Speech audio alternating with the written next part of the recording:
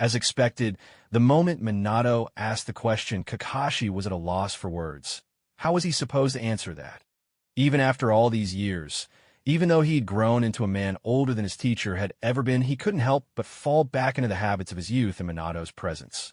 Seeing himself as the young boy his teacher had once encouraged to hold on to a glimmer of light. So when Minato asked if he was still single, embarrassment tied his tongue. After all, it was such an awkward question, too difficult to answer outright. All he could do was let out a couple of awkward chuckles to ease the tension.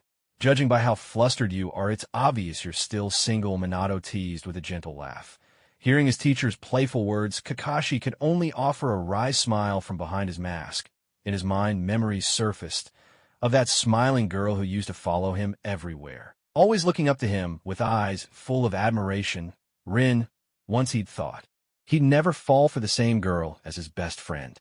He'd always told himself that his desperate efforts to protect Rin were just to honor his friend's dying wish. But the moment his Chidori pierced her chest, he realized how much it hurt, how deep his feelings truly ran.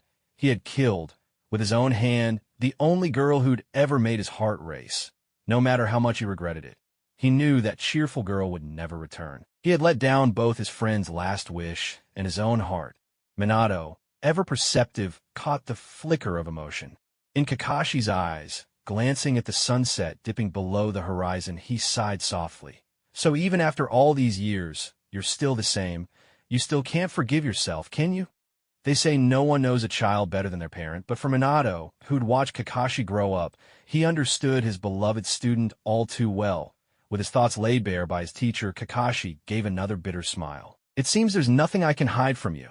Ever since that day, since Rin died by my hand, I've never been able to forgive myself. So love, for me, is nothing more than an unattainable dream. Is that so? Minato sighed, his gaze deep as he looked at Kakashi. The two of them tacitly chose not to pursue the topic any further. To dispel the heaviness in the air, Minato changed to a lighter subject and said gently, since you're on your own, why not come over to my place tonight? It's been so many years since we've had a real talk.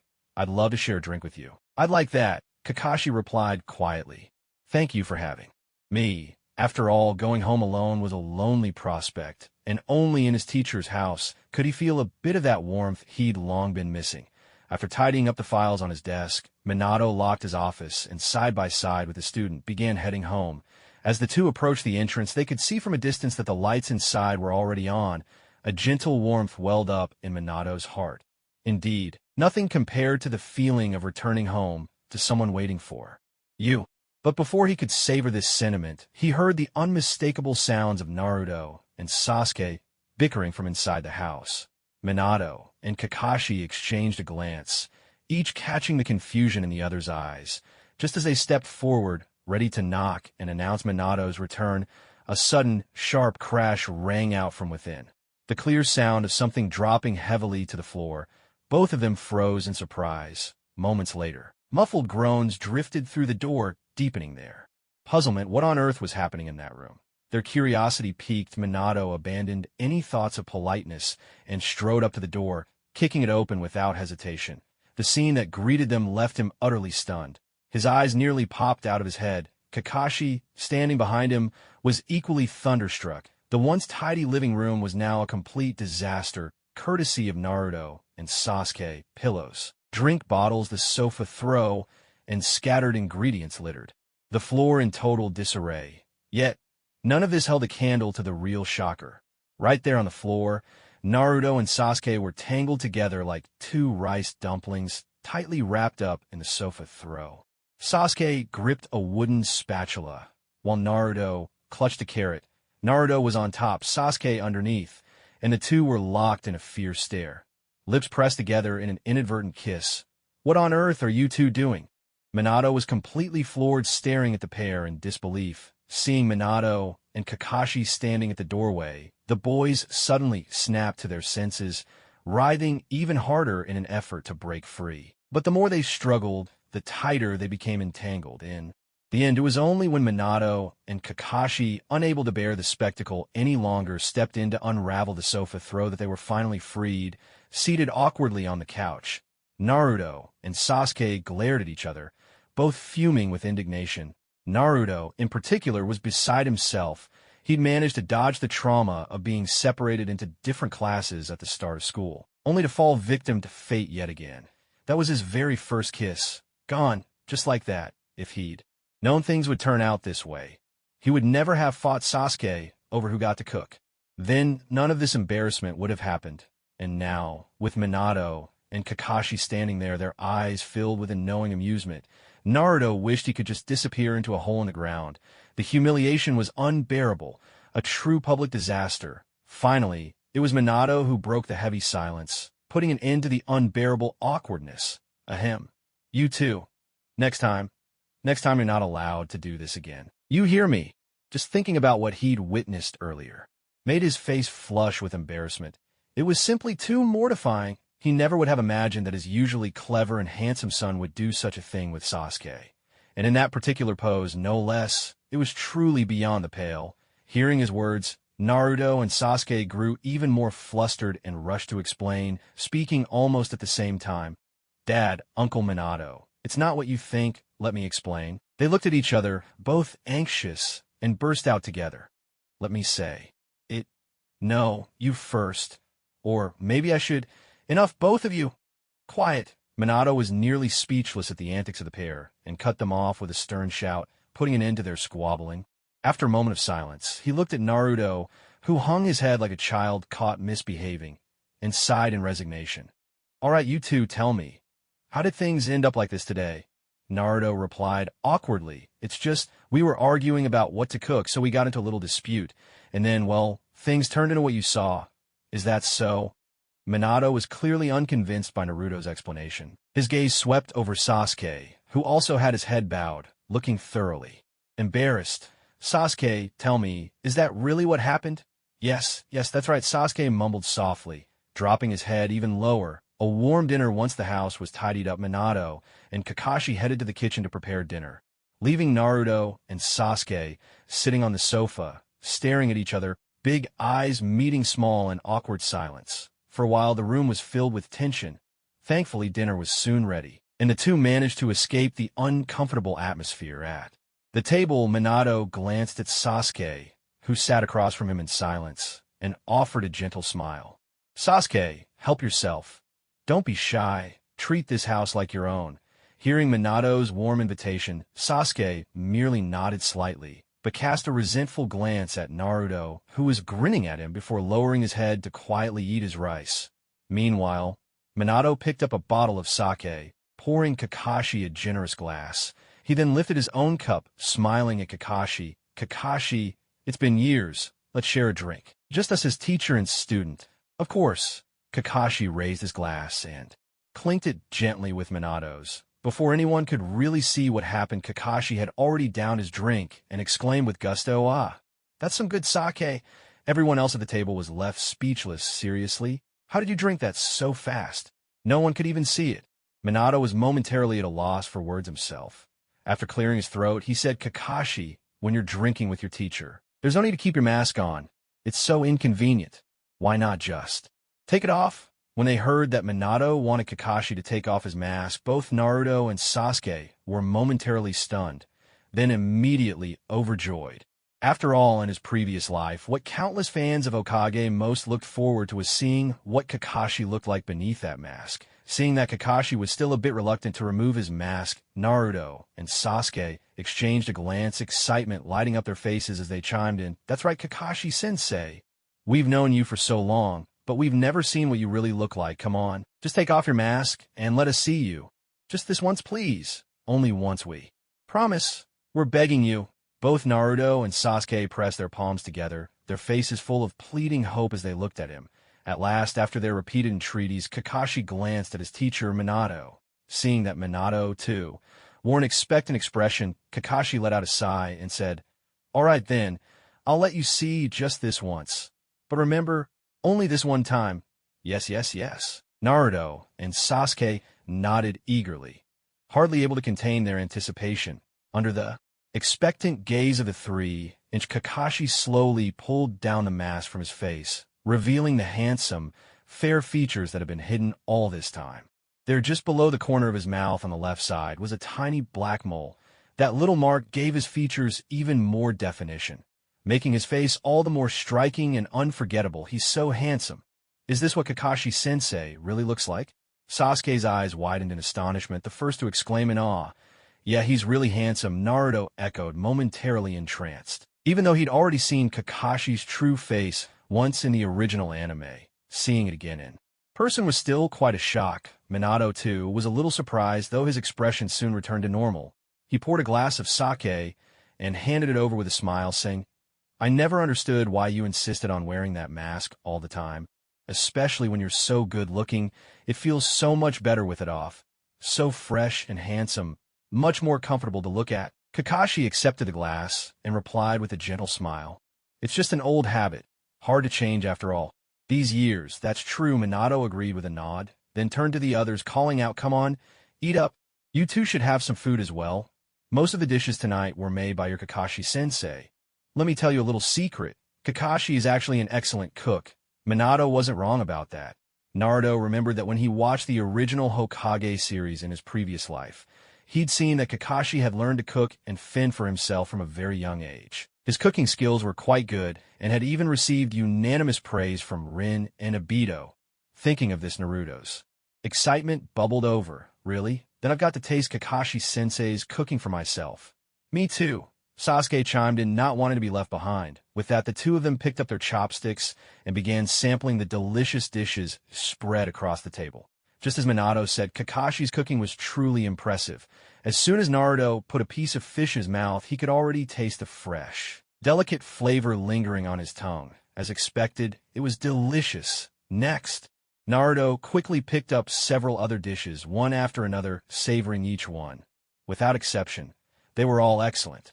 Naturally, the result was that most of the food on the large table ended up in Naruto and Sasuke's stomachs. As for Minato and Kakashi, the two adults hardly touched their chopsticks, merely nibbling on a few dishes to go with their drinks.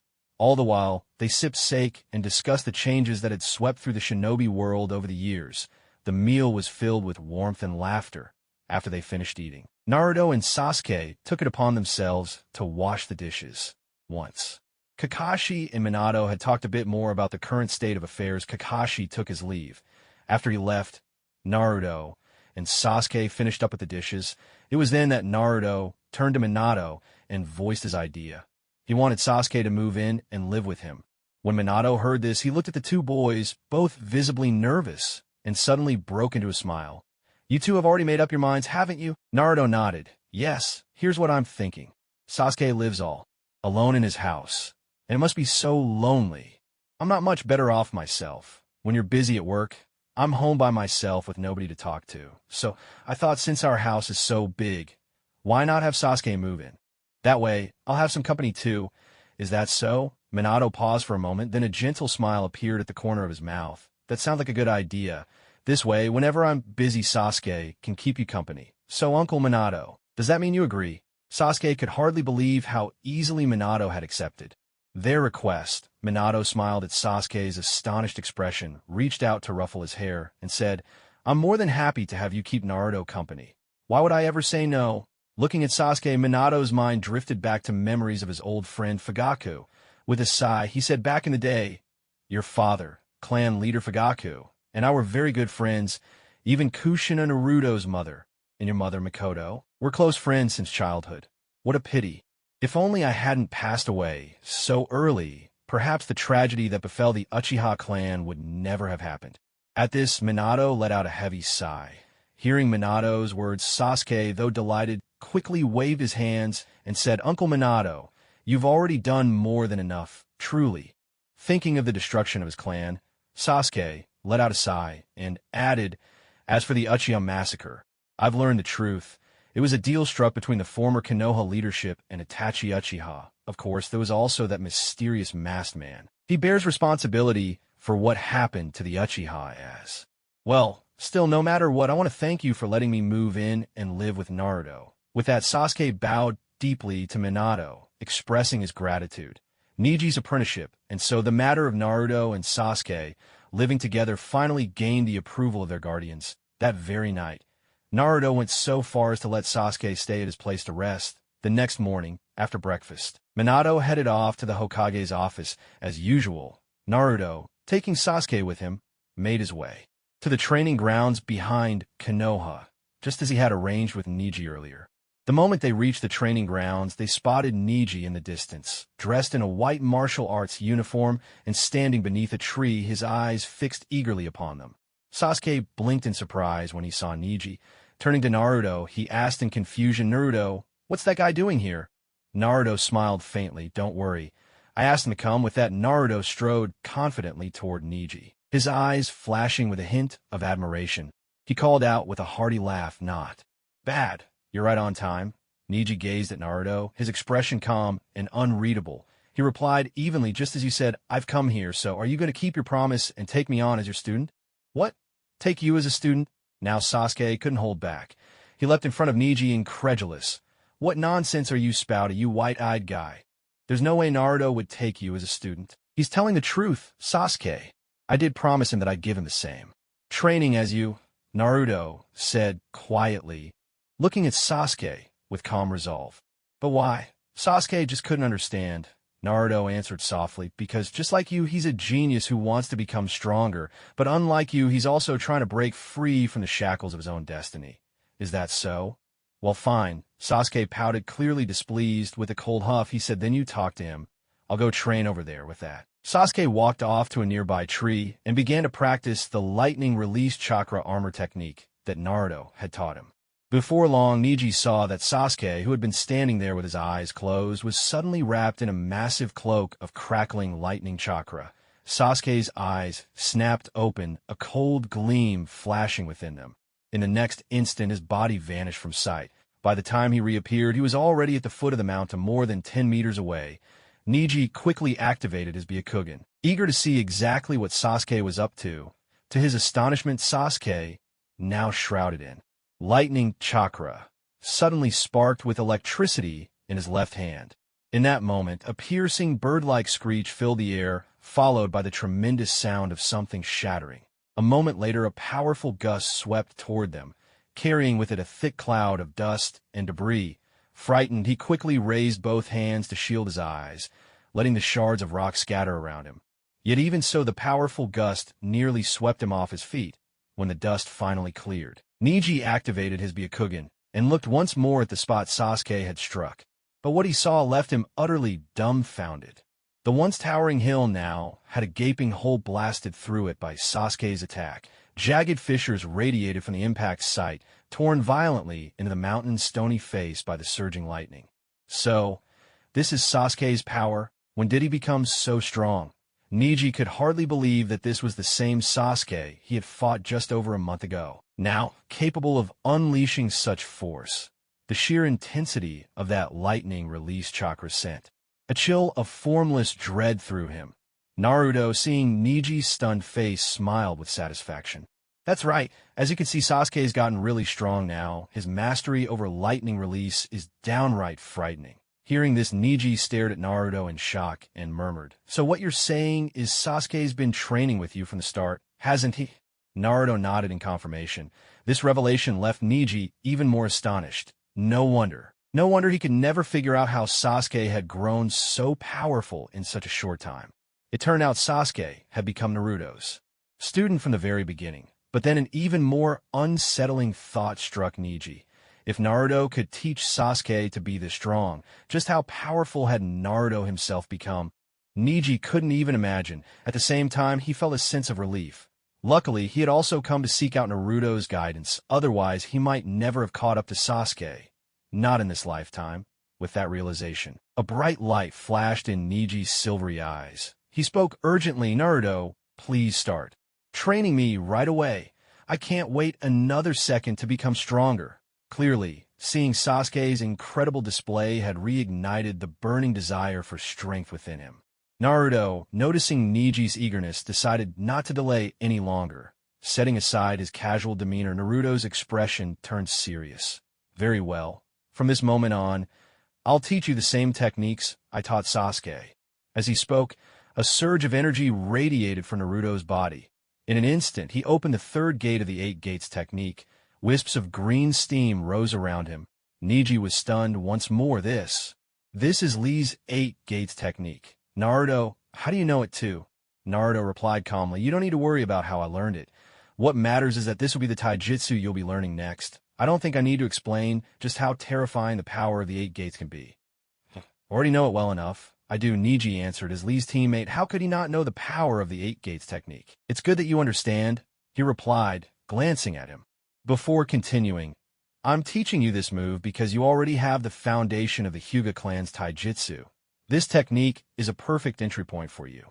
So if you truly want to become stronger, start by training in the 8 gates. When you've reached the point where you can open the 2nd gate, come find me again. With that, Naruto tossed him a scroll containing the training methods and taboos of the 8 gates technique. The next moment, Naruto vanished in a puff of smoke, leaving no trace behind. Neji stared at the scroll in his hand, then looked at the spot where Naruto had disappeared. He was utterly stunned. Naruto had just left like that. Despite his confusion, Neji opened the scroll and began to study the training method inscribed within with great care. The first step was to channel chakra through the meridians to the left side of the brain. Then, focusing intently, he was to use chakra to break through the first gate, the gate of opening. The subsequent training followed in similar fashion, gate by gate. The scroll was illustrated with chakra pathways, making the process clear at a glance. Just by reading it once, Neji felt he thoroughly understood how to proceed with his cultivation. Closing the scroll, Neji took a deep breath and said in a low voice, all right, I'll follow the method written here and try to use chakra to open the first gate. Without hesitation, he got right to work. So beneath a large tree, Neji embarked on his own journey to grow stronger. Orochimaru's shock. Far to the north in the land of fire, in the sound village of the land of rice fields inside Orochimaru's base. A dimly lit room, a massive table, and several candlesticks held white candles that burned slowly, emitting a low, steady hiss. On the table, besides the burning candles, there were jars filled with medicinal ointments for injuries. By a huge black chair, Kabuto supported a frail Orochimaru, helping him sit down carefully. Orochimaru's long black hair fell over half his sickly face. He hunched over, coughing incessantly. Orochimaru-sama, are you all right? Kabuto asked, hurrying forward with concern as he steadied his ailing master. Orochimaru lifted his head slightly, cold sweat trickling down his pale face. I'll be fine. I can endure this, Orochimaru rasped, his voice hoarse. Suddenly, a fierce expression flashed across his face. That old fool, Sarutobi, actually. He glanced at his hands, still wrapped in bandages, unable to suppress the hatred simmering in his heart. Seeing this, Kabuto quietly offered reassurance. Orochimaru-sama, you're already incredible. After all, your opponent was the strongest Hokage among the 5 great nations. And this time, you managed to take down 2 Kage in one move. They also dealt a heavy blow to the strongest village, the Leaf, leaving them severely weakened. Orochimaru's eyes grew fierce, and he muttered in a low voice, I don't need your consolation. This time, our plan ended in complete failure. If I managed to kill the old Sarutobi, the price was my own hands, and all of my jutsu, and even the curse mark I planted on Sasuke was broken by that brat Uzumaki Naruto. In other words, this whole battle brought us nothing but loss, costing us so many of our subordinates for nothing. Not that they were terribly important. Kabuto fell silent for a moment before speaking. So what should we do now? Orochimaru let out a long sigh and said slowly, tell me about the intel gathered by the 2 teams you sent out. Yes, Kabuto replied in a low voice. Team, it was tasked with monitoring the Leaf. They reported that Danzo, the head of the Root organization, along with hundreds of Root members under his command, were annihilated by a mysterious masked man. In addition, Kabuto paused for a moment, then continued, according to reliable sources, the new Hokage of the Leaf has been decided. Is it Jiraiya? Orochimaru asked without a second thought. Kabuto shook his head. No, it isn't. It's the 4th Hokage, Minato Namikaze. What? At this news, Orochimaru could no longer remain still. Ignoring his injuries, he shot up from his seat, eyes wide in shock as he stared at Kabuto. Are you certain this information is accurate? Although Kabuto had anticipated a strong reaction, he was still startled by Orochimaru's outburst. He dropped to his knee and stammered, absolutely true. Damn it. How could this be? Orochimaru snarled, gritting his teeth. Impossible. Is this possible? Minato has been dead for so long. How could he possibly come back to life? Investigate. Send someone into the Leaf immediately. No matter what, I want to know the full story behind Minato's resurrection." "Yes," Kabuto quickly agreed. Orochimaru drew a deep breath, forcing himself to calm his racing thoughts, and sat back down in the black leather chair. His expression turned weary once more, and he asked helplessly, "What about the second team? Any news on the person I asked them to find?" "You mean that esteemed individual?"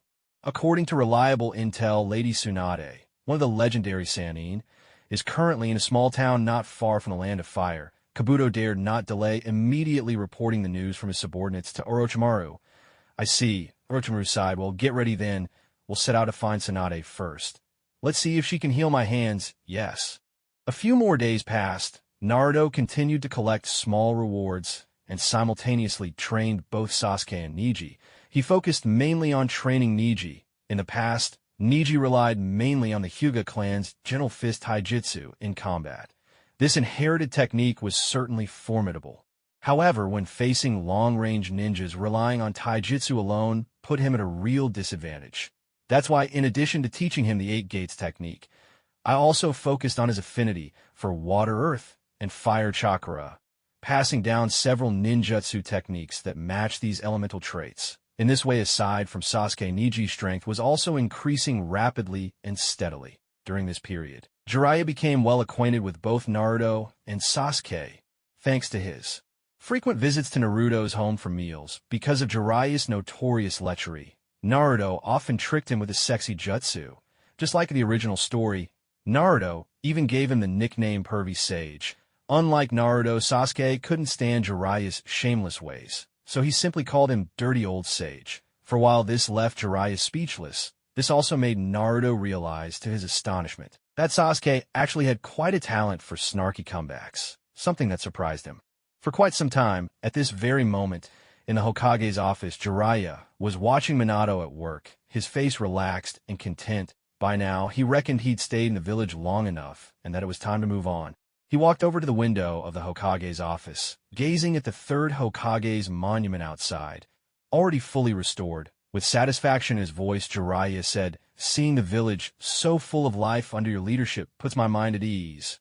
Well, it's about time for me to be on my way." With that, Jiraiya turned back to Minato, making a gesture of farewell as he prepared to leave. Seeing him ready to depart so suddenly, Minato sighed and asked, "Sensei, are you really not going to stay in the village?" They had only recently reunited, and truth be told, Minato didn't want to see Jiraiya leave so soon. Jiraiya noticed a hint of disappointment on Minato's face and smiled softly. With a light laugh, he said, "I planned to leave anyway, but I stayed a little longer to attend your inauguration ceremony." Suddenly, his expression grew serious. "But that's not the main reason. The important thing is, while I was in the land of fields, keeping an eye on Orochimaru, I received a message from my spy toad. Orochimaru has been making frequent moves lately. It seems he was badly injured in his fight with the third Hokage, and is now looking for someone to heal him." Hearing this, the clever Minato immediately understood who Orochimaru was seeking. "He's looking for Lady Tsunade, isn't he?" "That's right," Jiraiya chuckled. "So I thought I'd go check things out and gather some intel along the way." He'd barely taken a few steps when he smacked his forehead. "Oh, almost forgot. There's an important piece of information I need to tell you before I go." "What important information?" Minato asked, puzzled by his teacher's suddenly serious tone. At the same time, he was a bit shocked. This was the first time he had ever seen his teacher so serious. Jiraiya spoke in a low, grave voice. "All these years, I've been investigating Orochimaru's whereabouts, and just in the past 2 years, I discovered something startling. Orochimaru once joined a terrifying organization. Unlike ordinary groups, every core member of this organization, without exception, is an S-rank rogue ninja wanted by every nation in the shinobi world. And the name of that organization is Akatsuki." As Jiraiya spoke, his tone grew more enticing.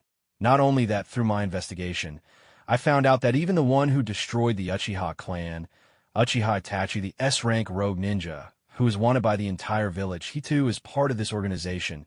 In short, this is a truly fearsome group. What worries me most is that these people have already begun to move." "They've begun to move?" "Sensei, what do you mean?" Minato asked in confusion. Jiraiya explained, "It means they've set their sights on all the Jinchuriki of the tailed beasts in the 5 great nations. And that includes Naruto." He paused for a moment before continuing, "Originally, I plan to take Naruto with me on my journey to find Tsunade and teach him how to control the power of the Nine Tails, but now that the kid has already mastered it, I don't have to worry about that anymore. Consider these words as a parting reminder for you before I leave. I understand. Minato nodded, promising to remember it well. That's good, Jiraiya smiled with relief, then suddenly asked, by the way, there's something I haven't asked you yet. After you resumed your position as Hokage, did you send word to the other four Kage? Yes. I've already notified them, Minato replied, a slight smile tugging at his lips, just imagining the surprise on the other Kage's faces when they learned of his return and reappointment filled him with satisfaction. That's good, Jiraiya said, pride shining in his eyes. It's about time, the other Kage learned that the yellow flash of Konoha is back. Otherwise, they might think Konoha is easy to push around. Well, that's settled. I'm off, Jiraiya said. Without waiting for Minato to try to keep him, he turned into a puff of white smoke and vanished. At that moment on the streets of Konoha, Naruto, dressed in his black and white windbreaker, and Sasuke, wearing a black short-sleeved shirt, were wandering aimlessly, looking bored and weary amidst the bustling crowds. This is so boring. Naruto, Sasuke complained first, hands shoved into his pockets as they walked down the street. Naruto smirked dismissively. What's the matter? Beating up Neji these past 2 days wasn't enough for you. Sasuke pouted. You mean that guy with the white eyes? He's so weak, he's hardly any fun to fight.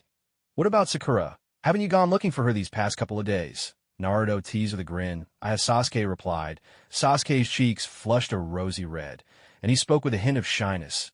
Yet after just a moment, he regained his composure. Suddenly becoming serious, he said, Naruto, now that I've grown so strong, why can't we go take our revenge yet?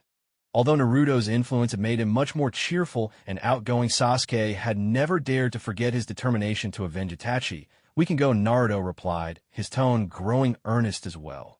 When do we leave? The moment Sasuke heard that revenge was within reach, his excitement surged. He grasped Naruto's hand, his eyes alight with anticipation. When do we leave? Soon. Naruto didn't give him a precise answer, his mind instead turning to when Jiraiya would be leaving the village. Originally, Naruto had hoped to leave together with Jiraiya. That way, perhaps he could even secure some extra training benefits for Sasuke along the way. The trouble was, Naruto had no idea where that pervy sage had run off to this time. Lost in thought, Naruto was suddenly jolted back by Sasuke tugging frantically at his sleeve. Just as he was about to protest, Sasuke's voice burst forth, brimming with excitement. Hey, Naruto, look! Isn't that the pervy sage over there? Where do you think he's going? Huh? What did you say? Naruto was still a little dazed, staring at Sasuke in confusion. Sasuke shot Naruto a quick glare, then, not caring whether he had heard or not, grabbed Naruto's hand and dashed straight toward Jiraiya, who was just up ahead in a nearby alley. Dragged along, Naruto immediately caught on, and when he spotted Jiraiya in the distance, a broad, delighted grin spread across his face. He had been looking for Jiraiya anyway, and hadn't expected to run into him. Right here, the two hurried up behind Jiraiya, and Sasuke called out excitedly, Hey, pervy sage, where are you headed? Who's calling me? Jiraiya, tall and imposing, hadn't yet realized it was Sasuke calling out to him. Still, the nickname rang oddly familiar in his ears. It's me, Sasuke replied with a small smile, patting him on the back to get his attention. With that prompt, Jiraiya spun around and was instantly met with the sight of the very last person he wanted to see, Uchiha Sasuke. And right behind Sasuke was Naruto. These two little troublemakers, every time they ran into him, it was either to call him a pervert or to yell pervy sage at the top of their lungs, leaving him a legendary sage with no dignity left. Jiraiya stared wordlessly at Sasuke, then muttered under his breath, So what do you two brats want with me? Sasuke nodded, his tone serious. Pervy sage, I actually wanted to ask, when are you leaving Konoha? Yeah, when are you leaving Konoha? Naruto chimed in eagerly. And what do you want to know that for? Jiraiya was taken aback by their question, unsure why they were asking him that. Naruto grinned and explained, It's like this. We wanted to know when you'll be leaving the Leaf Village so we can go out with you. Jiraiya couldn't help but laugh. You two little brats, what would you do tagging along with me? Let me tell you, this great sage has important business to attend to. I don't have time to mess around with you. Oh, really? A mischievous smile crept onto Naruto's lips. He quickly formed a hand seal and murmured ninja art. Sexy jutsu. In an instant, a puff of white smoke billowed up when it cleared. Naruto had transformed into Naruto, dressed in a short white skirt, her chest accentuated wide, eyes brimming with bashful charm. She pressed herself against Jiraiya, her voice coy and sweet. "Lord Jiraiya, wouldn't it be wonderful if you let us come along? Pretty please? Yes, yes, yes, of course." Jiraiya's face lit up with utter delight, clearly relishing the moment. Meanwhile, Sasuke, standing nearby, was completely stunned by Naruto's transformation into Naruto. His eyes widened in disbelief as he stared at Naruto. "Naruto?" He stammered, too shocked for words. For a moment, he was at a loss. Why did it seem that Naruto as a girl was even more beautiful than Sakura? Of course, don't ask why Naruto was dressed this way. The answer is simple. In broad daylight, even Naruto needs to save face. Oblivious to Sasuke's inner turmoil, Naruto, having secured Jiraiya's agreement, promptly dispelled the transformation and returned to his usual self. Staring coldly at the still bewitched Jiraiya, Naruto said, "Now that you've promised, tell us, when exactly are you leaving the village?" "Ah, already? So soon?" Jiraiya sighed, rubbing his forehead, looking regretful. What a stunning girl she was. If only it had lasted a moment longer. Naruto really knew how to torment him. Recovering, Jiraiya turned to the two of them with a sly grin. "Well, to be honest, I was planning to leave the village right now. But if you two really want to come with me, I suppose I could stay another day." With that, he turned and started to walk away. "Where are you off to now?" Naruto called after him without looking back. Jiraiya waved a hand and replied, "Research, of course, you two troublemakers. If you're serious about coming, you'd better let Minato know." That night, Naruto and Sasuke returned home. Naruto told Minato about their plan to leave the village with Jiraiya. Naturally, Minato agreed. He knew his son's strength, on par with the sage of six paths himself. With such power, there was no one in the ninja world who could threaten Naruto, so Minato had no reason to worry. "It's settled then," Naruto said calmly to his father. "Tomorrow, Sasuke and I will leave the village with the pervy sage. All right, you two. Remember to take good care of yourselves on the road." Minato gently patted their heads, his voice soft and full of warmth. The night passed quietly. Early the next morning, Naruto and Sasuke packed a change of clothes for the journey. After making sure they had enough money for the road, they set off with Jiraiya. At the doorstep of Naruto's house, Sakura and Hinata appeared at the same time, each gazing longingly at the one she cared for most, unable to hide her reluctance to say goodbye. Hinata clasped her hands tightly over her chest, her voice trembling with emotion. "Naruto, please take care of yourself. I'll miss you." "You too, Sasuke. I'll be waiting for you always." Sakura looked at Sasuke, her eyes filled with unwavering determination. "Yes," Sasuke replied. "Don't worry. We'll be back before you know it." Naruto and Sasuke both smiled, bidding farewell to the two girls. Up ahead, Jiraiya watched them, a faint, bittersweet smile tugging at the corners of his lips as he saw Naruto and Sasuke, each cherished by someone special, striding forward. He raised his hand and called out in his booming voice, "All right. You two Inch, let's get moving." "We're coming," they answered in unison, breaking into a run to catch up with Jiraiya, leaving the two girls standing in the doorway, gazing wistfully after their retreating figures. As they walked through the village streets, Sasuke could barely contain his excitement. Finally, at last, the time for revenge had come. "Itachi, just wait. The words you once said. I will return them to you, exactly as promised." In contrast, Naruto's mind was occupied with other thoughts. He wondered whether he should use this upcoming meeting with one of the legendary Sannin as an opportunity to win over Orochimaru. After all, Uncle Snake possessed knowledge of the most advanced techniques. What a waste it would be to kill off such a rare talent. As Naruto pondered, a chorus of voices from the villagers reached his ears, full of flattery. "Young Master Naruto, are you heading out on a long journey?" "That's right, are you leaving the village?" "Young Master Naruto, have a safe trip."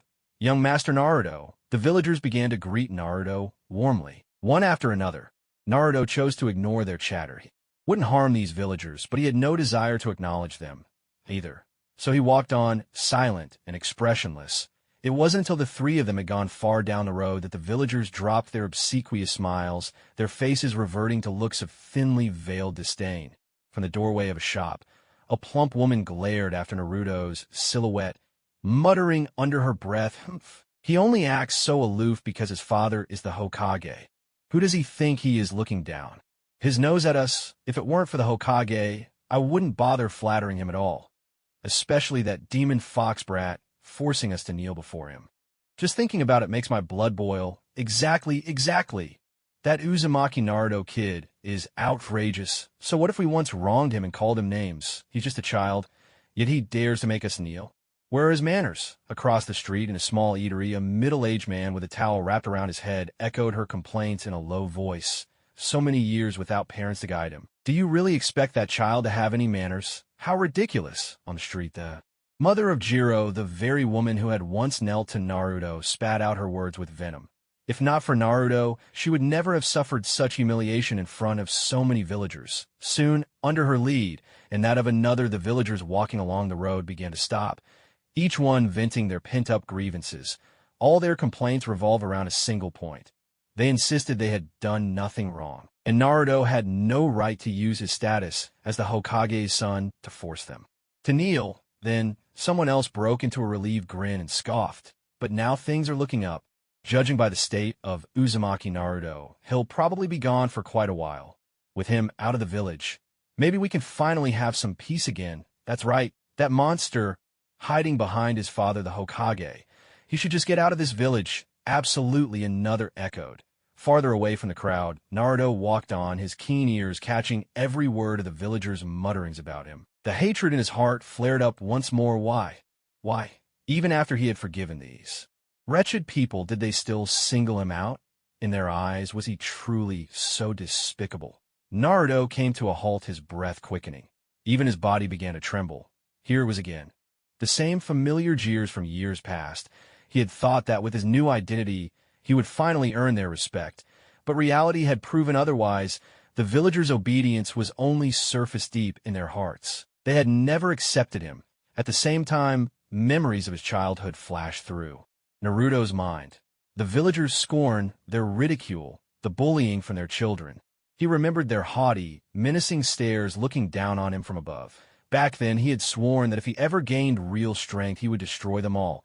If they refused to let him live in peace, he would make sure they suffered as well. Yes, now that he was invincible, why should he cling to a place like Konoha? If these people couldn't accept him, then why should he treat them as comrades, if he could not earn their respect? Then he would tear it all down and start over. Naruto closed his eyes and drew in a long, steadying breath. When he opened them again, his blue gaze was as cold as ice. Beside him, Sasuke noticed the change in Naruto's aura and asked with quiet concern, "Are you all right, Naruto?" Naruto glanced back at the villagers, a cold, mocking smile curling on his lips. He replied softly, "I'm fine. Let's keep moving." With that, he shouldered his pack and continued onward toward Jiraiya, who just then turned around and cast a glance back at him. A moment ago, he could clearly sense an intense hatred radiating from Naruto. Although Naruto quickly hid it, it was enough to catch Jiraiya's attention. Jiraiya asked in a calm voice, "Naruto, are you all right? About what those people just said?" Naruto, fully aware that Jiraiya was probing him, feigned ignorance and replied, "Pervy sage, what are you rambling about? How could anything be wrong with me? Let's hurry up and get going." Jiraiya couldn't help but mutter to himself, "Did I sense it wrong?" That kid Naruto? Still puzzled, he followed along. Sasuke, trailing at the back, saw that Jiraiya and Naruto had gone ahead. Only then did he snap out of it and shout loudly, "Hey, you two! Wait up!" With that, he sprinted after them with all his might. Up ahead, Naruto turned around and grinned at him. "You're too slow. If you don't pick up the pace, you'll never catch me." In the sunlight, the two boys chased one another, their laughter filling the air, carefree and full of joy. Once they left the village, the two boys raced ahead, leaving Jiraiya to stroll behind on his own. When there was finally some distance between them and Jiraiya, Sasuke threw his arm around Naruto's shoulders, leaned close to his ear, and voiced a question that had been weighing on his mind. In a low voice, Sasuke asked, "Naruto, tell me the truth. Did you take to heart what those villagers said? Are you planning to?"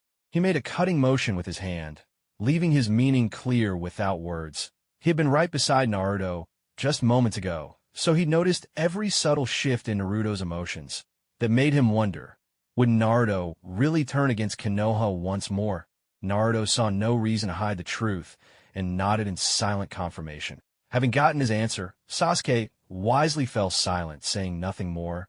In his eyes, no matter what Naruto chose to do, he would stand by him, especially after hearing what those villagers said. Sasuke felt the same anger. To be honest, he hadn't expected the villagers to be so two-faced, smiling up front and scheming behind their backs.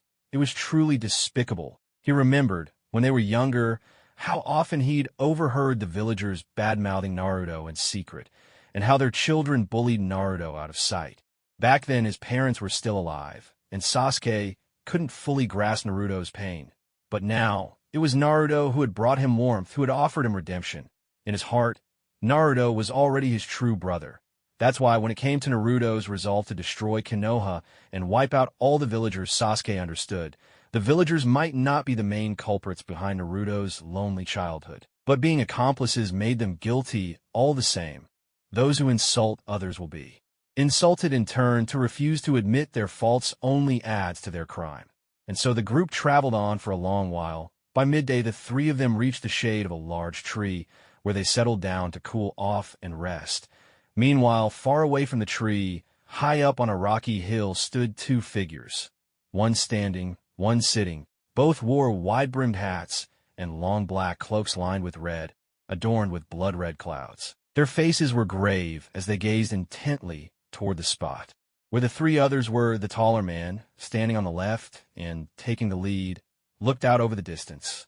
He was the first to speak, his voice low and laced with a sly chuckle. "Mr. Itachi, that boy sitting beneath the tree on the left.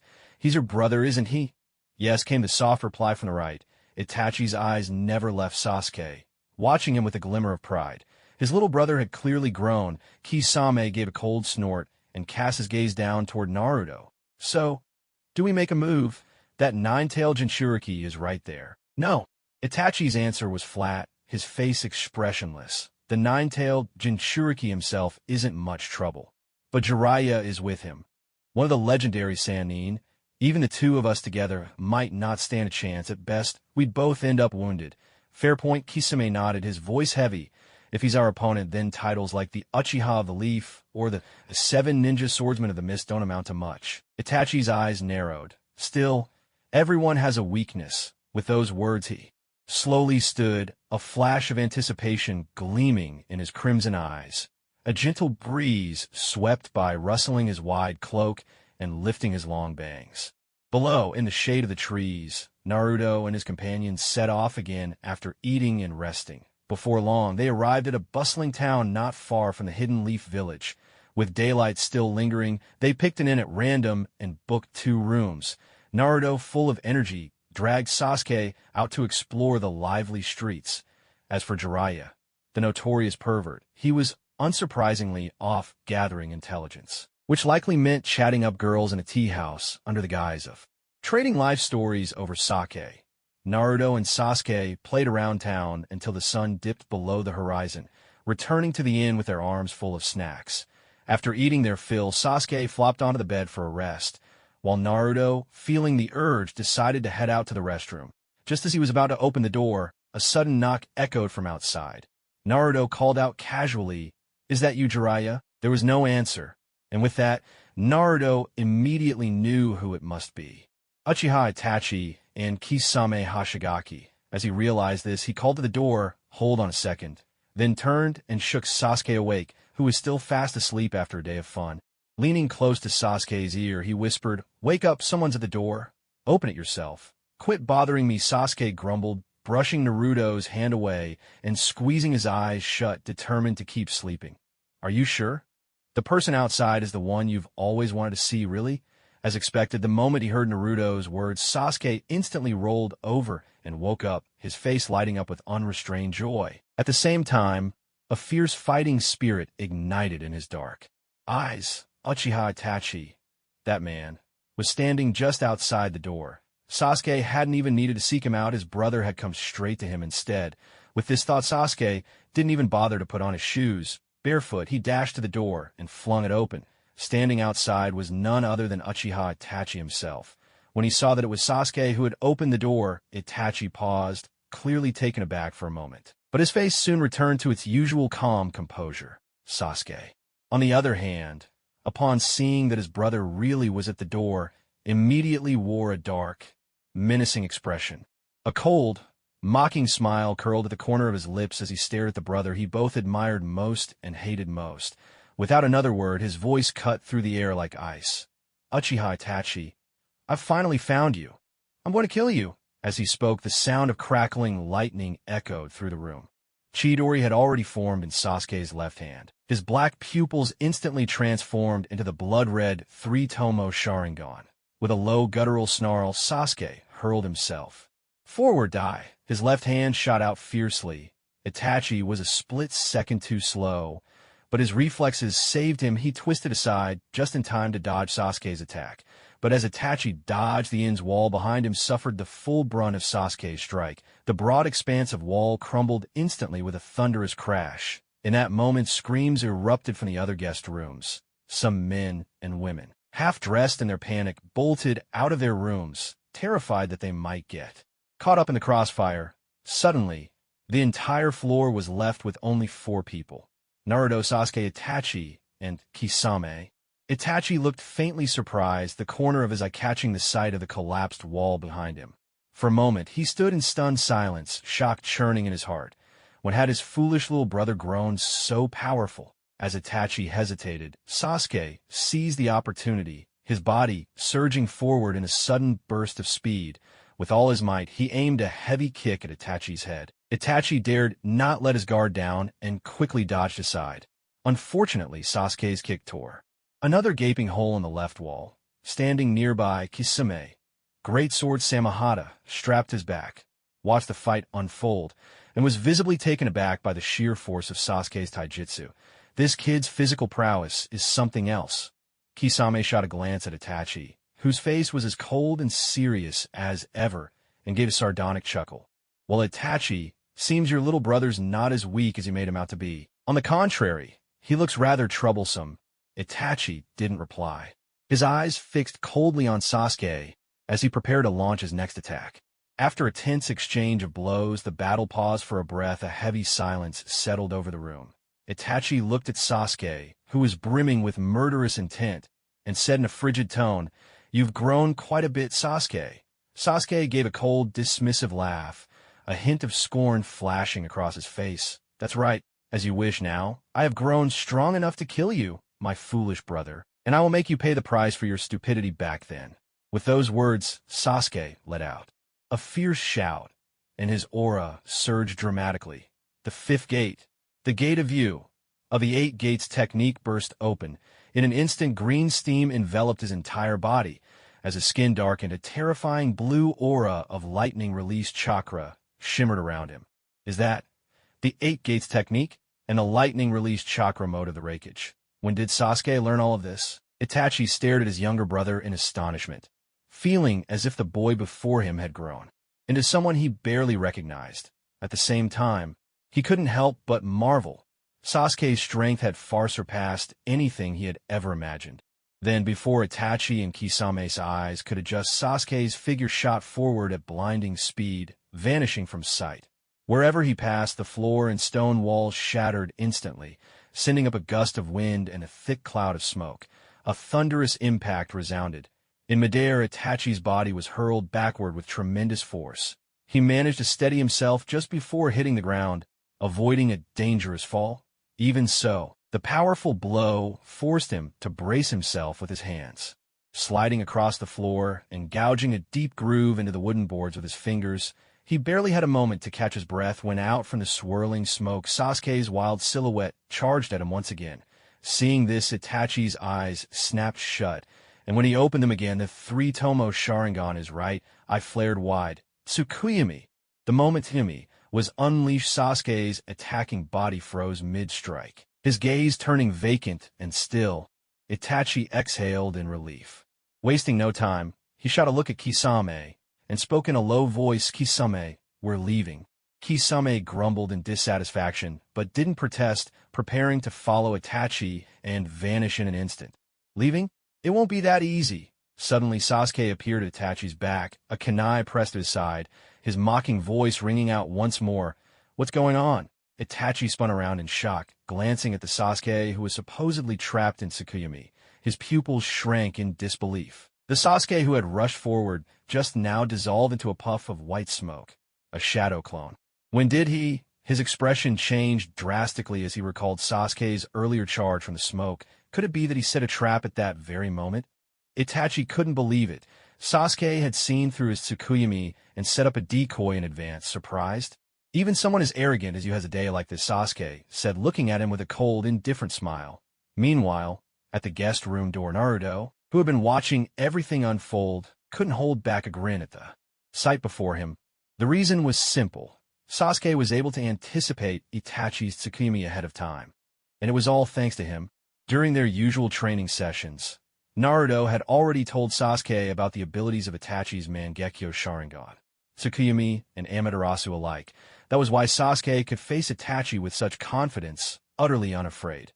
Unlike Naruto, who watched the unfolding drama with detached interest, Kisame Hoshigaki on Itachi's left couldn't bear to stand by any longer. He drew his bandage-wrapped sword, Samehada, ready to join the fray. Before he could act, Naruto's threatening voice echoed in his ear. Kisame Hoshigaki, right? I'd advise you not to meddle in the matters between these two brothers, otherwise I'll kill you, as he finished, a cold smirk tug at the corner of Naruto's lips, and the terrifying aura of the Nine-Tails began to radiate from him. Hearing this, Kisame froze in mid-motion. Turning to look at Naruto, he sneered, "Oh, who would have thought the Nine-Tails Jinchuriki would dare threaten me? Perfect. I've been curious to see just how strong the Nine-Tails vessel really is." As he spoke, Kisame swung his massive sword with all his might, sending Samehada hurtling toward Naruto in a fierce attack. Overestimating yourself. Naruto didn't budge an inch. Instead, he activated his Nine-Tails chakra mode, his entire body shining with dazzling golden light. Behind him, a massive chakra hand formed by the Nine-Tails easily blocked Samehada's assault. A flash of smugness crossed Kisame's face as he yanked hard on Samehada, only to discover that no matter how he pulled, the sword seemed stuck fast, as if glued in place. Utterly immovable, Kisame was utterly dumbfounded. What? Why can't I pull my Samehada free? All of a sudden, he sputtered in disbelief. Naruto offered no answer, only kept smiling at him, eyes narrowed in amusement. In just a heartbeat, the situation flipped. The two who had seemed so intimidating moments before were now completely subdued by Naruto and Sasuke. Still, Naruto knew neither of their opponents had shown their true strength yet. Otherwise, they wouldn't appear to be losing, nor would they display such unshaken faces. Sure enough, Kisame glanced sidelong at Itachi and chuckled lightly. "Looks like we're in a tight spot." Itachi-san, "I'm not sure we'll get out of this one so easily." "Agreed. Let's finish this quickly. You take the Nine-Tails and I'll handle Sasuke," Itachi replied, his face devoid of emotion. Hearing this, Naruto called out to Sasuke, "Sasuke, just like they said, Itachi's yours. As for me, I'll have some fun with this so-called 7 ninja swordsmen of the mist." "Kisame, all right," Sasuke answered, a hint of excitement curling his lips as they spoke. Another massive chakra hand formed behind Naruto and dropped onto Kisame's shoulder. Before Kisame could even register what had happened, Naruto seized him and, using the Flying Thunder God technique, whisked him away. With Kisame gone, the inn was left with just the two brothers, Sasuke and Itachi, facing each other. Itachi let out a long sigh and spoke slowly. "Didn't you say you wanted to kill me? So why are you still hesitating?" Sasuke let out a cold laugh. "If you're so eager to die, then let me end it for you." With a forceful thrust, his right hand drove the kunai into Itachi's back. A sickening sound echoed as the sharp blade pierced straight through Itachi's body. Yet, curiously, Itachi's face remained as calm and unmoved as still water. "Is that all you're capable of, my foolish little brother?" The eerie timbre of Itachi's voice rang out from the void once more, catching Sasuke off guard. He looked up, startled, just as the Itachi he'd stabbed dissolved before his eyes into a flurry of crows. Across the corridor, Itachi's figure materialized again, watching him with the same icy gaze. In that instant, Sasuke realized he had fallen under his brother's Genjutsu, but unlike before, even now caught in this illusion, Sasuke remained composed, his eyes steady as he faced the specter conjured by the jutsu. Slowly, the 3-tomo Sharingan in his eyes closed, then snapped open again, gleaming with a crimson glint as cold as steel. It was time to break free from this illusion and bring everything to an end. Lightning crackled in Sasuke's left hand as the Chidori flared once more this time. Instead of striking at the phantom Itachi, he drove his attack fiercely into the ground. In an instant, the world around him shattered with a sound like breaking glass. The illusionary space fractured, splintering apart like a mirror smashed to pieces. Back in reality, Sasuke's kunai was still pressed against Itachi's side. A flicker of surprise crossed Itachi's face. He hadn't expected Sasuke to break free from his Jinjutsu. Clearly, his little brother had grown in ways he hadn't imagined. Suddenly, Sasuke withdrew his kunai and slowly walked around to face him, looking directly at his elder brother. His voice was sharp with accusation. Itachi, even now, at a time like this, are you still determined to hide the truth from me? Itachi was taken aback, a strange light flickering his eyes. What do you mean? He asked, his gaze narrowing, an uneasy sense rising in his heart. What do I mean? Sasuke let out a bitter laugh. Even now, you still refuse to tell me the truth, do you? About the Uchiha massacre. I need an explanation from you, about that? Itachi asked, testing him. Sasuke closed his eyes, pain twisting his features. Naruto told me. He said the village's intention all those years ago was to oppress our clan, to push the Uchiha into rebellion. If that happened, the village would have the excuse it needed to wipe us out. And, as you know, we did begin to rebel, and the village elders found out. He paused, drawing a deep breath, his voice turning icy. And you, Uchiha Itachi, the prodigy of our clan, the brother I once revered most, you chose to side with the village elders and mercilessly slaughtered hundreds of our kin, didn't you? He looked at his brother, and tears slipped down his cheeks before he could stop them. He sniffed and quickly wiped the tears from the corners of his eyes. With a bitter edge to his voice, he said, I suppose I should thank you for killing so many of our clansmen, yet deliberately sparing my life. The irony is the only reason I survived was because of the deal you struck with the village.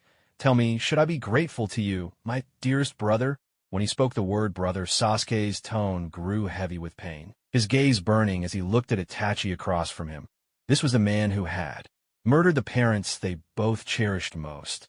The man who slaughtered the Uchiha clan, Sasuke's greatest pride. Because of him, Sasuke had been forced to change from a carefree boy into an empty shell, a person whose sole purpose was vengeance. And now at last he stood before Itachi with the strength to confront him. Besides revenge, there was something else he wanted, to hear from his brother's own lips. What could possibly drive someone once hailed as the pride of the Uchiha clan to massacre his own kin, willingly accepting the stigma of traitor for the sake of the Hidden Leaf village? He could not bring himself to believe that Itachi's only reason was to spare his life. He refused to believe it. He simply couldn't. So you finally learned the truth, Itachi said with a deep sigh, his voice filled with resignation. You're right. I am a criminal in the eyes of the Uchiha. I have no expectation that you'll ever forgive me for what I've done, at least you know yourself. Sasuke replied coldly, his words laced with scorn. Someone as disloyal, unfilial, and heartless as you. There's nothing to forgive. Itachi listened in silence as his younger brother poured out his pain. Only when Sasuke finished did he pause, then spoke again, his tone somber. But there's something you need to know. I didn't do what I did without reason. I've witnessed with my own eyes the countless lives lost to war. Back then, the tension between our clan and the village had reached its breaking point. If our family launched a coup, it would have torn the Hidden Leaf apart in bloody civil war. Worse, still enemy nations were circling like wolves. Lightning and earth were eager for us to destroy ourselves, ready to unite the other countries and attack. Just think. If that had happened, if the Fourth Great Ninja War broke out, how many would have died? Sasuke gave a short, bitter laugh. It was the first time he realized that his brother saw himself as some sort of hero, thinking so far ahead. So what? Sasuke scoffed, his eyes full of disdain. That's your excuse for slaughtering your whole clan? To prevent some greater war? Don't make me laugh. Uchiha Itachi, never forget. You're part of the Uchiha clan. You're not the Hokage. Those decisions aren't yours to make. And even if you were Hokage, would you really believe that the clan should be sacrificed for the village's peace and prosperity? Or have you just been blinded by that so-called will of fire? Likewise, it was the first time Itachi had ever seen Sasuke like this. He was taken aback and said, Sasuke, I don't know what you've been through, but the village is home to all Konoha. Shinobi, every ninja in Konoha is naturally duty-bound to sacrifice for the prosperity of the village. Even I am no exception. At that moment, Sasuke looked at Itachi and felt truly desolate. He had never imagined that his own brother, despite being labeled a rogue ninja and utterly abandoned by Konoha, would still remain so steadfastly loyal to this decaying village. From that instant, The last trace of compassion Sasuke felt for his brother vanished completely, meeting Itachi's crimson Sharingan once more. Sasuke eyed his brother's stubborn expression and sneered, "What a pity. All that loyalty you have for those old geezers, they'll never see it again." "What do you mean? Has something happened to the village?" Itachi, ever the perceptive one, instantly connected the dots to the recent invasion by Orochimaru. He stared at Sasuke, his face full of urgency. "You guessed right." Sasuke had no intention of hiding it, and let out a cold laugh. During Orochimaru's recent invasion, every single member of the Konoha leadership, including the old monkey Sarutobi, was killed. "What? What did you say?" "All of the village's leaders were killed by Orochimaru." "Is that true?" Itachi could no longer contain himself. He grabbed Sasuke by the collar, his voice sharp with accusation. Sasuke found his brother's reaction even more repulsive. After all, how could someone who had mercilessly slaughtered his own clan still claim to care about the village? The more Sasuke looked at him, the more disgusted he felt. If Itachi was so concerned about everything in Konoha, why had he never considered that the Uchiha clan had also been part of the village? Had it not been for the exclusion and suppression by the upper echelons of Konoha, would the peace-seeking Uchiha really have resorted to rebellion?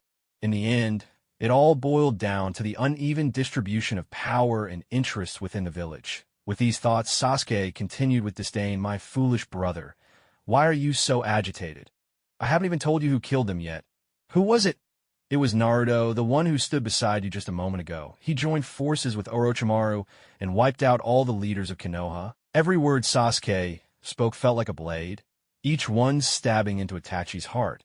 Yet even so, Itachi was still confused. "I don't understand. Why? Why would Naruto join forces with Orochimaru to attack Konoha? Wasn't becoming Hokage always his goal? How could this happen? How could this happen?" "Good question. Let me tell you why. Naruto, the demon of war. The reason is simple. Because Naruto hates the Hidden Leaf Village. Most of the people in Konoha are the very ones responsible for his miserable childhood. I think you of all people should understand this, brother." Itachi fell silent, but in his mind, images of Naruto as a child surfaced. Bullied, left with no choice but to cry in helplessness. That small boy had been so lonely and powerless, with no one willing to lend a helping hand. "Is that so?" Itachi let out a soft sigh, his gaze fixed on Sasuke before him. He spoke slowly. "And what about you? Now that you know the truth, what will you do?" Sasuke gave a cold, disdainful laugh. "Me? Naturally, I'll join Naruto in destroying Konoha, the village that's long since rotted from within. Because the more you cherish something, the more I want to see it shattered." Seeing the resolve in Sasuke's eyes, Itachi realized there was no turning back. His expression grew stern, and his voice turned frigid.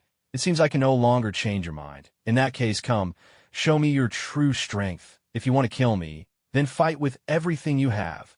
When he finished speaking, a surge of power radiated from Itachi. He closed his eyes, and when he opened them again, his Sharingan had transformed, the three tomos spinning into the pinwheel shape of the Mangekyō Sharingan. The awakening of the Mangekyō signaled that he was finally ready to fight in earnest. Mangekyō Sharingan. "Huh. Looks like you're finally going all out," Sasuke muttered darkly as blue lightning chakra crackled around him once more. In his left hand, electric light danced, and the cry of the Chidori echoed through the corridor of the inn. Tension filled the air, both sides on the razor's edge, ready for battle. "Come, Sasuke," Itachi called. "As you wish." Sasuke growled, his body vanishing in a sudden burst of speed, stirring up a swirl of dust in the hallway. With a rush, Sasuke reappeared above and behind Itachi, his left hand driving the Chidori straight at his brother's head. "Die!" But Itachi had already anticipated Sasuke's attack. Just as Sasuke closed in, Itachi's body flickered and vanished. Sasuke's expression froze, and he suddenly felt a chill at his back. Spinning around, he saw Itachi behind him, a fist already swinging toward him with force. Yet Sasuke had sensed the attack in time. With a slight twist of his body, he easily dodged the punch, taking advantage of Itachi's closeness. Sasuke's right hand suddenly conjured a sky-blue Rasengan. Twisting midair to Itachi's left, Sasuke drove the Rasengan hard into his brother's side. Itachi's face changed in an instant, but he was too late to dodge and had no choice but to take the full force of the blow. Both figures landed apart, each coming to rest on opposite sides of the corridor. On Itachi's black cloak, the Rasengan had carved a round scorch mark, a thin wisp of smoke curling slowly upward from the fabric.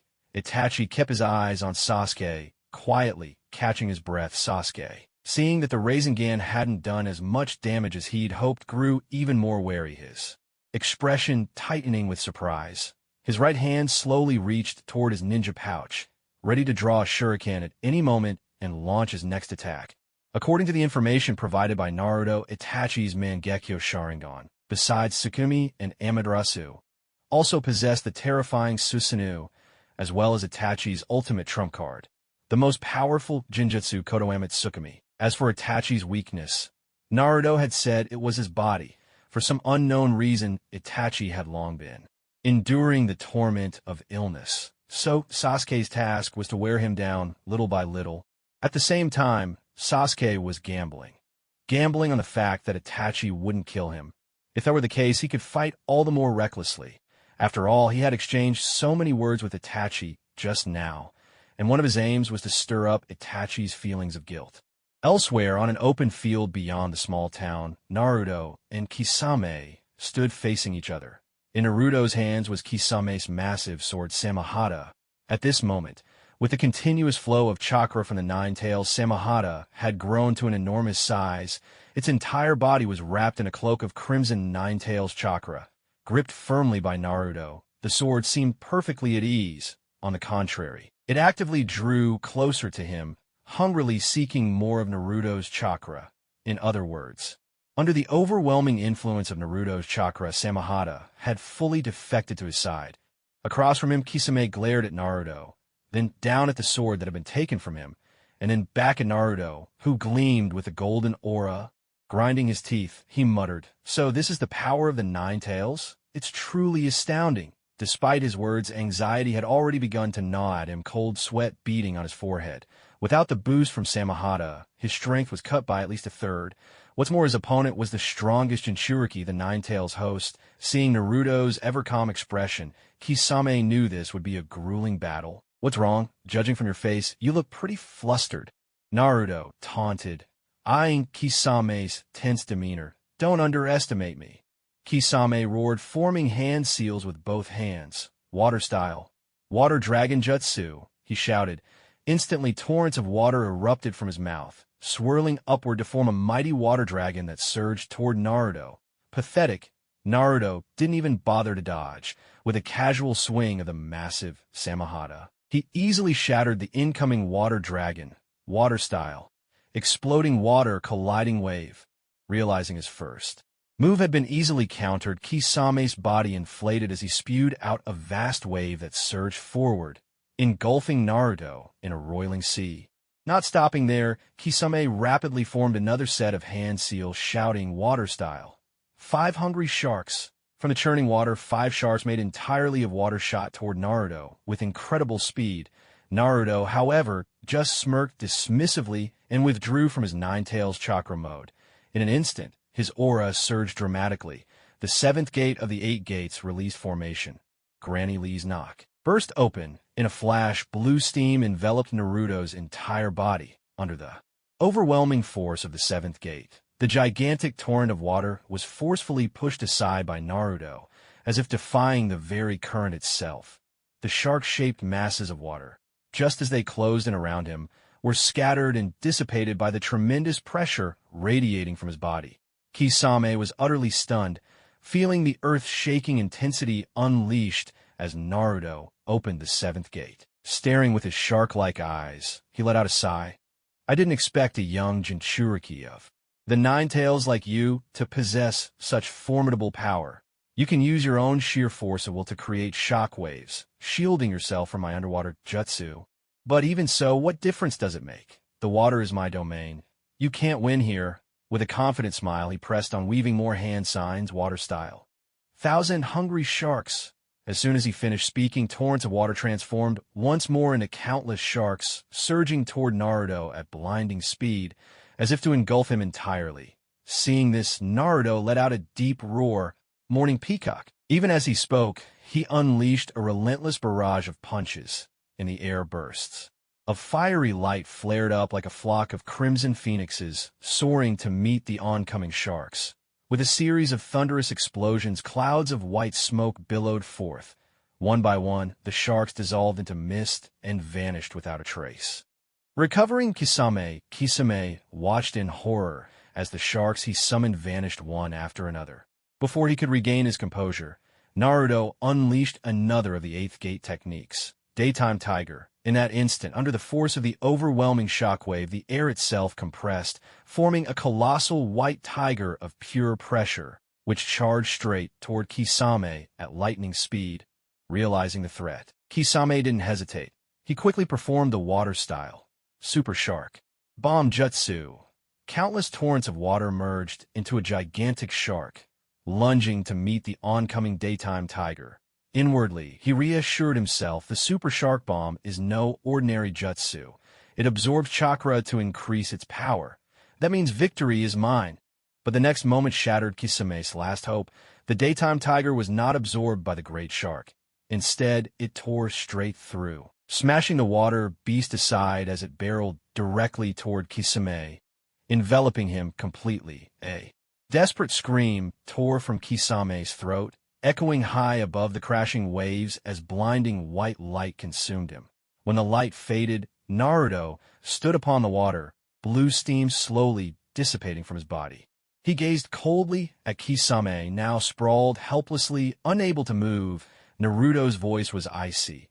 "You've lost, tailless beast of the hidden mist." Kisame said nothing, only glaring at Naruto with cold, silent defiance. Finally, he voiced the question burning in his heart. Why did my Super Shark Bomb have no effect on your technique?"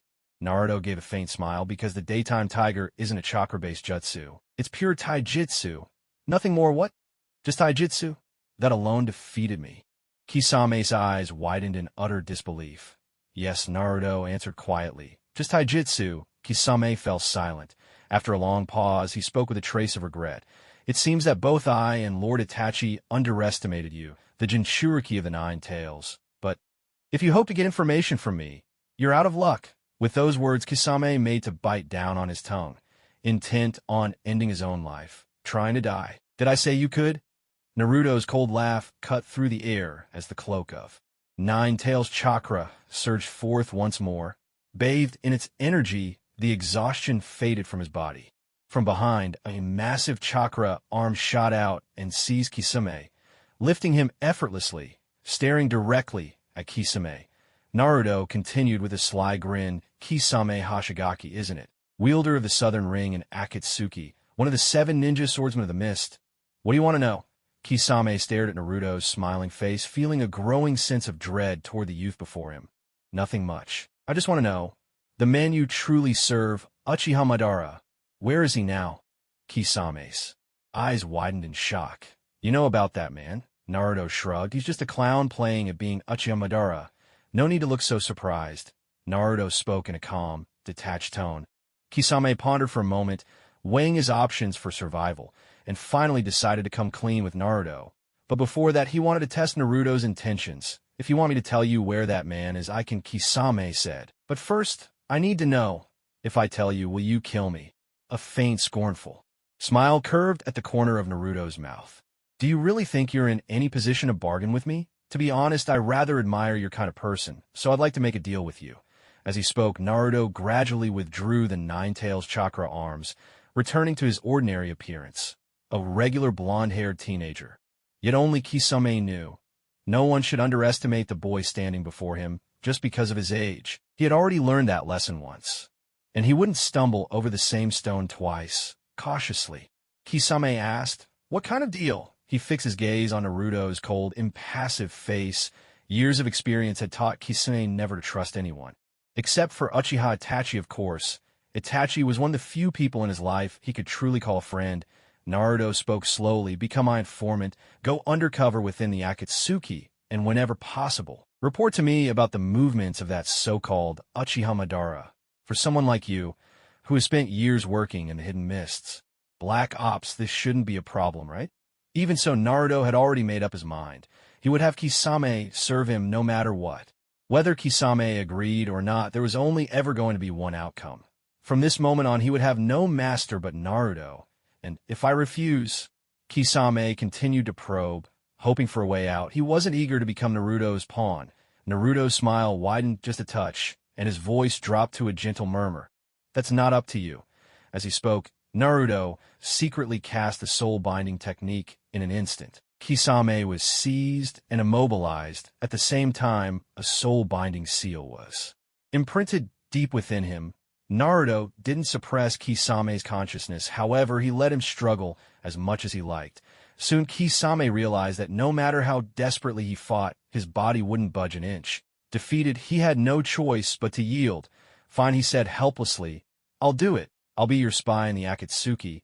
That's more like it. Naruto replied with a soft laugh. He immediately released Kisame from his restraints and handed back the great blade Samehada. After all, Samehada was one of Kisame's defining symbols. Without it, his return to the Akatsuki would almost certainly arouse suspicion. Looking at Kisame, who now belonged to him, Naruto said quietly, "You're badly wounded. Samehada is filled with plenty of Nine-Tails chakra, which should help you recover. Take your sword and go back." With that, Naruto turned to leave, but before he could go far, Kisame suddenly called out, "Wait, a question. If I go back, what about Lord Itachi? I am, after all, his partner. Uchiha Itachi's it. You don't need to worry about him." Naruto said calmly, "I'll handle whatever concerns him. Just focus on your own tasks." "Yes," Kisame replied, though some resentment lingered in his heart. To think that he, a proud member of the Akatsuki, had ended up subservient to a 13-year-old boy, and not just any boy. This was one of their future targets, the Jinchuriki of the Nine-Tails.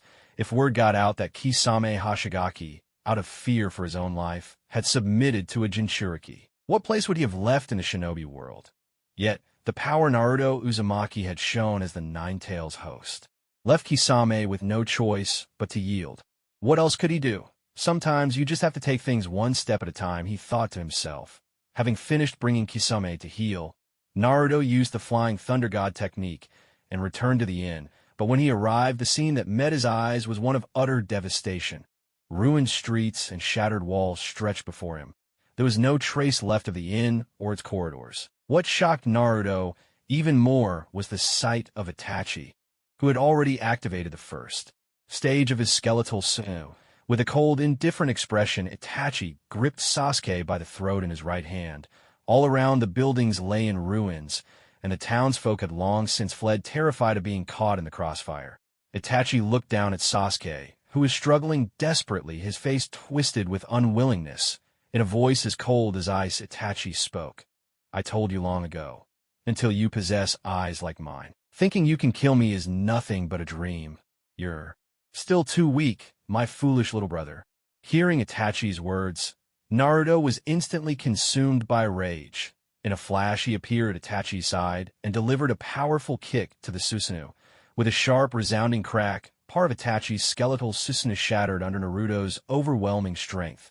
Seizing the opportunity, Naruto wrenched the gravely wounded Sasuke from Itachi's grasp and gently laid him down. At that moment, fury erupted from him like a tidal wave. Staring at Itachi, whose face was now filled with shock, Naruto spoke in a voice heavy with murderous intent. "Uchiha Itachi, how dare you hurt Sasuke like this? There's no way I'll let you get away with it.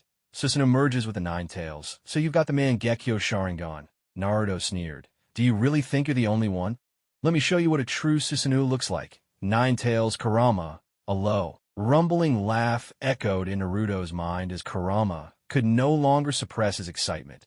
After all this time, he was finally about to reveal himself to the world once more. "Uchiha Itachi, open your eyes and watch closely. This is what true power looks like." Naruto roared, slamming his eyes shut for a breath, then opening them again to reveal the spinning shuriken-shaped Mangekyō Sharingan. At the same time, the power of the Nine-Tails awakened within him. Golden chakra surged forth, enveloping Naruto's entire body in a radiant cloak. On the vast open ground, with a thunderous boom, the immense golden form of Kurama suddenly appeared before Itachi. "Yahoo! It's finally my turn to shine." Kurama swung his enormous tail, shouting in excitement. With the Nine-Tails' arrival, a tremendous shockwave erupted outward, sweeping across the area. Countless houses were overturned, and people scattered in panic. On the street, Jiraiya had just finished a philosophical conversation with a beautiful woman and was stumbling out of the tavern, looking utterly drained. He looked up and saw the Nine Tails looming before him like a living mountain, his eyes filled with shock and disbelief. So that's the power of the Nine Tails. Jiraiya's heart pounded, and he spoke in astonishment. Once the fierce wind had died down, he tensed, and with a swift leap sped toward the place where Kurama had appeared. Meanwhile, Naruto's fury had yet to subside. To everyone's astonishment, layer upon layer of golden armor began to encase Kurama's colossal body. A massive golden helmet settled upon his head. Standing tall like a mountain, Kurama unfurled two immense Susanoo wings behind him. Bathed in radiant golden light, he resembled a divine phoenix descending upon the world, dazzling and majestic beyond compare. At his sides hung two gigantic samurai blades strapped to his armored waist, giving him an even more imposing and awe-inspiring presence.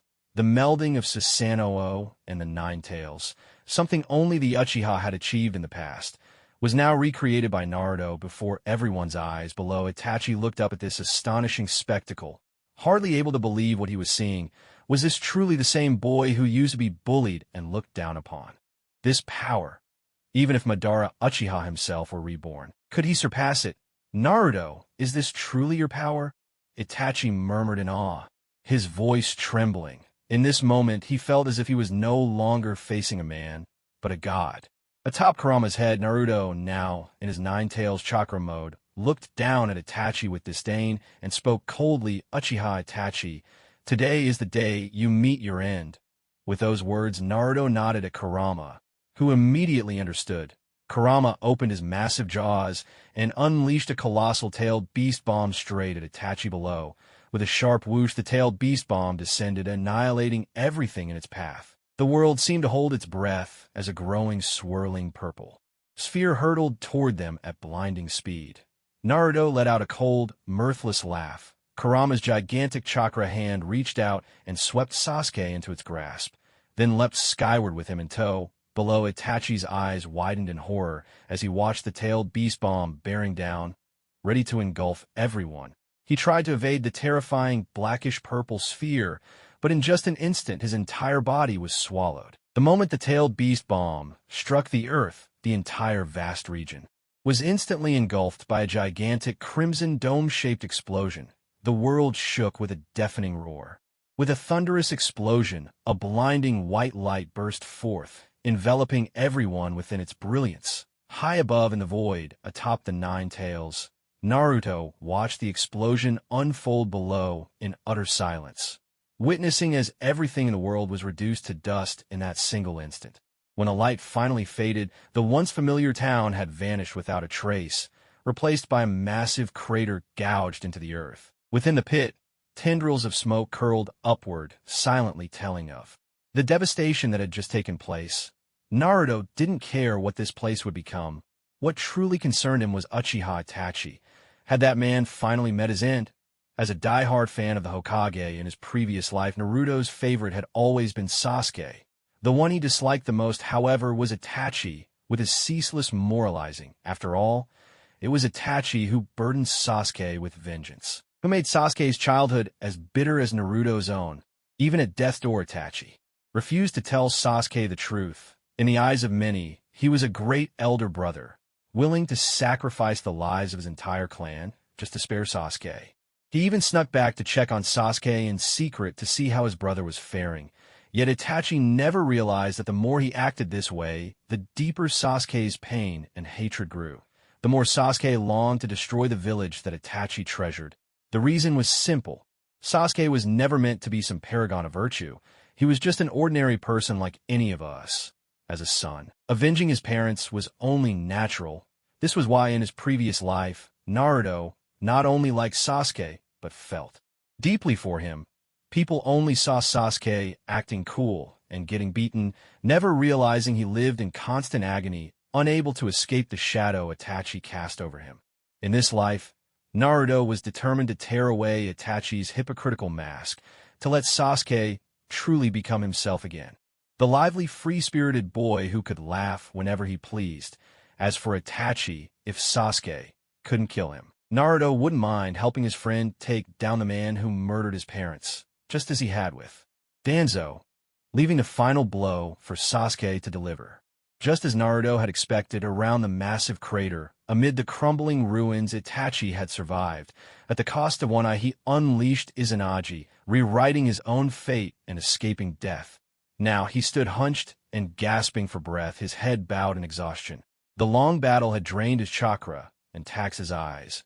Already gravely ill and lacking the eternal Mangekyō Sharingan, his body was now pushed to the brink of collapse.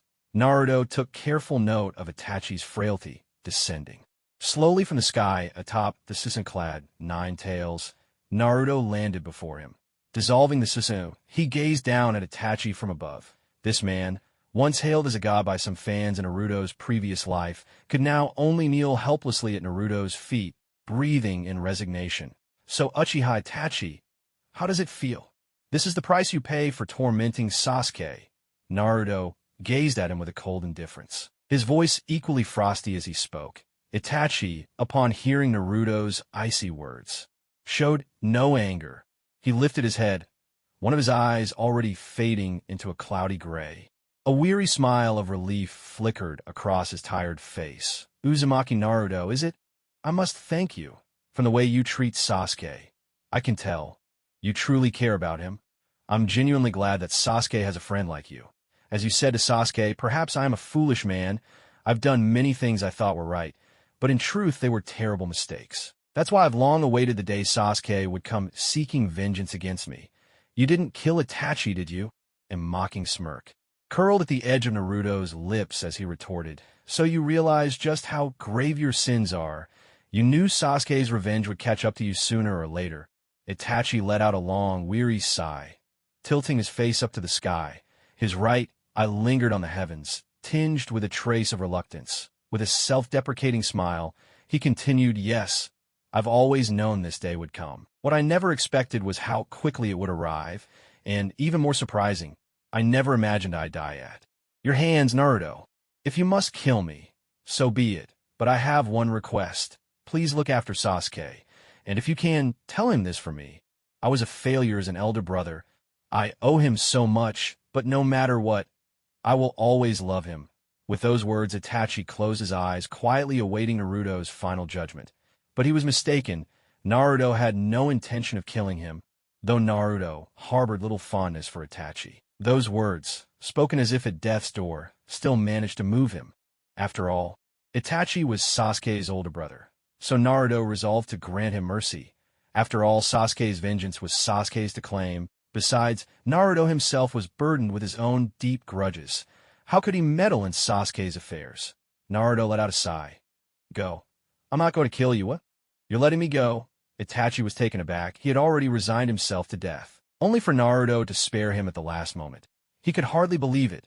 Naruto replied coolly, it's not my place to kill you. Today's fight, Sasuke was defeated. I only stepped in to vent his anger, nothing more. At that, Itachi was at a loss for words. Vent his anger? You call that venting? That tailed beast bomb nearly cost me my life. But these protests he kept to himself. If he actually voiced them, it'd be like an old woman picking a fight in the wrong place, practically begging for trouble. Still, a life spared is a life saved. Staggering. He slowly got up and started to leave, his steps unsteady as he watched him go. Naruto called out, your Mangekyō Sharingan. It's nearly blind, isn't it? At those words, Itachi paused, let out a quiet sigh, and left without looking back. Naruto casually found a spot and began tending to the unconscious Sasuke's wounds. Thus, the meeting between Itachi and Sasuke, the two brothers, finally came to an end. Meanwhile, along a dense woodland path, Orochimaru and Kabuto Yakushi were hurrying along at great speed. As they moved, Orochimaru was racked by fits of coughing. His face was deathly pale, sweat streaming down his cheeks, and his gauntness made his cheekbones jut out sharply. That damned old Sir Toby!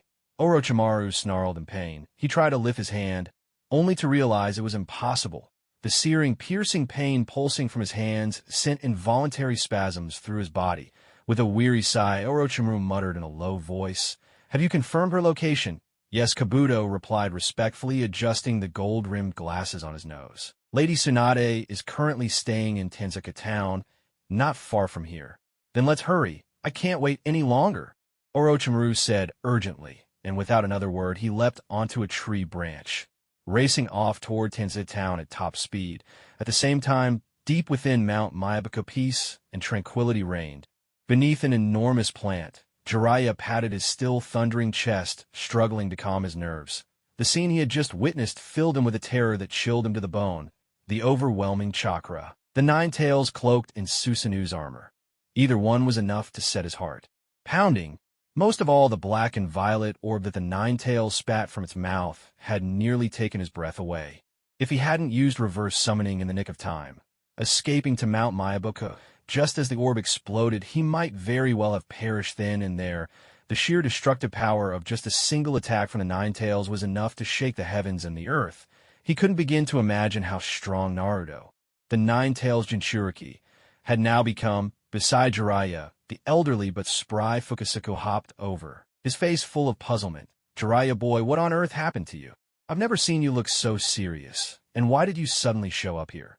Weren't you heading back to the Hidden Leaf Village? Jiraiya waved a hand and gave a bitter smile. To tell the truth, I'm here to take refuge. Take refuge? Did something happen? Fukusaku immediately grew anxious. Nearby, Shima, the mother toad, chimed in with concern. Jiraiya boy, tell us.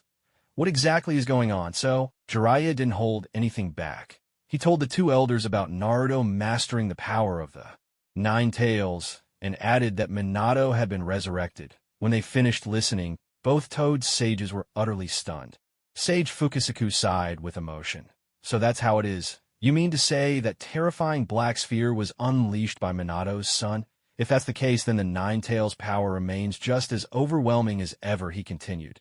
Jiraiya nodded in agreement. At this point, he wasn't sure whether Naruto's immense power would be a blessing or a curse for the Hidden Leaf Village. After all, he had heard the villagers' words loud and clear that day. Their acceptance of Naruto was only skin deep. Deep down, they had never truly embraced him. Some even went so far as to wish he'd be banished from the village for good. Because of this, Jiraiya genuinely didn't know what was going on in Naruto's heart. In any case, the most important thing right now was to find Tsunade as soon as possible. No matter what, Orochimaru was the enemy of the village, and if he managed to heal his arms, knowing his personality, he would surely launch another attack on the leaf. With these thoughts clear in his mind, Jiraiya wasted no time lingering. After exchanging a few polite words, he summoned his jutsu and left Mount Miyabuko, returning once more to the real world. 2 days passed. At an inn on Tenzuka Street, Sasuke lay fast asleep on the bed, enjoying a deep and peaceful rest. Sitting beside him was Naruto, watching over him with a gentle expression. Gradually, as if sensing someone's gaze, Sasuke became restless. He opened his eyes abruptly and saw Naruto sitting right there on the edge of the bed, smiling at him warmly. Naruto, what are you doing here? Sasuke asked, his face flushing with embarrassment as he looked at Naruto. Naruto smiled with relief, reached over to the table, and picked up the milk and hamburger he'd bought earlier, handing it to Sasuke. Here, have something to eat since you're awake. You've been asleep for 2 days. What? Sasuke was completely stunned as he took the food. What happened? How could I have slept for 2 days? Naruto smirked and replied, You've got some nerve to ask.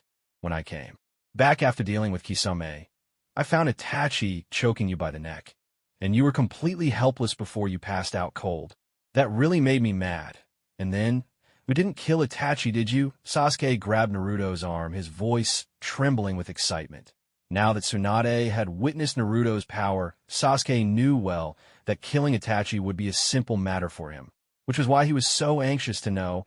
Naruto gave a faint chuckle and looked Sasuke in the eye. To be honest, it would have been easy for me to kill him, but if I did that, you'd never get your revenge. So I thought it over and decided to let him go. After all, in that fight, you lost to him fair and square. I hope you don't blame me for making this decision on my own. Is that so?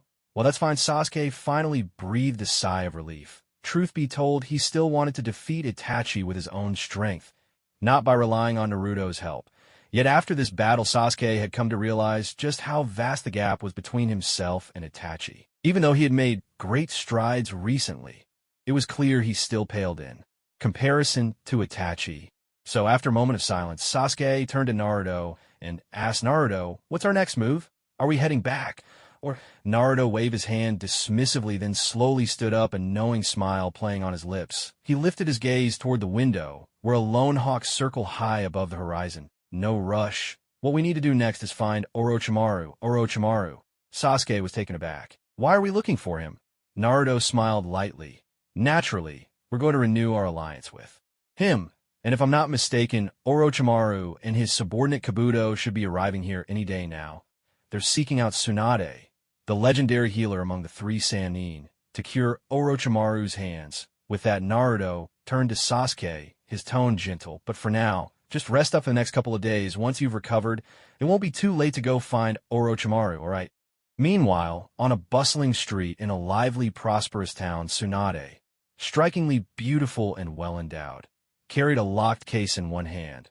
Beside her walked Shizen, clutching the piglet Tauntaun to her chest, as they headed toward the town's most extravagant gambling hall.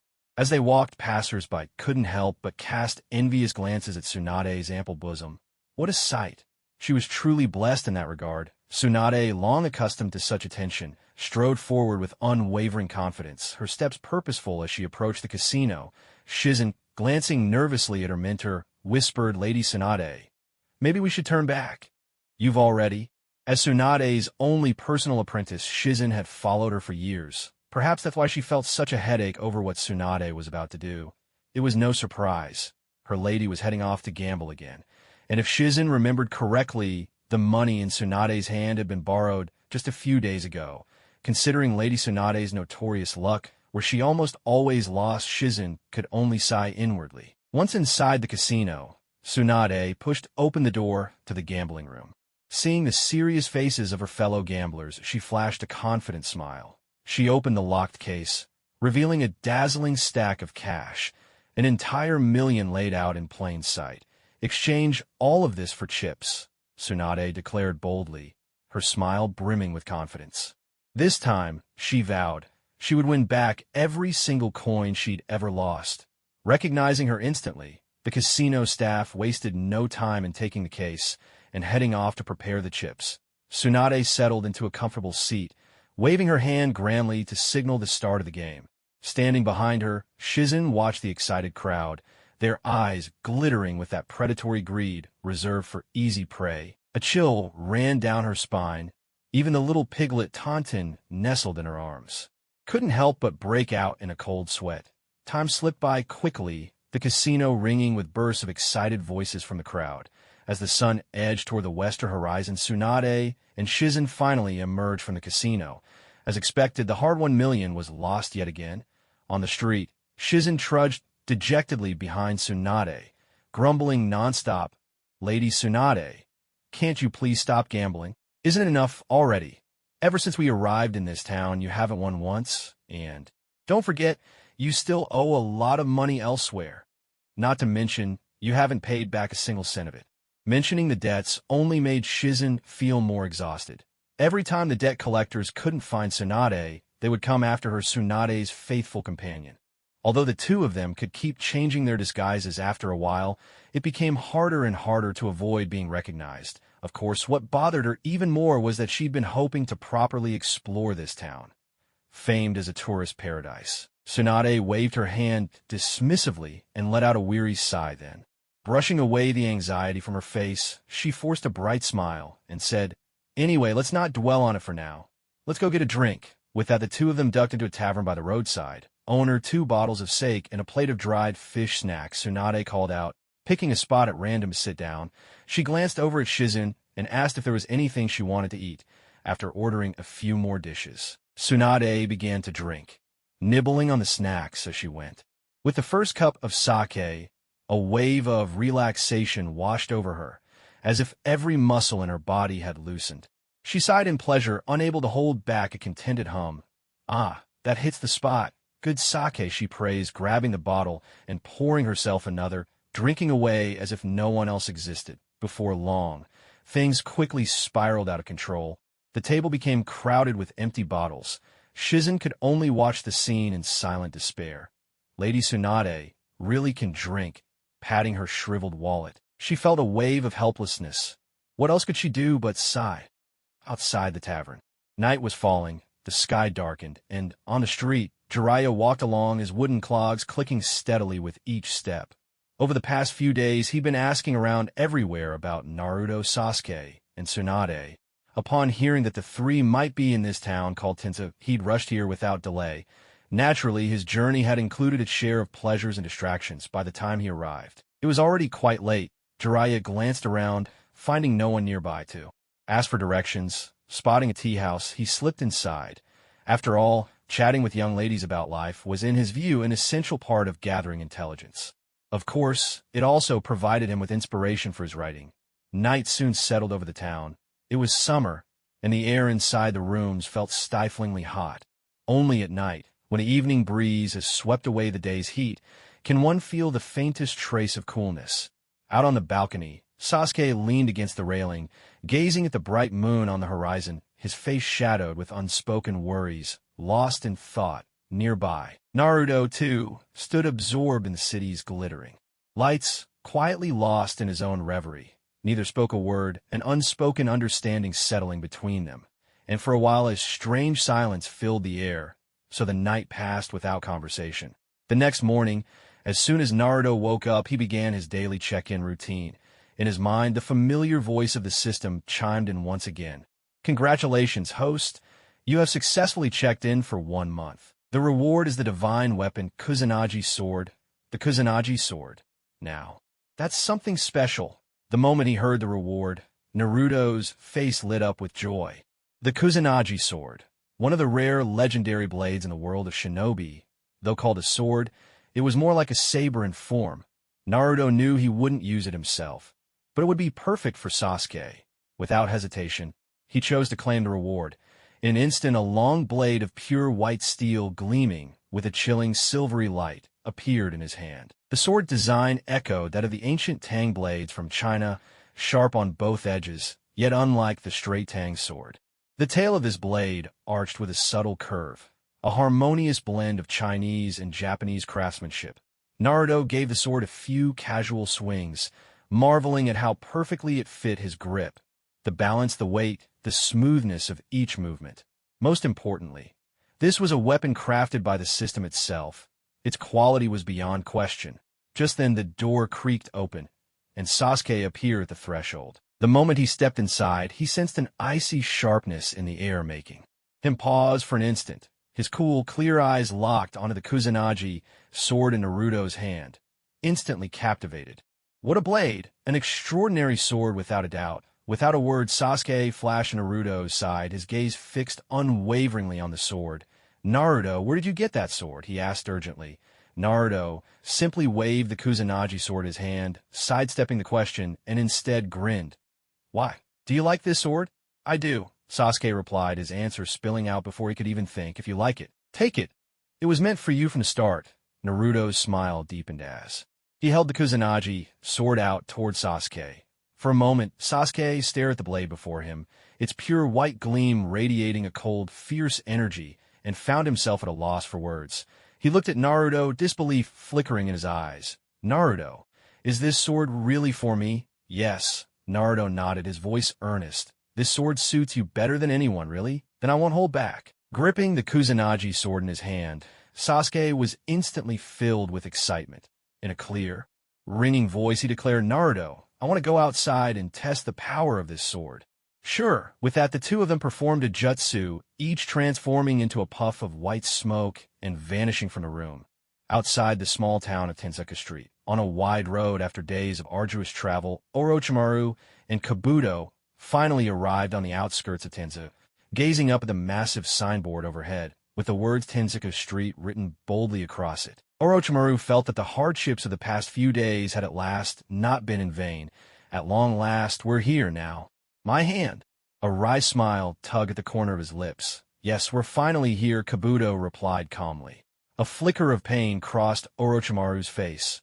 Clearly the injury to his hand was acting up again. He drew a deep breath, cold sweat streaming down his face. Seeing this, Kabuto grew immediately anxious. "Lord Orochimaru, hurry and do what you need to do. Don't worry about being rough," Orochimaru said in a low, commanding tone. "Yes, sir," Meanwhile, within the town, Tsunade was still unaware that she had already drawn the attention of the other two sannin. Today, luck seemed particularly to favor her. She had especially cleaned up at the slot machines, winning a small fortune, which made Shizen happy for a long time. This was the first time Lady Tsunade had ever been so lucky. Yet, as for Tsunade herself, rather than being overjoyed the more she won, the heavier her expression became. I have a bad feeling about this. It just seems like something is going to happen. With that thought, Tsunade decided to stop gambling. She cashed out all her coins for bills and, together with Shizen, left the place. All along the way, Shizen followed behind Tsunade, her face filled with confusion. Lady Tsunade, what's wrong? Why are you acting so strangely today? Your luck is so good, but why are you in such a hurry to leave? Tsunade's expression was grave as she replied, I don't know why, but this town gives me a really ominous feeling, so let's leave as soon as we can. With those words, Tsunade picked up the pace, striding quickly ahead. Helplessly, Shizen could only follow along. The two women and their pig had just stepped into an empty alley when, without warning, a thunderous explosion shook the air. In an instant, two giant serpents appeared before Tsunade. Atop the snake stood none other than Orochimaru and Kabuto. Pale-faced, Orochimaru looked at his old comrade and let out a low, chilling laugh. Heh, we meet again, Tsunade, Orochimaru. The moment she saw who it was, Tsunade's face darkened. Even Shizen immediately tensed, ready to fight at a moment's notice. The great snakes vanished, and Orochimaru and Kabuto dropped into the alley. Facing off with Tsunade, the two sides stood in tense silence. At last, it was Tsunade who broke the stillness. It's been a long time, Orochimaru. What brings you here to find me? While exchanging greetings, she was already carefully observing Orochimaru. That's right. I've gone through hell. Trying to find you, Orochimaru sneered. After a brief round of pleasantries, Orochimaru finally revealed the reason for his visit.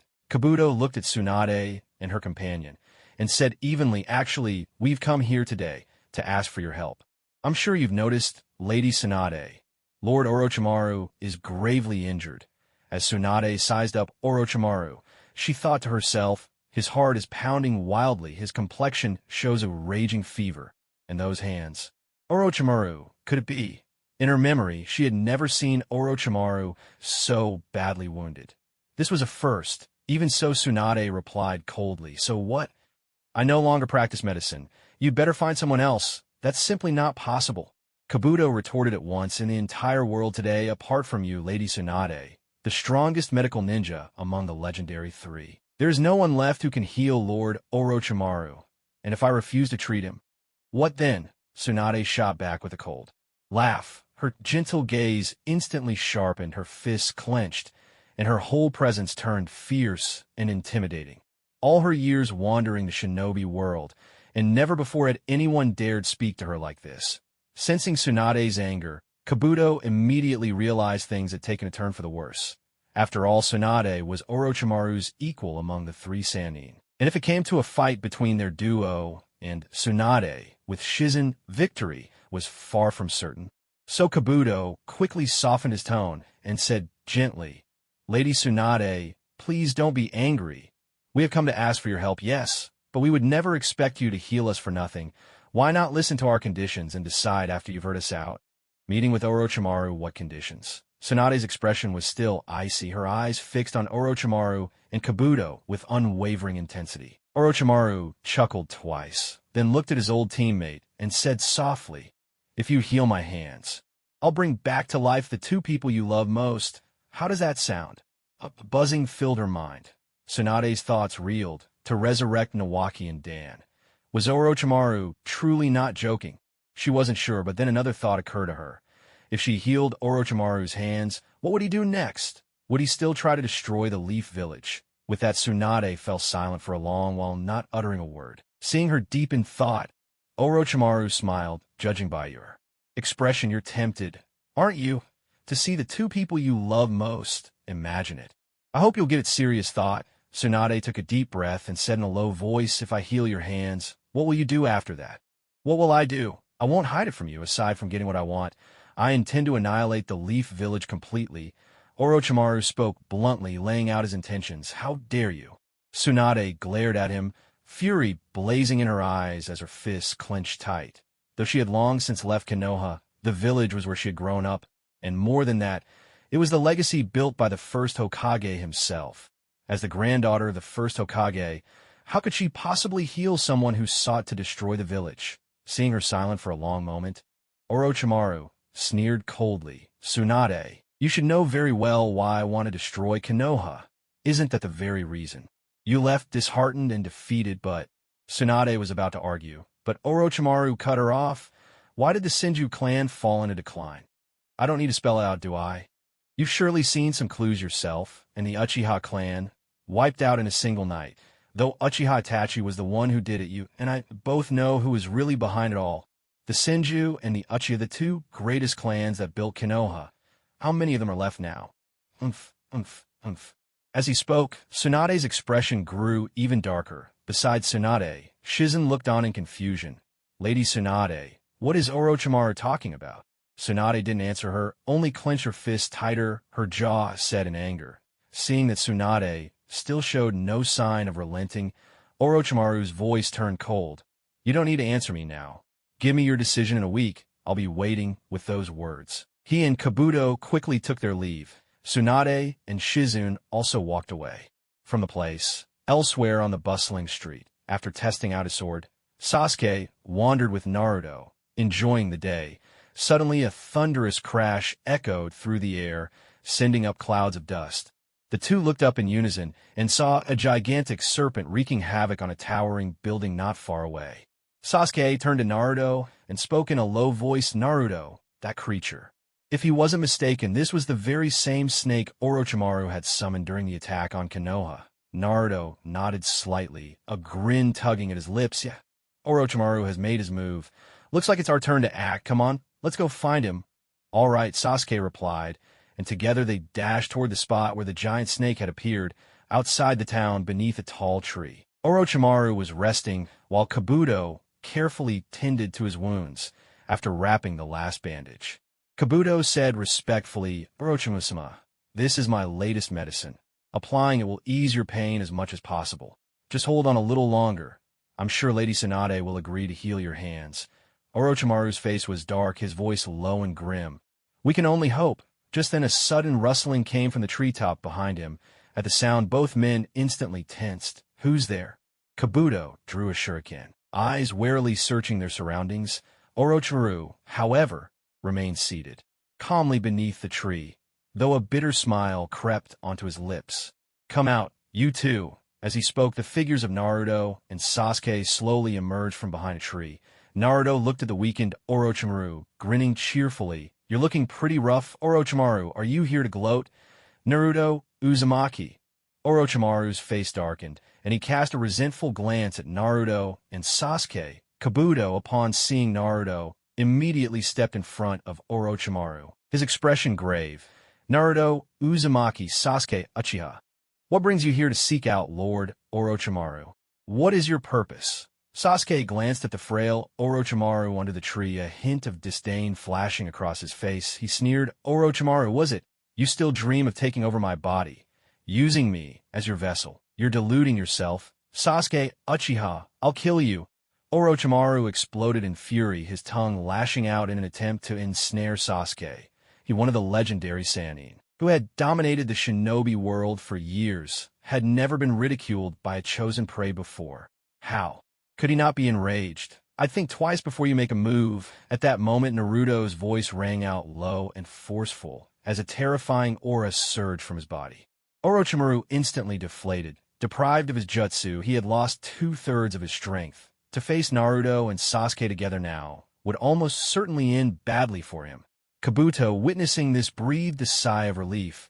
If it really came to a fight, he and Orochimaru wouldn't stand a chance against Naruto at this point. Despite being at a disadvantage, Orochimaru still spoke coldly. Naruto Uzumaki, why have you come to me again? He certainly didn't believe Naruto sought him out for anything good. Naruto gave a faint smile and replied softly, no need to be so distant. After all, we did work together once, didn't we? Umph. Orochimaru let out a cold laugh, mocking so much for our so-called cooperation. When it really mattered, you and your people were nowhere to be seen. Is that your idea of partnership? In the end, you used me to get rid of the old man Sarutobi during the attack, Naruto. You're quite the schemer. I suspect even Minato's resurrection in the Hidden Leaf was your handiwork, wasn't it? All to restore him to power. Ever since he heard of Minato's return, Orochimaru had been secretly wondering just how the fourth Hokage had been brought back. After much thought, he could only settle on one answer: Naruto Uzumaki. But he had no idea what methods Naruto used to pull off such a feat. Otherwise, how could it all have lined up so perfectly? Sarutobi dead one moment, and Minato revived and taking his place the next? Naruto, seeing that Orochimaru had guessed his schemes, didn't get angry. He simply said calmly, "So what if you're right? Aren't you curious to know why I've come to see you this time? What is it for?" Orochimaru stayed silent, but Kabuto, who was beside him, couldn't hold back any longer. He hurriedly asked, "You're under my control now." Upon hearing this, Orochimaru kept quiet, but his expression had already betrayed him. Seeing this, Naruto didn't bother with pleasantries and spoke directly. "It's simple. Sasuke and I have come here today to make a deal with you." A deal with me? Orochimaru's lips curled into a cold, mocking smile. He was actually a bit curious to hear what Naruto would propose next. "Yes, a deal with you. How do you intend to do that?" Orochimaru asked. Naruto replied calmly, "It's simple. Right now, aren't you looking for the legendary Tsunade to heal your hands? What if I told you that I can restore your hands myself?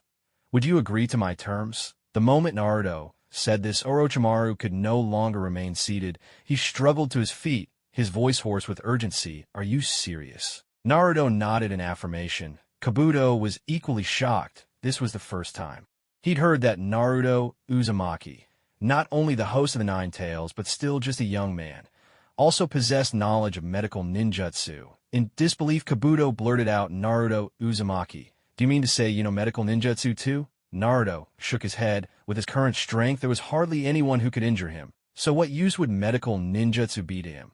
Kabuto was dumbfounded and asked in confusion, "If you don't know medical ninjutsu, then how can you possibly heal Lord Orochimaru's hands?" Naruto replied coldly, "Kabuto, is it? You should know better than anyone. The injuries your Lord Orochimaru suffers from aren't ordinary wounds, but a curse-marked seal. Am I right?" Kabuto nodded, astonished. "That's true. So, do you have any way to break it?" Under the tree, Orochimaru too was gazing at Naruto with hope, waiting for his answer. Naruto continued, "That's because the soul of Orochimaru's hand has been sealed by a special sealing technique. And as it happens, I am the only one alive who can break that seal." "What sealing technique is that?" At this point, not only Orochimaru and Kabuto, but even Sasuke looked on with curiosity. Naruto spoke in a low, serious voice. "It's the secret sealing technique of the Uzumaki clan.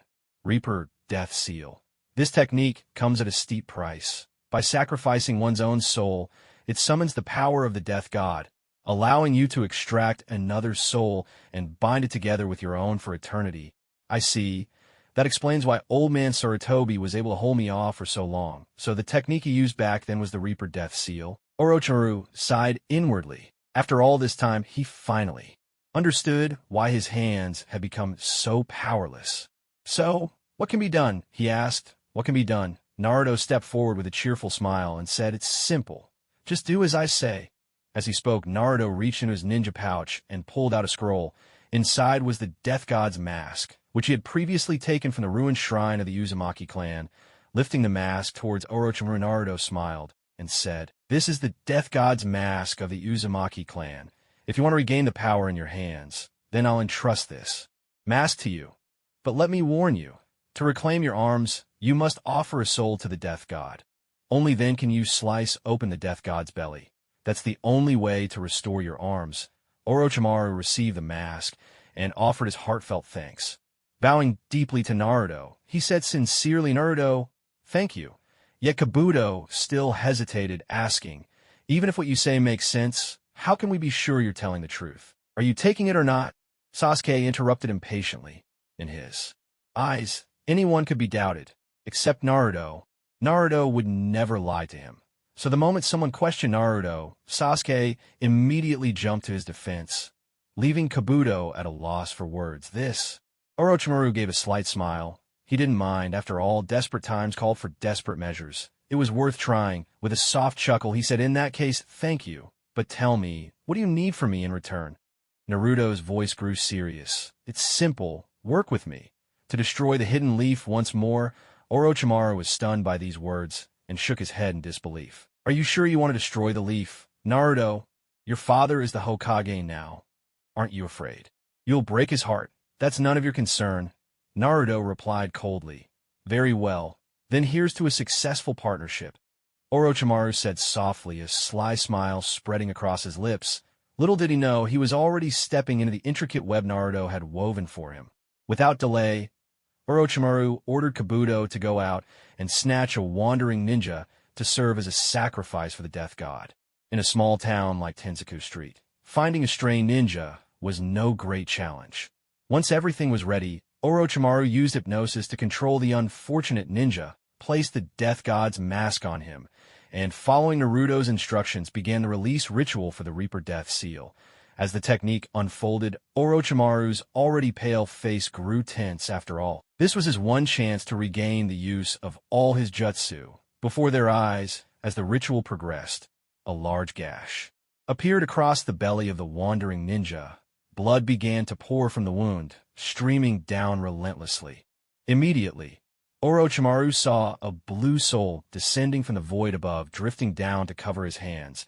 As it touched him, the color of his hands visibly began to return to normal. At the same time, 3 more blue souls appeared in the sky, without needing to ask. He knew these had to be the souls of the 2nd and 3rd Hokage. In an instant, once freed from their restraints, the 3 souls transformed into streaks of light and vanished into the void. Orochimaru grew even more excited, shouting, "They're back. Everything has returned. I can feel it. The power in my hands is coming back stronger and stronger." What a wonderful sensation! As the ritual drew to a close, the wandering ninja's life faded away completely. Orochimaru, now with the strength in his hands fully restored, looked at Naruto and Sasuke standing before him, his confidence returning along with a sly smile. "Congratulations, Lord Orochimaru, on regaining the power in your hands," Kabuto said joyfully. Orochimaru waved him off, his gaze falling greedily upon Sasuke. Those snake-like eyes glimmered with desire. Uchiha Sasuke, the vessel he had always longed for, stood right before him. How could he not be tempted? Naruto, seeing through Orochimaru's intentions, remained calm and self-assured. "Orochimaru, I've restored your hands for you now. It's your turn to repay me." What do you mean?" Orochimaru was taken aback, staring at Naruto and noticing the strange, unsettling smile on his face. Naruto let out a cold, mirthless laugh. "Orochimaru, did you really think I would just help you out of goodwill? Let me be clear. Already under my control. There's only one way to lift it. Submit to me and become my subordinate. If you refuse, the only path left for you is death. So think carefully. What will you choose? Subduing Orochimaru? Impossible. I don't believe you. Stop trying to trick me." Orochimaru roared, his right hand morphing into 3 serpents that shot toward Naruto with lightning speed. Naruto dodged effortlessly, his figure blurring out of reach of the attack. He closed his eyes, his aura flaring with overwhelming force. When he opened them again, a cold gleam shone in his blue pupils. Soul-binding technique. A deep, resonant hum filled the air. Orochimaru felt his mind go blank. Then, as if his very soul had been branded with a searing mark, agonizing pain shot through his entire body, so intense that he collapsed, writhing on the ground. Echoes of his anguished cries rang out through the forest. The soul-binding technique was one of Naruto's trump cards, a powerful jutsu for dominating the will of others. Of course, it was not invincible. For instance, it would have no effect on someone wielding the Rinnegan. After all, at its core, it was still just a jinjutsu. Those who possess the Rinnegan have the power to absorb and nullify all forms of ninjutsu and jinjutsu, but when it comes to dealing with someone like Orochimaru, that alone is more than enough. Moreover, the most terrifying aspect of the spirit-binding technique doesn't lie in the sheer strength of its illusions, but in its ability to plant a soul mark on its victims. That is the truly dreadful part. For ordinary people, once this soul mark takes root, it can never be removed. Much like the caged bird seal of the Hyuga clan, nearby Kabuto was so frightened that cold sweat streamed down his face as he stared in terror at Naruto, who wore a twisted, menacing grin. For the first time, Kabuto realized that the boy who was once scorned and mocked by everyone had become someone truly formidable. In just an instant, Naruto had subdued Lord Orochimaru, one of the legendary Sannin, leaving him utterly powerless to resist. Was this really Naruto? Kabuto couldn't help but question himself. Naruto merely stood there, watching Orochimaru writhe and wail on the ground, his voice steady and cold. Well, have you made up your mind? Will you become my subordinate? I'll give you one more chance. Naruto's thoughts were clear when it came to someone as devious as Orochimaru. If he couldn't bring him under control, then he'd have to kill him. There could be no loose ends left behind. Ah, damn it. Uzumaki Naruto, what have you done to me? Orochimaru howled in defiance, his furious serpent eyes locked on Naruto, as if he wanted to devour him whole. This was the second time someone had managed to defeat him so decisively. The last person to leave him in such a sorry state was Uchiha Itachi. After a moment, Naruto continued in his icy tone, "Judging by your look, it seems you're still not willing to submit. No matter. You have no choice. One way or another, you're mine now." With that, Naruto formed a seal with a single hand. A deep, resonant hum filled the air in a split second. Orochimaru's face froze, his eyes wide with shock, and before he could comprehend what was happening, his consciousness faded completely. The anguished cries from before vanished without a trace. Kabuto was utterly petrified. When he saw Orochimaru standing there head bowed, reduced to a mere shell of a man, panic seized him. Fumbling, he tossed down a smoke bomb, hoping to use the cover to make a desperate escape while the mist still lingered, but he had barely taken 2 steps before Naruto immobilized him, leaving him unable to move an inch. Naruto walked toward Kabuto with measured steps, watching the trembling sweat-drenched figure before him, and smiled. "Did I ever say you could leave? Try to run away so soon? Are you that afraid of me?" Kabuto forced himself to appear calm and replied, "No, not at all. I was just thinking if there's anything I could do to serve you, Lord Naruto." Naruto let out a cold laugh, his tone dripping with disdain. "You're as clever as ever, always knowing which way the wind blows. Very well. Since you're so sensible, I'll spare you for now." With that, he released Kabuto from the binding technique. Kabuto bowed deeply, nodding repeatedly. "Thank you for sparing my life." Naruto waved his hand dismissively, his voice cold. "No need for thanks. Remember, as long as you obey me sincerely, you will not be without your share of benefits. As for the consequences of betraying me, you know them all too well." "I understand," Kabuto replied with a respectful bow. In that brief moment, he had already recognized his own position. If he wanted to survive, he would have to become nothing more than a loyal hound at Naruto's side. There was no way he wanted to end up like Orochimaru, turned into a hollow puppet by Naruto's hand. With both Orochimaru and Kabuto subdued, Naruto finally released his control over Orochimaru. After a fierce inner struggle, Orochimaru ultimately chose to surrender to Naruto, and so Naruto gained yet another chess piece for his own game. Just to be safe, Naruto planted a flying thunder god seal on Orochimaru before finally letting the two of them go. Beneath a tree, Sasuke asked quietly, "Naruto, what should we do next?" "Are we going back to Konoha?" Naruto shook his head, a low chuckle escaping his lips. "Of course, we'll return to Konoha, but not just yet. There are things we need to do first, like strengthening your power, your Sharingan, and your physical abilities. And don't worry, we're not going to become rogue ninjas, because very soon Konoha will belong to us." "Yeah," Sasuke replied with a radiant grin and a firm nod. As they finished speaking, Naruto's stomach suddenly rumbled loudly, scratching his head in embarrassment. The two of them immediately used their body flicker technique to return to Tenzu town, eager to find some food. Let's turn to another scene. Night had fallen, and the black sky was dotted with only a handful of faint stars. Inside a tavern in Tenzu town, Tsunade was slumped over a table, hopelessly drunk. Her cheeks were flushed a rosy red, lending her an almost enchanting beauty. Paired with her voluptuous figure, she seemed like a ripe, irresistible peach. "Boss, another bottle," she called out, waving a large, unsteady hand after downing another round. By now, 7 or 8 empty sake bottles were scattered across the table in front of her. The server dared not delay at her command. He promptly brought her another bottle. Tsunade opened it, and without a word, took a deep swig. Beside her, Shizen could hardly stand to watch any longer. "Lady Tsunade, that's enough. You've already had so much. Please, no more. She pleaded, reaching out to take the bottle from Tsunade's hand, but Tsunade brushed her aside. Lying on the table, Tsunade's expression turned somber. It wasn't just the alcohol, memories of old friends and painful times rose unbidden in her mind. Orochimaru's parting words echoed incessantly in her thoughts. Family, the village, her mentor, her lover. Each painful memory surfaced one after the other, casting waves across her restless heart, leaving her unable to find peace. Shizen stood quietly by her side, gazing at Lady Tsunade, whom she had always respected, unable to stifle a sigh. Outside the tavern, Jiraiya was holding a photograph of Tsunade and Naruto with Sasuke, going around and asking everyone he saw. Pointing at Tsunade's picture, he turned to a passerby and asked in a friendly tone, "Hey there, brother, have you seen the woman in this photo?" The passerby scratched his head, looking puzzled at first. Then, as if something suddenly occurred to him, he slapped his forehead and exclaimed with excitement, "Oh, you mean this beautiful lady? I just saw her not too long ago. She was with a woman dressed all in black, and the two of them went into a tavern for a drink."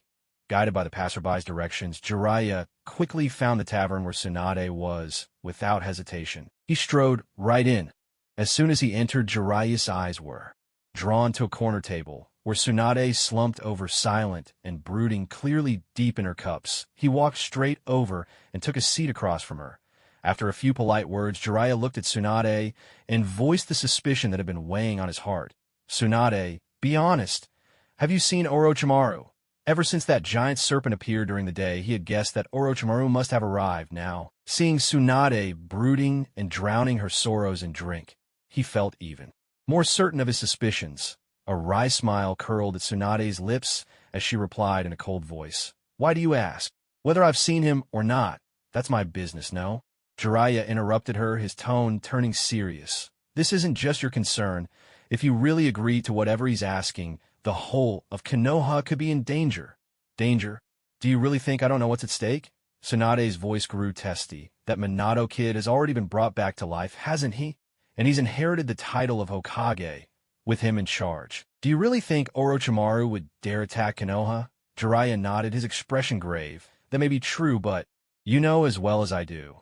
Orochimaru never lets a grudge go. He'll never rest until he gets what he wants. That's why I'm hoping—" "Enough!" Tsunade snapped, cutting him off with a furious glare. "How I handle things is my own concern. I don't need you telling me what to do." Seeing how adamant she was, Jiraiya decided to say no more. Silence fell between them, tense and uneasy. The night slipped by. By the next morning, golden sunlight filtered through the treetops, spilling down onto the earth. Naruto and Sasuke had already prepared everything for their journey. They were heading for the land of rice fields, to Orochimaru's base, the Sound Village. With a flash, they vanished from their starting point, using the Flying Thunder God technique. Meanwhile, at the border of the Land of Fire, deep within a dense forest, Orochimaru and Kabuto pressed on, after a day and a night of hard travel. They were now nearing the boundaries of the land of rice fields. At this moment, Orochimaru was racing forward at top speed, while secretly conspiring with Kabuto about whether or not they should submit to Naruto's authority. Kabuto was the first to break the silence. "Lord Orochimaru, do we really have to obey that brat Uzumaki Naruto, just as he demanded?" Orochimaru's face twisted with resentment as he snarled, "Impossible. That little brat. He thinks he can make me bow to him? Pure delusion." Kabuto's expression grew grave, but his power is not to be underestimated. After all, he's the perfect Jinchuriki of the Nine Tails. That's true. The mention of Naruto's strength made even Orochimaru sigh helplessly. He was confident in his own abilities, but not so overconfident as to think he could defeat Naruto. If he had been, he would have already made a move against Naruto during the previous attack on the Hidden Leaf. Unfortunately, all he had was ambition without the means to act. After a long moment's thought, Orochimaru decided to consult Kabuto. "Tell me, what should we do now?" he asked, resignation in his voice. Kabuto analyzed the situation. "In my opinion, for the time being, our only option is to align ourselves with Uzumaki Naruto. Judging from his attitude toward us, it seems that, for now at least, he still sees us as useful. If we want to resist, all we can do is wait patiently for the right opportunity." Orochimaru let out a weary sigh. "To think that I, Orochimaru, who once roamed the world unchallenged, would end up falling into the hands of a mere child. It's both laughable and pathetic. Well, now it seems you really do hate the thought of obeying me, came a sudden mocking voice from behind Orochimaru. In an instant, Naruto's shadowy figure materialized, sending a fresh wave of anger and fear through Orochimaru, who already harbored deep resentment toward him. Naruto's words dripped with sarcasm, and Orochimaru replied coldly, "Uzumaki Naruto, what do you want from us this time?" His gaze was icy, his tone saturated with hatred. Naruto, catching the venom in Orochimaru's eyes, let out a chilling laugh. "Orochimaru, is that any way to speak to your master? Where do you find such nerve?" As soon as his words fell, Naruto activated the soul-binding curse mark. Orochimaru let out a guttural cry of agony.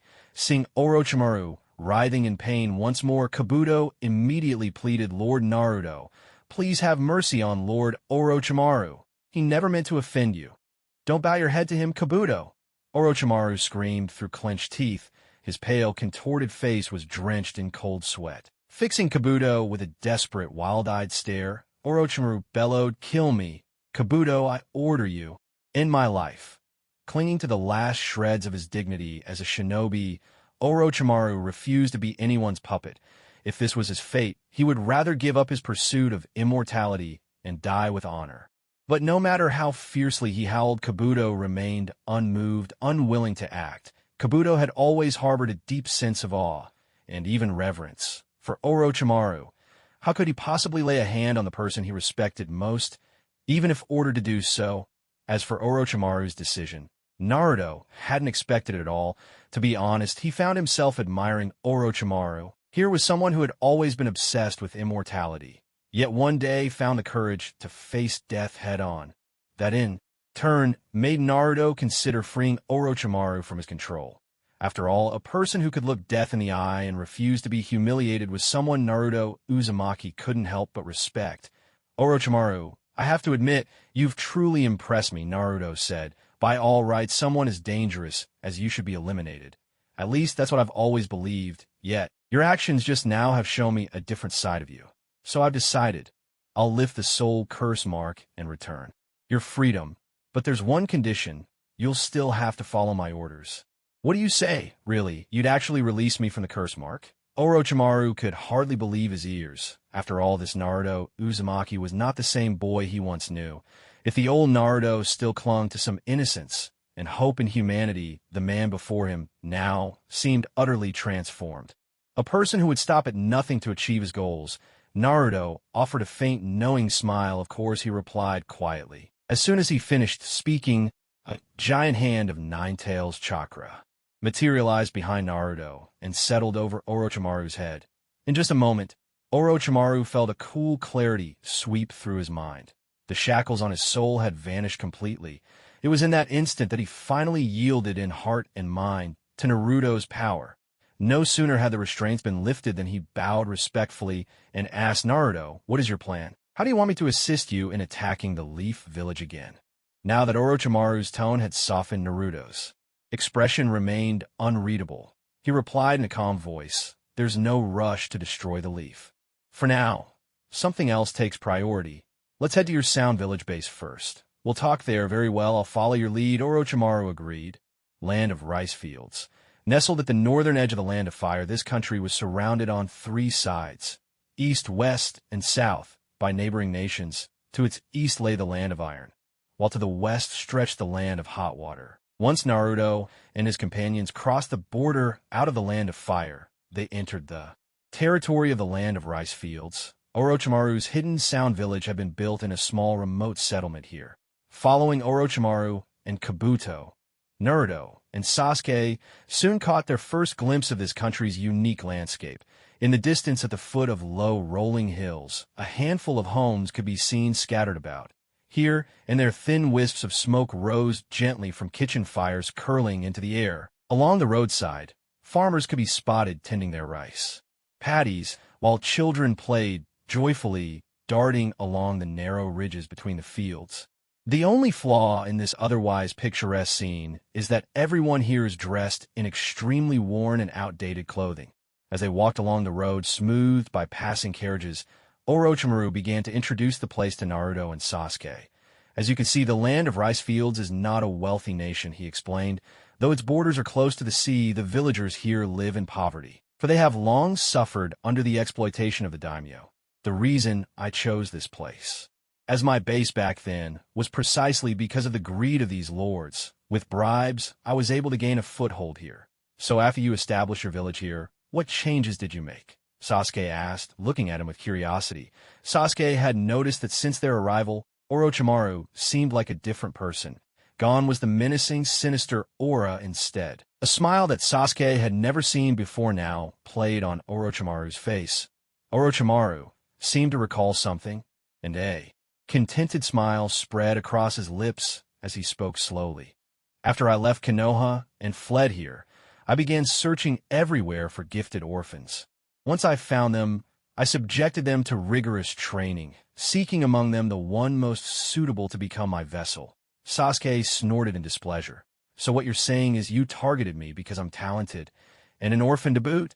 You could put it that way, Orochimaru replied with a low chuckle. He glanced at Naruto, who had remained silent, and only then continued, but things are different now. Even if I wanted to, I no longer have the strength. At that moment, Kabuto, who had remained quiet all this while suddenly spoke up. Actually, Lord Orochimaru is a good person, of course. You probably wouldn't see it that way. What do you mean? Naruto perked up, intrigued by Kabuto's remark. In his previous life, while watching Naruto, he had always wondered, why did people like Kimimaro the Sound for, and even Kabuto himself, choose to follow Orochimaru with such unwavering loyalty? By all accounts, Orochimaru intended to use them as vessels, essentially taking their lives. So why were they so willing? This was a question that deserved an answer. With his head lowered, Kabuto spoke quietly. Because Lord Orochimaru is nothing like the cruel person outsiders believe him to be. On the contrary, he is a man of ideals and ambition. Naruto nodded in agreement. Indeed, among all the characters in Naruto, the Snake Sage seemed to live with the greatest clarity and the strongest sense of purpose. And besides, Kabuto was about to continue, but Orochimaru cut him off. That's enough, Kabuto. There's no need to say more, Orochimaru said coldly, glancing at him to signal that he should stop. Yes, sir. Turning around, Orochimaru resumed his usual calm demeanor. He glanced over at Naruto and said in a mild tone, Naruto, just a little farther and we'll reach the Sound Village.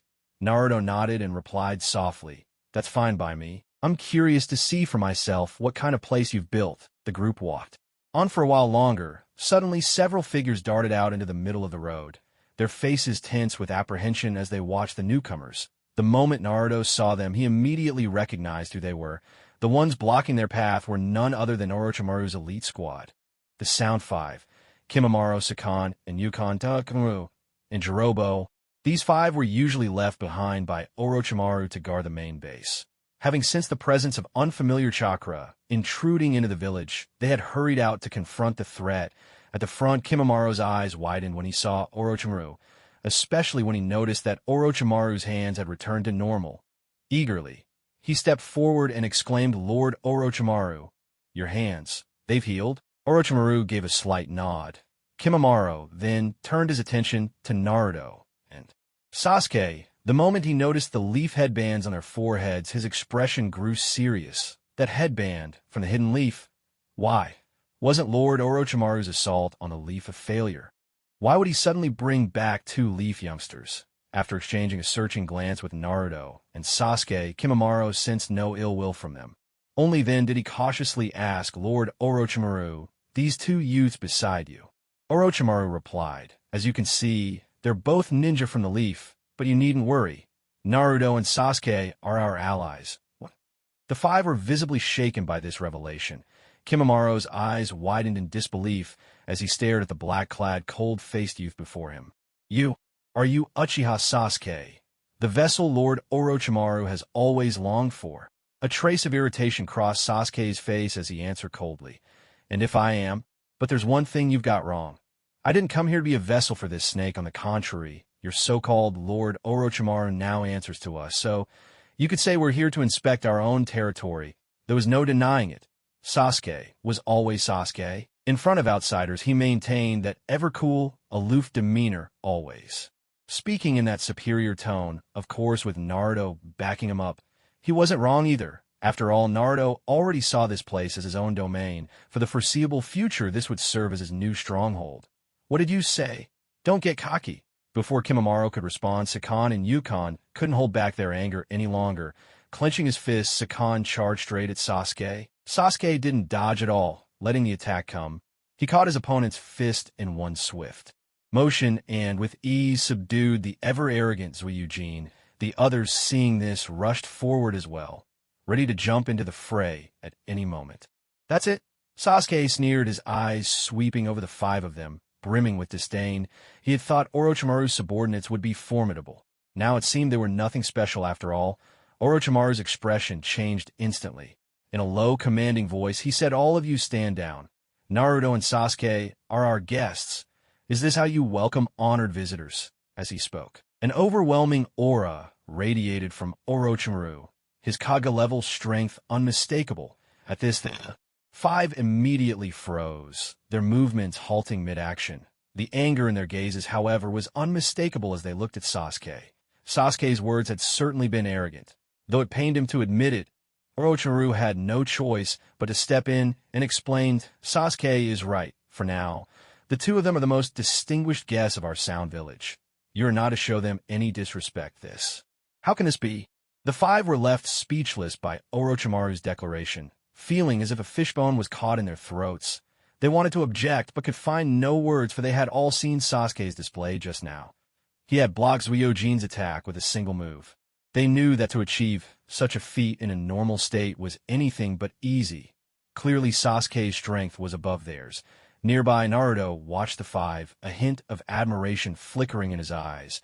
Turning to Orochimaru, he grinned and said, "Orochimaru, I didn't expect your people to be so loyal to you." Orochimaru could only offer an awkward smile and replied tactfully, "They're just subordinates, Naruto. You needn't pay them any mind. If they obey me, then they'll obey you as well. If you dislike them, I can simply dismiss them. No need for that." Naruto waved his hand and glanced at Kimimaro, the white-clad youth leading the group, that boy at the front. He seems quite capable. With a bit more training, he could become a formidable warrior in the future. You're right, Kimimaro truly is a rare talent. What a pity. At the mention of Kimimaro, Orochimaru could only sigh heavily. At that moment, Kabuto, standing beside Orochimaru, spoke up. "Lord Orochimaru, since we've arrived at the village, perhaps we should welcome Naruto and Sasuke inside first." "Good idea," Orochimaru agreed. Turning to Naruto and Sasuke with a gesture of invitation, "Please, Naruto, Sasuke." "This way, all right," Naruto replied. With that, the group set off together toward the Sound Village's main compound. As they entered the village, Naruto was greeted by a sight that left him utterly astonished. Walking along the wide, even road, Naruto lifted his gaze and was immediately captivated by the sight before him. A city that resembled a quaint little town unfolded in front of his eyes, lighting up his spirits. On the streets, people bustled back and forth, greeting each other with laughter and cheerful chatter. Now and then pleasant bursts of laughter rang out, adding to the lively atmosphere. Lining both sides of the street were houses built from rammed earth, neatly arranged in orderly rows along the road. Although the roadside wasn't as bustling and glamorous as Konoha, it had everything one might need: food, drink, shelter, and transportation, all readily available. What struck Naruto most was the villagers' genuine respect whenever they saw Orochimaru, a kind of heartfelt reverence he had never witnessed before. Orochimaru, too, revealed a different side of himself in front of these villagers. The usual coldness on his face melted away, replaced by a rare, gentle smile. It was clear that under Orochimaru's rule, the Village of Sound had truly become a rare haven of peace and happiness.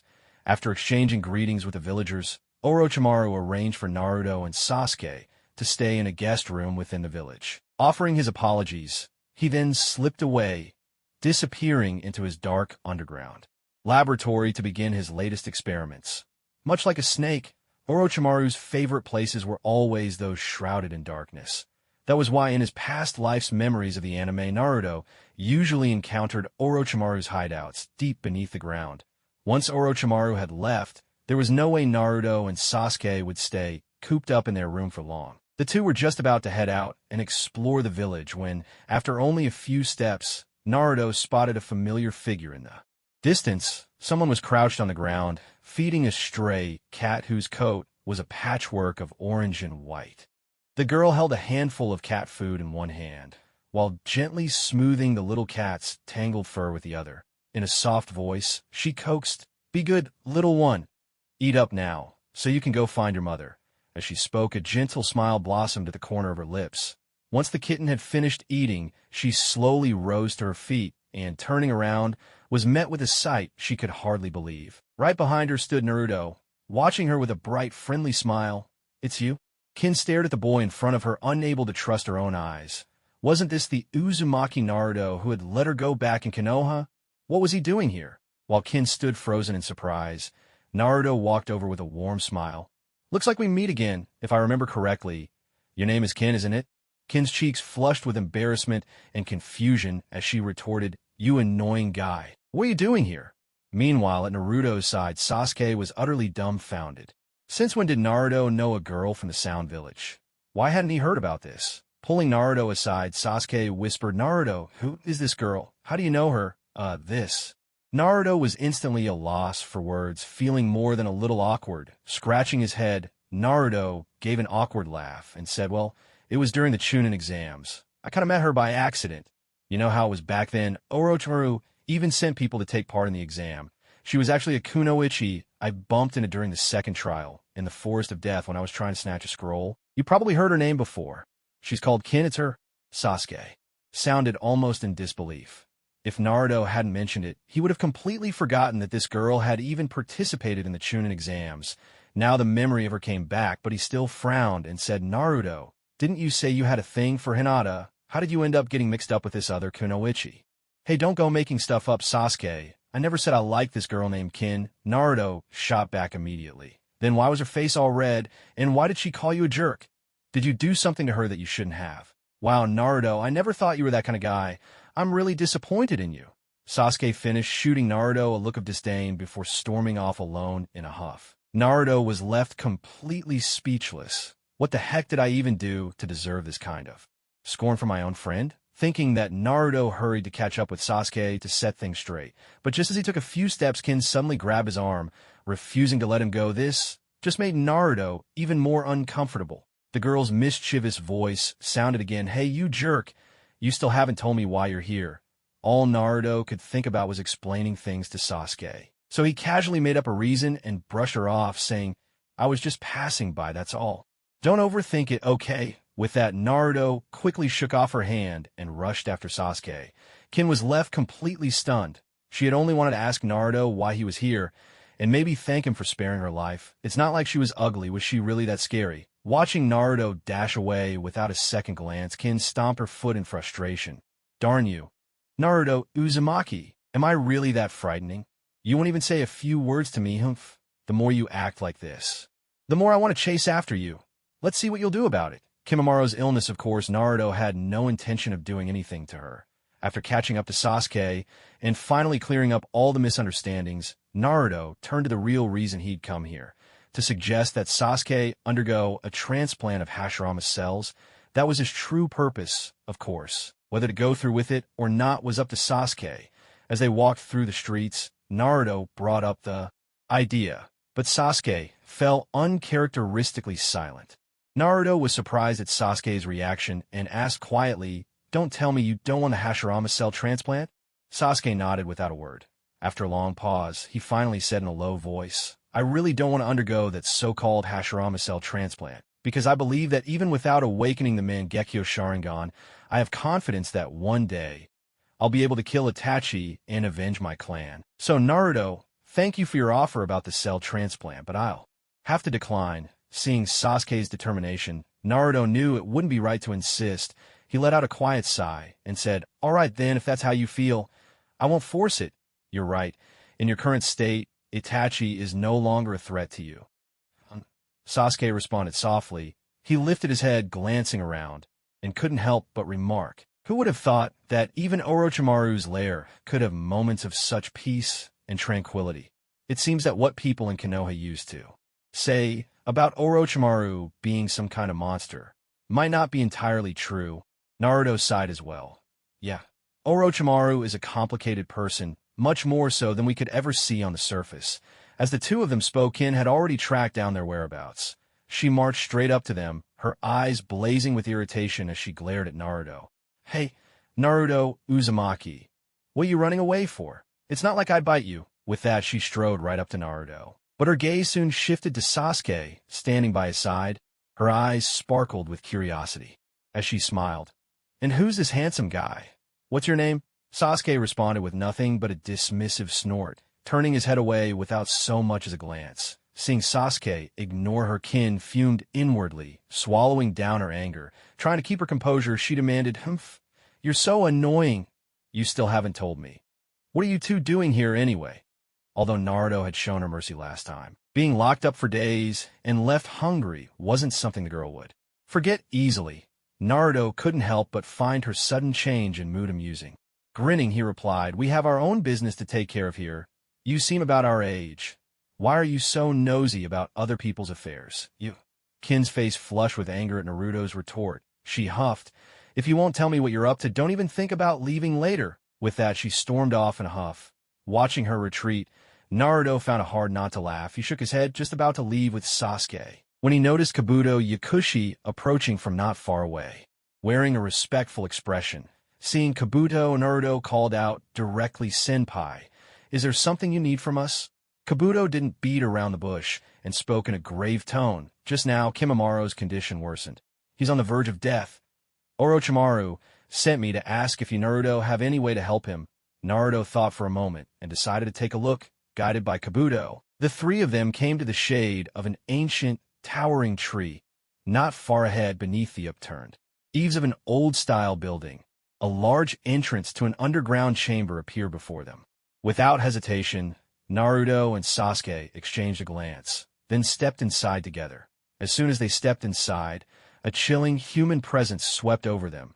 Naruto's brow furrowed slightly, while Sasuke couldn't help but remark, "I didn't expect Orochimaru's underground lab to be this cold and creepy." Kabuto, who was leading the way, explained. "Lord Orochimaru set up his laboratory underground for his experiments, so as not to frighten the villagers." "I see." Sasuke nodded suddenly.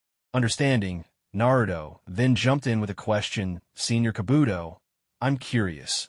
When Orochimaru does his experiments, who does he use for his human test subjects?" Kabuto replied, "Some of them are ruthless ninja from various nations, others are local merchants and bullies. Of course, there are also ordinary civilians and children. Most of the children, like me, are orphans wandering from country to country." Naruto gave a slight, knowing smile. "So, Orochimaru isn't exactly what you'd call a good person, is he?" Kabuto fell silent for a moment before responding in a low voice. "In this world of ninja, filled with killing and violence, who can truly claim to be good or evil, Naruto?" "You're quite the talker, Naruto," said, his smile fading as he grew serious. "Let's keep moving." Yes, of course, before long. As they ventured deeper, white candles began to flicker to life in the grooves along the tunnel walls, bathing the previously dim corridor in bright, steady light. Inside a spacious room, the glow of countless candles made everything dazzlingly clear. The room was crowded with people. Besides Orochimaru, Teiya, and Kiramu, there were several other teenagers about the same age as Naruto and his friends. In the center of the room, on a large bed, lay Kimimura, his body bristling with medical equipment. At that moment, his face was pale as a sheet, and he clutched the white bedsheets tightly, his voice strained with pain. Opposite the bed, Orochimaru stared pensively at the array of instruments before him, lost in thought. How could Kimimura's illness be cured? Aside from his attacks on the hidden leaf, this was the question that had preoccupied him for years.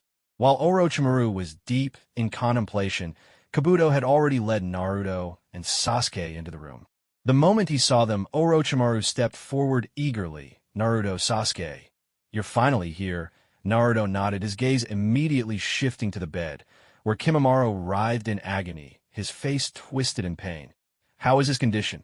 Naruto asked gravely. Orochimaru gave a long sigh, his voice tinged with helplessness. "All these years, Kabuto's medical ninjutsu and specially prepared medicines have been the only things keeping him alive. Just now, his illness flared up again.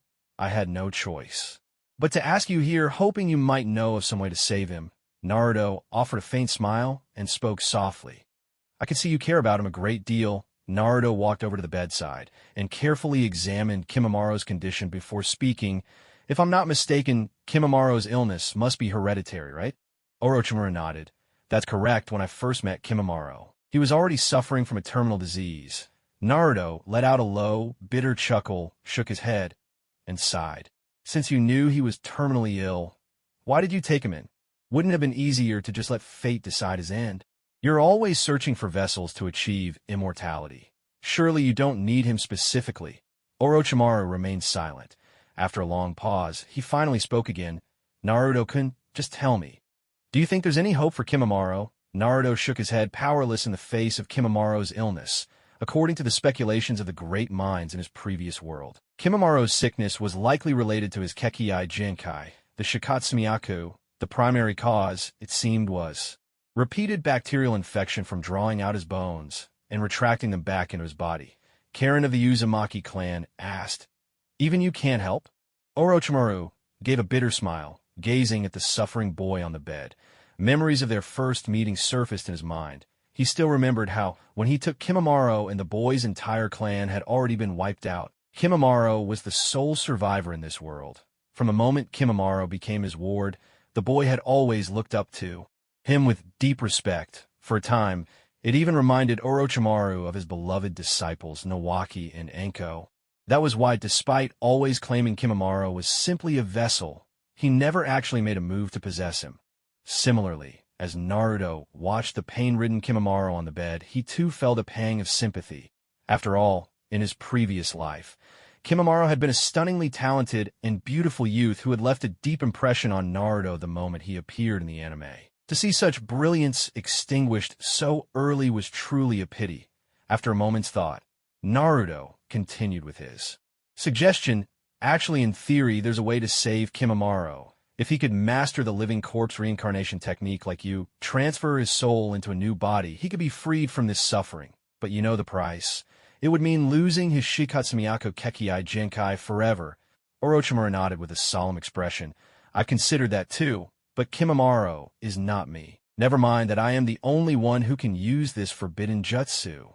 Even if he attempted it, there's no guarantee he could synchronize with a new body. The risks are simply too great. If the fusion fails, it would cost him his life instantly. Naruto waved his hand and sighed.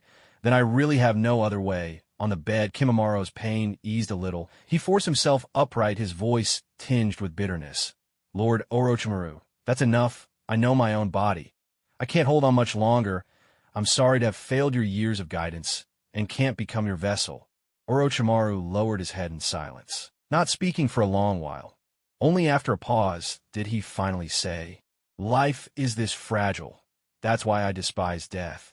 But Naruto paid no heed to Orochimaru's philosophical musings. At this very moment, his gaze was firmly fixed on a red-haired girl with glasses, sitting quietly in the corner. If he wasn't mistaken, that girl had to be Karin Uzumaki. She was actually here. This truly surprised Naruto. Like Naruto, Karin was also a member of the Uzumaki clan. Her childhood, too, had been marked by hardship and sorrow. As a survivor of a fallen nation, she found herself wandering in foreign lands, reduced to the status of an outcast. Later, she was fortunate enough to become a ninja of a land of grass, but was eventually abandoned by her comrades, and as a result taken in by Orochimaru. Because of her innate healing abilities, Orochimaru saw her value and recruited her as a trusted subordinate, making her an essential member of his team after the Sound Five. Judging by her age, she seemed to have only recently joined Orochimaru. Much like Naruto himself, in this unfamiliar environment, Karin hugged herself tightly, her eyes darting around the room, filled with fear and unease. On her hands, countless bite marks were visible, scars left by her unique ability, treated by others as a walking source of healing. The marks a testament to years of such use. Sasuke also noticed the way Naruto was looking at Karin, sensing a hint of sympathy in his gaze. He looked at the girl and asked puzzled Naruto, "Do you know that girl?" Naruto shook his head. "No, I don't. It's just that, for some reason, she feels strangely familiar to me." "Really? I don't feel that way at all," Sasuke replied, clearly confused. Naruto didn't respond to him. Instead, he turned to Kabuto, who was tending to Kimamaro's wounds, and asked Kabuto-senpai, "Can I ask you something? That red-haired girl in the corner.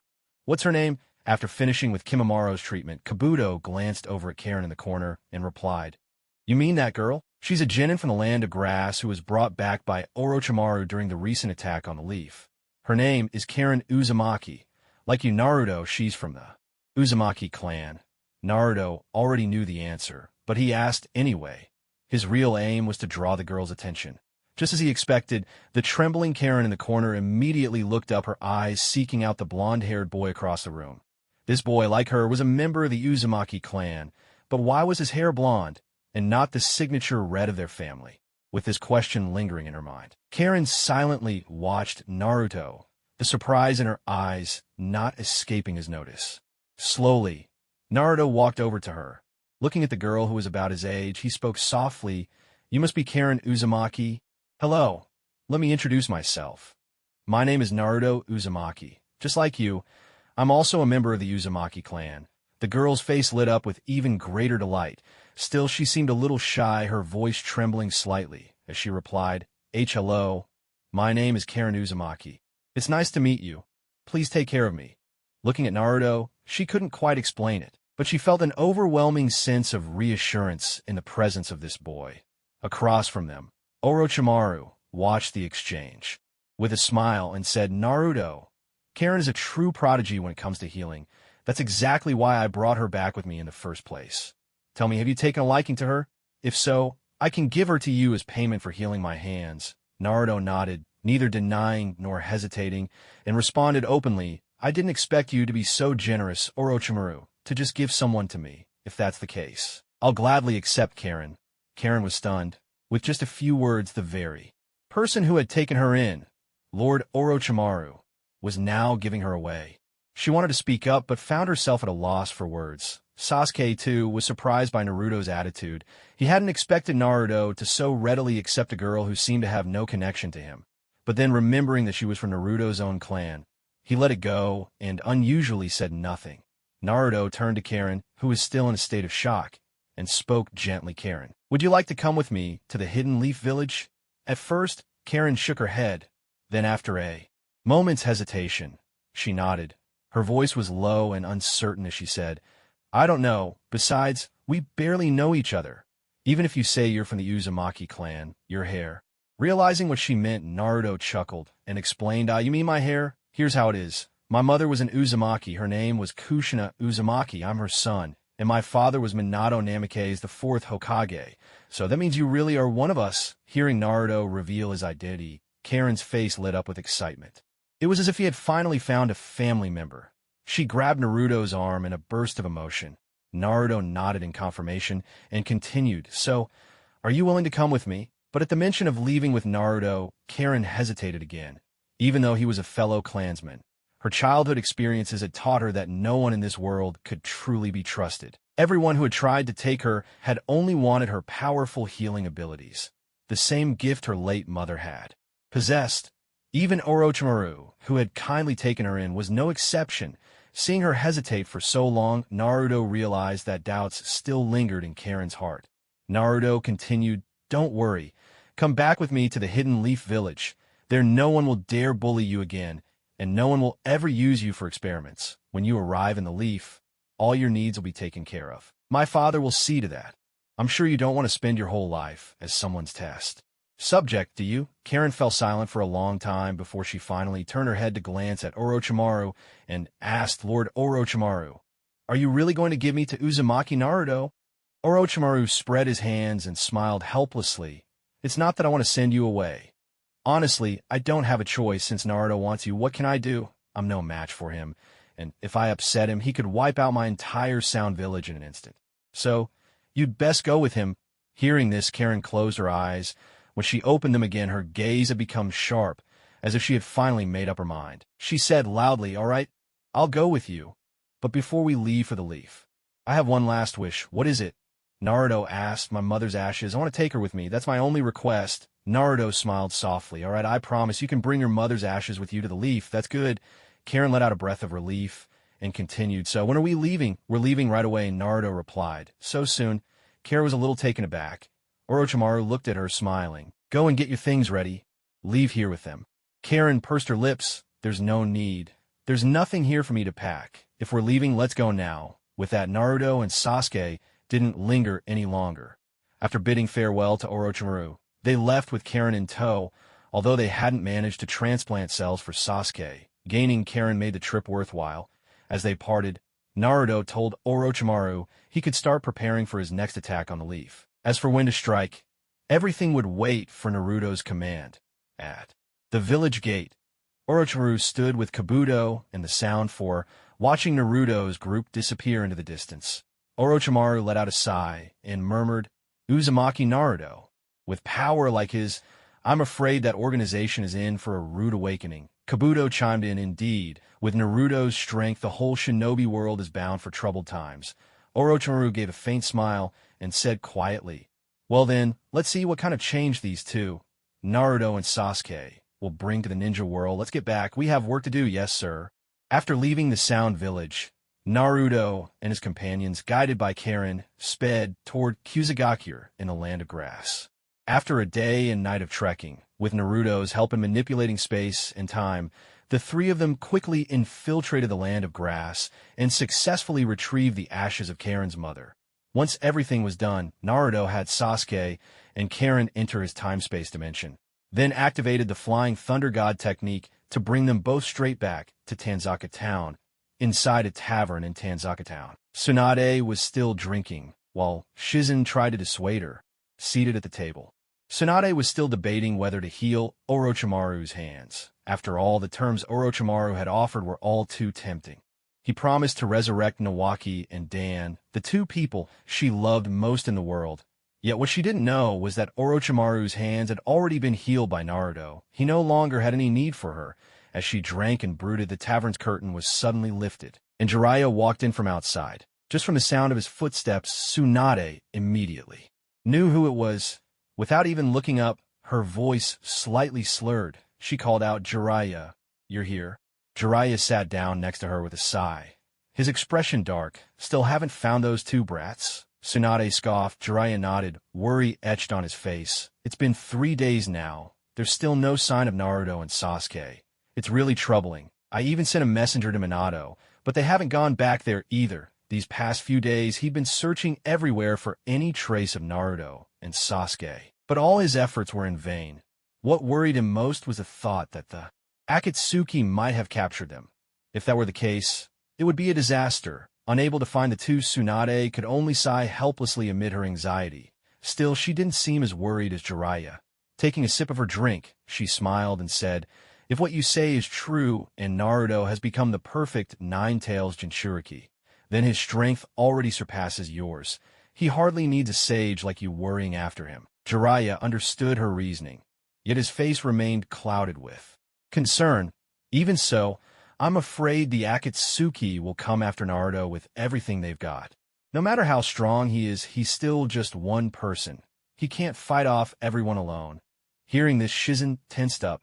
Then Lord Jiraiya, what should we do now? Jiraiya could only shake his head helplessly. What can we do? I honestly don't know. All we could do now is hope those two kids are safe. As they were speaking, a youthful voice suddenly called out from the street outside the tavern. Excuse me, sir. Have you seen a middle-aged man with white hair and a big oil symbol across his forehead? We're looking for him. Do you know if he's still around here? Oh, you mean that guy? I just saw him. He's in the tavern right next to you. The man replied immediately. Thank you so much. After murmuring a word of thanks, Naruto turned around and, together with Sasuke and Karin, headed toward the nearest tavern by the roadside. Just as he was about to lift the curtain, Jiraiya suddenly sprang out from inside, unleashing a furious roar at the three of them. Naruto, you two brats. Where have you been these past few days? Don't you realize that running around like this makes the adults worry sick? The three of them were caught off guard and startled by Jiraiya's sudden outburst. To make matters worse, flecks of spittle splattered across their faces, leaving them all rather flustered and a bit frightened. Once he had vented his frustration, Jiraiya finally ushered the trio inside. However, as soon as they stepped in, he noticed something was off. There was someone new among them. It was Karin's first time meeting both Jiraiya and Tsunade, and she remained silent, her expression tense and uneasy. Tsunade eyed the girl, narrowing her gaze thoughtfully. In her heart, she mused, that crimson hair. It's just like my grandmother's. Could this girl be? Jiraiya, to notice Karin's hair color, identical to Naruto's mother Kushina, he had already begun to form a rough guess about Karin's identity. But both adults were curious as to where Naruto had come across this girl. Jiraiya broke the silence first. Naruto. Sasuke, where have you two been these past days? And this red-haired girl? Where did you find her? Naruto had anticipated such questions and had already prepared his story before arriving. He smiled and replied, well, after we parted ways with you, pervy sage, we ran into Itachi Uchiha. Sasuke and I fought him, but when he couldn't win, he fled, and we chased after him. Did you catch up to him? Jiraiya asked sternly. Naruto shook his head with a sigh. Unfortunately, he got away, so Sasuke and I followed the road back, and on the way, we bumped into her. She's Karin Uzumaki from the Land of Grass. She was sent to take the Chunin exams, but was abandoned by her team, just like me. She's from the Uzumaki clan. At those words, Karin's body trembled. She glanced at Naruto from the corner of her eye, surprised at how effortlessly he could lie, his face calm and unflinching as he concealed the truth about Orochimaru's Sound Village. With no choice, she kept her silence. And then you just brought her back with you, Tsunade said with a smile, though her eyes kept flickering over the uneven bite marks scattered across Karin's skin. She was puzzled. What could have happened to leave a young girl of barely 14 or 15 covered in such marks? Tsunade herself looked every bit the elegant, mature woman she appeared to be in the anime. Her allure undiminished by the years, especially that generous bosom. It was hard for anyone present to look away. Naruto slowly smiled and said, you must be Lady Tsunade, one of the legendary Sannin, just like the pervy sage, right? Tsunade nodded, her eyes filled with admiration. You're Minato's child. The Jinchuriki of the Nine Tails, Uzumaki Naruto. Impressive. Her gaze shifted to Sasuke. You as well. The prodigy of the Uchiha clan. Sasuke gave a slight nod. You flatter me, Lady Tsunade. Then Tsunade turned her attention to Karin, her tone gentle. Your name is Uzumaki Karin, isn't it? Can you tell me about those bite marks on your body? Sensing Karin's hesitation, Tsunade added, of course, you don't have to answer if you'd rather not. I won't press you. Though Jiraiya said nothing, it was clear he was just as curious. Karin fell silent, unwilling to speak. That chapter of her past was simply too painful. Seeing Karin's reluctance, Tsunade didn't insist. Instead, she called over a server and ordered a few more dishes. For a while, the group ate in quiet companionship before finally stepping out of the tavern into the open air. As they walked along the street, Tsunade asked Naruto about his plans. Naruto replied, I'm planning to take Karin back to the Leaf Village and have my dad help arrange a place for her to stay. From now on, she'll be a ninja of the Hidden Leaf. Is that so? Tsunade paused, then smiled. I have to say, I rather like her. She's just my type. Shizen, sensing Tsunade's interest, hurried to speak up. Lady Tsunade, you don't mean? Naruto continued, to be honest, the reason I brought Karin back isn't just because we share the same clan. It's also because of her abilities. She possesses an extremely rare healing constitution. Anyone who bites her can recover their strength and heal their wounds. Tsunade's surprise was obvious. She studied Karin again, and this time, the admiration in her eyes turned to delight. Who would have thought that this girl from the Uzumaki clan would possess such a remarkable gift for healing? As a master of medical ninjutsu, Tsunade had always been fascinated by unique healing abilities. She had heard rumors before, but seeing it with her own eyes filled her with excitement. Beyond that, Tsunade had long hoped to find a worthy successor. Though Shizen was skilled after all these years, she'd never quite reached the final step, condensing chakra at the brow and mastering the ultimate secret of medical ninjutsu, the strength of 100 seal. So dropping all pretense, Tsunade offered Karin an olive branch right then and there. Karin, I'd like to take you as my disciple. Will you accept? Karin was completely stunned. What was happening? Just moments ago, Naruto had brought her out of the Sound Village, declaring she'd become a ninja of the Leaf. Now, in the blink of an eye, one of the legendary Sannin wanted her as a student. Had she really just stumbled into extraordinary luck? When Karin remained silent for a long moment, Tsunade turned her head to look at Naruto, her face lighting up with delight. Naruto, you understand, don't you? For Karin, only by studying medical ninjutsu with me can she truly reach her full potential. Naruto nodded. One of his reasons for bringing Karin to see Tsunade was indeed his hope that Tsunade would take her on as a disciple. Jiraiya, right on cue, chimed in young lady. This is the very first time Tsunade has ever offered to take a student herself. This is a rare opportunity. Don't let it slip away. Only then did Karin truly realize that Tsunade was serious about accepting her as a pupil. She looked up at Tsunade's smiling face and replied earnestly, Lady Tsunade, I'm honored that you're willing to take me as your student. I gladly accept. That's wonderful. Tsunade replied with a satisfied smile. She placed her large hand atop Karin's head and laughed heartily. From this moment on, you are officially my disciple. With such a cherished student newly under her wing, Tsunade was in high spirits, unable to keep a small, delighted smile from curling her lips as she walked down the road. Beside her, Jiraiya fell silent, but the envy in his eyes was plain to see. With a sigh, he said, Tsunade, I really envy you. You've managed to find yourself an excellent apprentice. Tsunade grinned with pride, her voice brimming with confidence. Naturally, but your students are nothing to scoff at either. You did train the fourth Hokage, didn't you? Jiraiya laughed. Minato doesn't really count, but seeing you take on a new student makes me want to find another apprentice myself.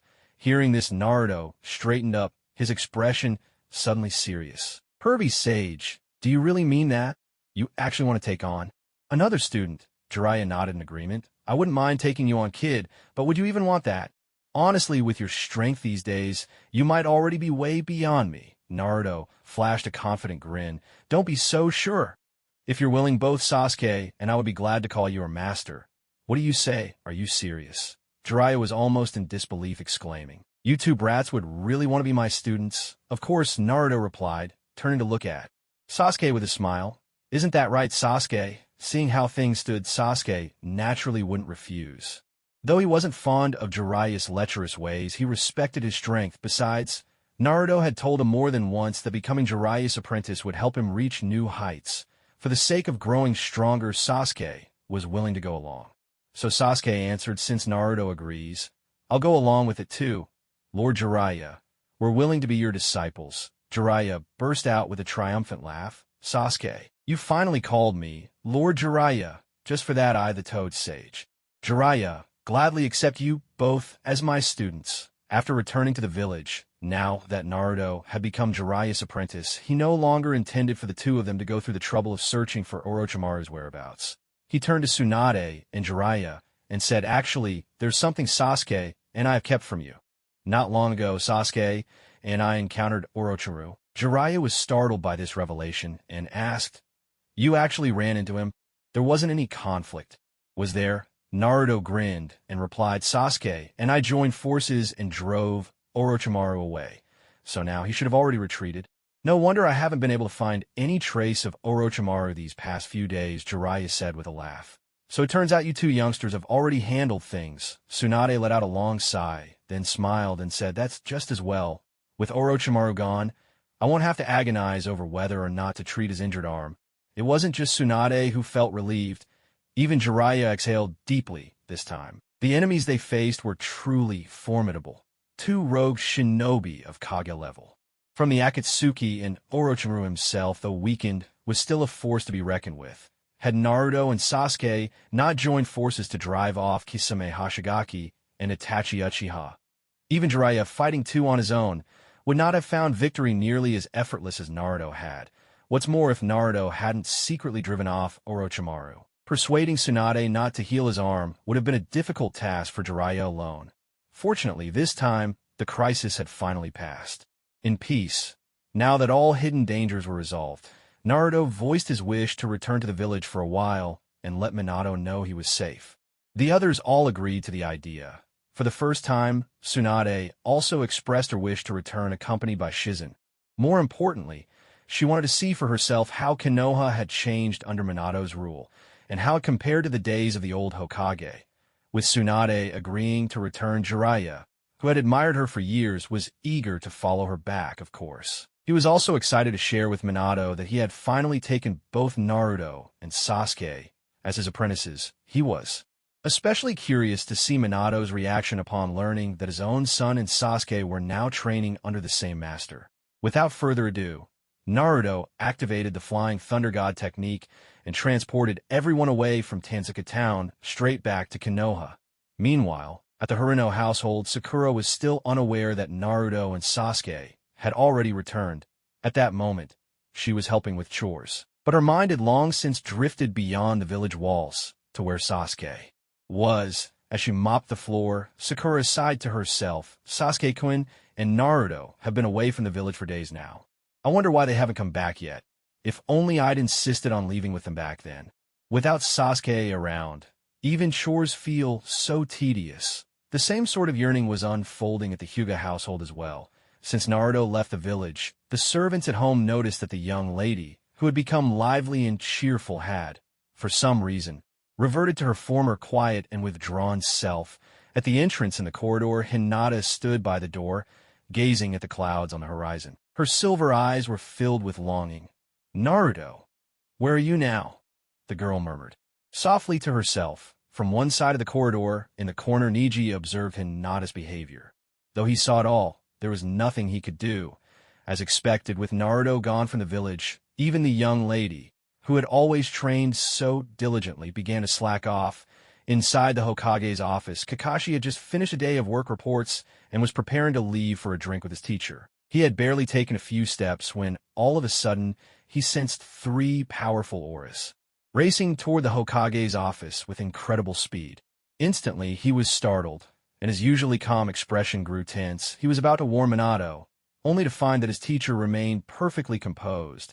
Noticing Kakashi's anxious look, Minato smiled and said, "Kakashi, don't worry. It's not an enemy invasion.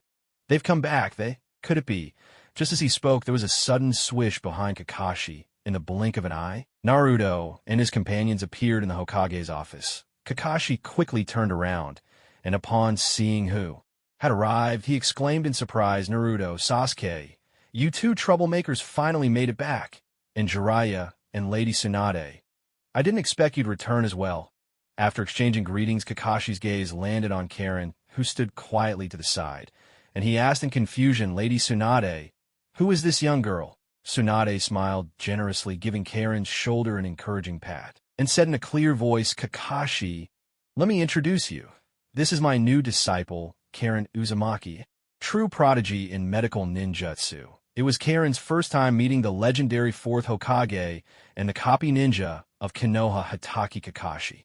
She bowed politely to them, her manner neither arrogant nor servile. "It's an honor to meet you, Lord Hokage, and you as well, Kakashi-senpai." Seeing how well-mannered Karin was, Minato nodded in satisfaction. "I didn't expect, Lady Tsunade, that your new disciple would also be of the Uzumaki clan, just like Kushina. Looking at her long hair reminds me of Kushina's. She too had such flowing crimson locks." Tsunade laughed and said, "When I receive your appointment as elder advisor, I thought it was a hoax. Now that I see you in person, I finally believe you've truly come back to life." Minato smiled gently, glancing at Naruto, who stood in front of the desk, and said, "Yes, I owe my return to that mysterious benefactor, but that's not important now. What matters is, Lady Tsunade, how did you come to take Karin as your student?" At this, Tsunade grew even more pleased and laughed. "I have to thank Naruto for this. If it weren't for him, I wouldn't have such an excellent apprentice with that." Tsunade happily recounted everything Naruto had said to them, repeating the whole conversation for Minato and Kakashi to hear. After listening, Minato wasn't surprised. He had already been prepared for just how strong Naruto had become. Kakashi, on the other hand, was truly astonished when he heard that Naruto had entered Nine-Tails mode, and, with a single-tailed beast bomb, unleashed earth-shattering power. He couldn't help but exclaim, "Naruto, I never imagined your strength would reach such terrifying heights. So this is the true power of a perfect Nine-Tails Jinchuriki." Naruto put on a mock sigh and said, "It's a pity, as powerful as Nine-Tails mode is, Itachi and his partner still managed to escape." "Even so, that's already incredible," Kakashi replied. Then Jiraiya shared the news that he had taken both Naruto and Sasuke as his apprentices, with Minato and Kakashi as well. Upon hearing this, Minato was momentarily taken aback. Though it was hard to believe, he found he could accept it. After all, it just meant Naruto's master-disciple lineage now stood on the same level as his own, as long as he remained Naruto's father. Nothing else truly mattered. Kakashi, however, was thoroughly confused. What did this mean? In the end, his own student had suddenly become his grandmaster. And not just Naruto and Sasuke. Even Karin technically outranked him since Tsunade herself had acknowledged her as her apprentice despite Karin's young age. Kakashi coughed twice, then said in a serious tone, "Ahem. Naruto, Sasuke, don't forget, I'm still your teacher." A rare moment of peace. Naruto grinned and replied, "Of course, Kakashi-sensei, don't worry. We'd never forget you." With that, the group left the office together. As they walked through the streets, Tsunade gazed at the gradually recovering village and sighed with emotion. "It really is different with you as Hokage Minato. Under your leadership, the whole village is slowly coming back to life."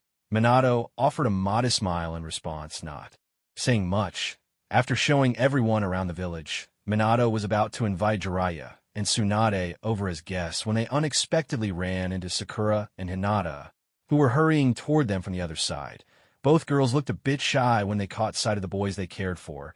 It was Sakura, ever the outgoing one, who first stepped forward and greeted everyone. "Lord Hokage, Master Jiraiya, Kakashi-sensei. Naruto, Sasuke-kun, hello." Sasuke, rarely so gentle, replied, "It's been a while, Sakura." "It really has," Naruto added with a warm smile. Looking up, he noticed Hinata frozen in place beside Sakura. Naruto smiled and greeted her as well. Hearing his voice finally snapped Hinata out of her daze, and she nervously said hello. Everyone, seeing Hinata's adorable reaction, everyone couldn't help but laugh, turning her gaze to the beautiful woman with a prominent chest in the center. Sakura gave it a moment's thought and quickly guessed her identity. With a hint of nervousness, she said, "You must be Lady Tsunade, one of the legendary Sannin." Tsunade was taken aback for a split second, but then nodded, acknowledging who she was. Sakura's eyes wandered again and landed on Karin in the crowd. She couldn't help but ask, "Who is that red-haired sister over there?" In terms of age, Karin was indeed a year or two older than Naruto and Sakura, so calling her sister wasn't wrong. Noticing the attention on herself, Karin stepped forward and said, "Hello, Sakura. My name is Naruto Uzumaki, and I'm Lady Tsunade's apprentice. I hope we can get along well from now on." Sakura looked a bit surprised. She could hardly believe that the girl standing before her was Tsunade's student, one of the legendary Sannin. It was impossible not to feel a twinge of envy, but she quickly composed herself and smiled, replying, "Nice to meet you, likewise. Let's take care of each other." Hinata also stepped up to greet Karin, and just like that, the girls made their first acquaintance. Soon after, Minato led Tsunade, Jiraiya, and others away, leaving Naruto and Sasuke behind. The two boys hadn't seen the girls they cared about in a long time and naturally had much to say. With the adults gone, Sasuke and Naruto exchanged a few words, then Sasuke took Sakura and left first. Now, only Naruto and Hinata remained on the street. Naruto turned to her with a gentle look, and before she could react, he took her hand in his. "Naruto-kun." Hinata clearly hadn't expected Naruto to hold her hand in public like this. In just a moment, her face flushed bright red, the color creeping all the way down her neck. "Come on, it's been a while since we've seen each other. Let's go for a walk," Naruto said. "Okay," Hinata replied, her head bowed shyly, cheeks still glowing. Naruto then led Hinata throughout the village, stopping at every amusement spot and sampling treats from every food stall along the way. On their stroll, they bumped into Sasuke and Sakura, who seemed to be enjoying a similar outing. The village was small after all. Chance meetings were bound to happen. By evening, Naruto escorted Hinata, her arms now piled high with bags of snacks and gifts, back to the Hyuga household. Naruto had hoped to spend even more time with her, but the Hyuga family's strict rules meant Hinata had to reluctantly bid him farewell at the door. Even so, as they neared the entrance, Hinata looked at him with happiness glowing in her eyes and said, "Naruto, thank you. Today has been the happiest day of my life." Naruto smiled and waved as she went inside. On his way home, Naruto ran into Sasuke, just as he'd expected. The two exchanged a knowing smile. No words were needed. Back at home, Jiraiya and Tsunade were already deep into their drinks, raising cups and laughing. Shizen sat nearby, clutching Tonton the pig, trying in vain to get them to slow down. In the kitchen, Kakashi and Minato were busy preparing dinner. Only Karin, with nothing to do, sat restlessly on the sofa, looking a bit out of place and uncertain of herself. "I'm back." With that call, Naruto and Sasuke entered one after the other. Slipping through the door, everyone instantly turned their heads toward the entrance. And seeing the two of them, Tsunade teased, "You two rascals finally decided to come home." Where did you take the girls to have fun today? Both Naruto and Sasuke blushed, their expressions giving themselves away, without a word. Jiraiya, seeing his two disciples, couldn't help but feel a rush of emotions. He glanced sidelong at Tsunade sitting at the table, recalling how he too once wished to take the girl he loved out for a stroll, just like Naruto and Sasuke, but alas, the feelings were never mutual. With a bitter smile, he could only swallow another mouthful of his lonely wine.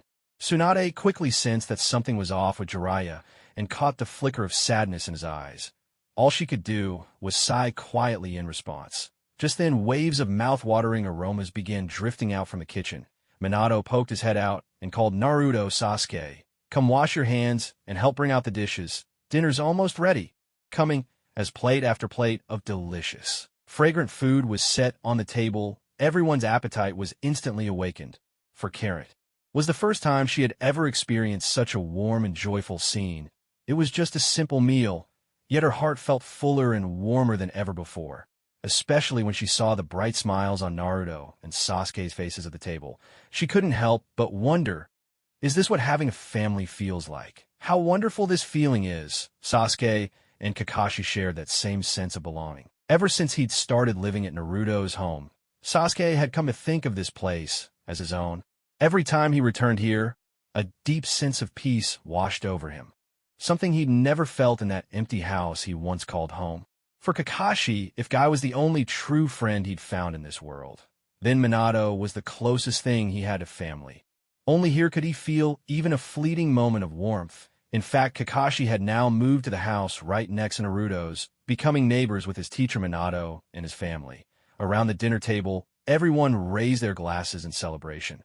Only Karin, holding her drink, looked a little shy and out of place. Minato looked at her with gentle eyes and said, Karin, there's no need to be nervous. Now that you're in Konoha, this is your home. Karin nodded. Thank you, Lord Hokage. As she lowered her head to eat, her throat tightened, and a single tear slipped from the corner of her eye, landing softly in her bowl. It was the first time in years that someone had shown her such care. Though she cried, her heart brimmed with happiness she had never known before. The meal passed in a warm and cheerful atmosphere. After dinner, Karin surprised everyone by volunteering to do the dishes. Minato was momentarily stunned. How could they possibly let a guest wash up? Naturally, he refused, and so Xianglin had no choice but to obediently sit on the sofa, making small talk with Jingyin, their conversation drifting here and there without much purpose. Meanwhile, the task of washing the dishes naturally fell to Naruto and Sasuke.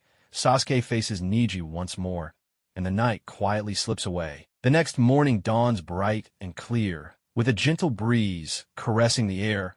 Naruto suddenly remembers that since he set out, it's been quite a while since he last asked Neji to help him train. He wonders how much Neji has improved recently.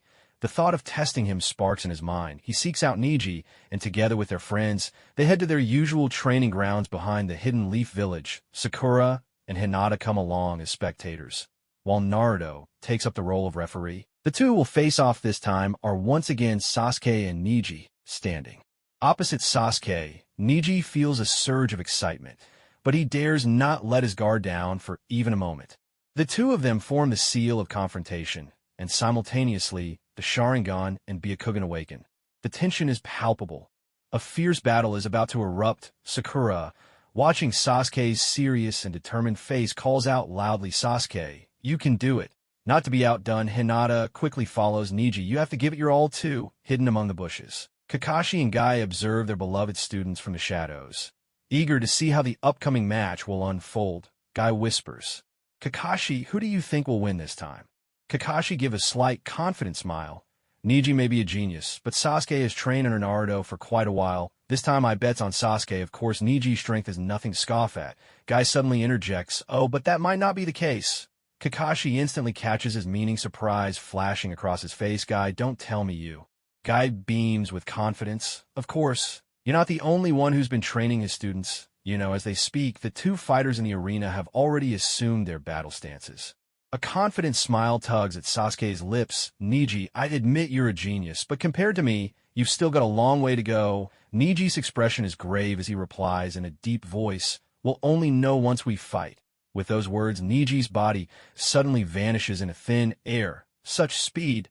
Sasuke is immediately taken aback, his face growing tense. The next moment, to everyone's shock, Neji's figure appears behind Sasuke, launching a heavy kick straight at the back of his head. Just as Neji's foot is about to strike, Sakura shouts anxiously, "Sasuke, watch your back." Hearing Sakura's warning, Sasuke whirls around, but it's too late. The powerful rush of wind and the sharp whistle of the attack are already upon him. He tries to defend himself, but there's no time. Just as Sakura covers her face, certain that Sasuke is about to be knocked out, a sharp thud rings out. The Sasuke who was struck suddenly bursts into a cloud of white smoke, replaced by a dry, withered log. Substitution. Jutsu.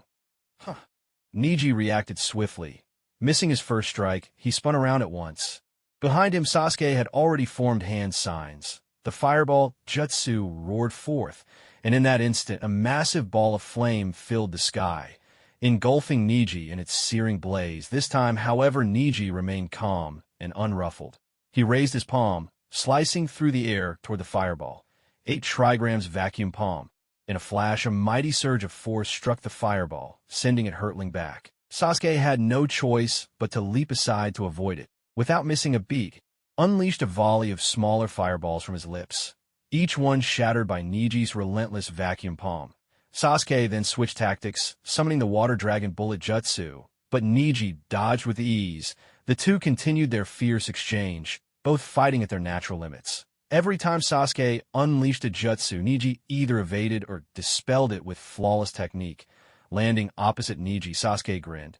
"Not bad at all. You're even stronger than I expected. Looks like I'll have to use my real strength." As he spoke, Sasuke instantly unlocked the 4th of the 8 gates, the Gate of Limit. Green steam surged around him, enveloping his whole body. Not to be outdone, Neji responded in kind, opening his own 4th gate to stand toe-to-toe with Sasuke. This was the fruit of his recent training under Guy-sensei and Lee. Watching from the bushes, Guy beamed with pride. "Kakashi, what do you think? My student isn't bad, right?" Kakashi, a hint of surprise in his eyes, sighed in admiration. "He's more than not bad. For Neji to open the 4th gate in such a short time, he truly lives up to his reputation as the Hyuga prodigy." The fierce battle resumed. This time, Sasuke struck first, accelerating with explosive speed as he launched a flurry of punches at Neji. A faint smile tugged at Neji's lips. Instead of dodging, he met Sasuke head-on. With a sharp crack, Neji caught Sasuke's right fist with his left hand, stopping the punch just short of his own chest. In that same instant, Neji's right hand transformed into a palm strike, driving hard into Sasuke's chest. Blue chakra burst from Neji's palm, erupting into a compact shockwave. Staggered by the blow, Sasuke drove his right foot into the ground and vanished in a blur. For a moment, Neji was caught off guard. From above, Sasuke came spinning down with a fierce kick aimed straight at Neji's head. Mirroring Neji's earlier move, Neji dodged nimbly and countered with another 8 trigrams vacuum palm. Sasuke was struck, but his body dissolved into a puff of white smoke. It was a substitution at that very moment. A piercing cry of Chidori echoed from above. Lightning flashed as Sasuke's true form appeared overhead. Seeing this, Neji quickly spun up his rotation technique. The whine of clashing chakra filled the air as rotation met Chidori. Sparks flew and the ground trembled. When the dust settled, the rotation faded, revealing a gaping crater in the earth where the two had clashed. Neither side had managed to best the other. By now, Naruto stepped in and called for them to stop any further, and it wouldn't be a match. It would become a real fight to the death. Most importantly, judging from Neji's performance just now, Naruto was already certain that Neji's abilities had improved by leaps and bounds, and that was enough for him. Seeing Naruto step in to stop the fight, Sakura and Hinata, who had been watching anxiously from the sidelines, finally let out a sigh of relief. Indeed, from their exchange just now, it was clear that both Neji and Sasuke were pushing each other to the limit with every move. Neji in particular had grown much more adept at using his rotation technique. As the spar ended, Sasuke scoffed. "Not bad. Looks like you really have gotten stronger lately, but I wasn't even going all out if I did you. Wouldn't have stood a chance against me." Neji was breathing heavily. The fight had left him somewhat exhausted. In contrast, Sasuke, apart from being a bit out of breath, seemed barely affected. He hadn't even tapped into the power of his curse mark during the bout. Knowing he was at a disadvantage, Neji didn't say much in response. Naruto looked at the two and said, "You both did great. Especially you, Neji. You really impressed me." Neji replied calmly, "Compared to Sasuke, I still have a ways to go. I need to work even harder." Naruto nodded, a look of admiration flickering in his eyes. Then glancing toward a nearby thicket, Naruto suddenly grinned and called out, "Kakashi-sensei, Bushy-brow-sensei. You two have been watching our match for quite a while. Why not come out now?" Everyone was stunned at his words. Sakura turned and glanced all around, but saw no sign of Guy or Kakashi. Puzzled, she asked, "Where? Naruto, where are they?" Sasuke closed his eyes, stretching his senses to the limit, and finally detected the two hidden presences. At that moment, Kakashi and Guy stopped hiding and leapt down from the trees. Kakashi smiled and said, "Naruto, I didn't expect you'd be able to sense us. Even though we were hiding so carefully, of course I could." Naruto replied with a proud grin. From the start, he'd sensed the two teachers lurking in the shadows, which was why he'd arranged a spar between Sasuke and Neji to test their strengths. Upon seeing Kakashi and Guy emerge, Hinata was startled, but quickly stepped forward to greet them. The two teachers smiled in return, acknowledging Sakura and Hinata's greetings. Kakashi turned to Neji and said with a smile, "Neji, Guy, and I saw everything just now. Your skills have improved tremendously lately." Neji answered modestly, "It's all thanks to Naruto and Guy-sensei's excellent guidance." Naruto blushed a little at that. He knew he hadn't devoted enough attention to Neji's training, so most of Neji's progress was really Guy's doing. Kakashi then turned to Sasuke again and remarked with some emotion, "Sasuke, your growth has been impressive as well. At this point, I'd say your strength is on par with mine. You're already at Jonin level."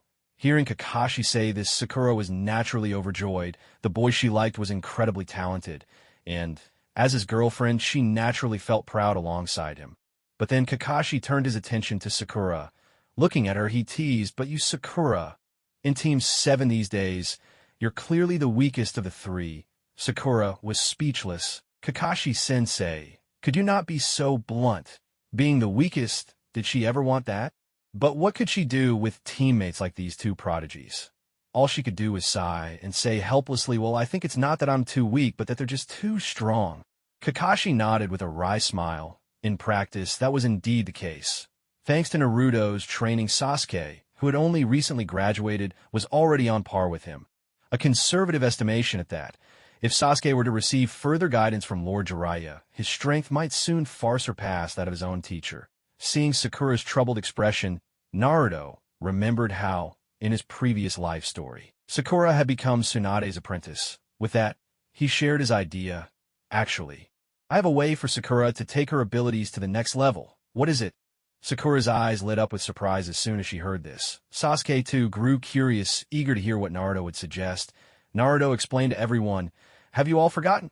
Right now, there's a formidable kunoichi in the village." The others quickly caught on, and Kakashi said in a low voice, "Are you suggesting that Sakura become Lady Tsunade's apprentice?" Sakura was stunned. Becoming Lady Tsunade's apprentice was something she hadn't even dared to dream of.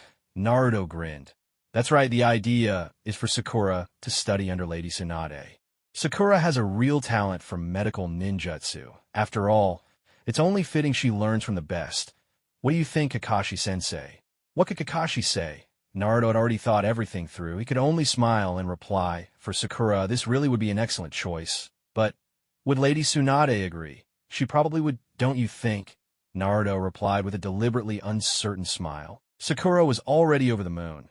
Naruto's words felt like a door to a whole new world had opened for her. She said excitedly, "Naruto, if I can really become Lady Tsunade's apprentice, I'll owe you so much."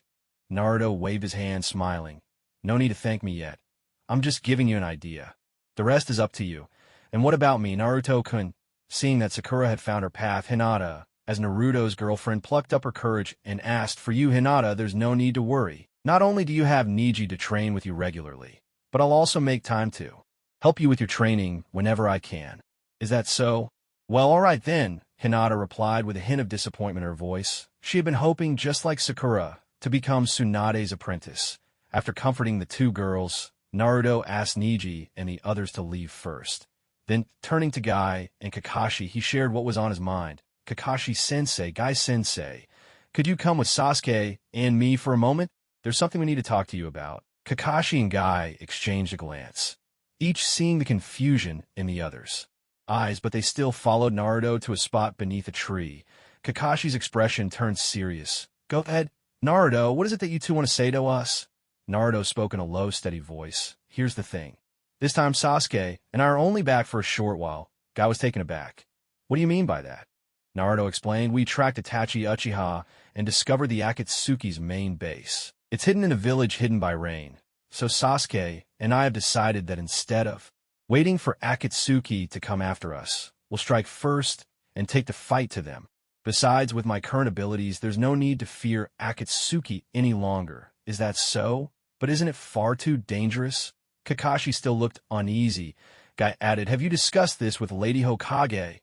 Naruto gave a reassuring smile. I'll let my father know about our plan, so for now, I'm counting on you both to look after the village. Seeing that Naruto's mind was made up, Kakashi didn't press further. He simply asked, when will you be leaving? We'll go together with Pervy Sage.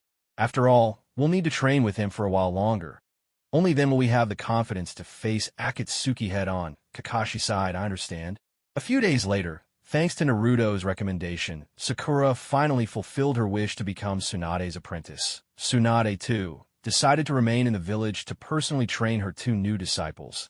In the meantime, Naruto presented his idea of taking the initiative and bringing Akatsuki under control to Minato. At home, Minato had the day off, a rare chance to relax, reclining on the sofa. He was visibly shaken when he heard Naruto's proposal. He exclaimed, Naruto, are you serious? Akatsuki is filled with rogue ninja at Kage level. Are you sure you can bring all of them under your command? Naruto answered with confidence, I can. With the strength I have now, there's none who can match me.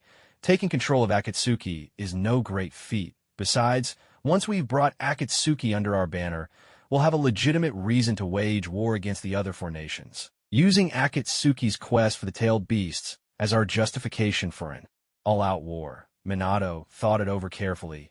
It was indeed a clever plan, yet as someone who always cherished peace, he couldn't help but worry. So, does this mean you're really set on uniting the shinobi world? Yes. Naruto spoke earnestly. Ever since the 5 great nations were established, the ninja world has been embroiled in war for decades. Over the years, the conflicts between nations have never ceased, and 3 great ninja wars have broken out one after another. Now that I possess both the strength and the will to unite the ninja world, it's only natural that I put this idea into action. Any enemy who stands in the way of this unification, I will utterly destroy. In that moment, Minato finally understood that his son's talk of unifying the ninja world was by no means idle words. On the sofa, Sasuke also shared his thoughts. Uncle Minato, I think Naruto is right. For as long as anyone can remember, the countries have never truly stopped fighting each other.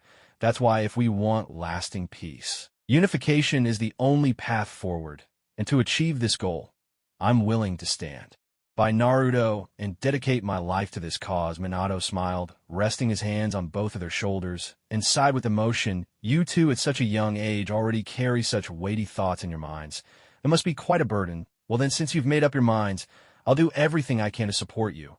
As for things in Konoha, you can leave them to me. With me here, you have nothing to worry about. However, Minato turned to Naruto, the corners of his mouth curling into a meaningful smile. What is it? Naruto asked. Minato dropped all pretense and spoke frankly. While you two have been away from the village lately, I've overheard many villagers talking about you in private. There's a lot of dissatisfaction in their words. So, I'd like to know, Naruto, what do you think of them? Hearing Minato's words, a look of disdain immediately appeared at the corner of Naruto's mouth. Just as I thought. Those villagers may show obedience on the surface, but in their hearts they refuse to accept me. I knew it. Showing them endless mercy only makes them push their luck even more. This matter had left Minato deeply disheartened as well. To be fair, these were the very people he had once been willing to sacrifice himself to protect. But even after Naruto had forgiven them, seeing the villagers continue to take advantage had pushed him to his limits. Now hearing Naruto's words of scorn, Minato at once realized that his son had long felt dissatisfied with these people.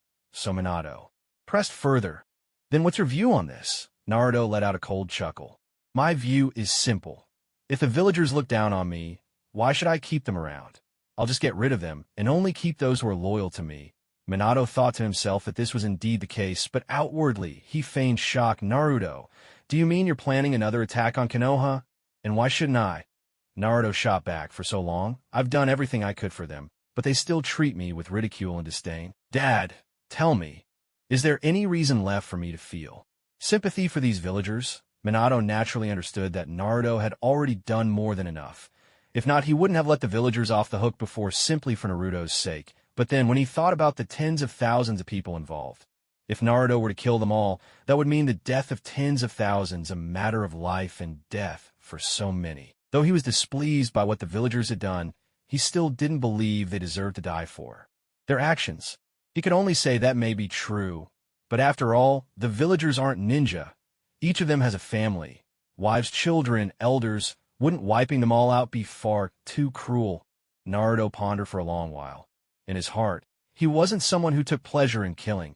His anger toward the villagers was only an outlet for his own fury. He closed his eyes, drew in a deep breath, and said in a low voice, "Then what do you suggest?" "Dad, if I don't kill them, am I supposed to forgive them?"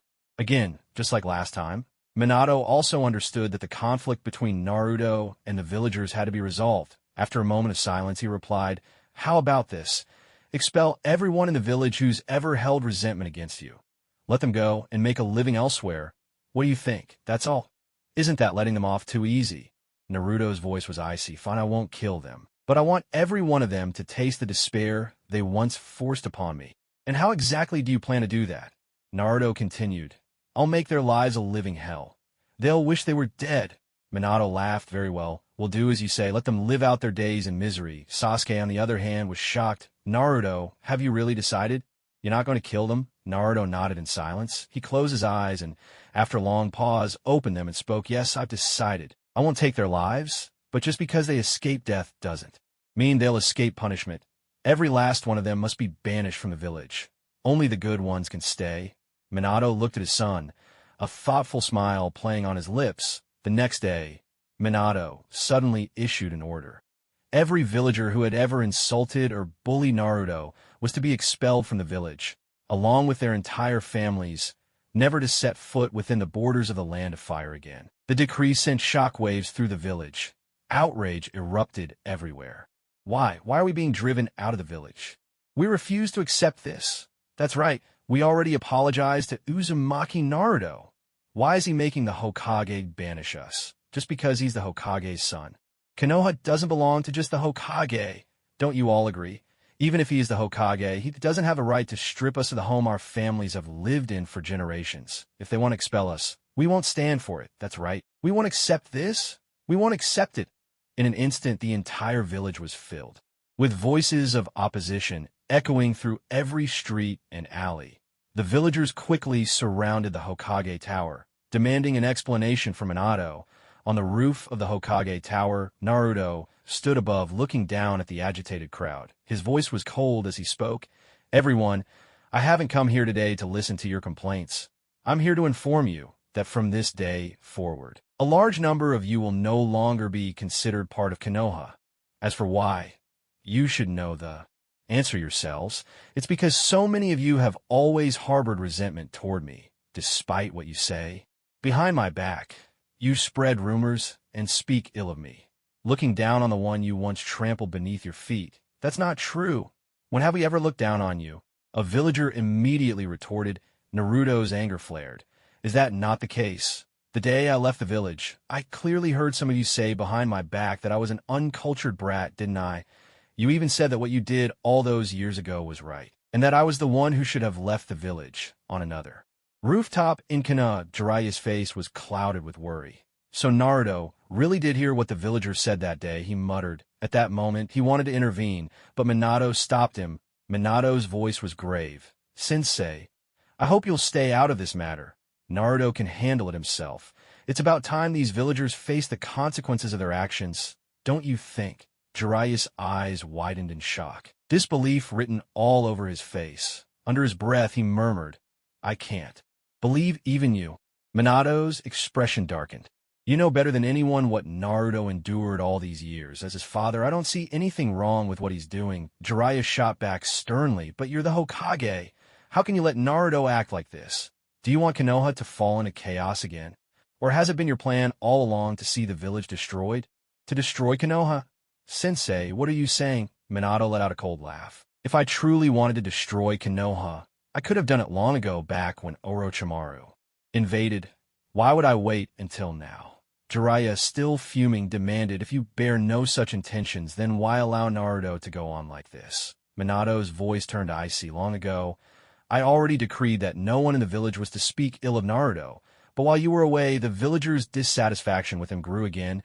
They called him an uncultured child. If this is how they behave when I'm here, imagine what it was like before I returned. You more than anyone should know what Naruto went through. Sensei. Jiraiya was left speechless. Although he had not lived in the village for many years, he had always kept himself informed about Naruto's situation. What kind of life had Naruto led in those days? His staple food was nothing but instant noodles with no nutritional value, and the milk and bread sold to him by the villagers were deliberately past their expiration date, despite being the son of the fourth Hokage. Not a single person ever told Naruto his true identity. Even the welfare he received was less than what ordinary orphans got. Not to mention the villagers, adults and children alike, took pleasure in mocking and bullying Naruto whenever they could. Whether in the village or at school, Naruto was always the one looked down upon. He had witnessed all of this, yet did nothing. Minato continued with bitter self-mockery. Tell me, Sensei, don't you think it's laughable? The son of the fourth Hokage lived a life worse than an orphan, while the grandson of the third Hokage was born to privilege and treated with respect as a young master. Tell me, is that fair? Jiraiya's expression grew somber as he replied, but isn't all of that in the past? What's the point in bringing it up now? I admit the old man and the village elders truly failed when it came to caring for Naruto during his childhood, but the old man is gone now. You're Hokage once again, and Naruto has regained the place he always deserved. Is there really any need to dig up these old grievances? Minato let out a cold chuckle. Even now, Sensei, do you still think Naruto is just being petty? To tell you the truth, if I hadn't tried my best to persuade him to hold back, do you know what Naruto would be doing right now? What would he do? Are you saying he would actually destroy the Leaf Village? Jiraiya shouted in disbelief. He simply couldn't accept that Naruto would ever do something so drastic. You really think he couldn't? Minato replied seriously, Sensei, you're underestimating Naruto with his strength now. Neither you nor I could stop him. Jiraiya bristled with anger. Even so, I can't just stand by and let him run wild. With that, Jiraiya strode off to confront Naruto. Minato didn't stop him. Instead, he watched Naruto from a distance, a faint smile playing at the corners of his mouth. Let me see, Naruto, just how strong have you become? On the rooftop of the Hokage's office, Naruto had already noticed Jiraiya rushing toward him. He wasn't the only one. Tsunade, who had been in her office at the hospital, also appeared on the scene. Both Hokage advisors took the commotion very seriously. Tsunade, especially, was baffled. Why would Naruto, who was always so kind-hearted, do something like this? Before long, the two advisors arrived at Naruto's side. Tsunade was the first to speak, her voice full of confusion. Naruto, what on earth is going on? Naruto replied coolly, it's nothing. Just clearing out a few pests from the village, that's all. Jiraiya's anger flared. Naruto, are you really going to drive out every villager who's ever wronged you? Do you realize what kind of consequences that could bring? And what consequences would those be? A flicker of disdain crossed Naruto's face. Then in a resolute voice, he said, Purvi Sage and Sasuke, and I have acknowledged you as our master. I ask that you stay out of this matter. And what if I choose to intervene? Jiraiya showed no intention of backing down. Then don't blame me for being disrespectful. Let me make it clear today. Everyone who ever bullied me will pay for their arrogance and ignorance. You dare. Jiraiya bellowed, preparing to take action. Suddenly, Naruto burst into loud laughter, but the laughter cut off as quickly as it began. In an instant, the Nine-Tails chakra mode erupted around him, golden chakra flames enveloping his entire body. A torrent of murderous intent surged from Naruto, sweeping through the area. Tsunade and Jiraiya both tensed, surprised that Naruto was truly serious. Neither dared to let their guard down. Are you going to make a move? Naruto asked, his eyes cold as he fixed his gaze on the two Sannin. At that moment, Kakashi and a group of elite jonin arrived on the scene. Seeing Naruto, radiating such deadly intent, shock spread across their faces. What on earth was happening? Was Naruto really about to fight the two esteemed elders? Jiraiya's eyes locked on Naruto, his tone icy. Naruto, it's not too late to turn back. He still hoped Naruto would reconsider. But Naruto ignored him completely. Without another word, his figure vanished from where he stood. All anyone saw was a flash of golden light. Before they could make sense of it, a heavy, bone-jarring impact thundered through the air. Everyone turned to see that on the wall of the Hokage building behind them, a massive hand formed from Nine-Tails chakra had clamped down tightly around Jiraiya's neck. Such speed, the onlookers were stunned. Naruto looked at Jiraiya, who was struggling desperately, and sneered. So this is the legendary Sannin? Is that all? Did you really think I became your apprentice because I admired your power? As he finished speaking, Naruto's eyes suddenly changed. His blue irises replaced by the purple rings of the Rinnegan and Sharingan. In his palm, a black rod materialized out of nowhere. Without hesitation, he drove it mercilessly into Jiraiya's abdomen. With a sickening thud, the black rod pierced straight through Jiraiya's body, staring at Naruto in disbelief. Jiraiya could hardly fathom that Naruto would actually attack him. I told you. Anyone who stands in the way of my vengeance against the villagers will not be spared, not even you, pervy sage. Naruto pulled the black rod free, this time aiming it directly at Jiraiya's heart. Closing his eyes for a moment, Naruto felt a pang of emotion. He never imagined that one day he would have to turn his blade on the character he had cherished most in his previous life. When he opened his eyes again, the Jonin had already rushed forward to save Jiraiya, now standing before Naruto. How reckless, Naruto scoffed. He didn't even bother acknowledging the Jonin. Behind them, several giant hands made of Nine-Tails chakra suddenly appeared, sweeping through the crowd with overwhelming force. In an instant, everyone was knocked to the ground. Tsunade was utterly stunned. Was this truly Naruto's strength? So many people, and not one could stand against him, even for a single round. On a nearby rooftop, Minato also marveled at the power Naruto had displayed, yet beneath his surprise he felt a surge of joy. The stronger his son became, the more secure Minato's own position would be. In the end, Konoha would belong to father and son. Vengeance was set in motion. With a heavy sigh, Naruto finally plunged the black rod of Yin-Yang release into Jiraiya's chest. His eyes flashed, and Jiraiya instantly collapsed, losing consciousness. With stubborn, Jiraiya dealt with Naruto, turned toward the assembled Jonin, a ferocious grin twisting his features. In that moment, with blood on his hands, he had become a true demon from the depths of hell. The plan to attack Konoha alongside Orochimaru was suddenly moved ahead of schedule. A cold, chilling voice echoed once more, "Who else dares stand in the way of my revenge?" The words sent shivers through everyone present. Who would dare object now? No one dared, all paralyzed by fear. Even Tsunade, unusually, remained silent. She thought Jiraiya was dead and wished to avenge him, but found herself completely unable to move. Her palm was slick with cold sweat, and even her body trembled uncontrollably. Her hemophobia had returned with a vengeance. Yet what shocked everyone further was that throughout Naruto's murderous rampage, the Hokage, who had been watching from the sidelines, had not voiced a single word of reproach. Then an astonishing sight unfolded. Naruto's figure slowly rose from the ground, floating high above the crowd. Everyone was struck dumb with disbelief. Was this still the Naruto Uzumaki they once knew? In this moment, whether ninja or civilian, adult or child, all were awestruck by Naruto's display. Hovering above tens of thousands, Naruto looked down on them as if they were mere ants. At this moment, he was the one and only god among men. Seeing Naruto's overwhelming power, the villagers felt true fear for the first time. They realized that Naruto was not joking. He was truly furious. And this time he meant to make those who had once humiliated him pay.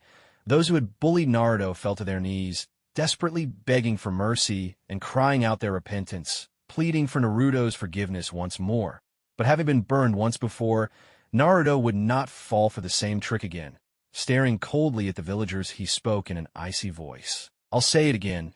Everyone who has ever wronged me, step forward now. Every last one of you. If anyone tries to hide, I'll kill you all." A threat, blatant and unmistakable. No one wanted to die, yet neither did they wish to leave Konoha. So once more pleas for mercy filled the air. Naruto, we were wrong. We shouldn't have slandered you. Please, we beg you, be merciful and spare us just this once. We'll never dare to do it again. Yes, we'll never do it again. Really, we know we were wrong. As they spoke, some began to slap themselves across the face. Naruto gave a cold smile. The same old ploy, trying to win his sympathy. But this time, he wasn't going to fall for it. His voice, icy and unyielding, rang out again. If none of you are willing to come forward, then don't blame me for being ruthless. With that, Naruto's hands began weaving seals, and a wicked light flared in the violet rinnegan in his eyes. Ninja art. Spirit binding technique. In an instant, a beam of white light burst forth, enveloping everyone present. Only a handful of Naruto's friends and their families were spared. This time, Naruto had resolved to punish everyone. If those who tormented him refused to admit their guilt, then all would bear the consequences together. Suddenly, the villagers felt their minds spinning, a wave of dizziness crashing over them. Then, as if a burning brand had been seared into their brains, they were gripped by excruciating pain. Countless people clutched their heads and collapsed to the ground, their anguished cries filling the air and echoing relentlessly. But the ordeal was far from over within the terrifying illusion. Naruto had cast, each person's mind conjured the same nightmarish vision. Naruto himself, twisted into a blood-soaked demon, advancing on them step by step. They found themselves inexplicably bound to wooden stakes, forced to feel the agony of a blade slowly piercing their bellies. Worse still, they witnessed, unable to look away, as their wives, husbands, and children were brutally slain before their very eyes. The entire sky bled scarlet, drenching the world in a crimson haze. Screams erupted. Raw, desperate, unending. The villagers howled and writhed where they stood, their eyes shot through with streaks of red. Gradually, one by one, they began to resemble hollow shells, soulless and vacant, their gazes empty and lifeless. Some even had blood trickling ceaselessly from the corners of their mouths. Others, unable to withstand the torment, bled from every orifice, collapsing lifelessly to the ground. It was a scene of utter human devastation. The only ones untouched were those villagers Naruto considered to have treated him kindly over the years. Irika, Old Man, Ichaku, Shikaku, and a few others. As these people watched most of the village lose the will to live, they were utterly shocked, the power unleashed by Naruto, the boy everyone had once looked down upon, was terrifying beyond words. Now that his goal had been achieved, Naruto slowly descended from the air, his body returning to its usual form. Gazing at the villagers below, frozen in terror, Naruto's heart finally swelled with a satisfaction he had never known before, to force them to endure 1,000 agonies within an illusion. This was far more gratifying than simply ending their lives. Naruto wanted them to understand that those who insult others would face a bitter fate. What's more, this time, the binding spirit technique carried an additional effect. It could brainwash its victims. Only after everyone endured 3 days and nights of relentless torture, suffering 1,000 cuts without rest, and survived, would Naruto consider sparing their lives. Those who managed to survive, he would subject to complete brainwashing, ensuring that from then on they would respect only him and obey his every command. Of course, these plans were for later. Atop the Hokage Tower, Kakashi watched Naruto's smiling face. Anxiety etched on his own. Naruto, what did you do to the villagers? Why can't any of them move? Nothing much. Naruto waved his hand with a grin. Don't worry, Kakashi-sensei. I won't kill them, you know me. I'm really not that cruel. Still, Kakashi's anger simmered. He spoke in a low, grave tone. But what about Lord Jiraiya? I saw it with my own eyes. You killed him. If I told you I didn't kill him, would you believe me? Naruto countered. He wasn't eager to explain himself any further. One thing was certain. From this moment on, no one in the entire Hidden Leaf Village would dare show him any disrespect. Kakashi didn't believe him. So he rushed to Jiraiya's side and examined him carefully. Relief washed over him as he realized Naruto had spoken the truth. He hadn't aimed to kill. The black rod had missed Jiraiya's heart by a few inches, sparing his life. Then, under the terrified stares of those unaffected by the illusion, Naruto vaulted gracefully toward Minato, who had been quietly observing from the side. With a light-hearted air, Naruto said at last, "I've dealt with those hateful villagers. From now on, the entire Leaf Village belongs to us, father and son." Time passed, and many villagers succumbed to the torment of the illusion. Unable to withstand its agony, they perished. Misery swept through the village like a storm, cries of despair echoing everywhere. In the eyes of those still in control of their senses, Naruto had become a demon, a figure of terror.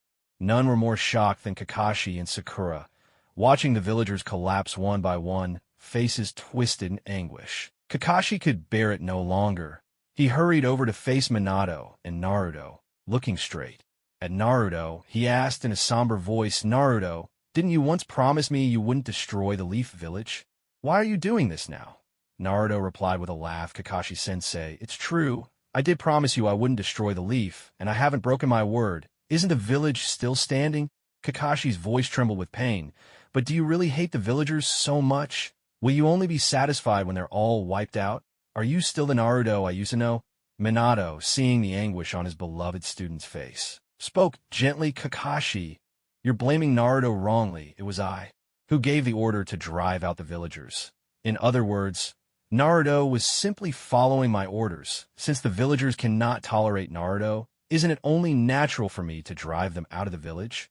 Kakashi, who had always respected his teacher, was completely stunned when Minato took the blame upon himself. "Sensei?" Kakashi's eyes widened, and for a long moment he was at a loss for words. He could never have imagined that his teacher, who always put the greater good first, would go so far to shield his own.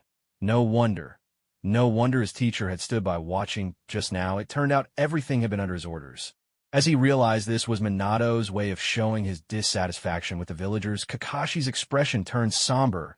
"Sensei, can you tell me your reason for doing this?" Minato glanced at his own face carved on the Hokage rock not far away and sighed. "It's simple. I just want to stand up for Naruto, of course, if you insist on another reason. You could say that I've become completely disillusioned with the people of Konoha." Hearing this, Kakashi fell unusually silent. Not long after, Guys Sumakanai Anko Shikara and Noichi Yamanaka and other Jonin and clan leaders arrived along with their children. The next generation, the so-called little powerhouses, Minato offered a wry smile, his gaze sweeping over those gathered. He continued, "In the past, I was willing to sacrifice myself for Konoha, but what did that bring? I think you all know Naruto's childhood was full of misery. For years, he didn't even know who his own parents were. Even after my return, and despite everything, I still urged Naruto to let go of his resentment toward the villagers. But what happened? These villagers remained stubborn and unrepentant, continuing to insult Naruto behind his back. If this is how things are with me as Hokage, imagine what his life was like before. I don't need to spell it out." A look of shame flickered across everyone's faces. Naruto spoke in a cold voice. "Many of you here know about my past. Let me ask you, if you were in my place, wouldn't you want payback against the villagers who once bullied you?" Silence fell over the crowd. If they were in Naruto's shoes, most of them would likely not have survived at all, much less shown mercy once they gained power. Their hatred would run deep enough to damn the entire village. So when it came to Naruto exacting revenge on the villagers, who among them could truly object? Hadn't they just seen it? Jiraiya was struck down in an instant for merely voicing his opposition.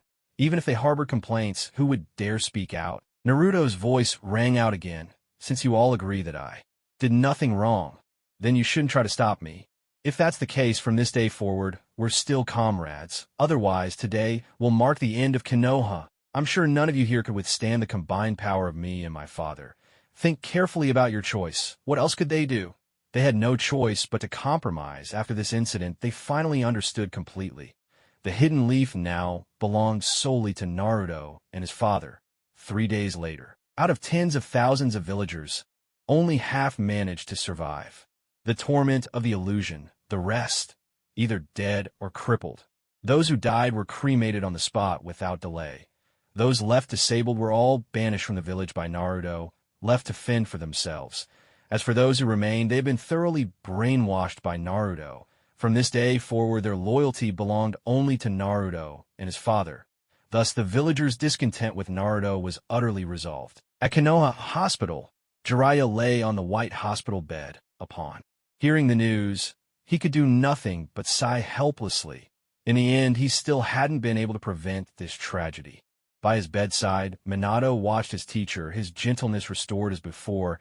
He handed Jiraiya a freshly peeled apple, smiling as he said, "Sensei, after sleeping for so long, you've finally woken up." Jiraiya didn't take the apple. He simply stared at the ceiling, his voice tinged with sorrow. "So, are you satisfied now? There's no one left in the entire village with the courage to defy you and your son from now on. The leaf is yours." Seeing that Jiraiya refused the apple, Minato gave a soft chuckle unperturbed. In a gentle tone, he replied, "That's not quite right, Sensei. True, my son and I are in charge now, but the village's prosperity still depends on everyone's efforts, especially you. You are a founding elder of Konoha.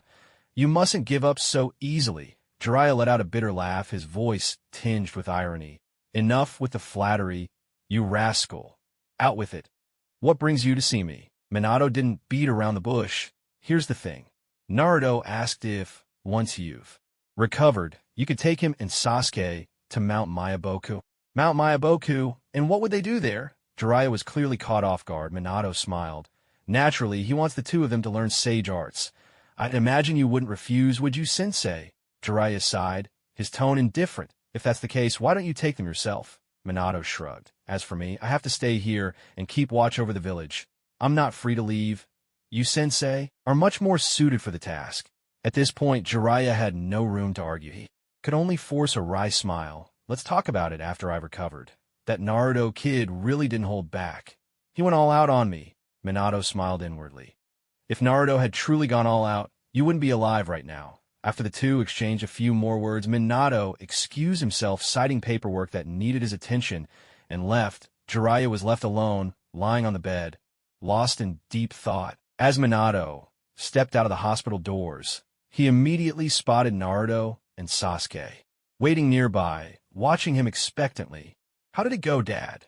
Did the pervy sage agree?" Naruto asked quietly as Minato approached. Minato nodded with a smile. "Well, let's just say the old man still harbors some resentment toward you for what you did to him, but it doesn't really matter. He's already agreed. Once he's recovered, he'll take both of you to Mount Myaboku." "That's great."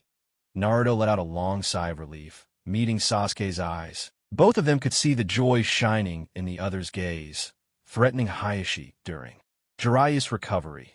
Naruto intensified the training for both Sasuke and Neji. After careful consideration, Naruto finally decided to teach Sasuke the Flying Thunder God technique. As for Neji, Naruto's first concern was figuring out how to free him from the control of the caged bird seal. Only by doing so could Neji's Byakugan truly overcome its blind spot. This was also a crucial step in Naruto's plan to use Neji to gain mastery over the Hyuga clan, while a shadow clone instructed Sasuke on the Flying Thunder God technique nearby. Naruto walked with Neji beneath a tree to discuss their strategy. Neji spoke in a low, steady voice. "For years, the main family of the Hyuga clan has controlled the branch family's lives and deaths with the caged bird seal. Because of this, many in the branch family have grown resentful of the main house." Naruto nodded. "You're right. The Hyuga clan's main branch system is rotten to the core. It's long past time for a change." Neji went on. "Now that the branch family knows about my alliance with you, they've made it clear they're willing to support me as the head of the branch family. They also want me to ask you, do you have any way to remove the caged bird seal?" Naruto sighed, then said slowly, "Well, there is a way. Here's what I'm thinking. Since your uncle is the clan head, he must have a method to break the seal. If we can lure him out and force him to reveal it, there's hope for freeing you from the seal." Hearing this, Neji's excitement bubbled up. He could already picture the moment he would finally be rid of that curse mark. "So, what should we do?"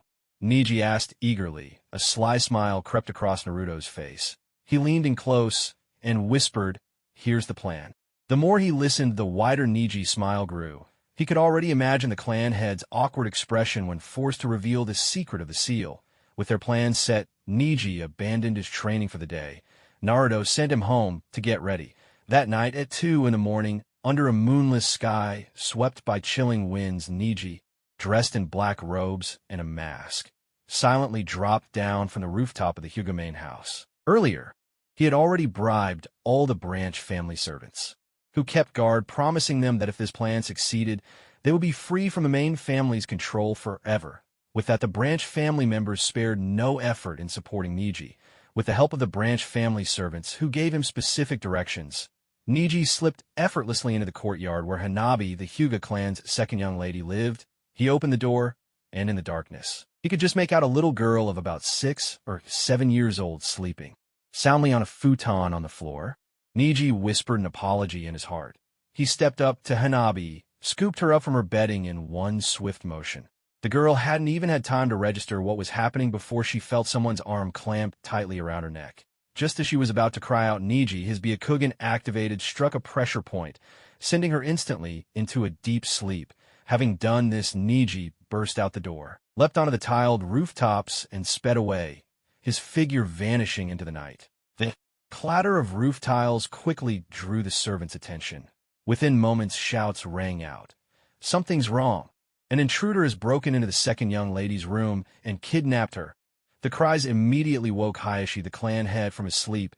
Hearing that thieves had broken into his home and taken Hanabi, Hayashi's face changed at once. He didn't even have time to dress, throwing on a robe. He rushed out the door. Looking up, he saw a maid running toward him in tears as she ran. She cried out anxiously, "Lord Hayashi, something terrible has happened. The second young lady has been taken by a mysterious person in black." Hayashi's voice was grave. "Did you see the kidnapper's face?" The maid shook her head. "I don't know. They sent me to tell you." Hayashi's expression grew tense. He immediately hurried to Hanabi's room. At this moment, Hinata, who had also been awakened by the commotion, came into the courtyard. She looked at her father's dark, stormy face and asked urgently, "Father, I just heard the servants shouting. Has something happened?" Hayashi replied in a deep voice, "Your sister Hanabi has been kidnapped." No sooner had he spoken than a servant came running at top speed, calling out to Hayashi clan head, "We found traces of the kidnapper. The thief is fleeing toward the northeast." "I understand," Hayashi replied, and without another word he took off in pursuit. In the forest, Neji deliberately slowed his pace, sensing Hayashi's rapid approach from behind. A sly, triumphant smile appeared on Neji's lips.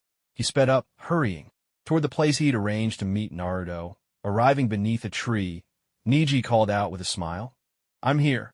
He handed Hanabi over to Naruto. From behind the tree, Naruto, also dressed in black robes and wearing a mask, took Hanabi from Neji's arms and said with a grin, "All right, leave the rest to me." "Yes," Neji replied, and in a flash he slipped into the shadows among the trees. Soon after, with a faint rustle, Hayashi appeared before Naruto. Naruto looked at the tense, grim-faced Hayashi and said coldly, "You've finally arrived. I've been waiting a long time for you." Hayashi asked anxiously, "Who are you? Why have you kidnapped my daughter?" "You ask why I would kidnap your daughter? Well, it's simply because I find a Hyuga main family detestable." Naruto let out a cold laugh. With one swift motion, he lifted Hanabi by her collar, tightening his grip around her neck. Hayashi instantly panicked. His youngest daughter was the apple of his eye and the chosen heir of the Hyuga main family. If anything happened to her, he would have failed his ancestors. Seeing Naruto refuse to release Hanabi, Hayashi wasted no more time. He launched himself at Naruto, activating his Byakugan and moving with the signature gentle fist footwork, his palms slicing through the air as he attacked. Naruto, unfazed, merely extended his left hand and pushed forward through the air. Shinra Tensei, a powerful repulsive force, sent Hayashi hurtling backward, crashing into a tree trunk. Blood gushed from his mouth. Hidden in the undergrowth, Neji watched as Hayashi was effortlessly beaten by Naruto. A wave of satisfaction surged in his chest. Who would have thought that the clan head, always so high and mighty, forever boasting about being the strongest in Konoha, could end up in such a sorry state? Struggling to his feet, Hayashi forced himself into a gentle fist stance, determined to launch another attack against Naruto. But as soon as he stood up, Naruto sent him flying again with another Shinra Tensei. Naruto eyed Hayashi, who now seemed as insignificant as an ant, and sneered, "With skills like yours, do you really have a nerve to call yourself the head of Konoha's strongest clan? Are you even worthy?" Hayashi gasped, "Who are you really? And what do you want with my daughter?" Naruto responded with a cold laugh. "I've heard the Hyuga clan possesses a certain cursed seal, the caged bird seal, that can control the branch family. I want you to give me the method to break it. If you refuse, well, I'm sure you understand. His eyes fixed on the struggling Hanabi in his grasp, Naruto's lips curled into a cruel smile. The pressure from his hand increased. Seeing his daughter on the verge of death at the hands of this mysterious assailant, Hayashi could no longer concern himself with clan laws or rules. He pleaded urgently, "Please, have mercy." He took a deep breath, anxiety etched on his face. The caged bird seal is a secret technique passed down through generations of the Hyuga main family. It must never be revealed to outsiders. But aside from that, if you'll just let my daughter go, I'll agree to any condition you name. Naruto chuckled. But what if I told you all I want is the secret of your clan's caged bird seal? What then? As expected, Hayashi fell silent at Naruto's brazen demand. The choice before him was agonizing. If he gave in, the clan's secret would be exposed, putting their entire future at risk. If he refused, his daughter could die at any moment, and the family line would end with her. What should he do? As Hayashi wrestled with this impossible decision, Naruto pressed on. What's wrong? Is the choice that difficult?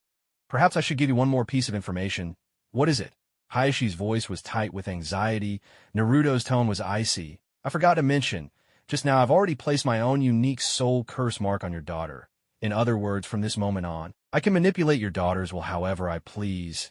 Naruto's face wore a faint, untroubled smile as he watched him in a relaxed manner.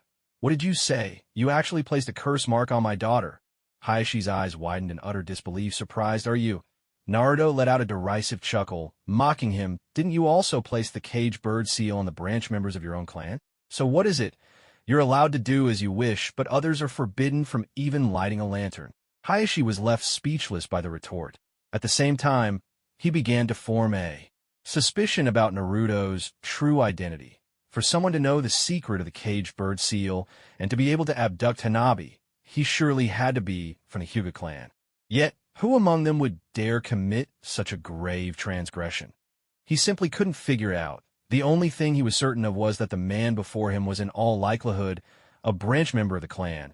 With this in mind, Hayashi spoke up in a resonant voice. If I'm not mistaken, you must be a member of my Hyuga clan's branch family, aren't you? I suppose you kidnapped my daughter to find a way to break the caged bird seal on your forehead.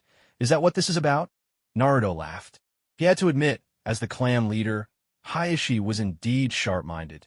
Just a bit of thought, and he'd already worked out Naruto's supposed motive. Unfortunately, he was mistaken. Naruto was not from the Hyuga clan at all, nor could Hayashi control him.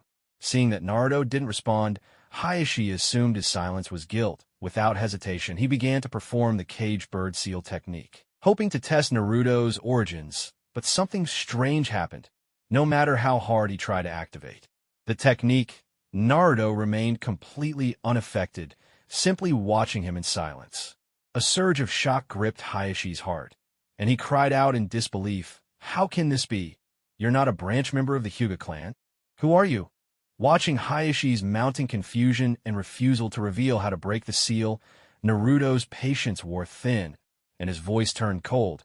"It seems you won't cooperate unless you taste a bit of suffering." With that, Naruto stretched out his left hand, clawing at the air toward Hayashi. The tremendous pull of universal pull dragged Hayashi directly into Naruto's grasp. Naruto gazed down at him, his voice icy. "I'll give you one more chance. Will you speak or not? If you refuse, I have other ways to pry the information I want from your mind." Facing certain death, Hayashi answered with fierce resolve, "Even if I die, I will never let you succeed. Don't even dream of it."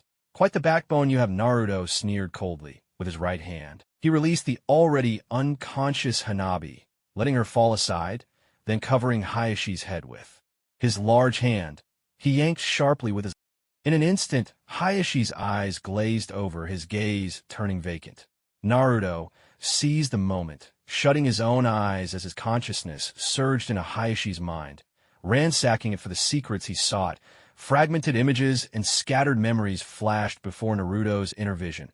After a thorough search, Naruto finally found the memory in Hayashi's mind. The moment when the former head elder of the Hyuga clan passed on the caged bird curse marked to Hayashi.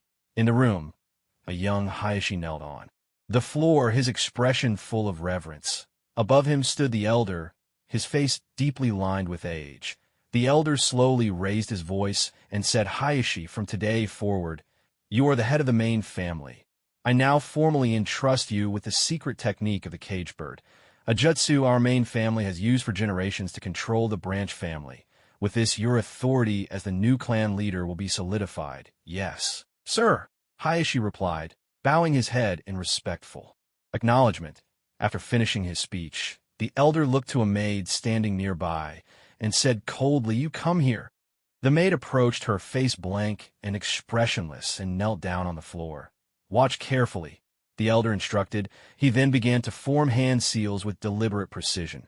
When he finished, a green, glowing swastika-shaped mark gradually appeared in the palm of his hand. Once the curse mark was fully formed, the old man pressed his palm forcefully onto the maid's forehead. Immediately, the maid's anguished screams echoed around the room. A chilling, piercing cry. The head elder's face, however, showed not a shred of remorse. Retracting his right hand, a large swastika was now clearly visible at the center of the maid's forehead. The maid collapsed to the ground, her features twisted in agony, her face contorted with pain. "Did you see it clearly?" the elder asked. Hayashi nodded, still shaken. "Yes, I saw it clearly." Moments later, two attendants entered the room and carried the maid, now unconscious from pain. Out of sight, Hayashi looked up at the elder, who seemed so far above him, and asked, "Elder, may I ask, is there any way to undo this curse mark?" The elder shook his head.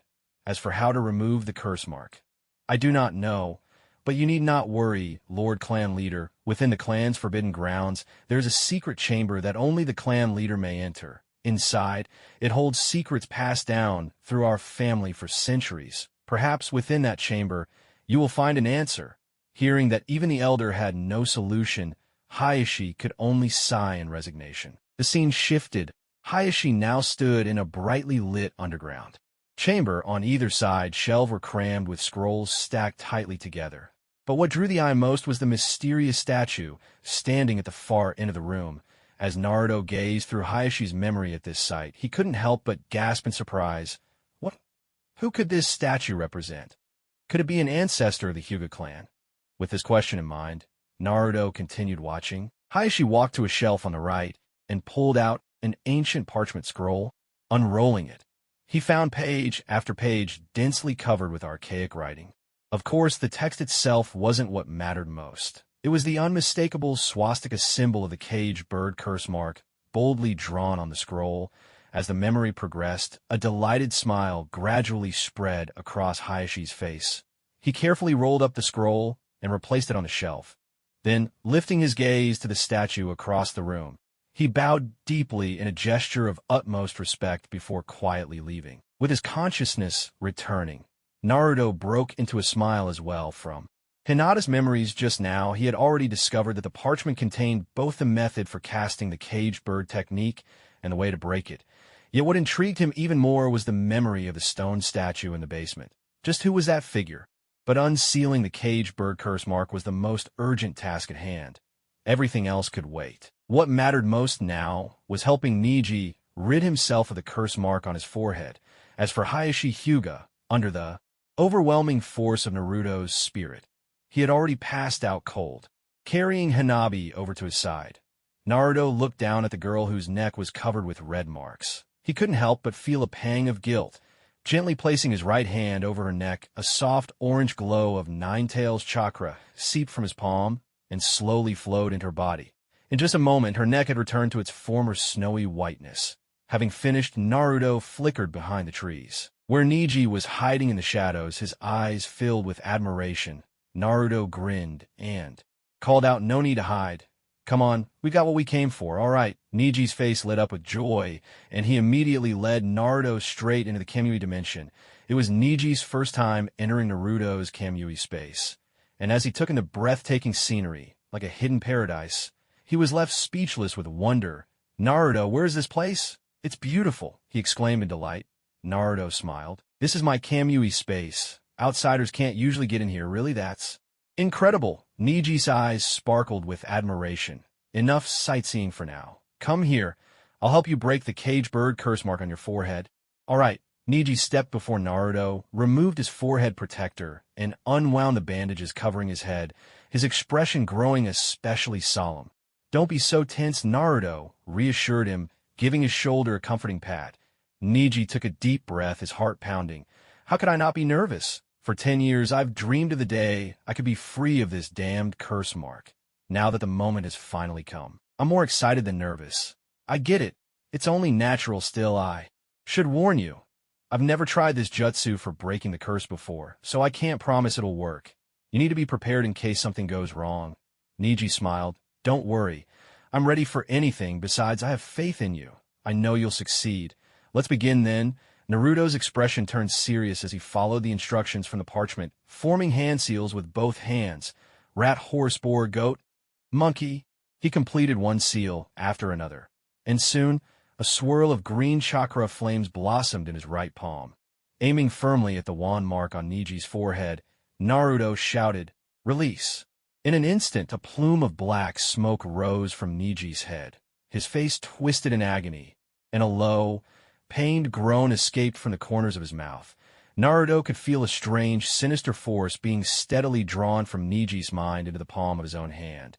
As he pulled his hand away, a dark green flame, shrouded in black mist, flickered in his grasp. He separated a portion of a Nine-Tails chakra and used it to envelop the green flame wreathed in black smoke, producing a blank scroll. He'd prepared ahead of time. Naruto bit his finger, then performed a sealing technique, locking the sinister force away completely. Only after finishing did he let out a long sigh of relief. Turning to look at Neji, he saw that although cold sweat still streamed down Neji's face, the green swastika-shaped curse mark that had once been etched into his forehead was now gone without a trace. Before Naruto could say a word, Neji exclaimed with excitement, "I can see it! I can see it! The blind spot that was always behind my Byakugan is gone. It's truly gone. Is this what a perfect Byakugan feels like? I feel stronger than ever before at last. I'm finally free from the caged bird's control." Neji was beside himself with joy, gripping Naruto's arm tightly. He was more moved in this moment than he had ever been before. Seeing him like this, Naruto's heart swelled with genuine happiness. "Congratulations. You've broken free from your shackles from now on. You're one step closer to soaring like a phoenix above the clouds." Neji nodded vigorously, his eyes shining. "Thank you, Naruto." At that moment, he could think of nothing else to say but words of gratitude. Once Neji's excitement had calmed a little, Naruto spoke seriously. "Although you've broken free from the curse, now is not the time to confront the main family. Do you understand?" "I understand," Neji replied. Years of patience had taught him to master his emotions well. "Good, now I'll pass on to you both the method of applying and the method of breaking the cage bird seal. When you return, you can help the branch family members remove their seals too. I believe, when that time comes, they'll be even more grateful to you." "Yes," Neji responded firmly. With that, Naruto transmitted the knowledge of both the creation and removal of the caged bird seal directly into Neji's mind. With everything settled, the two of them left the Kamui space, and Naruto turned to make his way home. Neji, meanwhile, changed out of his black robe and into his usual white jacket. Donning his headband once more, he ran, smiling straight toward Hayashi and Hanabi, who were both still unconscious. "Lord Hayashi, are you all right? Please wake up," Neji called as he reached their side, immediately beginning to shake Hayashi gently. With difficulty, Hayashi opened his eyes and saw his nephew Neji anxiously shaking him. "Neji, is that you?" Hayashi's voice was weak. "It's me. When I heard Lady Hanabi had been taken by masked men, I rushed here at once. Lord Hayashi, are you all right?" As he spoke, Neji carefully helped Hayashi sit up. Hinata's father barely registered the pain racking his body, his voice tense with worry. "Where's Hanabi? How is she?" Seeing how anxious he was for his youngest daughter only deepened the resentment in Neji's heart. Why should Hyuga Hanabi, the clan leader's second daughter, by rights destined for the branch family, receive such favoritism from the head? He, too, was a younger son of the clan leader, yet his father had been condemned from birth to the bitter fate of servitude. It wasn't fair. None of it was fair, though these thoughts burned within him. Neji kept his dissatisfaction well hidden, replying softly, "Please rest assured, clan leader, the second young lady is unharmed. The intruder has already been driven away by me." Hayashi looked faintly surprised, but relief flooded his face as he sighed. "It's thanks to you that Hanabi was saved this time."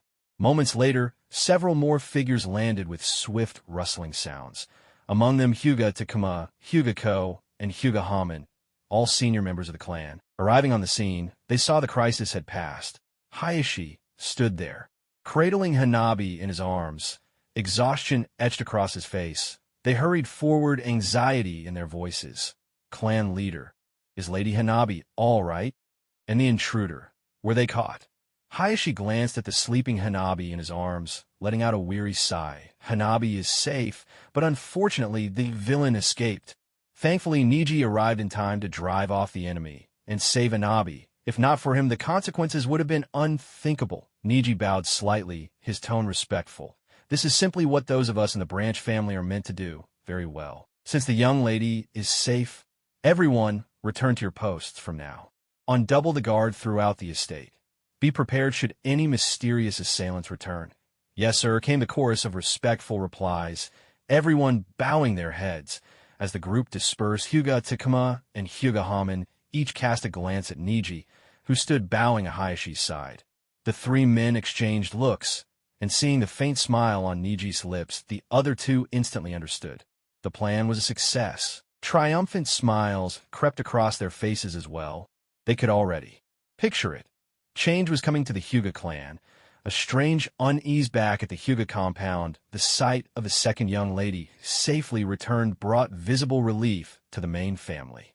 The Branch families, meanwhile, eyed Neji, who wore a look of quiet satisfaction, with mounting curiosity. Had they really done it? After all, this matter concerned their future freedom and very survival. After giving orders to strengthen security throughout the estate, Hayashi took his daughter and left. With the clan leader gone, the Branch family members immediately gathered around Neji. Hyuga Takuma, excitement in his voice, asked, "Young Master Neji, did it work, the plan?" Though he could already sense success, he needed to hear Neji confirm it himself, for this was a matter of life and death for them all. Hyuga Haman added eagerly, "Yes, tell us. Young clan leader, ever since we saw you just now, we've been wanting to ask about that matter." Neji raised his hand slightly, signaling everyone to remain silent. He glanced around, making sure no one else was nearby. In a low, steady voice, he said, "Uncles, please keep your voices down. This isn't the place to talk." The Branch family members understood immediately. Neji continued, "You all should go back first. Uncle Takuma and Uncle Hamura, please stay. I'll explain everything to you in detail about that matter." Seeing the calm confidence on Neji's face, the others fell silent and quietly dispersed. Neji cast a glance at Takuma and Hamura and said in a deep tone, "Come with me." The two men nodded and followed Neji back to the small courtyard where he lived. Inside the dimly lit room, no candles were burning. The three of them sat facing each other. Neji looked at the two men before him, trusted confidants who had come to him of their own accord. From the Branch family, taking a deep breath, the tension that had long weighed down Neji's face finally gave way to a relaxed smile. Lowering his voice, Neji spoke with quiet laughter. "Uncles, just as you suspected, the caged bird curse mark. Naruto has already removed it for me. Not only that, Naruto even taught me the method to dispel the curse. That means from this day forward, no member of the Branch family will ever have to be threatened by the main family again." Really? That's wonderful. Joy shone even brighter on their faces. Only they knew what it meant to have lived all these years with that curse placed on them by the main family since childhood. Every time they returned to the village for missions, there was no escape from the main family's scorn and ridicule. Now they could already picture the fearful and ugly expressions on the main family's faces once the curse mark's control was broken. Neji went on, "Here's what I'm thinking. In the next couple of days, I want you to quietly gather all the Branch family members who bear the cage bird curse. I'll personally lift the curse for them group by group. Then together we'll launch a coup and force the clan head to step down and put an end to that detestable old elder once and for all. What do you say, uncles?" Takuma and Hamura exchanged a glance, then bowed deeply. "We are at your service, young clan leader." "Excellent," Neji replied, beaming with satisfaction as he hurried to help them up. "In that case, let me remove your curse marks first." With those words, and with the two men watching him expectantly, Neji began to perform the technique Naruto had taught him. Soon a soft green chakra glowed from his hands. He moved to Takuma first, placing his palm gently over the swastika mark on Takuma's forehead. Immediately, a wave of intense pain almost made Takuma cry out. Seeing this, Neji quickly said, "Cover his mouth. Don't let him make a sound." Hamura reacted at once, clamping a hand over Takuma's mouth. After a strenuous effort, The mark on Takuma's forehead finally faded away. Wiping the cold sweat from his forehead, he complained resentfully, "You brat. It was one thing for you to have Haman cover my mouth just now, but he even blocked my nose too. I nearly suffocated." Haman realized he had gone overboard. Scratching his head, he gave an awkward laugh. "Sorry, Brother Dejian.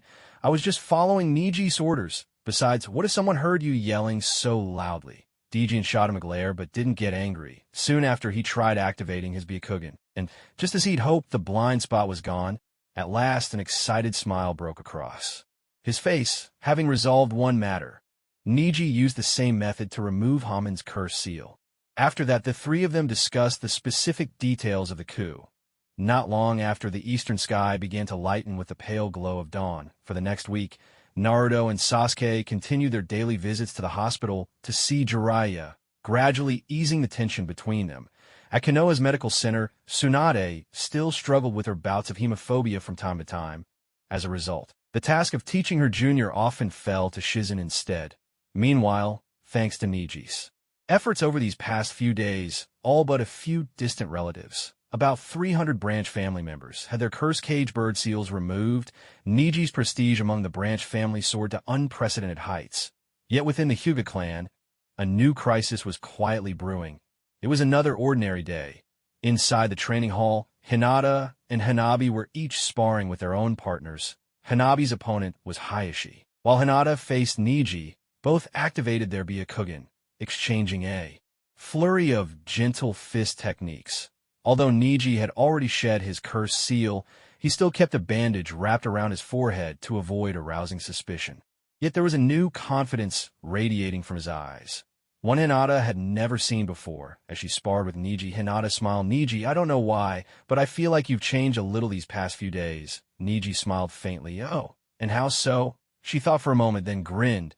"You seem more confident." Neji didn't answer, but simply quickened the pace of his attacks. "Be careful, Hinata. I'm speeding up." Hinata paused, noticing that the way Neji addressed her today felt different from before. He seemed less reserved, much more open. Still, she didn't dwell on it, and a flicker of confidence crossed her face. Inspired by Naruto's guidance, she believed that even if she wasn't quite on Neji's level yet, she wasn't far off anymore. Her gentle, determined voice rang out, "Come on, Neji. This time, let's have a real match. All right, let me see just how much you've improved lately, Hinata." And so, the two siblings who had once been cast aside traded blows back and forth, giving it their all. On the other side, as Hisashi sparred with Hanabi, an uneasy feeling gnawed at him, as though something momentous was about to happen. Lately, his right eyelid had been twitching incessantly, intensifying his sense of foreboding, and sure enough, distracted as he was, Hisashi, who usually dominated his youngest daughter in training, found himself struck by her for the first time. Though Hanabi was still a child, her intelligence was exceptional. Through her bouts with her father, she could sense the persistent sorrow clouding his brow. Pausing her attacks, she looked up and softly asked, "Father, is something wrong? You seem distracted today." Forcing a smile, Hisashi stroked his youngest daughter's head and, gazing at her rosy cheeks, replied with gentle laughter, "It's nothing. That's enough training for today. Go and have a rest." "All right," Hanabi answered, her spirits a little dampened. Nearby, seeing that Hanabi and Hisashi had ended their session, Neji and Hinata also ceased their own training. Hinata watched as her father slowly walked to the doorway. His brow furrowed as he stared off into the sky. In a gentle voice, she asked, "Father, do you have something on your mind?" Startled, Hisashi turned around. Realizing it was Hinata, he let out a sigh of relief.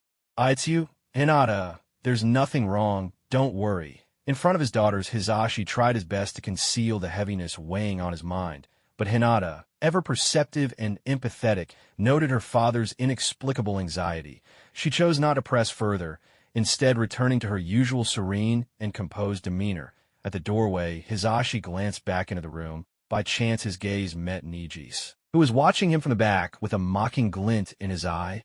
A flicker of irritation crossed Hisashi's heart as he barked coldly, "Neji, you may leave. There's no need for you here right now." "Yes, sir," Neji replied with a bow. As he looked up, a fleeting trace of hatred flashed in his silver eyes. "My esteemed uncle and clan leader, bask in your authority while you can. In just 2 days, your reign will be over," Neji thought bitterly. striding out the training room doors and down the corridor. Neji's face was clouded with anger. Along the way, the servant girls he passed all respectfully stepped aside for the young branch family heir who had treated them with kindness. Back at his own quarters, Takuma and Hamura soon arrived to find Neji still fuming. Glancing at each other in confusion, one of them asked young master, "Who has upset you this time?" Neji took a sip of tea, then set his cup down with a heavy thud. "Who else but that old fool Hisashi? He throws his weight around just because he's the head of the main family and always treats me with disdain. Just wait. It won't be long before I take his place." Now that he possessed real power, Neji had grown bolder in his words. Looking across the Hyuga clan as it stood today, there was hardly anyone in the main family whose strength could rival his own. To put it nicely, Hisashi may hold the title of clan leader, but in truth, he's only at the level of an ordinary jonin, compared to the current Neji, who has mastered the Eight Gates technique, lifted the caged bird curse, and turned his Byakugan into an all-seeing force without blind spots. Hisashi is little more than a rookie. The thought made a confident smile tug at the corners of Neji's lips. Takuma spoke in a low voice, "So, when do we make our move? When do we act?" Neji pondered for a moment, then replied slowly, "By the way, how many days until that old Grand Elder's birthday celebration?" Hainomon considered it, and answered, "About 10 days from now." 10 days. Neji tapped his seat thoughtfully. After a long pause, he spoke in a deep voice, "Very well, 10 days it is. Gather every branch family member at Chunin rank or above. Tell them that 10 days from now, at the old man's birthday feast, we'll launch the coup, yes, sir." At Konoha Hospital, Jiraiya was finally discharged after 2 weeks of recuperation. Stepping out the hospital doors, he drew a deep breath and exclaimed with delight, Nothing beats the fresh air outside. I was nearly stifled to death cooped up in that hospital room all day." Waiting across from him were his 3 students there to welcome him back. "Sensei, congratulations on your discharge." Minato was the first to step forward, grinning warmly. "Yeah, congratulations on getting out pervy, Sage." Naruto scratched his head sheepishly as he spoke. No matter what, there had been a moment when Naruto truly wanted to kill him. Now that the matter with the villagers had been resolved, whether or not he could accept it, Naruto's awkward apology was just as real. Jiraiya waved him off with a sigh. Enough, enough. It's all in the past. No need to dredge it up again." Then he looked at Minato with a smile and asked, "So tell me, Minato, you specifically came to pick me up from the hospital today. What's your real reason?" Minato chuckled. "Oh, it's nothing much. I just wanted to share a few drinks with you before you leave the village." As a small gesture to express my apologies as your former student, Jiraiya strode ahead with big, confident steps, neither agreeing nor refusing outright. The 3 students were left momentarily at a loss.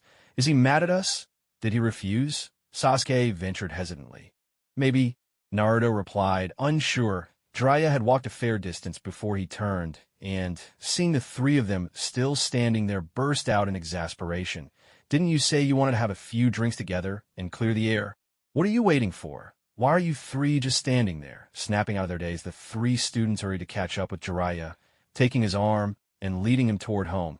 Just as they reached the entrance, they nearly collided headlong with Kakashi, who was on his way out with a bag of trash. The atmosphere instantly turned awkward, ever since Kakashi had opposed Minato's order to drive out the villagers. The relationship between master and student had grown uneasy, made even more uncomfortable by the fact that they were neighbors. Outside of missions, there was no avoiding each other. They were bound to cross paths, just like now.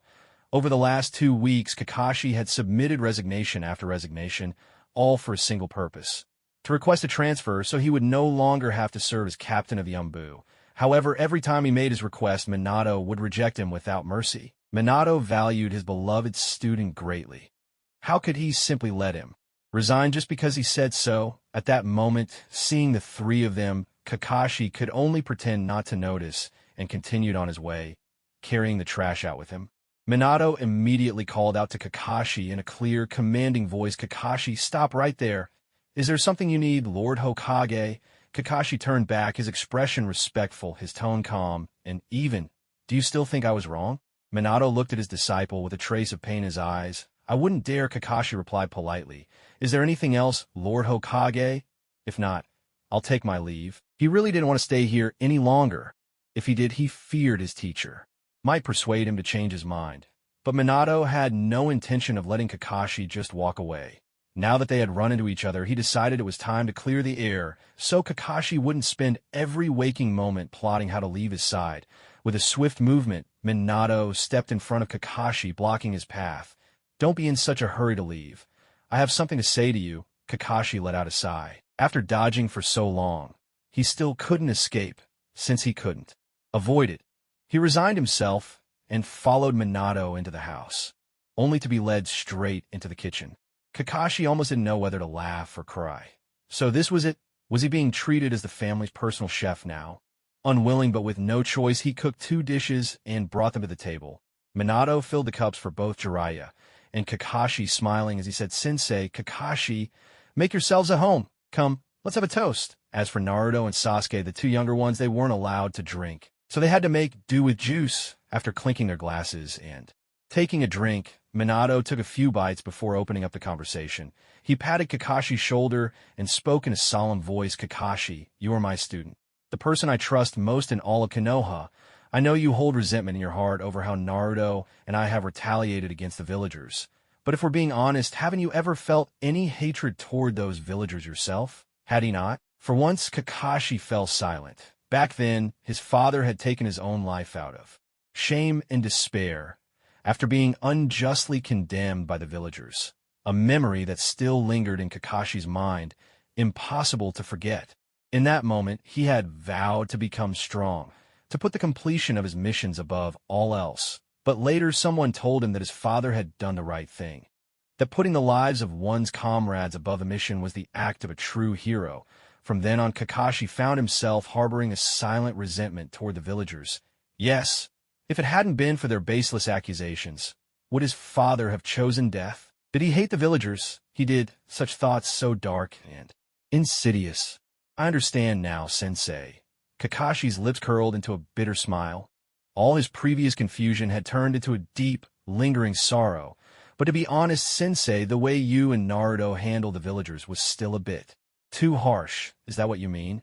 Minato interjected, his tone calm. "Kakashi, you're still too kind-hearted. If wrongdoers could be forgiven so easily, they'll never truly repent. They'll simply take your kindness for granted, only to commit the same crimes again. That's why for those who refuse to change despite repeated warnings, they must face strict punishment, so that the weight of their mistakes is etched into their hearts. Only then will they truly reform. Do you understand?" Minato spoke with the wisdom of someone who had seen the world, offering earnest guidance to a student. Kakashi felt uneasy, sensing something amiss, but Minato's reasoning was hard to refute. All he could do was nod and reply, "Understood, Sensei." Nearby, Jiraiya listened to Minato's words in silence. He took a couple of sips from his flask before speaking in a heartfelt tone.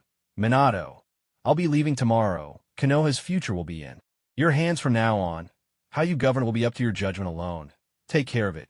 He gave Minato's shoulder a heavy pat, a bittersweet smile flickering across his face. Stepping outside, Jiraiya gazed at the Hokage rock in the distance, and with a sigh of nostalgia, he murmured, "The old generation is gone, and I'm old too. In the end, Konoha belongs to the young." With those words, his figure vanished in the blink of an eye. Minato simply stood there, silently watching his master depart. He made no move to call him back, nor did he show any outward emotion. Instead, he turned and resumed his meal, quietly picking up his chopsticks. After dinner, Kakashi made an excuse and left as well. The next day, after bidding farewell to Minato, Naruto and Sasuke set off once more with Jiraiya. Leaving the village behind, they told no one of their destination. Not even Sakura, who had no idea her beloved had already slipped away without a sound as they walked down the road. Naruto glanced back at the village gates, a quiet resolve rising in his heart. From this moment on, the real journey is only just beginning. The group continued along the path, Jiraiya weighed down by heavy thoughts, his expression grave. In contrast, Naruto and Sasuke both wore easy, contented smiles, a stark difference from the attitude Jiraiya had at the start of their first journey together, when he'd underestimated the two boys. This time, Jiraiya looked at them with a serious expression. "Naruto, there's something I want to ask, now that you're so strong. Why do you still want to come with me to Mount Myaboku to learn Sage Mode?" He truly couldn't understand it. Naruto grinned and replied, "It's simple, because Sage Jutsu is awesome. Of course, this trip isn't just about me. For what we're about to do next, Sasuke's strength still needs to improve. I see. Jiraiya fell into silent thought, wondering what exactly Naruto and Sasuke were planning to do. After pondering for a long while and getting nowhere, he decided to ask directly, "So, can you tell me, after you master Sage Jutsu, what do you two intend to do?" Naruto answered without hesitation, "Naturally, we're going to unite the shinobi world." Naruto spoke earnestly. The ninja world has been in turmoil for centuries. From the Warring States period to this very day, has there ever truly been peace? Now, with so many nations standing side by side, even though there are non-aggression pacts between allies, you know as well as I do, Pervy Sage, that such treaties are little more than empty words on paper. So if we want lasting peace in the world of shinobi, there's only one path left: unification. Jiraiya was stunned by Naruto's words. Such a shocking statement, coming from a 13-year-old boy, was almost unbelievable. But then he remembered the terrifying strength Naruto had displayed earlier. His astonishment was mingled with a sense that the boy's reasoning made sense. If the ninja world could be unified, war and chaos might truly come to an end. Wouldn't that be just as the great Toad Sage prophesied? A new era led by someone who would bring transformation to the shinobi world. The thought filled Jiraiya's heart with a surge of hope, and he chuckled. "All right then, kid. Tell me, if you want to unify the ninja world, where do you begin?" Naruto grinned. "Haven't you already seen it for yourself? The strongest of the 5 great nations, the hidden leaf village of the Land of Fire, has already fallen into my hands. The next step is to eliminate the remaining 4 nations. Once those 4 are gone, the smaller countries will have no choice but to yield." Listening to Naruto's confident explanation, Jiraiya pondered and realized the boy was right. Now that the leaf had been taken, there was nobody left in the village with the courage to oppose Naruto and his father. It was just as Naruto had said. 1 out of the 5 great nations was already under his control. "Well, I suppose you have a point," Jiraiya sighed. Naruto's words might be harsh, but there was no way to refute them, and so the 3 of them journeyed on, taking their time as they wandered through mountains and rivers, enjoying the sights and living at ease. Several days passed in this leisurely fashion until they arrived at a small town. After finding an inn and settling into their rooms, Naruto and Sasuke headed out together to soak in the hot springs. As for Jiraiya, true to form, he went off to gather research material, which of course meant engaging young women in soulful conversation about life. Inside the hot spring, Sasuke let out a deep, contented sigh, his face showing pure relaxation. "This is great," Naruto echoed, savoring the comfort. "It really is." Turning toward Naruto, Sasuke asked, "Naruto, this sage mode you mentioned, just how powerful is it?" "Of course it's powerful." Naruto's face lit up as he recalled the scene from the original story, where he used sage mode to thrash pain. Smiling, he said, "It's far beyond ordinary strength. Once you master it, even Itachi won't be your match." "I believe you," Sasuke replied, a flicker of anticipation in his eyes. "But before that, I need to ask you something first." "What is it?" Sasuke was a little puzzled. Why was Naruto suddenly asking such a strange question? "Do you like toads?" Sasuke fell silent for a moment. "What kind of question is that? Can't you come up with something less weird?" Naruto grew serious. "I'm not joking. I'm telling you the truth. Mount Myaboku is actually the world where toads live. Just picture it. Everywhere you look, you're surrounded by toads. Can you handle that kind of scene?" The mere thought of being surrounded by toads made Sasuke's skin crawl with goosebumps. "Are you serious, Naruto? You're not messing with me, are you?" Sasuke sounded a little uncertain. Naruto patted his chest, vowing, "Of course, as your brother. How could I ever lie to you? But you've never even been to Mount Myaboku. How would you know it's crawling with toads?" Sasuke pressed, skeptical. "Well, Naruto scratched his head, realizing he'd dug himself into a hole. "Don't worry about how I know. Just answer me. Do you like toads?" Sasuke shot him a look. "Are you kidding me? Who would actually like toads after what you just said? Besides, it's not like they're nice to look at. Who'd want to like them?" True enough, Naruto conceded. With that, the 2 of them soaked in the hot spring for a while. Afterward, they found a restaurant for dinner before heading back to their inn. Back in their room, Naruto lay on his bed, staring up at the ceiling, feeling utterly bored. Turning his head, he saw that Sasuke was already sound asleep beside him. Suddenly, a wild idea popped in Naruto's mind. Looking at Sasuke, he couldn't help but think, he really is pretty handsome. No wonder he was the heartthrob at the Ninja Academy. But what if Sasuke turned into a girl? What would that be like? Would he be an icy beauty, or maybe a mysterious, dark-eyed girl? Either option seemed entirely possible. The thought made a mischievous grin creep onto Naruto's face. He was almost about to get a nosebleed from excitement. The next morning, the memory of what Sasuke might look like as a shy, blushing girl kept Naruto grinning uncontrollably. If that really happened, wouldn't it be amazing? Seizing the early hour, Naruto transformed himself into his adult form and dashed to a photo shop that had just opened, buying a few magazines filled with pictures of celebrities in all kinds of stylish women's clothing. By the time he returned to their room, Sasuke was still fast asleep. Naruto shook him awake. Sasuke frowned, opened his bleary eyes, and mumbled, "Naruto, what are you doing? It's so early. Can't I sleep a little longer?" Seeing Sasuke about to drift off again, Naruto put on a stern face. "Sleep, sleep, sleep. Look at you, the sun's already up and you're still in bed. Get up, we've got new training to do today." Sasuke sighed. Realizing he had no choice but to get up, he yawned, grumbling, "Seriously? We're not even in the village and you still want to train? Can I get a few days off? Don't you want revenge anymore?"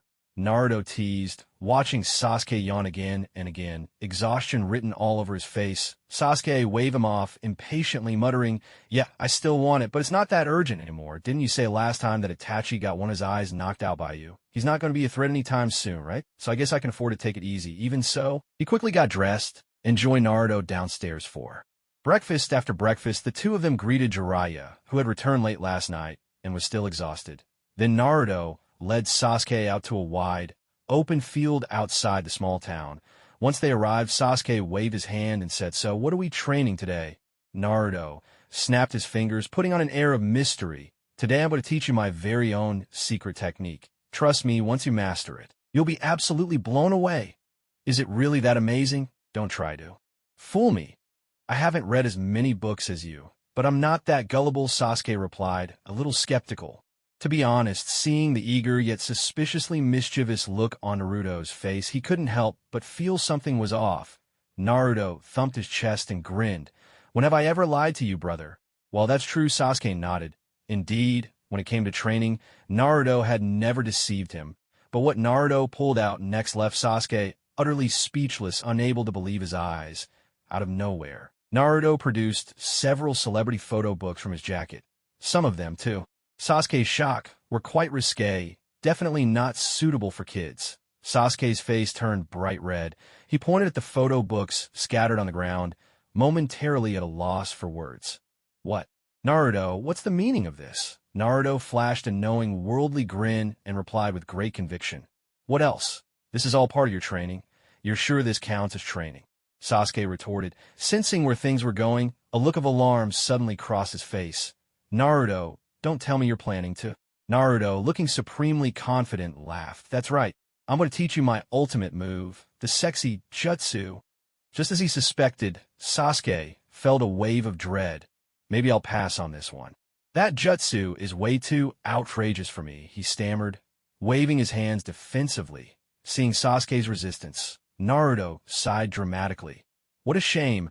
I was hoping that once you learned this, you'd join me in transforming into girls and, sneak into the women's bathhouse together. All in broad daylight. Can you imagine? Even that pervy old Jiraiya begged me countless times to teach him, but I never did. Don't tell me you're going to let this chance slip by, no matter how much." Naruto talked it up. Sasuke still refused to learn it. So Naruto had no choice but to demonstrate the sexy Jutsu himself. With a puff of smoke, standing before Sasuke was a tall, stunning blonde girl. Her figure the picture of perfection, pressing herself close to him and breathing warm, teasing whispers in his ear. In a sweet, flirtatious voice, she pleaded, "Sasuke, please won't you learn it with me? I promise you won't regret it." Sasuke was thunderstruck. "Why is my heart pounding like this? Naruto, stop tempting me. If this keeps up, I won't be able to handle it. What are my hands doing? Why did I find myself irresistibly drawn to those voluptuous peaks right in front of my eyes? Oh no, I'm about to explode." In an instant, Sasuke felt his mind go completely blank. Then with a sudden gush, 2 streams of blood shot out from his nostrils, and he felt as if he were floating up into the heavens. So comfortable, so free. Watching Sasuke launch into the air, Naruto grinned, reverting to his original form, and boasted, "See? I told you. My secret technique is absolutely amazing." Looks like I was right all along. As he spoke, Sasuke was already plummeting back down from the sky, Fortunately, Naruto's reflexes were quick, and he managed to catch him, sparing Sasuke from any further harm. Once he'd staunched his nosebleed and recovered, Sasuke could finally voice his complaint.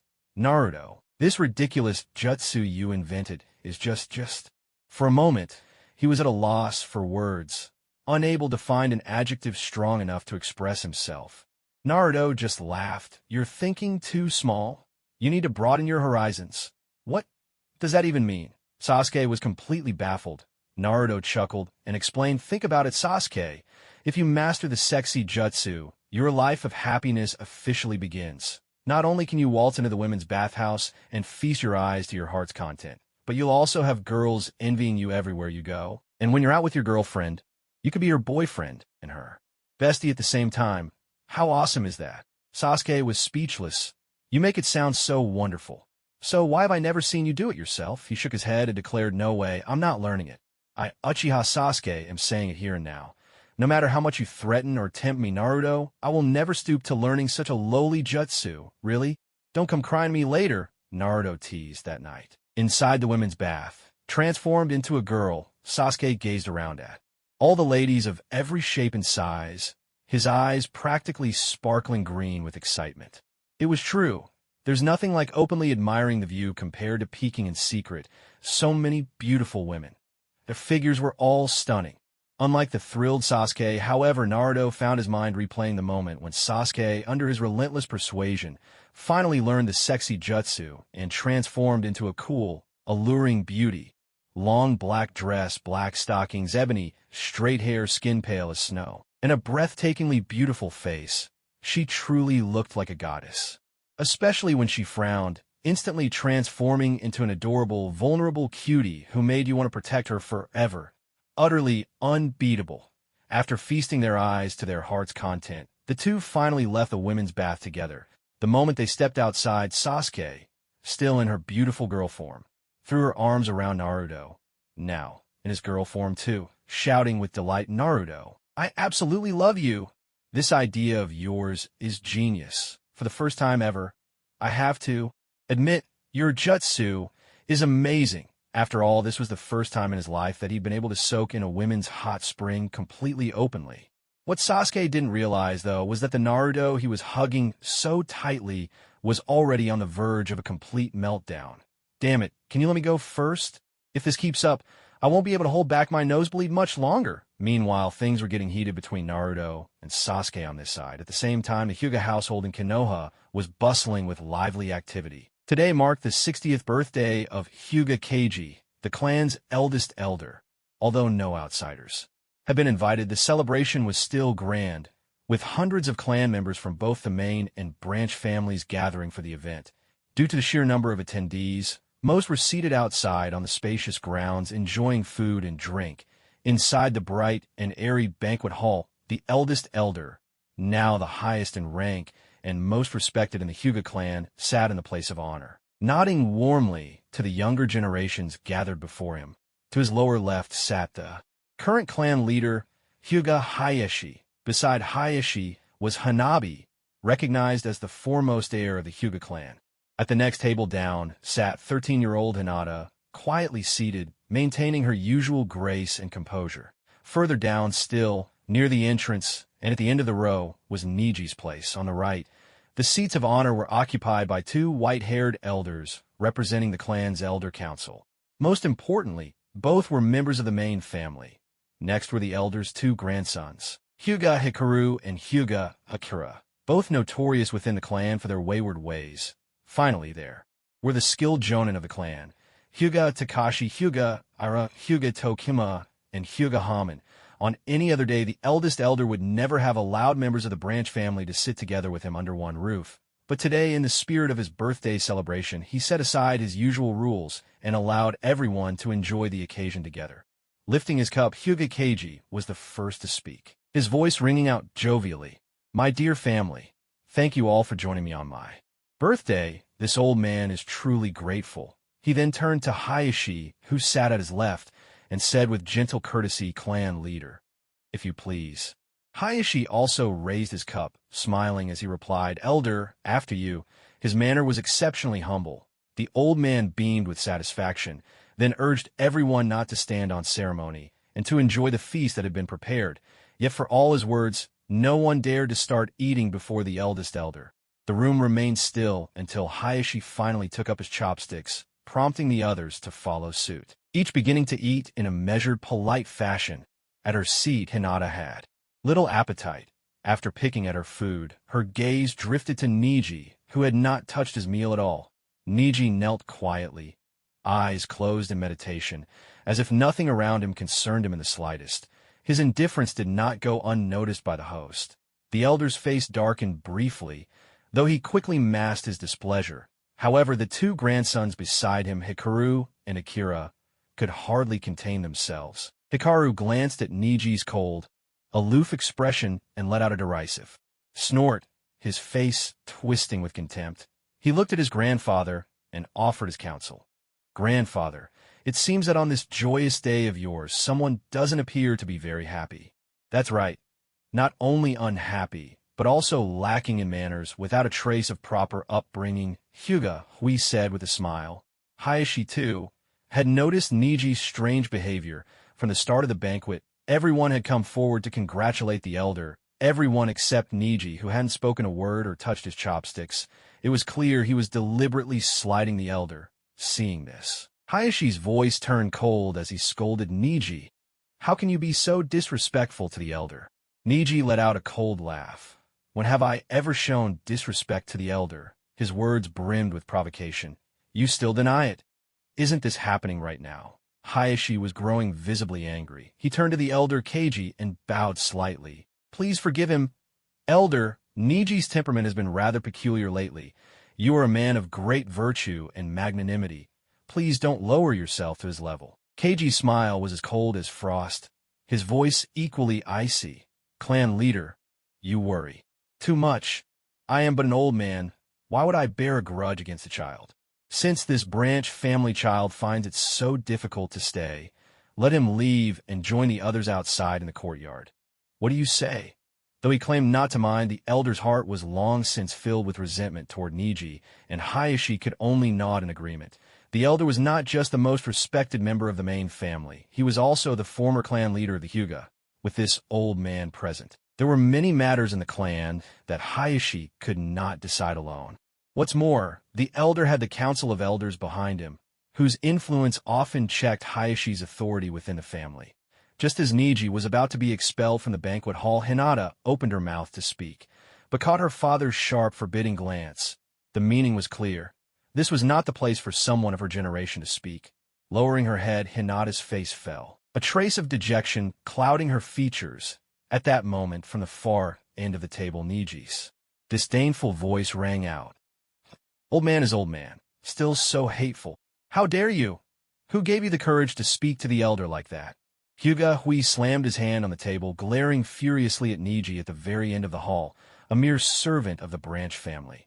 How dare he show such disrespect to the revered elder of the main family in front of everyone? Neji no longer held back. In one swift motion, he kicked over the table before him. An overwhelming killing intent radiated from him as his cold gaze swept over the elder, whose face had turned dark. With anger, hatred blazed within Neji's heart. He could still remember, as if it were yesterday, that winter when the elder had given the order for his father to die in place of his uncle. The elder's eyes then had been so indifferent, as if the one about to die was not even a member of the Hyuga clan. From that moment on, toward the ever-hypocritical Grand Elder, the very man who had personally pushed his father into the abyss of death. He wished nothing more than to kill him with his own hands, and be done with it. Seeing his uncle's humble demeanor just now only filled him with disgust. To think the dignified head of the clan was so weak and spineless. Clearly, he was supposed to be the highest authority of the family, yet he still had to watch the elders' expressions and defer to them. This was the sorrow of having no real power. Thinking back to how Naruto had just brimmed with overwhelming force and confidence, defying gods, defying Buddhas. Unstoppable. Neji felt a surge of passion ignite in his heart. From now on, he too would be like Naruto, sparing no means, sweeping away all those main family members who had once looked down on him. "I will show you no respect. What can a useless wretch like you do to me?" Neji sneered, his presence commanding the entire room. In a flash, he appeared before Hyuga, Hui gripping his throat, his hand tightening with every passing second. Everyone was stunned. None could have imagined that Neji would dare, in front of the whole clan, to lay hands on a Grand Elder's grandson, grandfather. Help! Save me! Hyuga Hui managed to choke out these words before Neji snapped his neck. With only the strength of an ordinary lower-ranked ninja, how could he possibly contend with Neji, who was now the equal of elite Jonin? In the blink of an eye, Hui was dead beyond saving. Staring at Huey's twisted body, his eyes wide open in death, the entire hall was plunged into shock, especially Hyuga Hayashi, who roared in fury, Neji, do you have any idea what you've done? How dare you kill the Grand Elder's grandson? Rebellion! Utter rebellion! Turning his gaze to his uncle, Neji replied in a cold voice, what I choose to do is none of your concern, is it? At this point, Hayashi was completely enraged. How outrageous! Neji's disrespect was not only toward the Grand Elder, but even the clan leader was being disregarded. Was this really the nephew who had always seemed so obedient and humble? How had he become so ruthless? Utterly intolerable. He raised his hand, about to slap Neji across the face. But before he could, Neji caught his elbow in a vice-like grip. I advise you to think twice before lecturing me, my beloved uncle, Neji said coldly, giving no regard to the clan leader's dignity. At this, the Grand Elder could no longer contain his fury. Staring at his grandson on the ground, blood trickling from his mouth, his eyes still open in death, he threw back his head and roared, Hyuga Neji, you killed my grandson! I will never forgive you! Veins bulged on his forehead as he prepared to activate the caged bird seal, intent on killing Neji then and there. Yet no matter how hard he tried, Neji remained completely unaffected, simply watching him with a mocking smile. Go on, try activating the caged bird seal. What's wrong, old man? Weren't you going to kill me? Neji taunted. A cold sweat broke out on the Grand Elder's face. Seeing Neji so utterly unfazed, he suddenly realized that something was very wrong. No, this is impossible. Absolutely impossible. How could someone from the branch family not be controlled by the caged bird seal? Hayashi was stunned too. What on earth was happening? Why was Neji unaffected by the caged bird seal? He couldn't hide his curiosity. Aside from the main family members, who were all shocked, every branch family member present wore a smug, cold smile on their faces. The commotion in the banquet hall quickly drew the attention of the other branch family members waiting outside in the courtyard. Without hesitation, they swarmed into the hall. Young clan leader, what's going on? Hinata and Ken, who had been standing ready outside, rushed to Neji's side, their voices tense. Neji's gaze swept over the main family members present. His voice was icy as he issued his command. Pass on my order. Every branch family member, surround all the main family members here. Don't let a single one escape. Not even a fly. Yes, came the immediate thunderous response from the branch family. In an instant, the branch family members sprang into action, encircling everyone in the banquet hall. Hinata Takuma, Hinata Haman, Hinata Iroha, and a group of branch family Jonin and special Jonin dropped their pretense, joined Neji, drew their weapons, activated their Byakugan, and stood ready for battle. But then a strange scene unfolded. No matter how desperately the elder tried to activate the caged bird seal, none of the branch family members reacted. They simply stared at him with cold, emotionless eyes. At this point, even Hayashi couldn't feign ignorance. He finally understood. The branch family was completely unaffected by the caged bird seal. No wonder they dared to act so brazenly. Neji, was he planning to lead the branch family in a coup? Hayashi could hardly believe it. His voice turned sharp. Neji, are you trying to stage a rebellion? Are you betraying us? Neji's smile grew even more menacing. That's right. We are rebelling. If Naruto could kill the villagers who once tormented him, why can't we rise up against you? The main family who have looked down on us and ordered us around all these years. Am I right, everyone? Yes, that's right. Why should you main family members stand above us and treat us like slaves? We refuse to accept it. Yes, we won't accept it. To hell with them. Let's support the young clan leader as our new head. Before the elder could react, Neji struck first. He activated his Byakugan and, using gentle fist, unleashed a deadly blow at Hinata Hikaru, who had always looked down on him. Hinata Hikaru didn't even have time to dodge. Just like his brother before him, he was killed by Neji on the spot. Neji swept his arm forward and commanded coldly, all branch family members, spare only Hayashi's family. Hunt down every other main family member. Let none escape. Exterminate them all.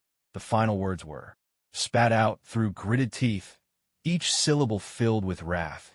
At Neji's command, the branch family members transformed into a pack of ferocious beasts, unleashing a bloody massacre upon the pampered main family. Rebellion.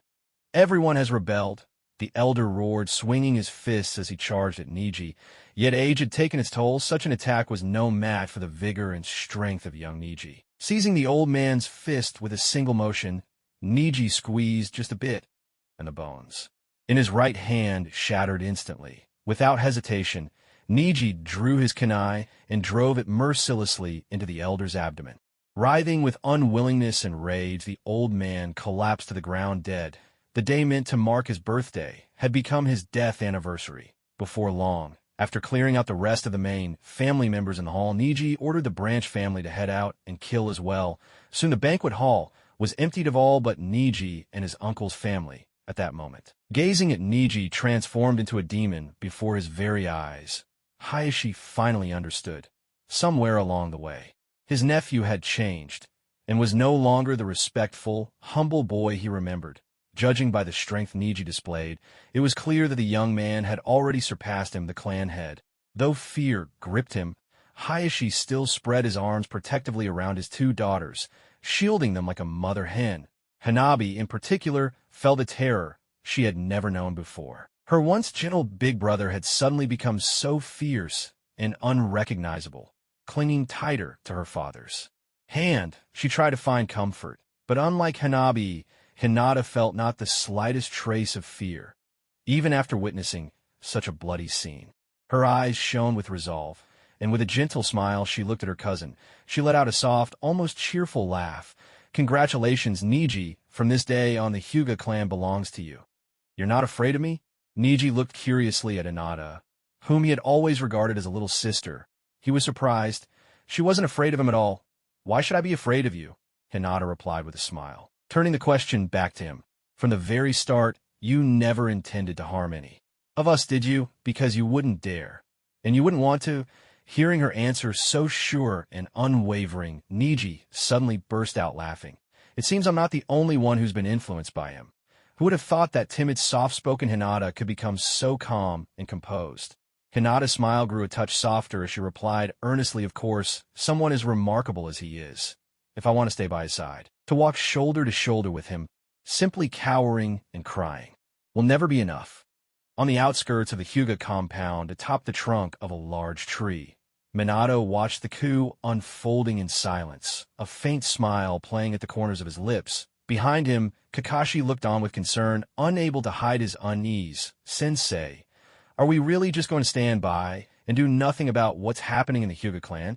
After all, the Hyugas were the foremost noble family in the Leaf Village. If they were allowed to tear each other apart, it would deal a heavy blow to the village's overall strength. In contrast, Minato seemed entirely unbothered. He simply said in a calm voice, "That's their clan's affair. We're outsiders. It's never really our place to interfere. Wouldn't you agree? Besides, the grievances between the Hyuga main family and the branch family have built up over a long time. How could a few words from you or me possibly resolve such deep-seated resentment? Hatred, once it takes root, is not something anyone is willing to let go of without a fight. To the bitter end, the former third Hokage Danzo and the other high-ranking officials, as well as the current members of the Hyuga main family, will all have to pay the price for their arrogance and prejudice." "I understand, Sensei," Kakashi replied, but behind his mask, a trace of reluctance flickered in his eyes. Just then Minato continued, "Kakashi, your Sharingan. Does it still refuse to close?"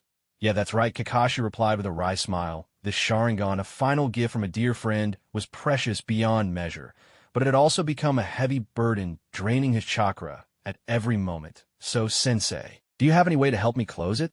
Since Minato had brought it up, Kakashi asked the question casually. Minato smiled. "I don't have a solution, but maybe Naruto will. When he returns, let him help you figure something out." "Naruto, huh?" Kakashi sighed softly, then asked, "By the way, Sensei, what mission did he and Sasuke leave on this time?" The two of them had departed so quietly that even Kakashi, their teacher, hadn't known the details. "They went to train with Lord Jiraiya," Minato replied openly, not intending to keep it from him. Kakashi was taken aback for a moment, then nodded in realization. The two remained there for a while longer, until the cries of battle and killing from inside finally faded away. Only then did Minato say, quietly, Kakashi, let's go back. Things here have run their course. Yes, Kakashi agreed. Within the Hyuga compound, as the tumult subsided, the scene that remained was a grisly one. Bodies lay scattered everywhere, some from the main family, others from the branch. Across the open ground, branch family members moved among the corpses, making sure none survived, for all that they were kin. The faces of the branch family were alight with the fierce satisfaction of vengeance fulfilled. For hundreds of years, this was the first time the branch family had openly unleashed their fury on the main family. Centuries of oppression had finally been broken. Every branch member felt an exhilarating sense of justice. More importantly, from this day forward, it would be the branch family who would write the next chapter in the history of the Hyuga clan, with all resistance from the main family dealt with. Hyuga Takuma strode into the banquet hall and bowed deeply to Neji, reporting, young clan leader. Aside from Hayashi and his family, all other members of the main family have been executed. Good. Neji felt a surge of joy in his heart and continued to ask, how many casualties did we suffer? The subordinate replied, young clan leader, in this battle, our side had a total of 324 people with 67 lost. We wiped out all 215 members of the main house. I see. Neji closed his eyes. When he opened them again, they were as calm and unfathomable as a deep, ancient well. Give all fallen branch house members a proper burial with the highest honors. As for the main house who died in battle, see to it that they are buried respectfully as well. I understand, Hyuga Takuma replied with a bow. Sensing the mood, he quietly left to handle the aftermath. Once everything was arranged, Neji finally looked up at Hayashi across from him, his voice cold as ice. Uncle, your power has crumbled. At this point, you should know what choice you're left with. Hayashi stared at his nephew's indifferent face, suddenly feeling as though he barely recognized him. In that moment, he finally understood the source of his earlier unease. It was as if fate itself had forewarned him of today's calamity for the main house. With a heavy sigh, he spoke bitterly. Why? Why did you have to kill so many of the main house? They're your kin too. Do you really hate them that much? Neji let out a derisive laugh. Uncle, you've been above everyone else for so long. How could you possibly understand the agony of having your fate controlled by others, in the name of preserving the purity of the Hyuga bloodline? The main house has always treated the branch house as mere tools. For hundreds of years, countless branch members have met tragic ends at your hands. Or do you not consider them part of the Hyuga clan as well? Hayashi tried to defend himself, but the system of main and branch houses has been passed down for generations. As members of the Hyuga, how could we so casually defy the rules set by our ancestors? Ancestral rules. That's utter nonsense. Neji's anger flared, but he laughed coldly, his voice cutting. Uncle, search your own heart. Don't you feel even a shred of disgust for this inhuman system? I suspect you've long wanted to overturn this foolish tradition. Besides, do you really think no one has noticed your favoritism toward Hanabi? Hayashi's face turned bright red as his secret was exposed. He pointed at Neji, stunned. How do you know about that? How do I know? Neji's smile was filled with scorn. He pointed at Hayashi, voice trembling with anger. If I'm not mistaken, Hanabi should be 7 this year, right? By the rules. Only the eldest is allowed in the main house. Others become branch. She should have had the caged bird seal years ago. But because you're the clan leader and her father, you protected her, and she's still standing here unharmed. Tell me, Uncle, where's the fairness in that? Just then Hinata finally spoke up. Father, there's something I want to say for a long time. You have ignored my existence all this time, treating me the legitimate daughter of the main family, as if I were cast aside. Have you ever considered how I might feel? Though I have no intention of competing with Hanabi for position, that does not mean I am truly indifferent to your favoritism toward her. Hayashi was utterly stunned. Just moments ago, his eldest daughter had been defending their family, but now she had turned around and joined those rebuking him. Hanabi's eyes widened in shock. Sister, a bitter smile crossed Hinata's beautiful face. She forced a laugh and said, to be honest, when I saw cousin Neji and the others planning a coup, I was shocked, but the more I thought about it, the more I realized they were not wrong. For far too long, the actions of the main family have been excessive. Over the years alone, I've witnessed countless members of the branch family receive cruel punishment for saying just a word or two that displeased you. Father, with such behavior, Do you really expect the branch family to treat you with respect? Having been confronted in quick succession by both his nephew and daughter, Hayashi trembled with rage, yet found himself helpless. Neji took a deep breath, a cold glint flashing in his silver eyes. Gazing at the furious Hayashi, he sneered and said, "But rest assured, uncle, from today onward, the Hyuga clan will be under my leadership. You may step down without worry." Hinata echoed him, saying, "Neji is right, father. All these years, you truly haven't been a wise clan leader. It's time for the Hyuga to be led by someone with real resolve." "Sister, how can you force father like this?" Unable to watch as her sister and cousin pressured their father, Hanabi finally spoke up in protest. Hinata shot her sister a cold glance, her expression turning icy. "Be quiet, this is not your place to speak." Hanabi was left utterly speechless. For the very first time, her usually gentle sister had spoken to her in such a forceful tone. Even Hayashi was shaken by the aura Hinata now radiated. He was secretly startled. Just like Neji, it seemed his eldest daughter's character had undergone a complete transformation away from his notice after a long silence. Hayashi finally chose to accept reality and step down. Yet, even at the end, he couldn't help voicing his concerns. "I can hand over the position of clan head to you, but you must promise me that you will never harm Hinata or Hanabi. And I want to know how you intend to treat the rest of the Hyuga clan once you take charge." Neji replied in a clear voice, as Hinata has said, "I will not harm your family. After all, we are bound by blood. As for the future, I will decree that the Hyuga clan will never again enforce the cruel caged bird seal." Hayashi exhaled deeply, and for once a faint smile appeared on his usually tense face. "This puts my mind at ease. I can now entrust the Hyuga clan to you." Indeed, as the most gifted prodigy in the family, Hayashi had always thought highly of his nephew. Now that everything was settled, he no longer wished to remain in this stifling position. He decided to hand everything over to Neji and let him take charge as he saw fit. With that, the Hyuga clan officially stepped into a new era. The next day, Hayashi publicly announced his retirement from the position of clan leader, passing the mantle to his nephew. Hyuga Neji, this outcome had long been anticipated, so the members of the Hyuga clan greeted the news with joy. News of the Hyuga's bloody power shift and new leadership quickly spread to the heads of other families. At the Nara residence, Shikaku was playing shogi with Shikamaru when a servant hurriedly approached and whispered the astonishing news in his ear. Upon hearing it, Shikaku's expression changed at once, but he quickly regained his composure and waved the servant away. He was just about to share the shocking news with his son when he looked up and saw Shikamaru still calmly focused on the chessboard, making his move without a hint of surprise.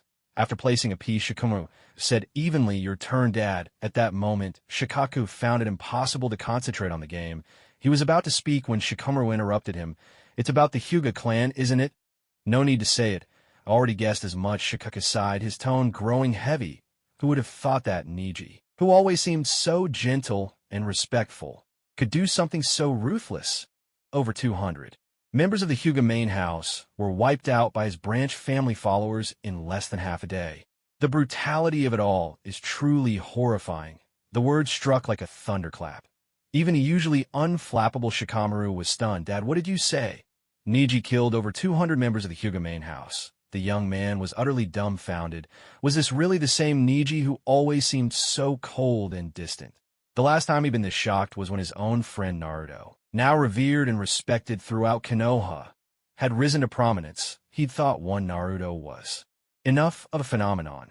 But now there was another, Neji, ruthless and cunning, who had successfully taken over as the Hyuga clan leader. With these thoughts swirling in his mind, Shikamaru quickly asked, "So, Dad, what does Neji plan to do with Hayashi and his family?" At the mention of Hayashi, Shikaku let out a breath of relief. Fortunately, Neji hasn't harmed Hayashi's family. He simply removed Hayashi from the position of clan leader. "Well, that's a relief," Shikamaru said, his heart finally settling after pounding in his chest. Similar scenes of shock played out among the Yamanaka, Akimichi, Tsurutobi, Aburame, and all the other major clans. Every clan leader was left marveling at how the Hyuga, long hailed as the strongest family in Konoha, had suddenly undergone such a dramatic upheaval.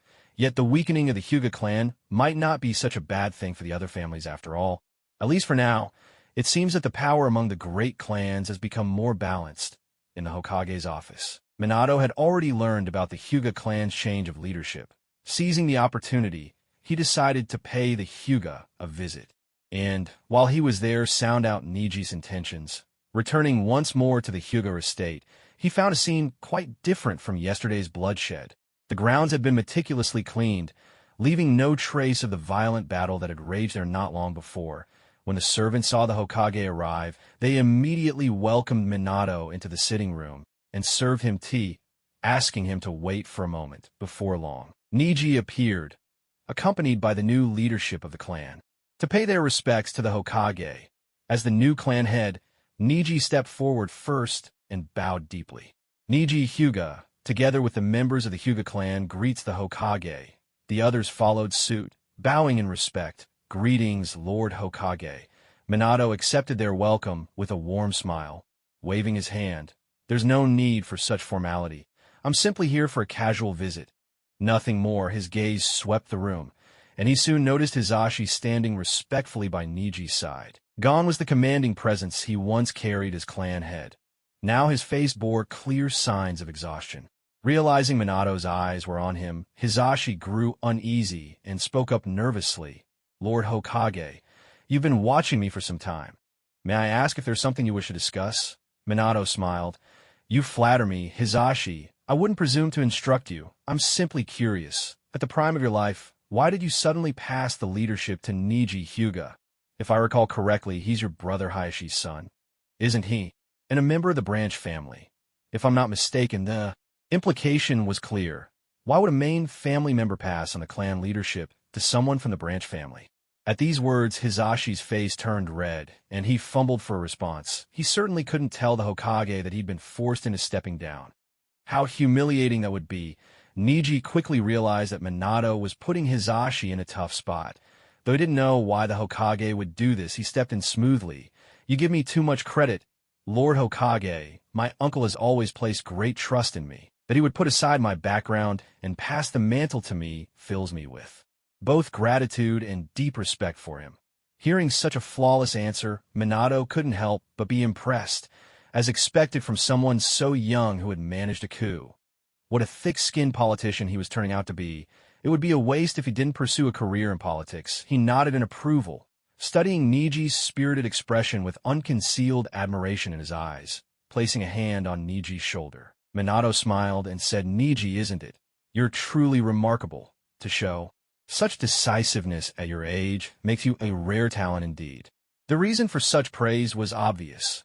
Minato had glanced around and noticed that all the Hyuga elders present were young branch family members, all of them elite jonin with considerable influence in the village. In stark contrast, none of the usual elders of the Hyuga clan, who typically hosted guests, were anywhere to be seen. It seemed this young man was truly ruthless. He had eliminated everyone in the clan who opposed him. Yet, no one knew how he had managed to break free from the caged bird. Seal, receiving Minato's praise, Neji couldn't help but look a little excited. He immediately decided to express his loyalty. "Thank you for your kind words, Lord Hokage. From now on, the Hyuga clan will follow wherever you lead." Minato smiled with satisfaction. That was exactly what he wanted. It seemed that under Naruto's guidance, young Neji was learning quickly. All of this was, after all, for the sake of a greater purpose.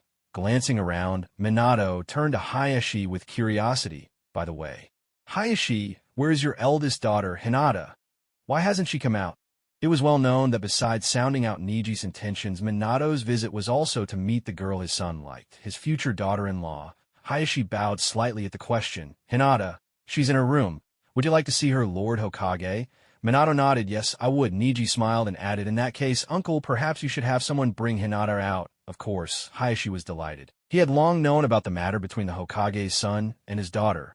If Hinata could win Minato's favor, it would certainly be a blessing. At the very least, within the Hyuga household, his own standing would be transformed. He would no longer feel so awkward and marginalized.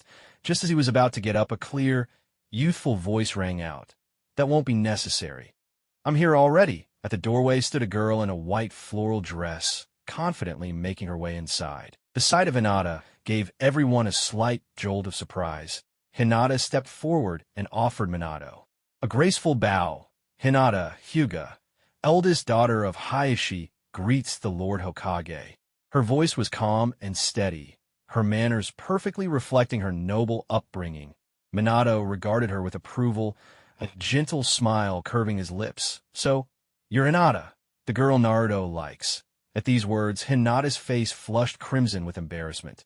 Naruto and I are just, she stammered, unable to finish a full sentence. What should I do? I'm so nervous, she fretted inwardly, her mind racing. The more shy she became, the more delighted Minato was. From the look of it, Hinata had clearly fallen for his mischievous son.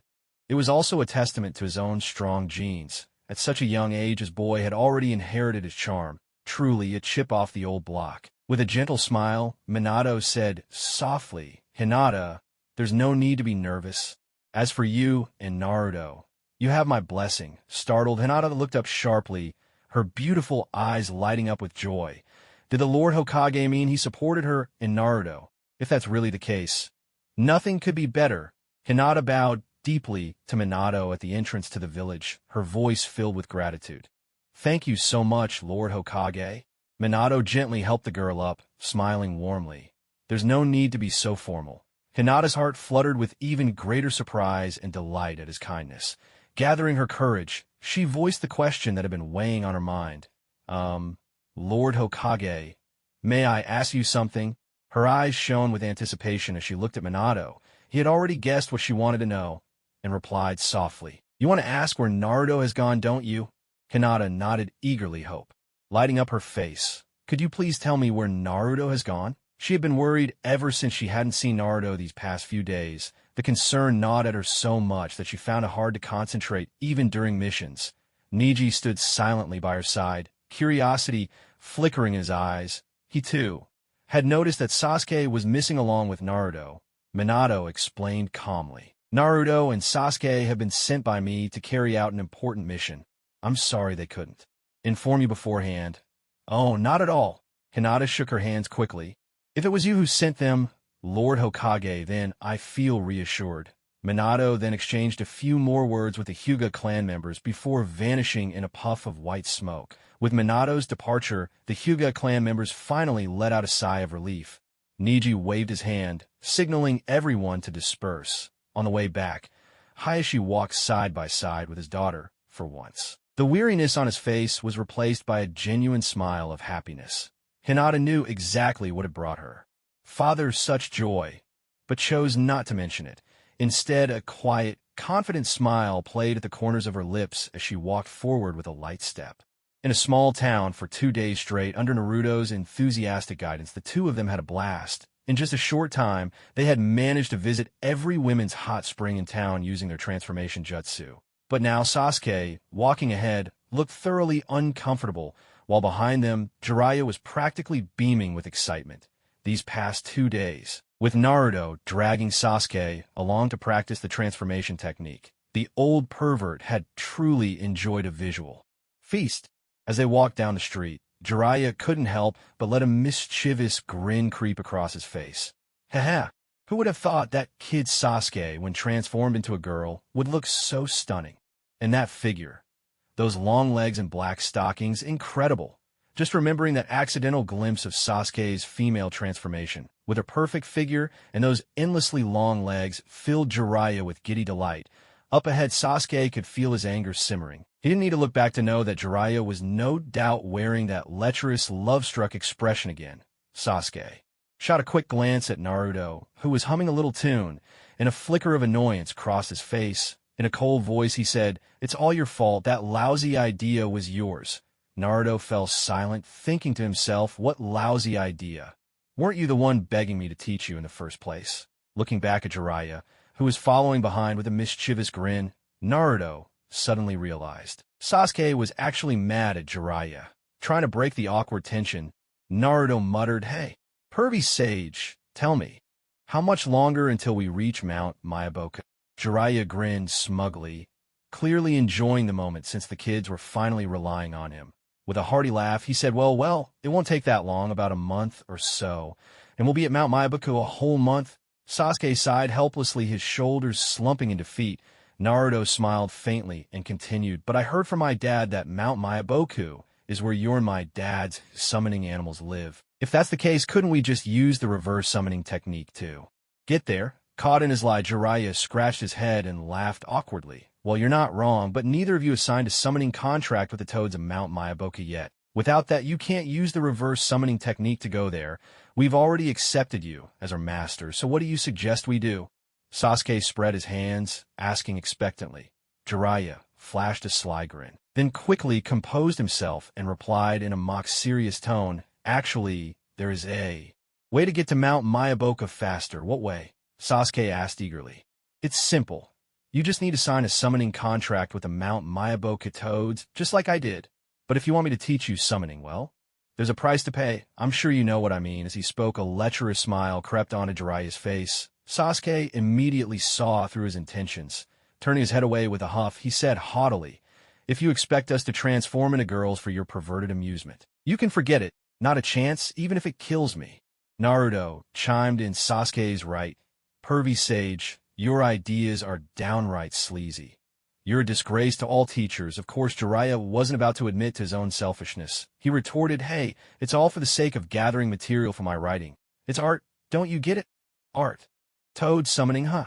Naruto and Sasuke shot back in perfect unison. We don't get it, and we don't appreciate your so-called art. They both knew Jiraiya's so-called art was nothing but adult novels. Well, then there's nothing more to discuss. Jiraiya spread his hands in mock resignation. Really? You're really not going to teach us the summoning technique? The two turned to look at Jiraiya, suddenly putting on sweet, innocent smiles. They loosened their fingers, making an audible cracking sound. Naruto walked up to Jiraiya with a grin and said, Pervy sage, you'd better think this through. Make sure you're certain before you answer. Don't go saying later that we threatened you. A sudden sense of foreboding rose in Jiraiya's heart. He complained inwardly, Are you sure this isn't a threat? This looks exactly like a negotiation gone sour. You're about to use force, aren't you? Though he was reluctant, the memory of Naruto's terrifying strength made him swallow his pride. He forced a smile on his weathered face, uglier than a grimace, and said, Actually, there's no need for you to transform into girls. Everything is negotiable. Really, we can talk this out? Silently, he told himself, This isn't cowardice. I'm just listening to my heart. Yes, that's it. Just following my heart. Seeing Jiraiya give in, Naruto chuckled. Since you've come around, pervy sage, hurry up and teach us the summoning technique. That way, we can get to Mount Myaboku as soon as possible. The three of them moved to a shady spot. Jiraiya sighed in resignation. Fine. As your teacher, let me teach you what the summoning technique is all about. The summoning technique is... Just as he was about to explain, Naruto cut him off. Pervy sage, just show us how it's done. You can explain while you teach. All right, then. Jiraiya didn't waste any more words. He pulled a scroll from his robes and unfurled it, revealing lines and lines of densely written script. Among the names, Naruto spotted both Jiraiya's and Minato's. Naruto took one look and was sure.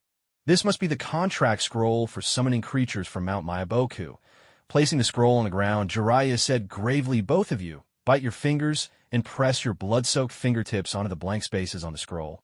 Then write your names. Naruto and Sasuke exchanged glances, bit their fingers, and followed Jiraiya's instructions. Once it was done, Jiraiya rolled up the scroll and said, Seriously good. From now on, you're officially bound by the summoning contract. Next, let me teach you the hand seals for the summoning technique. With that, Jiraiya bit his own finger, drew a bloody line across his palm, and began forming hand seals. Boar, dog, bird, monkey, ram. When he finished, he shouted and slammed his hands to the ground. In an instant, the circular seal appeared on the earth, followed by a burst of white smoke. When the smoke cleared, a reddish toad with black markings and pointed ends appeared abruptly at his feet. Jiraiya had summoned Toad, Chew, the ever-loyal and hard-working Toad of Mount Myaboku. Standing atop Toad Chew's head, Jiraiya looked particularly pleased with himself. See? This is the summoning technique, he said with a wide grin. He looked at Naruto and Sasuke. Now it's your turn. Use the hand seals I just showed you and try summoning a toad. Got it, the two replied in unison. Under Jiraiya's expectant gaze, the two of them bit their fingers and began forming hand seals, each preparing to summon their own toad. Ninja art. Summoning jutsu, they shouted in unison, slapping their palms onto the ground. In an instant, a cloud of white smoke enveloped them. Naruto whispered, "Will it be Gamabunta or Gamakichi this time?" As the smoke cleared, just as Naruto had predicted, a small orange-red toad clad in a tiny black jacket appeared before him. Who else could it be but Gamakichi? Meanwhile, Sasuke had summoned a completely different toad, a massive greenback creature with two swords strapped to its back, blue hands, and a cold, stern expression.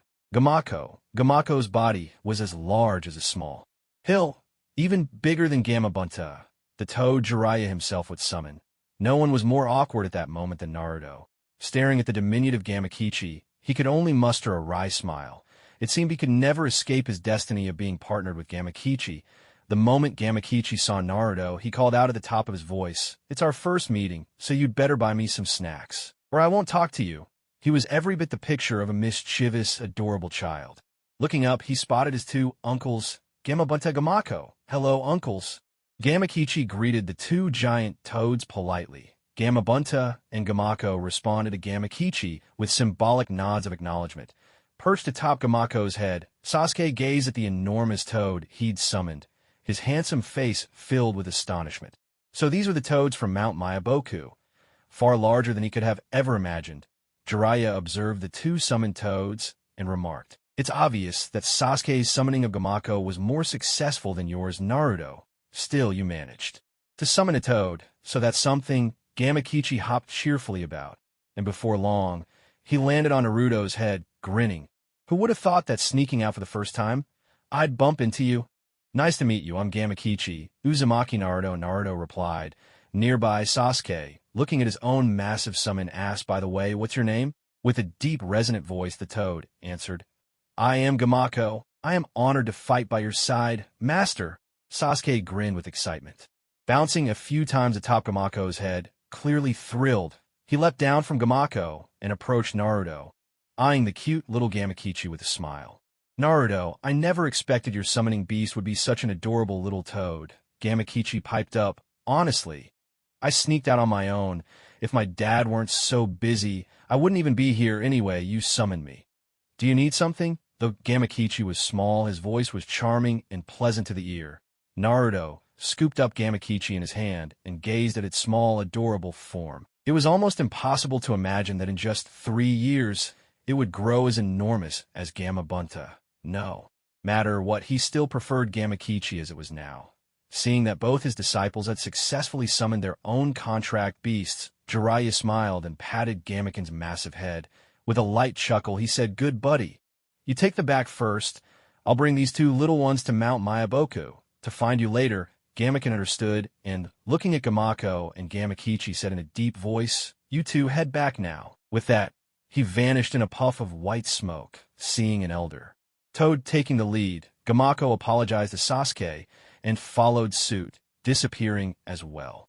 Gamakichi, realizing both his uncles had already left, though he still wanted to play, had no choice but to leave too. If he lingered any longer, he'd have to face his father, the strict 7 wolves. After the 3 toads had departed, Jiraiya looked at Naruto and Sasuke and announced, "Now that you've learned the summoning technique and each made a contract with the toads of Mount Myaboku, it's time for me to teach you the reverse summoning technique. The so-called reverse summoning is..." He launched into an animated explanation for the two of them. Meanwhile, far away in the village hidden in the rain, black clouds hung oppressively over the perpetually gloomy village. Rain had fallen for as long as anyone could remember. The sun was a rare visitor throughout the year. Raindrops pattered endlessly from the sky. At the gate of the village, 2 dark figures finally arrived after a long journey. Looking up at the enormous hidden rain sign above the entrance, Kisame Hashigaki finally let out a sigh of relief. Turning to the companion he was supporting, Uchiha, Itachi Kisame murmured, "We're here, Itachi."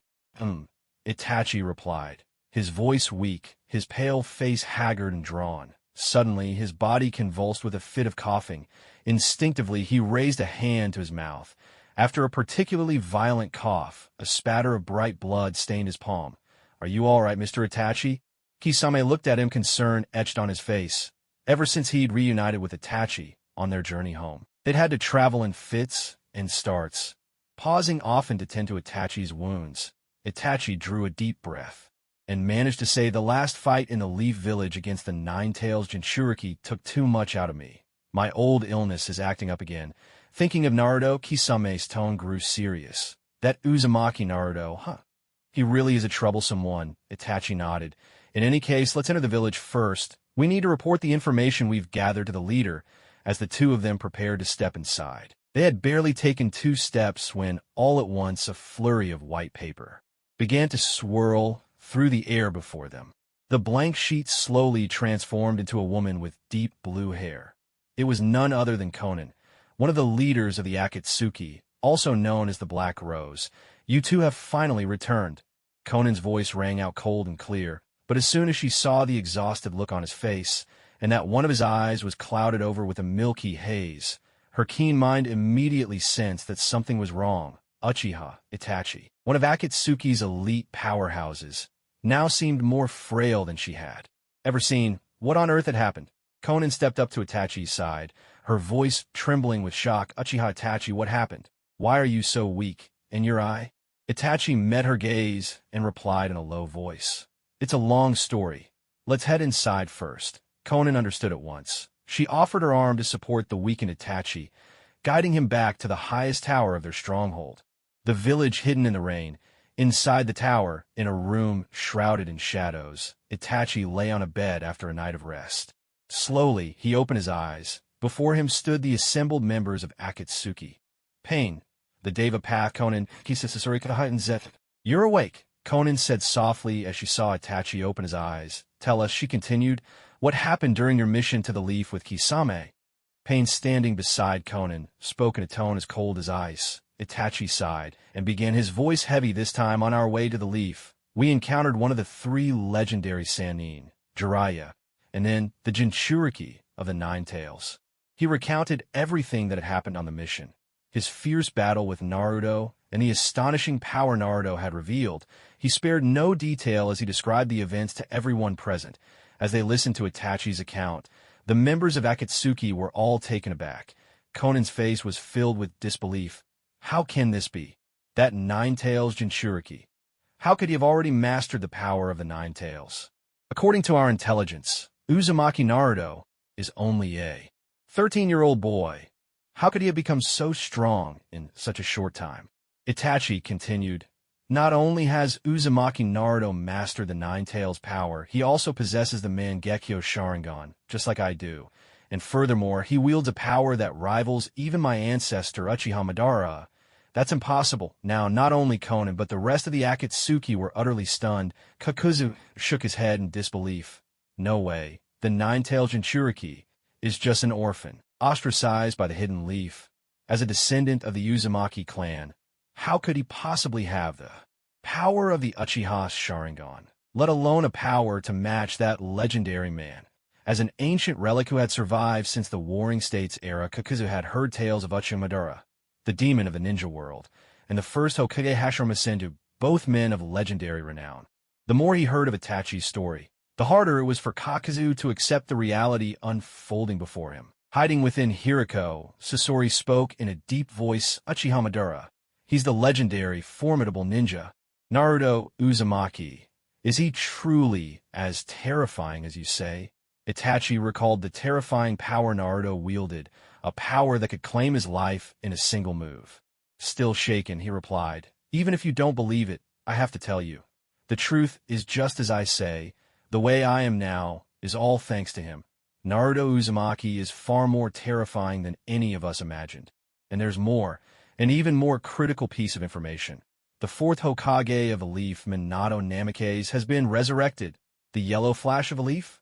I never thought he'd come back to life." Tendo Pain said, his expression darkening. Murderous intent flickered in the violet Rinnegan eyes. Konan turned toward Pain, her face tense. "Then what should we do now?" Their original plan had been to capture the tailed beasts and harness their power to create the world's strongest weapon, using it to intimidate the nations of the ninja world and achieve lasting peace. Yet now, before their mission had even begun, they were confronted with this shocking news. For a moment, a shadow hung over everyone's hearts. As the nominal leader of the Akatsuki, everyone was waiting for Pain to take a stand. Pain stepped forward, his voice unwavering. Even so, our plan goes on as before. No one will stop Akatsuki from capturing the tailed beasts. Naruto Uzumaki and the Yellow Flash may both be formidable, but with me, Pain, here anyone must bow before the power of God. His tone was resolute, and an undeniable aura of authority radiated from his entire being. Pain turned his gaze to Zetsu and began issuing orders. Zetsu, from now on, your job is to go to the Leaf and keep watch on the fourth Hokage and Naruto Uzumaki. If anything unusual happens, report to me immediately. Yes, came Zetsu's oddly layered voice, still as infuriating as ever. Pain then looked to Ko, the organization's treasurer, and continued, Kakazuhaiden. From now on, you two are responsible for expanding the organization. Recruitment is in your hands. Looking at Itachi, Pain said calmly, as for you, Itachi, focus on recovering from your injuries. Kisame, you'll be partnered with Sasori for now and take charge of gathering intelligence on the remaining tailed beasts. Yes, Kisame replied, bowing his head, yet at the corner of his lips a knowing, secretive smile appeared. The child of prophecy. Another few days passed. After several days spent traveling and receiving explanations under Jiraiya's tutelage, Naruto and Sasuke finally mastered the reverse summoning technique and arrived at Mount Myaboku. It was a world belonging to toads. Unlike the human world, everything here, be it plant or animal, radiates a life force far stronger than that of ordinary flora. The plants and flowers, in particular, are strikingly immense. Every stem and leaf seems astonishingly huge. So this is Mount Myaboku. Sasuke gazed up at a sky painted with colorful clouds, taking in the gigantic vegetation and the unfamiliar surroundings, his expression full of childlike curiosity. Naruto was just as amazed, though he had seen Mount Myaboku before in the anime of his previous life. Only by truly arriving here could he feel how mysterious and unknown this place truly was. Jiraiya couldn't help but curl his lips into a proud smile, watching his two pupils wide-eyed and turning their heads in wonder.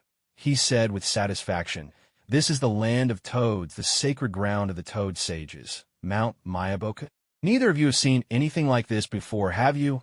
As he spoke, Fukasaku appeared, accompanied by two small but elderly toads. With a series of nimble leaps, they arrived before the trio. Little Jiraiya, you've finally come. Fukasaku greeted his apprentice warmly, smiling as soon as he saw him. Gamaken also spotted Naruto and Sasuke, and hopped over to greet them cheerfully. After a few pleasantries, Fukasaku's gaze settled on Naruto and Sasuke. Looking at the two of them, he was suddenly reminded of the prophecy that the great Toad Sage had shared with him not long ago. Soon the prophesied guide would arrive, bringing with him the twin stars who would change the fate of the ninja world. And it was Fukasaku's duty to welcome these guests and teach them the ways of sage jutsu. Testing the waters, Fukasaku asked, little Jiraiya, who are these two? Jiraiya laughed heartily. You mean Naruto and Sasuke? They're my new disciples. We've come to ask you, Fukasaku, to teach these children sage jutsu. The moment Jiraiya spoke, Fukasaku's expression shifted to one of shock. These two children were Jiraiya's disciples, and their purpose for coming matched the prophecy exactly. Could it be that they were truly the ones spoken of by the great Toad Sage? The children of prophecy? With this thought in mind, Fukasaku continued, little Jiraiya, your timing is perfect. Just before you arrived, the great Toad Sage told me that if you came, I should bring the two children behind you to see him. Jiraiya paused in surprise, then exclaimed, could it be that the great Toad Sage has had a new prophecy? Fukasaku nodded solemnly. Let's go. Let's not keep the old master waiting. Naturally, Jiraiya dared not delay. He led Naruto and Sasuke quickly toward the place where the great Toad Sage resided. On the way, Naruto's face grew serious, and his heart filled with astonishment. The great Toad Sage of Mount Myaboku was clearly no ordinary being, judging by Fukasaku's words. The great Toad Sage had known they would come, and was awaiting their arrival. As they hurried along, Sasuke couldn't hold back his confusion. Naruto, where exactly are we going? He asked. Naruto replied in a low, steady voice. I'm not sure either. Let's just follow Purby Sage for now. All right, Sasuke said, although doubt lingered in his heart. He wisely chose not to press further. Before long, they arrived at a vast, spacious hall. It was here that Naruto and Sasuke finally laid eyes on the legendary Great Toad Sage Gamamaru. The creature before them was an enormous toad, its skin a vivid orange-red, and covered all over in lumps, with an air of ancient indifference. The great toad sage lounged sideways atop a colossal throne. Around his neck hung a massive bell engraved with a single prominent character. Sage, he's huge. Is this really the great toad sage? I can't believe how enormous he is. Sasuke's eyes widened in shock. In his mind, even the likes of Gamakichi seemed gigantic enough. But now, confronted with the true great toad sage, he realized there was always someone greater, always a higher peak to reach. Approaching the sage, Fukasaku bowed deeply and spoke with utmost respect. Great toad sage, I have brought the 2 children Jiraiya mentioned to you. The great toad sage made no reply. Fukasaku called out again, but still there was no response. The old sage simply kept his enormous eyes shut, as if he hadn't heard a word. At last Shima could no longer contain herself. She called out in a piercing voice, "Old man, the ones you asked for are here." Her sharp cry seemed to cut right through everyone's ears, and Naruto and Sasuke instinctively clapped their hands over them. At the sound of her shout, the toad on the throne finally stirred. Gamamaru's eyes opened just a sliver, and his ancient voice echoed through the hall. The twin stars destined to change the future of the ninja world. The youths who possess mysterious power. At last, you have arrived. The twin stars who will change the future mysterious powers. Is he talking about us? Sasuke pointed at himself, then shot a puzzled look at Naruto. As soon as he heard the prophecy, Naruto knew the great toad sage must be talking about him and Sasuke. Jiraiya, startled by the revelation, couldn't help but ask, great toad sage, do you mean that Naruto and Sasuke are the children of prophecy you've always told me about? But even as he spoke, the great toad sage had already slipped back in a slumber, leaving Jiraiya completely at a loss. At that moment, Fukasaku stepped forward and explained, Jiraiya, if my guess is right, the old man's prophecy does refer to these 2. Before you arrived, he specifically told me to guide them well. So you don't need to worry about the prophecy anymore, I see, Jiraiya exclaimed, suddenly understanding everything. Sasuke felt even more surprised in his heart and asked, Elder, Fukasaku, is that your name? Are you saying that the great toad sage already knew we would be coming here? Fukasaku nodded. That's right, so for the time being, you 2 youngsters should stay here and focus on learning sage jutsu. After all, this is a task entrusted to me by the great toad sage himself, and I must see it through. Upon hearing this, Gamakichi, who had been quiet by the side, bounced around with excitement and exclaimed, Naruto, that's fantastic, with you 2 staying in Mount Myaboku for a while. I won't be bored anymore. Finally, I won't have to play with that dopey Gamaryu all the time. Jiraiya looked back at his disciples and gave a slight bow to Fukasaku. Then, I'll leave the 2 of them in your capable hands, Elder Fukasaku. Fukasaku replied, No problem at all, little Jiraiya. You can rest easy. Jiraiya let out a breath, as if a great weight had been lifted from his heart. Then I'll take my leave with peace of mind. With that, he turned to go. Seeing him about to leave, Naruto grew anxious and shouted loudly, Hey, pervy sage, are you really planning to just leave like this? Jiraiya turned back, a faint smile on his lips. I thought it over, with Elder Fukasaku here to teach you. There's nothing left for me to do, so I plan to continue traveling the world and working on my novels. That's that. Goodbye. Don't you dare leave. You stop right there. Naruto suddenly yelled after him. Jiraiya halted and glanced back at Naruto. Is there something else you want to say? Naruto spoke in a serious tone. I won't stop you from leaving or from traveling the world to write your books, but there's one thing you have to promise me. What is it? Don't investigate the Akatsuki organization. Not if you want to stay alive. Jiraiya paused, taken aback. How did this kid know he was planning to investigate Akatsuki? But when he heard Naruto say he'd die, Jiraiya couldn't help but laugh. He said out loud, I'm a sage. You know, there's no way I die so easily. You're just a kid. Don't worry yourself over such things. Naruto knew how stubborn he was, so he stopped trying to persuade him. Instead, he walked up, took out a kunai marked with the Uzumaki symbol, and handed it to Jiraiya. This kunai is marked with my flying thunder god seal. Keep it with you. If you really do investigate Akatsuki and find yourself in danger, pour your chakra into the seal. That way, I'll sense your location and can come rescue you at any time. Naruto said, his tone earnest. No matter what had happened with the villagers before, Naruto still greatly respected Jiraiya in his heart. At the very least, he didn't want to see him lose his life beneath the sea, like in his previous life. Jiraiya was surprised. I never expected you'd actually master Minato's Flying Thunder God technique. That's truly impressive. As he spoke, he took the specially crafted kunai and carefully put it away. Having witnessed Naruto's strength firsthand, he understood that Naruto was doing this for his own good. When everything was done, Jiraiya smiled with satisfaction and said, "Well then, thank you." Naruto, with that, he performed the summoning technique, vanishing in a swirl of white smoke. Watching Jiraiya leave, Naruto felt a wave of reluctance rise in his heart. Silently, he thought to himself, "Pervy sage this time, don't let yourself die so easily." He turned around and glanced at Sasuke, not far away, a gentle smile appearing on his face. No matter what mattered most right now was focusing on learning Sage Jutsu. At that moment, Fukasaku, who had been quiet for a while, suddenly spoke up. "Well, since you two don't come here often, you must be hungry by now, right? Let's go eat first." Shima also chimed in with a smile. "That's right, it's little Naruto and little Sasuke's first time here. So I'll cook for you myself and make sure you're well taken care of. You two chat for a bit, I'll go prepare the ingredients." Seeing this, Sasuke hurriedly tried to protest. Actually we don't." Before he could finish, Fukasaku interrupted.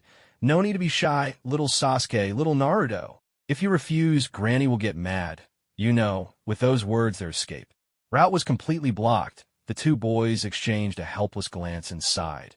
There was no avoiding this feast of bugs at the dining table. Naruto and Sasuke sat side by side, facing the dazzling array of insect dishes. Neither of them had any appetite at all. There was simply no way for them to stomach it.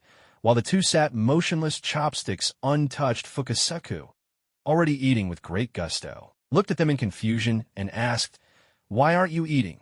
"You know, my wife put a lot of effort into preparing this feast for you." Naruto and Sasuke could only think, "Thanks a lot for that." Trying hard to suppress his discomfort, Sasuke finally couldn't take it anymore. He muttered an apology, dashed outside, and promptly began to throw up. Naruto quickly followed after him. The two Elder Toads were left staring at each other in bewilderment. In the end, Naruto used the Flying Thunder God technique to return to the village, bought some food, and brought it back to Mount Myaboku. Only then was the problem of their first meal solved. After eating, Fukasaku finally began the task of teaching Naruto and Sasuke the art of Sage Jutsu. Gamakichi, naturally, happily, hopped onto Naruto's head. Then the two boys and two toads came to a yellow waterfall surrounded by countless frog statues. Fukasaku spoke in a solemn voice. "Before we begin training, let me first tell you what Sage Jutsu truly is." Hearing this, Sasuke's expression immediately turned serious. After waiting for so long, he was finally about to begin learning the mysterious Sage Jutsu. Listen carefully. Compared to ninjutsu, which uses internal energy, senjutsu draws on energy from the outside world. You probably know this already. Ninjutsu is performed by combining physical and spiritual energy to create chakra. In contrast, senjutsu takes this a step further. It absorbs natural energy and merges it with chakra to unleash powerful techniques. With that foundation, all forms of ninjutsu and taijutsu get a significant boost. Do you understand what I mean? The two of them nodded. A look of satisfaction appeared on Fukasaku's face as he continued. "What we call natural energy refers to the hidden energy in the air and the earth. The energy contained in nature is truly powerful." Sasuke replied earnestly, "I understand, Grandpa Sage. What you mean is that the training we're about to start is all about learning how to absorb energy from nature and harness it for ourselves. Is that correct?" "You really are sharp," Fukasaku praised him with a smile, then turned and hopped toward the steps in front of the waterfall. Reaching the highest step, he turned back to them and said, "Now then, from this moment on, neither of you should move." "Huh? What does that mean?" Sasuke was instantly confused, but Naruto knew exactly what was happening. Sitting perfectly still for meditation was the first step toward sensing natural energy. In the world of Naruto, natural energy is akin to the spiritual essence of heaven and earth in Chinese cultivation, and Mount Myaboku, being one of the three great sanctuaries, is overflowing with this energy far more than the outside world. With this in mind, Naruto immediately pulled the still bewildered Sasuke down to sit cross-legged beside him. Closing his eyes, he gently urged Sasuke, "Just do as the sage says." Naruto also wanted to see if he could sense the energy of heaven and earth here without relying on toad oil. He shut his eyes and tried to keep his mind clear and focused. But no matter how long he meditated, he felt not even the faintest ripple of energy. Just as Naruto was about to open his eyes and try again with some toad oil, a voice echoed in his mind. Ding! The system has detected that the host is in a world rich with spiritual energy. Reward. Cultivation technique. Eternal longevity codex. A sudden surge of energy rippled through him. Naruto was utterly stunned.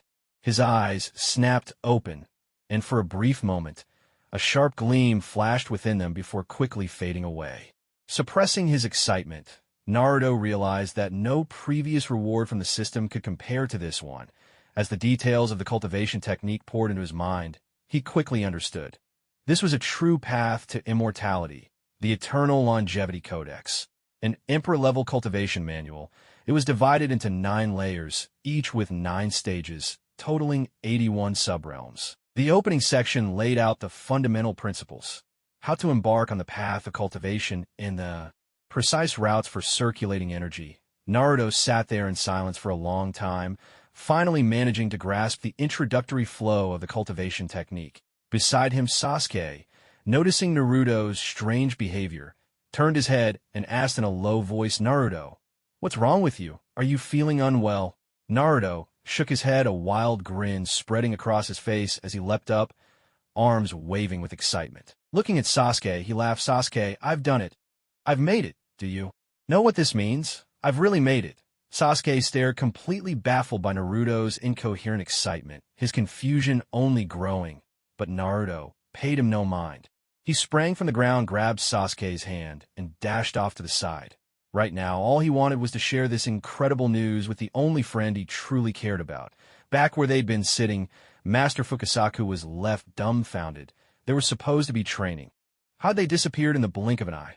The two of them ran until they reached the foot of a small hill, finally stopping to catch their breath. Even though he was panting, Naruto couldn't contain the thrill surging in his heart. Cultivation, something that only existed in fantasy novels, had somehow found its way to him. Who would believe it? After all, this was the world of Naruto. And yet, just a moment ago, the system had really told him that cultivation was possible here. What's more, the world's spiritual energy, what they called natural energy, was incredibly dense. Not only that, but he'd even been rewarded with a cultivation manual, the Eternal Longevity Sutra. How could Naruto not be overjoyed? Sasuke, whose right hand was aching from being dragged all the way, finally caught his breath and complained with a hint of grievance. "Naruto, what's going on? Why are you suddenly so happy?" Naruto laughed heartily. "It's because just now I suddenly remembered a book I'd stumbled upon before, a book that happened to describe a kind of immortal cultivation technique. So I gave it a try, and guess what?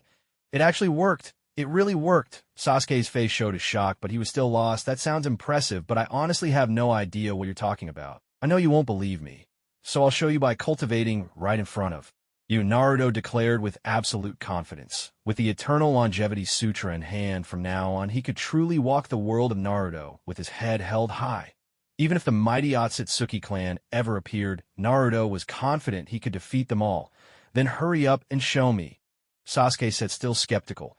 He wouldn't believe it until he saw it with his own eyes. "All right, just watch closely." With that, Naruto sat down cross-legged, closed his eyes, and began cultivating, following the flow of spiritual energy outlined in his mind.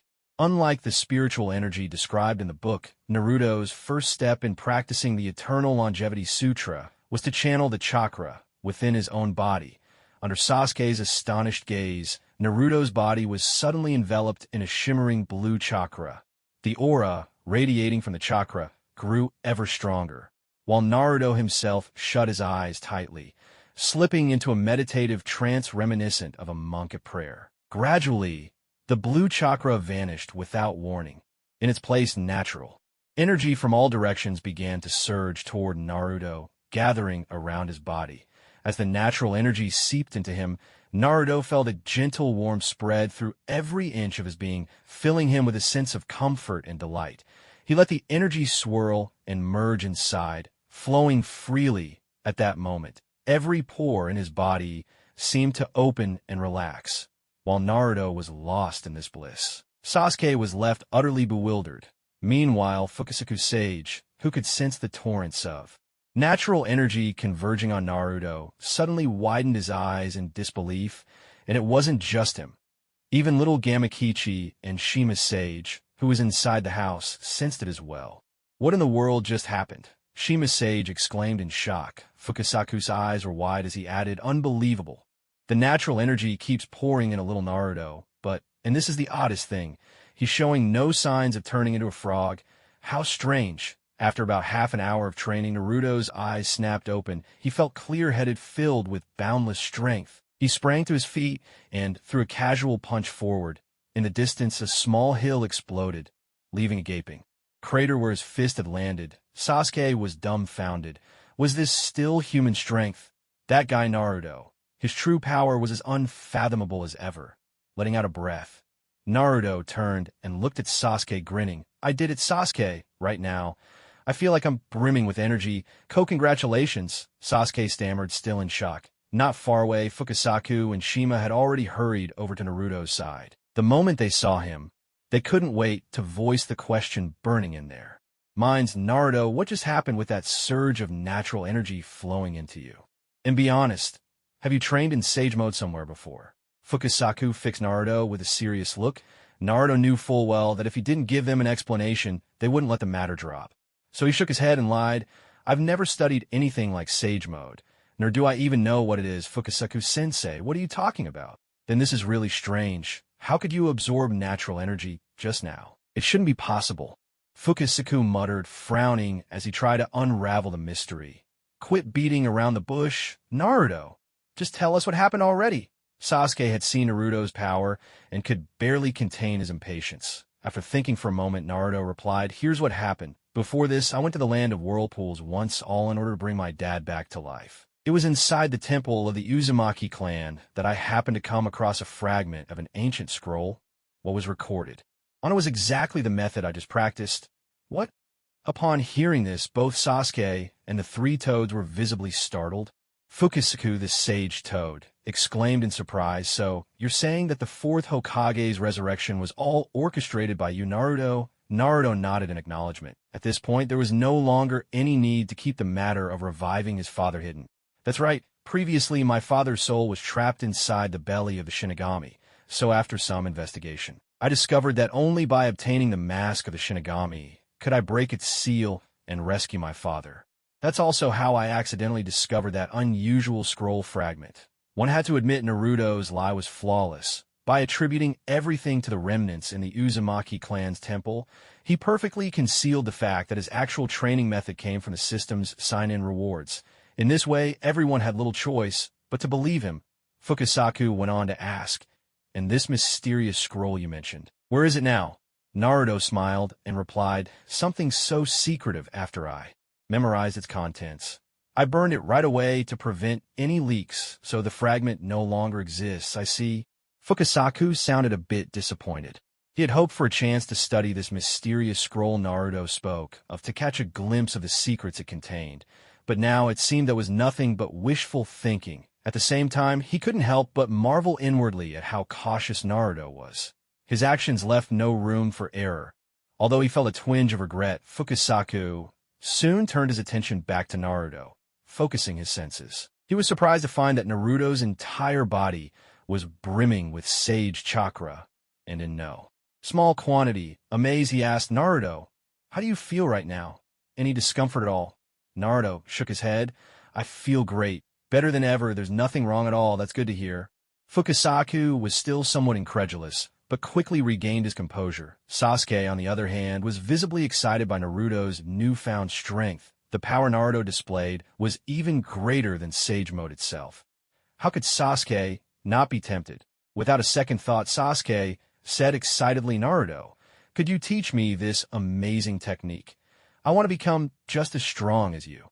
Naruto was not at all surprised by Sasuke's request. He replied, listen, Sasuke, this mysterious method is something I'm trying for the first time myself. I still don't know if there are any drawbacks, so for now, I can't teach it to you. Naruto's true intention was not to teach Sasuke the eternal longevity technique too early, so as to avoid exposing it. Is that so? Sasuke lowered his head, looking a bit crestfallen. Sensing Sasuke's concern, Naruto patted him on the shoulder and offered a reassuring smile. Don't worry, once I fully understand the training methods and secrets of this mysterious scroll, I won't forget about you, really. You're not lying to me? Sasuke's spirits lifted immediately at Naruto's words. When have I ever lied to you? Naruto replied with a laugh. That's true. Sasuke hooked his pinky with Naruto's, his expression earnest. Then it's a promise. You can't go back on it. All right, I promise. I won't break my word. With that settled, Naruto used the excuse of wanting to try new training techniques and wandered off alone to further explore the eternal longevity technique. Meanwhile, with the help of Master Fukasaku, Sasuke coated himself in toad oil, preparing to sense natural energy for the first time. Yet as soon as he finished applying the toad oil, a panicked cry burst from Sasuke. Grandpa Sage, what's happening? My hands, they're turning into toad hands, and my eyes are just like a toad's. He rushed to the waterfall formed by toad oil, catching sight of his half-human, half-beast appearance, and cried out in dismay. Master Fukasaku let out a sigh, waving the black staff in his hand, and brought it down hard on Sasuke's head. Ow, ow, ow, ow. Sasuke yelped, clutching his head and grimacing at the sudden blow, but almost right away he realized that his hands, which had just taken on those toad-like features, were now miraculously restored. Huh, my hands are back to normal. What's going on? Sasuke examined his right hand closely, a delighted grin spreading across his face. And my eyes too. They're back. Master Fukasaku explained that. Happens because when the human body absorbs too much natural energy, it starts to transform into a toad. Sasuke was puzzled, but why is it that Naruto can take in so much of that natural energy you mentioned, and nothing happens to him? I don't know either. That's what I find so intriguing. Perhaps, just as he said, it's due to his unique training method. In any case, don't dwell on it for now. Focus on your training, Master Fukasaku said with another sigh, turning his attention back to Sasuke. No matter what, teaching Sasuke how to freely sense natural energy was the most important task at hand. And so, Naruto and Sasuke each embarked on their own paths of training. After a full day of practice, night had fallen. Naruto could already sense that deep in his dantian, a swirling vortex of energy was beginning to form. In contrast, Sasuke's once handsome face had already swollen up like a pig's head. At the dinner table, the elderly Fukasaku and his wife dined on their insect feast, while Naruto and Sasuke made do with takeout Naruto had bought. As they ate, Naruto couldn't help but burst into laughter, glancing at Sasuke's panda-like eyes, swollen and tinged purple. Seeing Naruto laugh, Sasuke grumbled as he shoveled rice into his mouth. Naruto, this is all your fault. Not only did you refuse to teach me the mysterious techniques recorded in that ancient scroll of yours, but you also insisted I learn Sage Mode. And now, on just the first day, I've been beaten to a pulp. Just look at you, laughing at me. Naruto couldn't contain his amusement and broke out into hearty laughter. Sasuke's resentful gaze was almost like that of a bullied bride, which made Naruto laugh even harder. Actually, Naruto said, while I've been cultivating the techniques from that ancient scroll, I've realized that they're quite similar to the Sage Mode you described, Fukasaku-sensei. Fukasaku paused mid-bite, swallowing his grub dumpling with curiosity. Really? Tell me what you think. Without hesitation, Naruto shared his understanding of Sage Mode from his previous life, highlighting its similarities with the cultivation systems of Uchiha.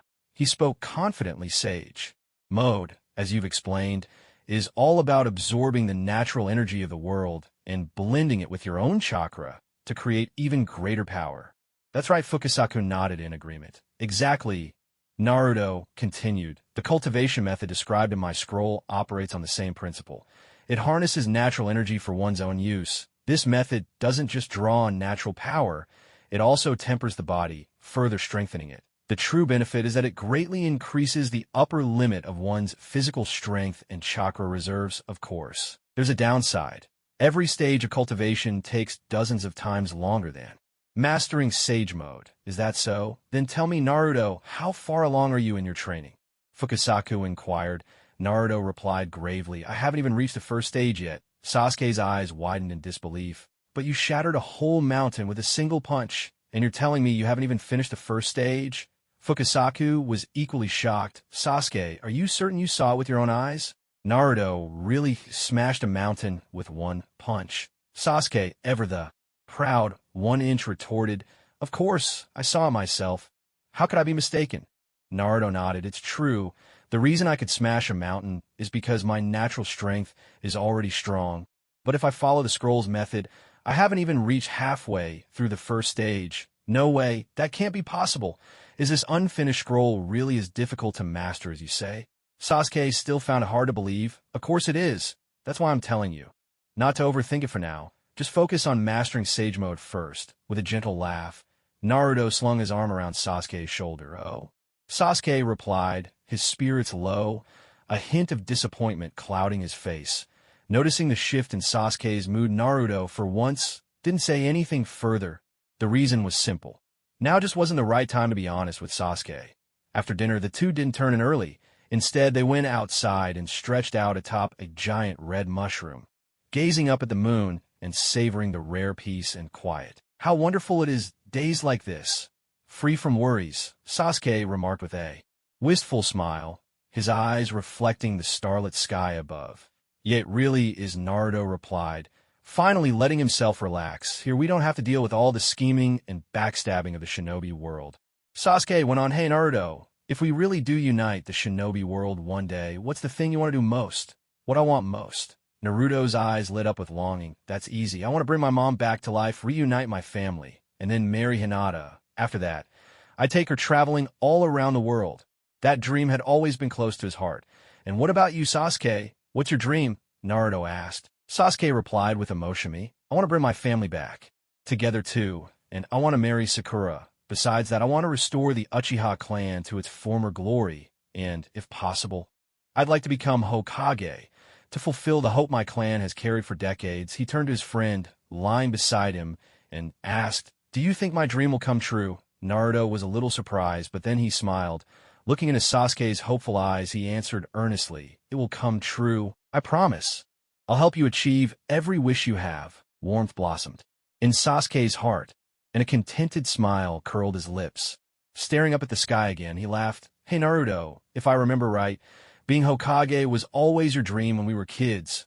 Why give it up now? Naruto thought of himself as Hokage in his past life, working from dawn till late into the night, with barely a decent night's sleep. Most nights, he'd be the only one left toiling away under the lamp's glow. The thought of living like that again made him shudder. Let someone else be Hokage if it means being that exhausted. In this life, he just wanted freedom and a clear conscience. I guess you're right, Naruto chuckled, but things are different now. Haven't you noticed how my dad's Hokage again? And he's busy all the time. If he's not grading paperwork, he's dealing with all sorts of village affairs. If that's what being Hokage is like, then it's definitely not for me. Thinking it over, Boruto and the Boruto series probably chose not to become Hokage precisely because he saw how Naruto was utterly exhausted after taking up the mantle. Now, however, it's as if the tables have turned. He finds himself in Naruto's shoes, while Sasuke has begun to harbor the same ambition as Sarada. With that thought, Naruto's curiosity was piqued. He turned to Sasuke and asked, but what about you? What made you want to become Hokage? Sasuke gazed up at the stars glittering in the night sky, a trace of longing flickering in his eyes. It's because I want to give my parents a surprise when I see them again someday. I want to prove to them that I'm no less than Itachi, the hope they placed in the revival of the Uchiha clan. I'll make it come true with my own hands. As he spoke, there was a rare firmness in Sasuke's expression. Naruto understood his reason perfectly well. After all, from the very beginning, Naruto had entertained the idea of helping Sasuke become Hokage. After all, a rogue ninja couldn't hold that title. That wasn't a jab at himself, but at Sasuke. Then you'd better give it your all. Once you really prove yourself, I'll have my old man pass the title on to you, Naruto said with a grin, cheering him on. A flash of confidence crossed Sasuke's face, and he replied, in earnest, don't worry. I will. So the two of them kept talking late into the night, sharing stories and dreams until they finally returned to their rooms together. It was well past midnight when they drifted into a deep, peaceful sleep. The next day, in Konoha, inside the medical ward, Sakura and Karin were fully absorbed in treating the wounded fish in their hands, using their medical ninjutsu with utmost concentration. The door swung open. Outside, Tsunade strode in with confident steps, her expression resolute and full of purpose. Noticing her arrival, Karin and Sakura immediately paused their treatment and greeted her respectfully. Good morning, Sensei. Tsunade nodded in acknowledgement, seeing the lively fish in there. Hands, a hint of satisfaction flickered in her eyes. She smiled and said, "Both of you are exceptionally gifted in medical ninjutsu. However," as she spoke, her demeanor shifted instantly to one of sternness. She continued in a grave tone, "This alone is not enough to meet my standards." After a brief, appraising glance at the two, Tsunade turned and headed out the door, calling back, "Without looking, you two, come with me." "Yes, ma'am." Sakura and Karin exchanged a glance and quickly followed. As they walked, Sakura glanced at their teacher's back and whispered, "Karin, do you know what Sensei wants us to do?" Karin shook her head. "No idea. But whatever it is, we just need to trust her." With that, under Tsunade's guidance, the two girls soon arrived at an open training ground not far from the medical ward. Standing side by side, they waited, faces serious with anticipation. Tsunade's gaze swept over them, and she spoke in a low, commanding voice, "The two of you are my chosen disciples, so from today forward, I'll be giving you a new kind of training. So you can be more than just medical ninja." Sakura blinked in surprise and couldn't help but ask, "Sensei, what kind of training will it be?" Tsunade slowly uttered 4 words. "Monster strength training." She then went on to explain what this training entailed. Monster strength, she said, was all about gathering chakra in the hand and unleashing it in a single, explosive burst. To achieve this, one first needed to master the fine control of chakra, an essential foundation. Fortunately, both Karin and Sakura were already exceptionally skilled in this area. After finishing her explanation, Tsunade drew in a deep breath and turned to face a small mountain not far away. In a serious tone, she said, "Now, you two girls, watch carefully. I'll demonstrate. Gather chakra in your hand, focus all your strength on a single point, and then release it all at once." As she spoke, Tsunade leaned forward slightly, tightening her right fist. Soon, a swirling blue aura of chakra enveloped her knuckles. Sakura blinked, a flicker of recognition crossing her face, as if she'd seen this training method somewhere before. She racked her brain, then suddenly slapped her forehead, exclaiming in surprise, "Of course! How could I forget?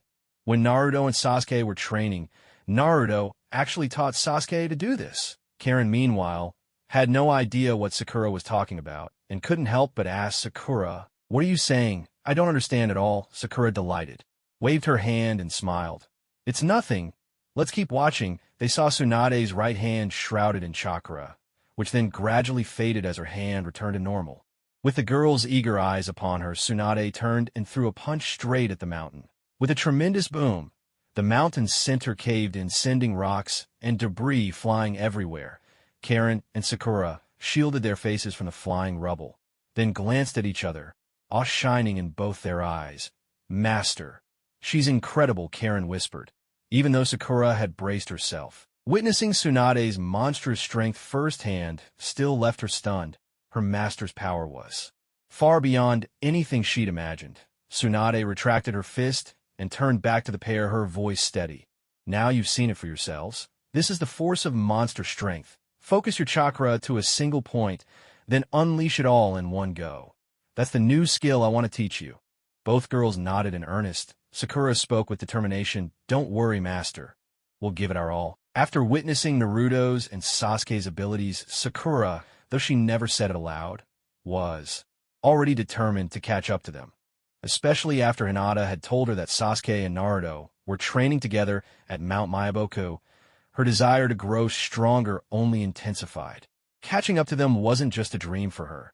It was a firm resolve. Karin, on the other hand, was simple in her thinking. As her teacher's favorite student, she didn't want to let Tsunade down. "I'm glad you both have this resolve," Tsunade said with a smile. Her expression then turned serious. "From now on, I want you both to try gathering chakra in your hands," Tsunade instructed. "Yes, ma'am," the two replied respectfully. They closed their eyes and began training to focus their chakra into their hands, while Tsunade simply stood by silently observing them. After a short while, Sakura opened her eyes, a sharp gleam flashing in her gaze. At the same time, Karin, standing beside her, also opened her eyes, her expression now resolute. "We've gathered chakra in our hands.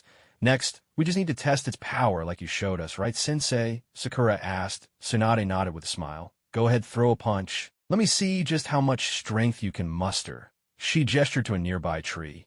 "Hit this." Sakura smiled faintly, thinking to herself that their teacher was underestimating them. With that thought, she stepped forward and struck first, launching a punch at the tree. There was a heavy thud, but the trunk didn't budge an inch. Not even a mark was left where she had hit it. Sakura was dumbfounded.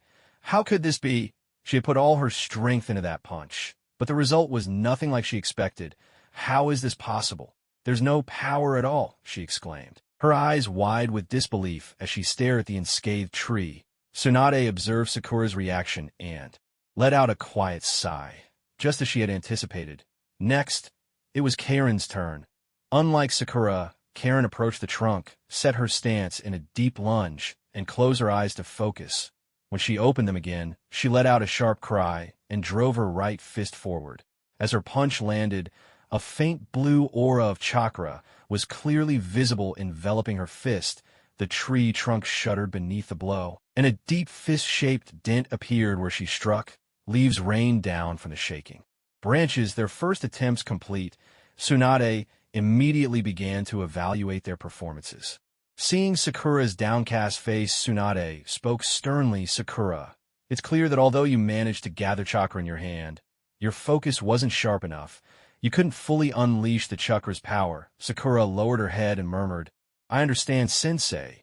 Turning to Karin, a gentle smile appeared on Tsunade's face. Karin, on the other hand, while your punch could be even stronger, you've already managed to show real force. The amount of chakra you released is greater than Sakura's.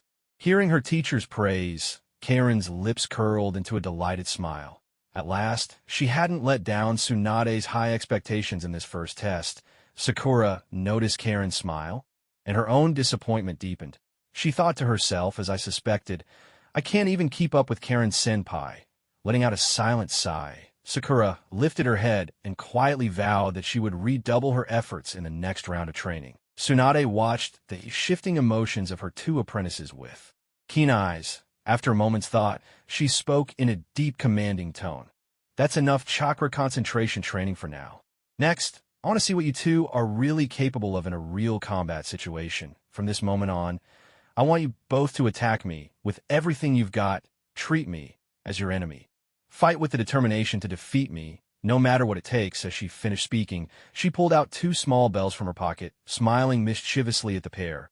How can this be? Sakura was stunned. She had gone through the bell-snatching exercise before, but back then, she never got a real chance to participate. The bells had always been snatched away by Naruto and Sasuke. Now, it was her turn. Not only was she down a teammate, but the opponent they faced was on a completely different level. Despair washed over Sakura, her heart sinking to its lowest point. This is impossible. Utterly impossible. Lady Tsunade is one of the legendary Sannin, far stronger even than Kakashi-sensei. How could someone as inexperienced as her possibly stand a chance? Before the battle had even begun, Sakura was already looking for a way out. Fear crept across her face. She waved her hand hesitantly, her voice barely above a whisper. Maybe we should forget it. Lady Tsunade, you're so powerful. There's no way we could ever take those bells from you. She turned to look at Karin beside her, seeking support. Don't you agree, Karin? But Karin didn't reply. Her expression was solemn, her eyes fixed steadily on Tsunade. She was already poised to leap into action at a moment's notice. Unlike Sakura, Karin would not shrink away. She knew she didn't have parents to rely on, not like Sakura, and she had her own reasons she could never back down from. I'm not like you, Sakura. You still have people you can lean on, but all I've got is myself. I have no choice but to become stronger, Karin declared, her voice unwavering and resolute. Her gaze locked on Tsunade. Karin clenched her left fist while her right hand hovered over her ninja pouch, fingers already hooked around the ring of a kunai. Meeting Karin's determined stare, Tsunade paused for a brief moment, a flicker of surprise crossing her mind. So this child plans to take me on alone? She thought to herself. With a playful glint, Tsunade held up a single finger and chuckled softly. Against you two, one hand is all I'll need. She watched, curious to see how Sakura would react to those words. At that moment, Sakura was left utterly lost, Karin's declaration echoing in her mind. What should I do?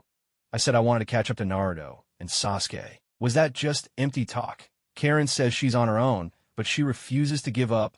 And me? Am I really not even as strong as her? But Tsunade's power is on a completely different level. I can't possibly stand up to her, The thought of Tsunade's strength sent Sakura spiraling once again into uncertainty and confusion. Just as she was caught in a web of frustration and confusion, a mocking voice suddenly sounded by her ear. Karin's voice, sharp and cutting. "Sakura, I honestly don't understand why someone like you would be the one Sasuke likes. With the way you are, you don't deserve to stand by his side at all." "What do you mean by that?" Sakura immediately sensed something was wrong. She raised her head and challenged Karin. Karin spoke out loud and clear, "Because I like Sasuke too. I've liked him ever since the first moment I saw him. That's why I want to be the one who stands beside him, a rival in love." "What did you say? You like Sasuke too?" Sakura's expression changed in an instant. Her delicate face was suddenly filled with anger. She shouted, "Impossible! You're dreaming. Sasuke is mine. He's mine. Only I am qualified to stand next to him. And do you really think you deserve that?" Karin retorted coldly. With that one sentence, Sakura was overwhelmed by a sense of crisis she had never felt before. To be honest, aside from her looks, where she felt she had a slight edge over Karin, Sakura knew she was outshined in every other way. After spending time with Sasuke, Sakura understood clearly that the girlfriend Sasuke would want in the future would never be just a pretty face. Hinata, who shared Sakura's feelings, knew this too. But even so, Sakura stubbornly insisted. "So what? Anyway, Sasuke likes me, not you." Maybe after finding out that Karin liked Sasuke too, this was the only thing Sakura felt grateful for. Karin was just about to erupt. Across from them, Tsunade, who had been silently watching the two, could hold back no longer. "Have you two forgotten I'm standing right here?" With a furious stomp, Tsunade sent cracks, spiderwebbing across the ground. Sakura and Karin both turned pale with fright, their bodies wavering as they tumbled hard onto the split earth. Letting out a breath, Tsunade scolded them angrily. "The two of you, during training, all you care about is competing for attention. Have you forgotten about your teacher standing right here? We know we were wrong." The girls scrambled to their feet, faces full of contrition as they begged for forgiveness. Rubbing her forehead, Tsunade couldn't really bring herself to punish them. All she could do was sigh. "Since you both like that Uchiha boy, then you'd better put double the effort into your training. If you want to win the heart of the boy you like, how can you do it without becoming strong yourselves? Remember, boys don't like girls who are always weak and fragile. That only makes them think you're just putting on an act." Both Karin and Sakura were stunned. Expecting a severe scolding, they never imagined it would turn out like this. And their hearts leapt with joy. Judging from her words, it seemed their teacher had been quite the expert in love in her younger days too.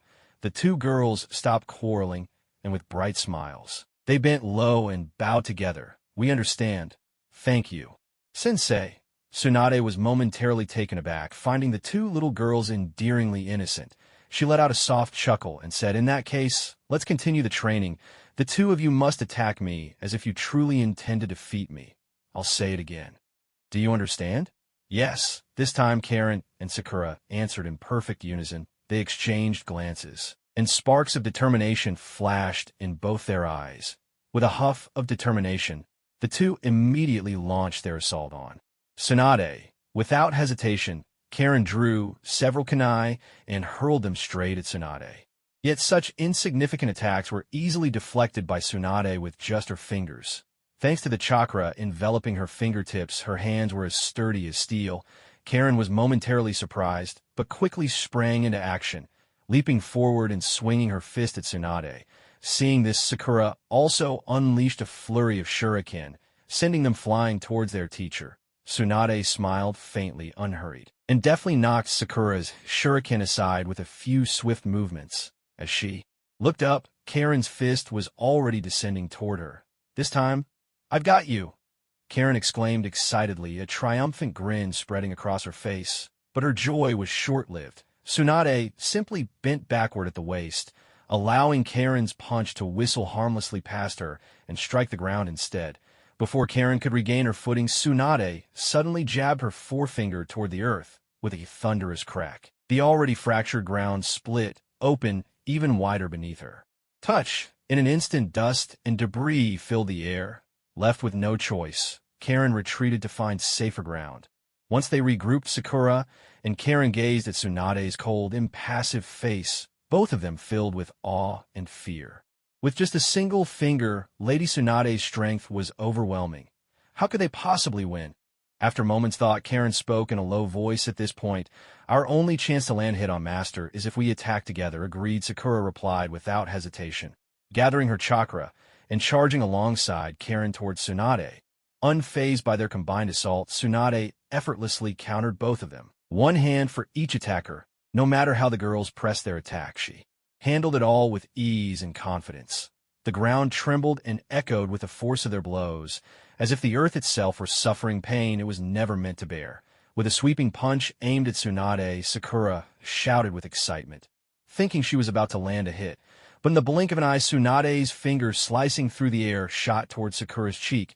Terrified, Sakura cried out, begging for mercy. But Tsunade's answer was a sharp flick to Sakura's forehead, a single, decisive strike that sent her flying backward, landing far away and struggling to recover. With Sakura dealt with, Tsunade turned her attention to Karin. After dodging Karin's attacks a few times, she seized the right moment and dispatched her in the same swift, effortless manner. After a prolonged bout, Xianglin and Sakura were left battered and breathless, their clothes torn and faces streaked with dirt. All around them, the ground was littered with bits of shattered stone, pockmarked with craters and uneven scars from their fight. Tsunade, on the other hand, stood off to the side, looking as composed as ever, as if nothing had happened at all. Sakura and Xianglin were on the verge of tears. Was this really how a master treated her disciples? But Tsunade hadn't intended to simply beat them up. She wanted to see once and for all who was the stronger fighter between the two. Unfortunately, it was clear that neither of the girls was particularly remarkable in combat. If anything, Xianglin was just a little better than Sakura. You two have really let me down, Tsunade said, pinching the bridge of her nose with a sigh. Your combat skills are lacking, and your teamwork is even more dismal. Sakura rubbed the bump on her head and muttered under her breath, It's because you're too strong, sensei. We never stood a chance. There's no way we could win. Tsunade explained patiently, be that as it may. If this were a real battlefield, you'd both be dead already. Out there, no one's going to give you special treatment. Her words left the girls speechless. Tsunade surveyed their disheveled appearances and shook her head in resignation. All right, that's enough for today. Both of you go and tend to your injuries. Starting tomorrow, I'll be putting you through a month of intensive combat training. So in addition to your regular medical ninjutsu lessons, you'll be focusing on real fighting as well, understood? We understand, they replied in unison. Louder. Did you skip breakfast? Tsunade barked. Understood. The two girls shouted, their voices echoing across the training grounds. Now go, Tsunade said with a wave of her hand, motioning for them to leave. On the way out, Sakura cast a sidelong glance at her rival, her face still sour with resentment. Xianglin returned the look, her expression equally frosty. Where there had once been friendship, now only rivalry remained. Ever since their confrontation, they had started seeing each other as bitter enemies. Meanwhile, in the rain-shrouded village of Mangekyō, inside a looming black tower, tension crackled in the air. At the end of a corridor, Tendo Pain, Yahiko, stood in silence, gazing up at the heavy, brooding sky, his face unreadable, as if he were waiting for someone. He's here, Conan murmured beside him, glancing toward the shadowy room behind them. Pain turned around just in time to see a man step out from the darkness, a figure clad in a black cloak, his face hidden behind a swirling red mask. In the gloom, his right eye gleamed with the eerie light of the Sharingan, three tomos spinning menacingly. It was Obito. Upon spotting Pain, Obito's voice rang out, cold, commanding, and edged with arrogance. You never reach out to me unless it's important, so tell me, what's happened? Pain met his gaze, his tone equally icy. There's a troublesome development I need to inform you about. What is it? Obito demanded. It concerns the Nine-Tails Jinchuriki. Oh, Obito paused, the corners of his mouth curling into a sly grin beneath the mask. What about him? Pain spoke in a low, grave voice. This time, when Itachi went to the Leaf Village, he was seriously injured by the Nine-Tails Jinchuriki. Uzumaki Naruto's strength is not what we had expected. Besides that, he possesses the same eyes as you. What did you say? Obito could hardly believe his ears. Uzumaki Naruto has eyes like mine, and he managed to seriously wound Itachi. Pain nodded solemnly and replied, that's right, at first I didn't believe it either, but Itachi said that the Nine-Tails Jinchuriki has now not only mastered the power of the Nine Tails, but also wields the Uchiha clan's Mangekyō Sharingan. The feeling he gives off is exactly like yours. What? This time, even Obito, who usually kept his composure, couldn't hold back any longer. He rushed forward in a flash, grabbed Pain by the collar, and shouted angrily, "Why are you only telling me about something this serious now?" Taking a deep breath, Obito felt his heart pounding wildly, overwhelmed by a rage he had no way to vent. Despite Obito's grip on his collar, Pain's corpse-like face remained utterly expressionless. Seeing the situation, Conan quickly interjected, "Madara, we only just received this news ourselves. That's why we summoned you here, to let you know about this shocking development." After hearing Conan's explanation, Obito managed to calm himself a little. He released Pain's collar, took another deep breath, and forced down his anger before asking coldly, "So, how have you arranged things? What's the plan from here?" Pain answered calmly, "Before we discuss the new plan, there's yet another piece of bad news you need to know." "What is it?" Obito was in no mood for more unpleasant surprises. "The fourth Hokage of the Leaf Village has been resurrected." The words hit like a thunderclap. Obito's face instantly turned pale with terror, and for a moment, his mind went blank as if everything had crashed to a halt. After a long pause, he finally came to his senses and asked in disbelief, "Are you sure this is true? The fourth Hokage Minato Namikaze, he's really been brought back?" "We're certain," Conan said gravely. "According to our investigation, the Yellow Flash has not only returned to life, but he's also resumed his position as Hokage. Just recently, he announced his return to power to the other four great nations." "Is that so?" Obito let out a depressed sigh. Images of his former teacher, once so powerful a name that struck fear across the shinobi world, flickered through his mind. It was that same man who, while Kakashi killed Rin, was away on another mission, indirectly causing her death. The memory chilled his heart once again. No matter what, he had already resolved to carry out the Eye of the Moon plan. Old bonds between teacher and student no longer mattered. "I understand. Now, tell me about your next move," Obito said, his expression once more regaining its cold and enigmatic air. Pain spoke slowly. "I've already sent Zetsu to keep an eye on the Leaf Village. The moment there's any news, he'll report back to headquarters. Besides, I've given the order for Kakuzu and Haiden to recruit more members. In other words, you may now join Akatsuki. Right now, Akatsuki needs your strength." "I understand," Obito replied. He walked slowly to the edge of the corridor, lifted his head, and gazed at the gloomy, overcast sky. He murmured to himself, "I was planning to play behind the scenes a little longer, but it seems I have to act sooner than expected. Still, perhaps this isn't so bad. Naruto Uzumaki. He certainly is an intriguing fellow." Suddenly, a brilliant flash of lightning ripped through the sky, like a colossal dragon bearing its fangs and claws. Here and gone in an instant, gradually a soft patter of raindrops began to fall, and within moments a heavy downpour shrouded the entire village. Turning on his heel, Obito stepped back in the shadowy room, vanishing from sight. His cold, sharp voice lingered in the air. "Tell them to be ready.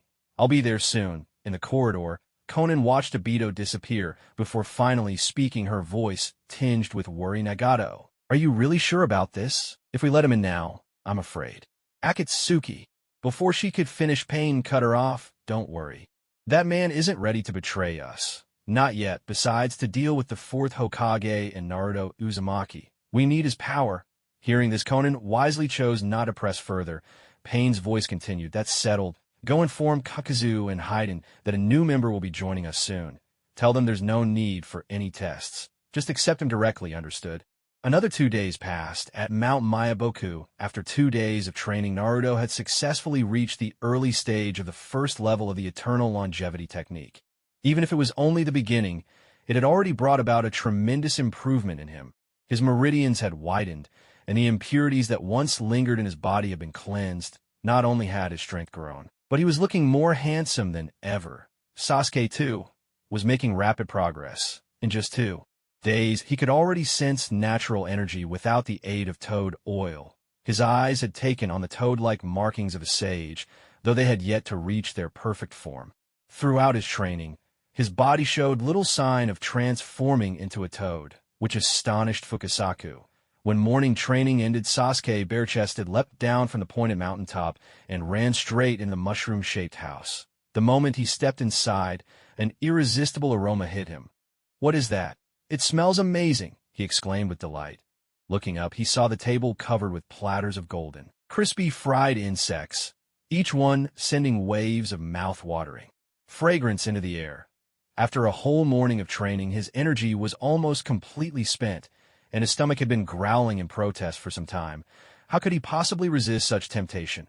In the kitchen, Naruto appeared, carrying a steaming hot tray of freshly fried grasshoppers. "Come on, try my brand-new deep-fried insect feast," he announced, setting down the last plate of bugs. He sat himself down without waiting for anyone else, and eagerly prepared to dig in.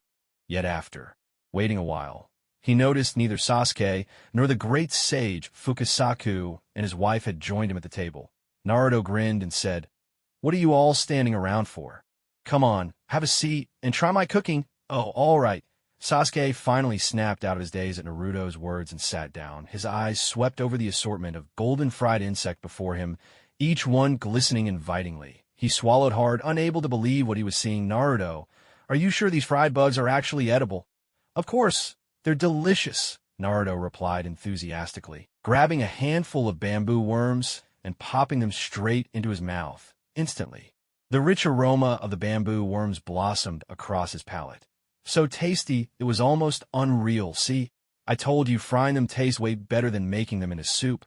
With that, Naruto eagerly reached for more. Sasuke, sensing just how good these fried insects must be, hesitated no longer. Imitating Naruto, he scooped up a handful and tossed them into his mouth without a second thought. The moment the bugs touched his tongue, Sasuke was stunned. Incredible. These are amazing. He had never tasted an insect feast as delicious as this.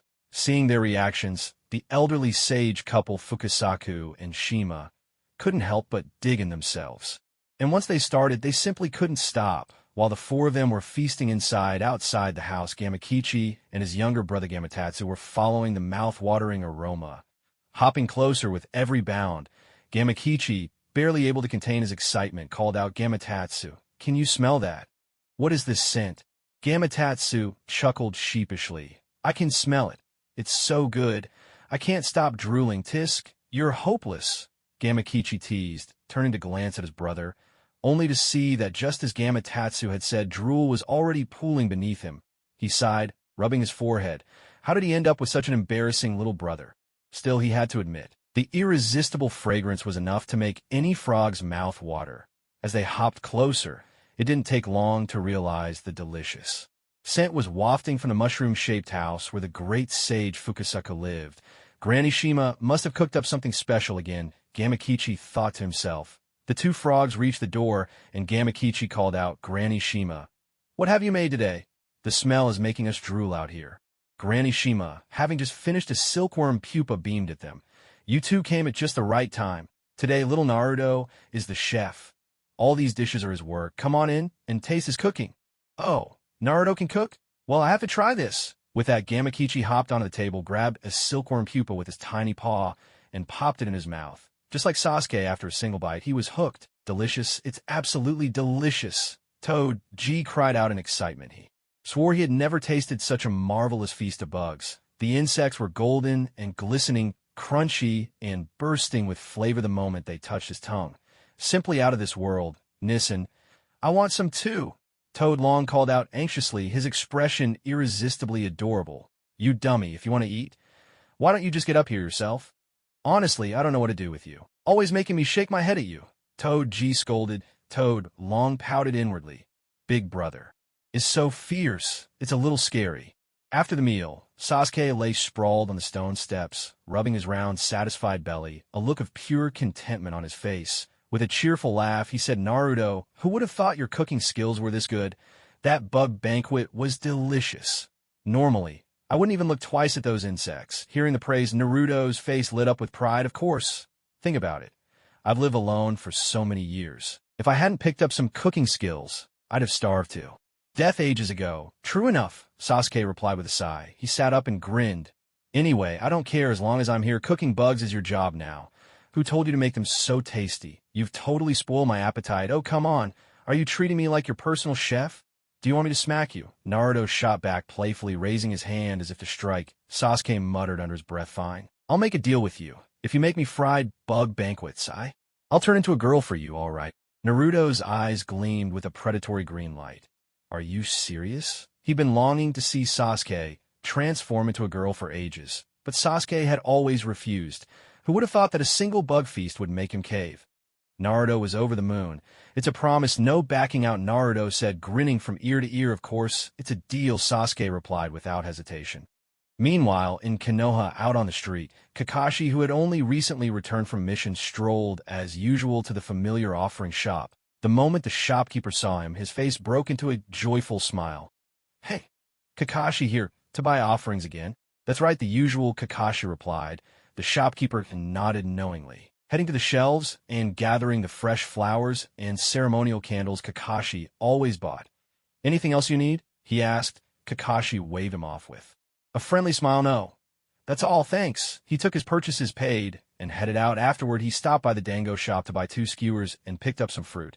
Only after he had everything in hand did he make his way, offerings in tow, toward the area behind Training Ground 7. There, on a diamond-shaped stone monument, were engraved the names of the heroes who had sacrificed themselves for the Leaf Village.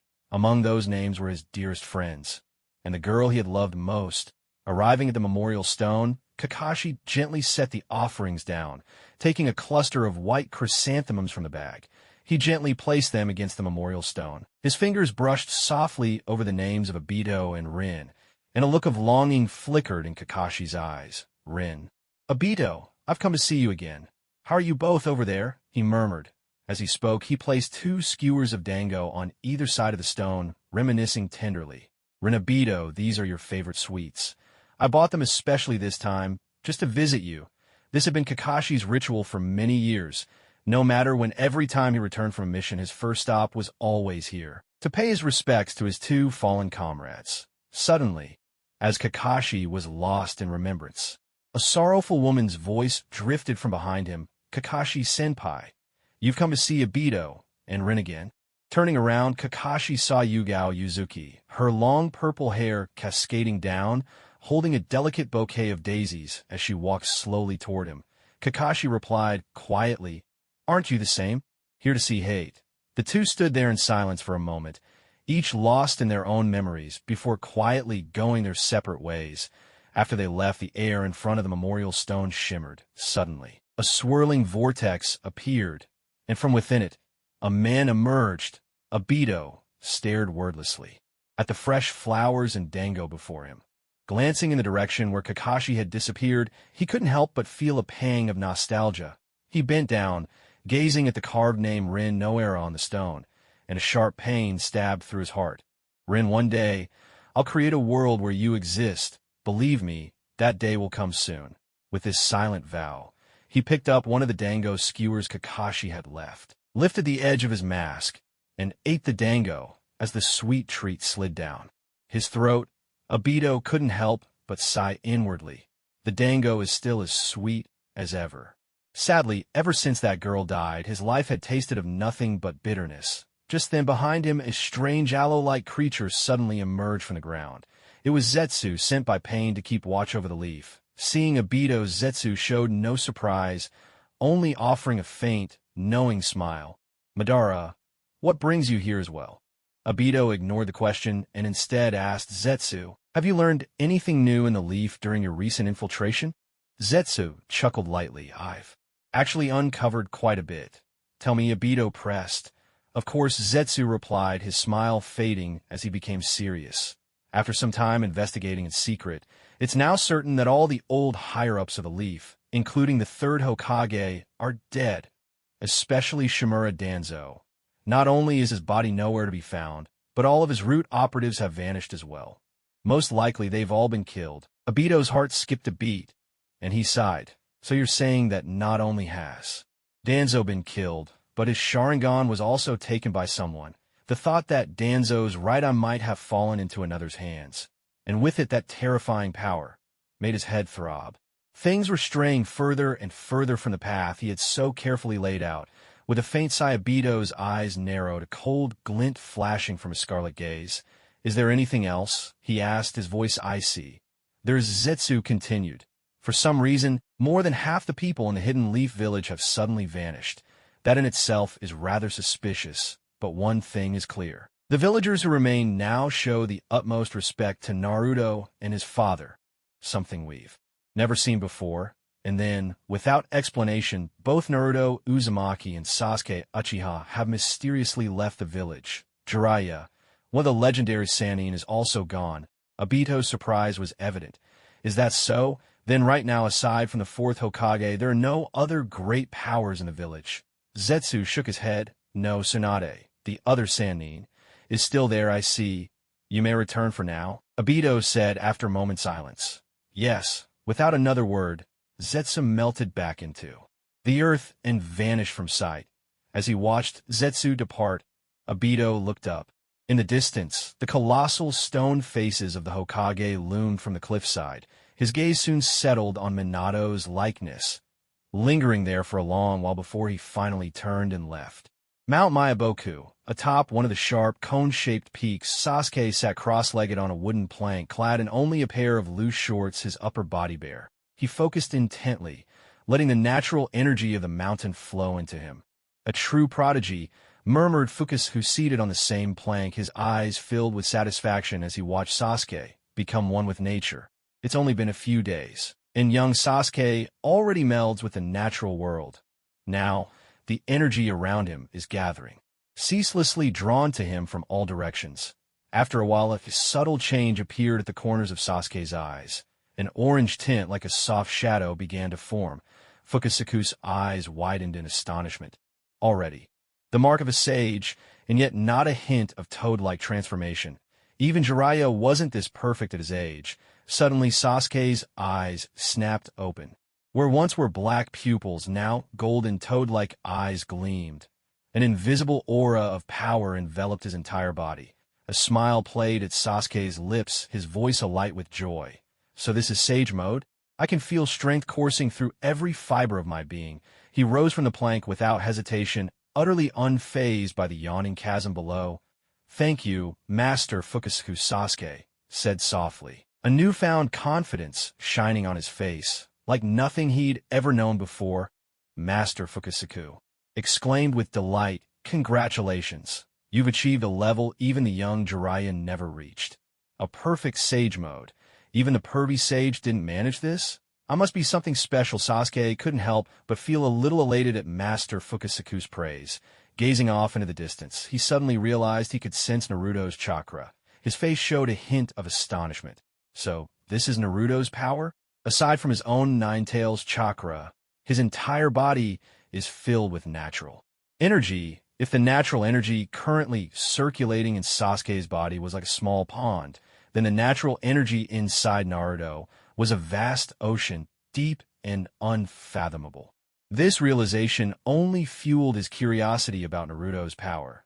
Just as Sasuke completed his Sage Mode training, Naruto sensed the change from afar and instantly appeared at the foot of the rocky peak. Sasuke looked down and locked eyes with Naruto. With no hesitation, he leapt from the mountaintop, letting the howling wind rush past his ears and whip his long hair behind him. With a thunderous crash, dust billowed up all around. Sasuke emerged from the haze, facing Naruto. Congratulations, Sasuke. Naruto greeted him warmly, offering sincere congratulations to his close friend. Sasuke grinned with pride. I did it, Naruto. He raised his arms and walked over, and the two embraced in a big, heartfelt hug. Overhead, Master Fukasaku leapt down to join them. Seeing this, the two friends released each other, looking at Sasuke with satisfaction. Master Fukasaku said, Sasuke, from now on you've mastered Sage Mode. That means you can start the next stage. Frog-style sparring. Sasuke nodded. I'll be counting on you, Master. Naruto clapped Sasuke on the shoulder with a laugh. No need to rush. Before anything else, let's eat. At the mention of food, Sasuke suddenly remembered he hadn't eaten all morning. Right on cue, his stomach rumbled. Scratching his head with a sheepish chuckle, he said, You're right, let's eat first. Now that you mention it, Naruto, I'm starving. With that, the two friends and Master Fukasaku shared a laugh and headed inside.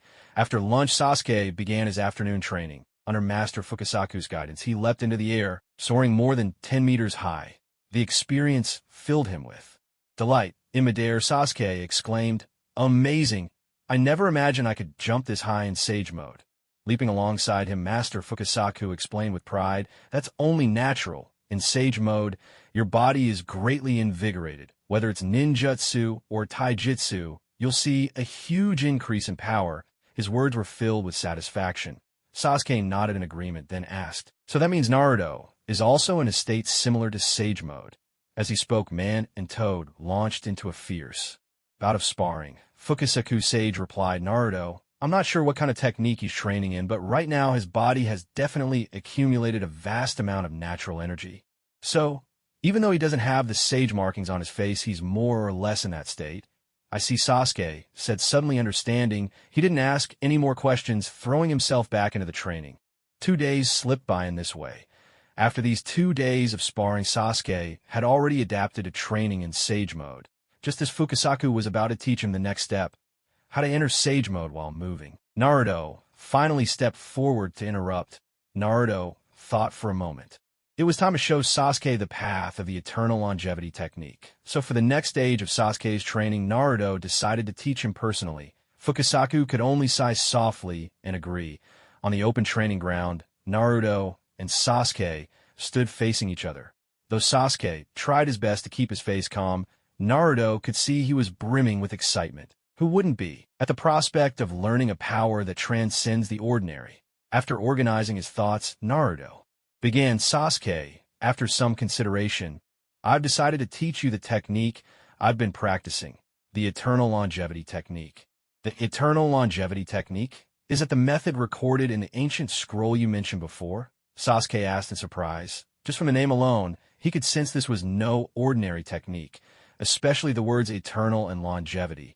They sounded incredible. Naruto continued, "That's right, I should tell you, the cultivation method in this book is different from the way chakra is trained in the ninja world. It's actually closer to the Sage mode you've been practicing." Sasuke nodded seriously. "That's true. When I'm in Sage mode, I can feel that the natural energy between heaven and earth is far more powerful than the chakra produced by the human body." Naruto smiled.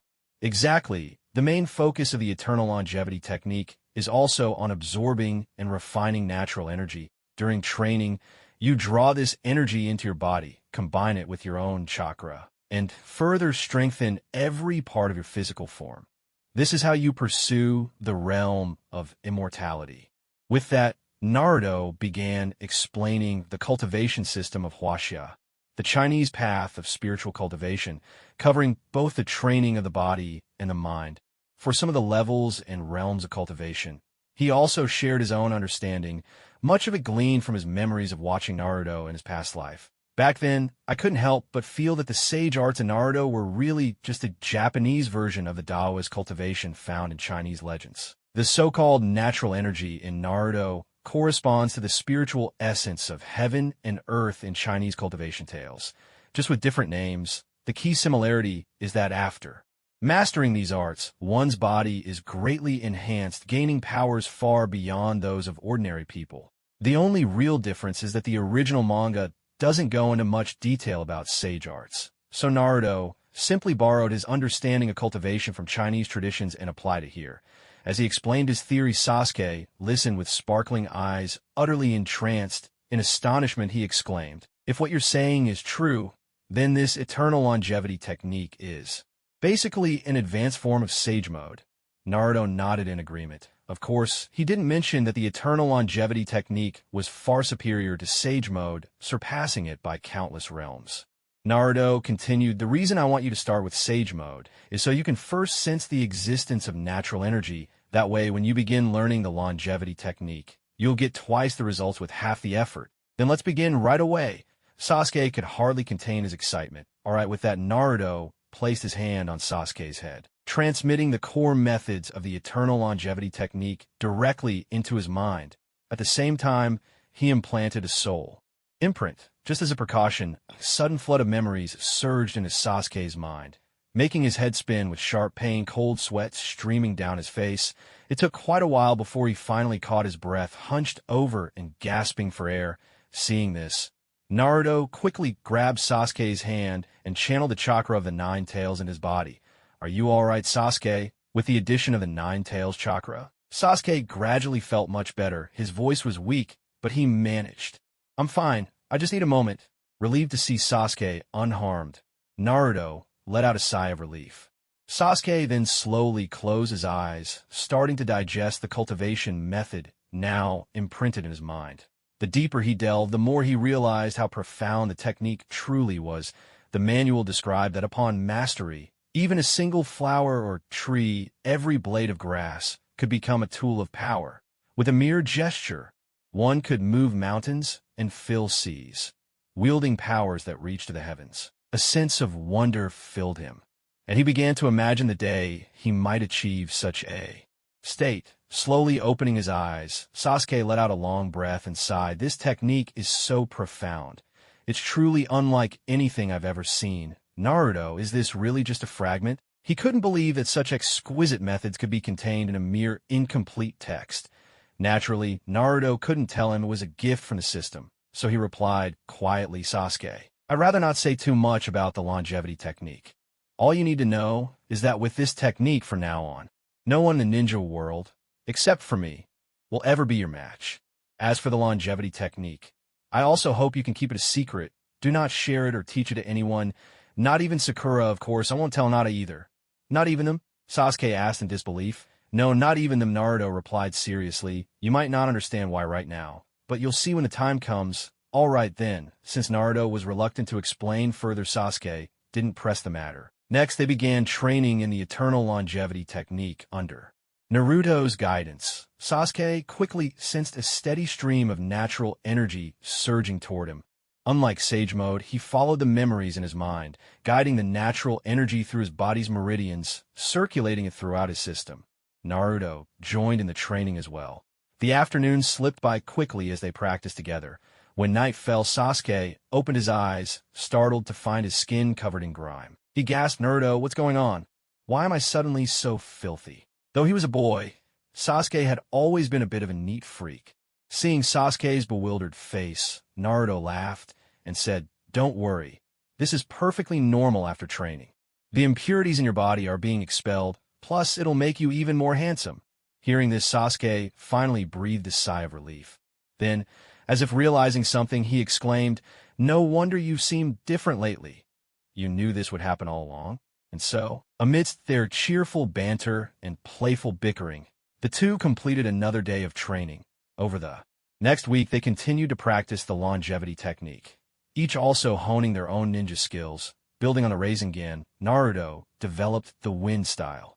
Rasen Shuriken, Sasuke refining his Chidori, created the Lightning style. Chidori Stream. He even added Lightning Chakra to the Rasengan, developing a variant that could vanish in the blink of an eye. A week passed in the blink of an eye. Realizing it was time to move on, they bid farewell to the Toads and left Mount Mayaboku together. Arriving again at the Sound Village land of Rice Fields, Sound Village. After leaving Mount Mayaboku, Naruto used the Flying Thunder God technique to bring Sasuke here. As the familiar village came into view, Sasuke paused, a flicker of surprise in his heart. He turned to Naruto, who wore a calm and collected expression. Puzzled, Sasuke asked Naruto, Why aren't we heading straight to the Hidden Rain village? Why did we come here instead? From the moment they left Mount Mayaboku, they had agreed to seek revenge, but Naruto's sudden detour had taken Sasuke by surprise. Naruto answered coolly, Because before we set out for the Rain village, we need to ask Orochimaru for some help. Looking into the distance, a trace of anticipation flashed across Naruto's face as he murmured, They're here. As soon as the words were spoken, everyone saw Orochimaru hurrying toward the village gate with Kabuto in tow. Naruto, Sasuke, what an honor to have you both visit the Sound Village again. Forgive us for not welcoming you sooner. Orochimaru greeted them with a sly smile. The moment Naruto and Sasuke set foot here, the barrier he had set up had already detected their presence, so he rushed over at once. Now, seeing them in person, he greeted them with exaggerated enthusiasm. Kabuto also smiled warmly. Hello, Naruto, Sasuke, he said, his manner as friendly as could be. We're both well, Naruto replied with a bright grin. Orochimaru, ever the cunning one, quickly ushered them into the village. As they walked, he continued with a laugh. Naruto, is there something we can help you with since you've both come to the Sound Village again? He got straight to the point, openly asking about the reason for their visit. All the while, his eyes flickered with wariness as he sized up the two of them. Naruto noticed these little gestures, but paid them no mind, and simply said, You're right, we've come to see you because there's something we need your help with. Orochimaru's heart leapt with anticipation for Naruto, whose power was now unmatched, to come and ask for his help. He couldn't help but wonder what Naruto wanted. "And what is it that you wish me to do for you?" he asked, curiosity gleaming in his eyes. Naruto's tone was calm. "I want you to use the reanimation jutsu for me on someone." "Who?" "A girl named Rin Noara, who was in the same class as Kakashi." Rin Noara, Kakashi's classmate. "She's someone who's been dead for quite some time." "How do you know of her, Naruto?" Orochimaru grew even more intrigued. Naruto nodded in confirmation. Beside him, Sasuke looked puzzled. "Naruto, who is this Rin Noara you're talking about?" "I've never heard of her." Kabuto offered an explanation. "Rin Noara. I heard about her when I was young. She was a disciple of the 4th Hokage and Kakashi's classmate. Sadly, she died during the Third Great Ninja War." Sasuke still seemed confused and pressed on. "But Naruto, don't you know the reanimation jutsu yourself? Why do you need Orochimaru's help?" Naruto shot him an amused glance and replied, "It's true, I know the reanimation jutsu, but to bring Rin Noara back, I'll need Orochimaru's assistance." He turned to face Orochimaru and Kabuto, a knowing smile on his lips. "Isn't that right, Orochimaru?" "Kabuto." For a moment, Orochimaru was still caught up in what Naruto had just revealed. He stared in shock. "Naruto, you really know the reanimation jutsu?" Naruto nodded again, his voice calm and steady. "I do. The problem is I don't know where Rin Nohara's remains are. If I want to bring her back, I'll have to ask if you have any way of finding them." As for why Naruto wanted to reincarnate Rin Noara, his purpose was quite simple. Right in front of Obito, he wanted him to witness for himself the girl he loved so wholeheartedly. He wanted to see whether Obito would approve of his own deranged actions. In Naruto's view, if Rin knew that Obito would become so utterly crazed for her sake, she would only feel revulsion, not be touched. After all, no one would want to fall for someone who's become a complete obsessive madman. Unexpectedly, after hearing this, Orochimaru let out a sly chuckle and said, "If my guess is correct, you learned the reanimation jutsu from the Scroll of Seals, didn't you?" Naruto nodded. "Yes, that's right." Orochimaru continued. "That makes sense then. The version of the reanimation jutsu you learned is just the basic 1 inch, and it comes with many drawbacks.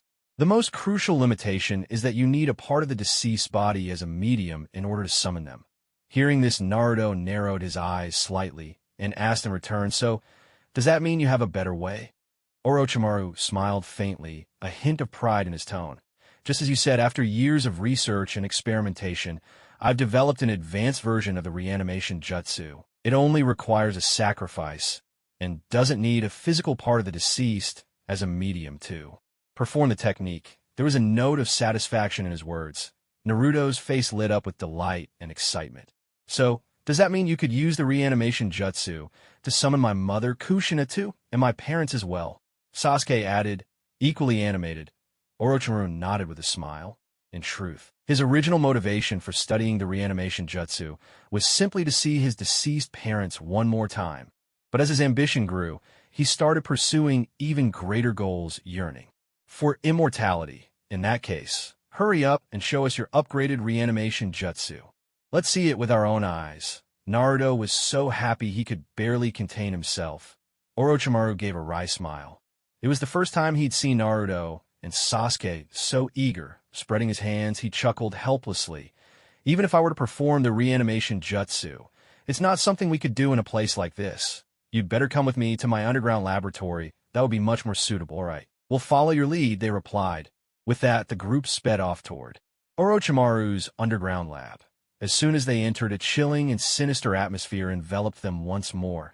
But for Naruto and Sasuke, such minor discomforts no longer posed any real threat. Walking down the long corridor, they could faintly make out rows of shadowy cells on one side, each holding prisoners of all kinds. Before long, the 4 of them arrived at Orochimaru's laboratory here. Orochimaru seemed completely in his element. As if he'd stepped into his own private domain, he was about to launch into a speech, but Naruto cut him off without hesitation. "Hurry up, I want to see your new reanimation jutsu." Naruto had no interest in listening to his ramblings. What truly mattered to him was understanding exactly how Orochimaru had managed to improve the reanimation jutsu.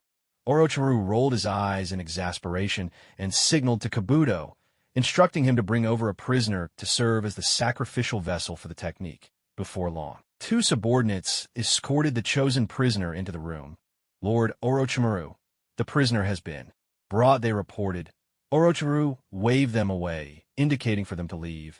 The prisoner they had brought in was like an empty shell, staring blankly with lifeless eyes, utterly devoid of any will or thought. The prisoner's body was covered in scars. Countless lash marks, large and small, crisscrossing every inch of skin. It was clear at a glance that he had suffered harsh torture. But Orochimaru cared nothing for such things. In his eyes, as long as it served his experiments, anything in this world could be reduced to a vessel. Besides, these prisoners were hardly innocent. Their deaths meant nothing to him, and he felt no remorse. With the sacrifice prepared, Orochimaru produced a scroll and unfurled it on the ground. He forced the prisoner, already little more than a walking corpse, down onto the floor, positioning his head over the scroll. Biting his own finger, he let fresh blood flow freely. Using the blood, he wrote the name of the person he wished to resurrect onto the prisoner's body. Once everything was ready, his hands began forming seals, his expression turning solemn and grave. Ninja art. Reanimation jutsu. Orochimaru intoned in a low voice, bringing his hands together with a resounding clap. In an instant, the prisoner's face twisted in agony, his features contorting into a grotesque mask. A thick layer of dust began to engulf his entire body. Gradually, as the transformation took hold, the prisoner's original form vanished, replaced by that of a young girl, perhaps 14 or 15 years old. This was Rin Noera, resurrected through the forbidden technique, having completed the ritual. Orochimaru's own condition had deteriorated drastically. Cold sweat streamed down his forehead, and he looked utterly drained. Propping himself up with both hands, he gasped for breath, barely able to remain upright. Kabuto rushed to his side, supporting him anxiously. "Orochimaru, are you all right?" he asked, concern etched across his face. Naruto hadn't expected that even this upgraded version of the reanimation jutsu would leave Orochimaru so weakened after its use. He too spoke up. "Orochimaru, are you all right?" Orochimaru waved them off, forcing a pale smile as he tried to put on a brave face. "It's nothing. I just used up too much chakra and need to rest, that's all." Hearing this, Naruto's worries eased. Chakra that he had in abundance. Stepping forward, Naruto grasped Orochimaru's left hand. It was ice cold to the touch. Without hesitation, Naruto began channeling the orange Nine-Tails chakra directly into Orochimaru's body. Thanks to the immense restorative power of the chakra, Orochimaru's color returned almost immediately, his breathing growing steadier. He managed a relaxed smile and spoke softly. "Thank you, Naruto. You don't need to thank me. Just consider it compensation for the work you've done for me." Withdrawing his right hand, Naruto shifted his main attention to the newly resurrected Rin Noera. It had to be said, Rin truly was an exceptional beauty, even in the state of impure world reincarnation. With cracks running across her face and her pupils tinged with darkness, her delicate features still radiated a gentle warmth. No wonder Obito was utterly captivated by her, so much so that he would turn against the world itself, determined to create a reality in which she could exist. Orochimaru steadied his breath, then drew a talisman from within his robes and handed it to Naruto. In a low voice, he said, "This is the charm to control her. I'm entrusting it to you." Naruto accepted the charm, a look of satisfaction appearing on his face as he replied, softly, "Thank you, Orochimaru." Without hesitation, he turned and pressed the charm into Rin's consciousness. Immediately, Rin began to regain her sense of self. The girl blinked at the unfamiliar surroundings, her gaze flitting over the strangers around her, puzzlement clouding her face. Didn't I die at Kakashi's hand? Where am I now? She looked around in confusion, and then her eyes landed on the four people inside the laboratory. "Lord Orochimaru, what are you doing here?" The moment she saw Orochimaru, her voice lifted with a hint of delight. When she had died, Orochimaru had not yet betrayed the Hidden Leaf Village, so, in Rin's memory, he was still one of the revered Sannin, meeting an old acquaintance. Even as Minato's student, she could not help but show him rare respect. Orochimaru's lips curled into a barely perceptible smile, but what surprised Rin even more was when she saw Naruto. She blurted out, "You're Sensei Minato." Then she shook her head. "No, you're not Sensei Minato. You just look so much like him." "Who are you really?" Naruto gazed at Rin, the girl who had met such a tragic end in his previous life, and said calmly, "Hello. Let me introduce myself. My name is Naruto Uzumaki. I am the son of the fourth Hokage Minato Namikaze." What? Rin felt her mind go blank, pointing at Naruto in utter disbelief. You're saying you're Sensei Minato's child? How is that possible? Sasuke, noticing her skepticism, spoke with his usual pride. "You're Rin no era, right?" "Well, to be honest, this is already more than 10 years after your death." "It's been that long," Rin said in astonishment, still struggling to believe she had been dead for so many years. Glancing down at her own body, she noticed the cracks running across her skin. She asked, bewildered, "Then, who brought me back to life? And what about Kakashi? How is Kakashi doing?" At the mention of Kakashi, Rin's voice grew emotional again. After all, Kakashi had always been the one she liked. "He always had been." Naruto spoke slowly. "Sister Rin, you don't mind if I call you that, do you?" Rin smiled and replied, "Of course not. After all, you're Sensei's child." "That's good." Naruto continued. "Well, the thing is, after you died, many things happened in the ninja world." With that, Naruto began to recount everything that had happened over the years.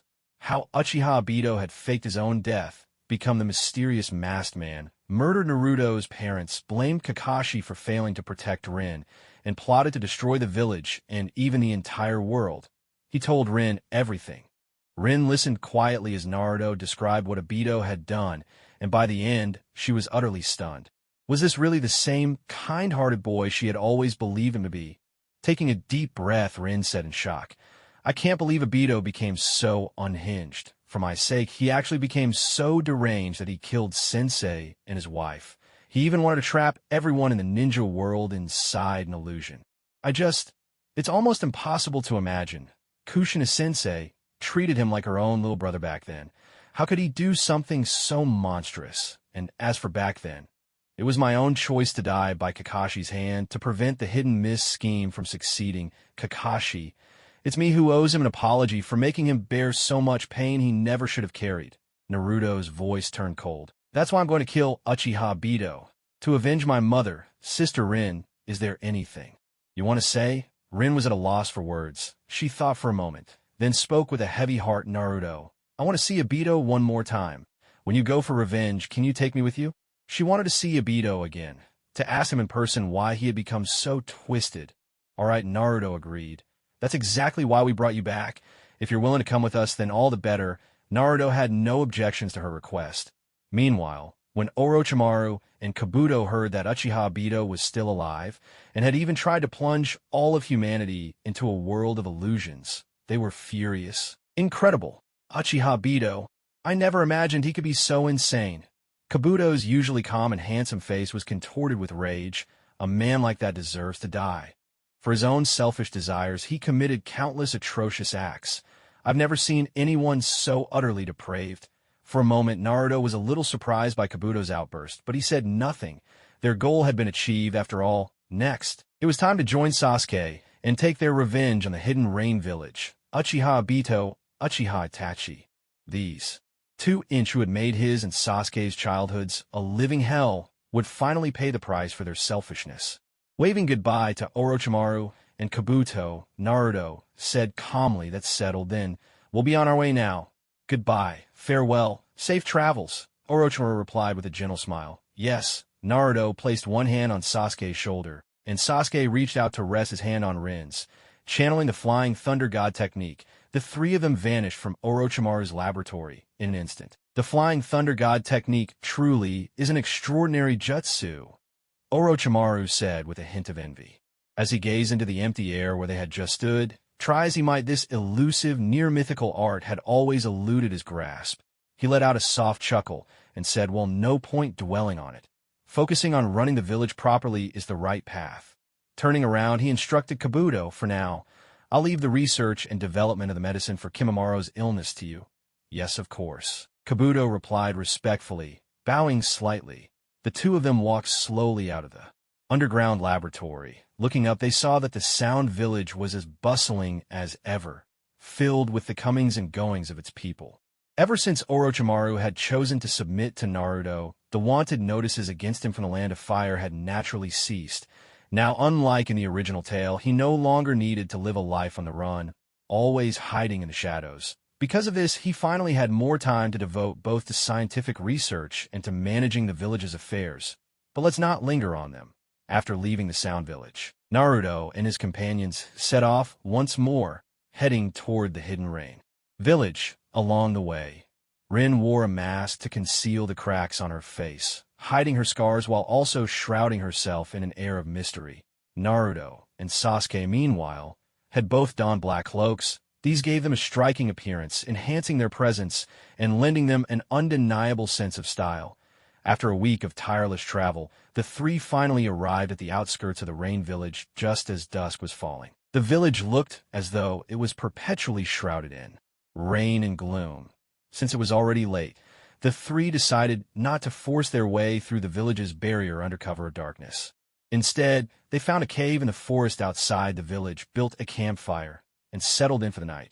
Night fell, cloaking everything in darkness. Within the cave, the firelight flickered, casting a warm glow. Naruto and Sasuke sat facing each other, devouring the golden-brown catfish they had roasted over the flames. As he ate, Sasuke wiped his mouth, giving Naruto an appreciative nod. "Naruto, I have to admit, your cooking keeps getting better." Naruto took a bite of fish and grinned. "If you like it, eat up. Come tomorrow night. The real show begins." Sasuke's eyes gleamed with excitement at the mention of revenge, and he attacked his meal with even more vigor. Naruto glanced at Rin, who sat quietly nearby, then looked at the fish in his hand and sighed. "It's a shame, really. This fish is delicious, but you can't enjoy it, Rin." Rin's lips curved into a sweet smile as she replied softly, "What can I do? After all, I'm just a dead person. I can't taste, can't smell. I never feel hungry, and even if I eat, it doesn't matter. But honestly, being like this is already a blessing." Though her tone was light, there was a deep, bittersweet sadness beneath her words. Seeing the shadow pass over her face, Naruto couldn't help but feel a pang of sympathy for her. If you ask which two women from the original story Naruto feels most regretful about besides Kushina, it would be Rin. Both of them are people who lived only in memories from beginning to end. And because of her death, Kakashi would rather spend his life with his little orange book than find a girlfriend. You could say that her passing in a roundabout way delayed Kakashi's whole life.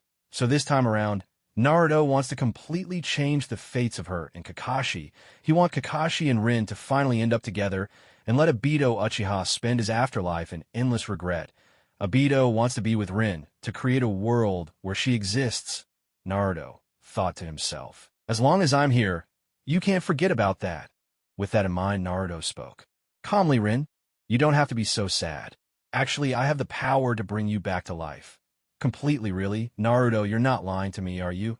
Rin stared wide-eyed at the boy before her, as if she had just heard something unbelievable. In her heart, she couldn't help but wonder how wonderful it would be if she could see Kakashi again. She was determined. This time, she'd make sure to tell him all the words she never got the chance to say before. Naruto nodded. His tone serious, of course, but first, I want to know between Obito Uchiha and Kakashi, who do you really like?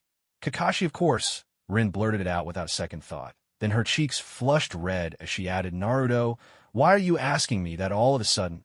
"That's so embarrassing." Naruto didn't answer, just allowed a faint smile to curve his lips. He thought to himself, "Just as I expected, Rin has always loved Kakashi. As for Obito, at best he's just someone longing for what he can't have, desperate for attention.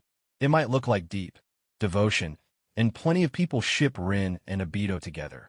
But the truth is, Rin never loved him. On the contrary, her whole heart was set on the cool and handsome Kakashi. It's just like how Naruto in the original story loved Sakura, while Sakura loved Sasuke. Sometimes that's just how things are nearby." When Sasuke heard what Rin said, something seemed to click for him. He slapped his thigh in excitement and said, "I can't believe the person you like is Kakashi-sensei, Rin." "I knew it. Kakashi-sensei is so cool. There's no way nobody would like him." Then with a grin, Sasuke leaned closer to Rin and continued in a hushed voice. "And let me tell you a secret. Sometimes Kakashi-sensei just spaces out by himself, always mumbling your name. Back then, we never understood why. But thinking about it now, I bet it's because Kakashi-sensei likes you too, Rin." As soon as she heard this, the color that had just returned to Rin's cheeks flared up again. She whispered, "Kakashi, he actually..." The more she thought about it, the wider her smile became. At the same time, she felt even more eager to finally meet Kakashi again. Naruto saw how happy she was and sincerely hoped that Karin and her partner would end up together. But before that could happen, they still had to deal with Obito. Suddenly, a cold gust of wind swept in from outside the cave, and all three of them felt a chill run through them. Not long after, the sound of rain began to patter steadily outside. "It's raining," Naruto said softly, lifting his head to glance outside, feeling the raindrops fall gently against his cheek. "What? It's raining again? Oh, come on," Sasuke cried out in despair. "This place, it just rains all day long. Isn't that a bit much?" Naruto complained as well, unable to understand it. The land of rain really lived up to its name. It was rare to have a day without rain. Still, it wasn't too big a problem. Naruto chuckled lightly. "At least it's night now, so the rain doesn't matter. Let's get some rest. When it stops tomorrow, I'll take you into the hidden rain village." "All right," the two of them replied in unison, their understanding plain. The next morning, the sky was just beginning to lighten inside the cave. Naruto woke up early. Outside, the waterfall formed by the rainwater on the cave's roof still crashed down noisily. Inside, the campfire that had burned all night had long since turned to ashes. Rubbing his slightly groggy head, Naruto was just about to get up and wash his face when he looked around and, to his surprise, found that Rin was nowhere to be seen. "What the?" Naruto immediately sensed something was wrong. Instantly, all traces of sleep vanished as he jumped up and dashed out of the cave. After all, Rin was his trump card for dealing with Obito. If she ran off, he'd be in big trouble. Without wasting another second, Naruto expanded his sensory field to search for her. Fortunately, she wasn't far away, and he finally let out a sigh of relief. He hurried off in her direction.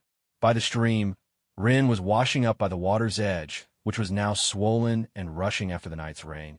In the middle of her washing, she saw Naruto hurrying toward her. Sensing someone approaching, Rin turned her head and saw it was Naruto. "Is something the matter, Naruto?" she asked softly, a gentle smile curving her lips. For a moment, Naruto felt a bit embarrassed. Scratching his head, he said awkwardly, "I just woke up and didn't see you, Rin, so I got worried and came looking for you." Rin replied in a gentle voice, "I see. Thank you for that. I'm all right. It's just that the rain was so heavy last night, I couldn't sleep. So I thought I'd come out for a walk while you two were still asleep." In truth, she hadn't slept at all the previous night.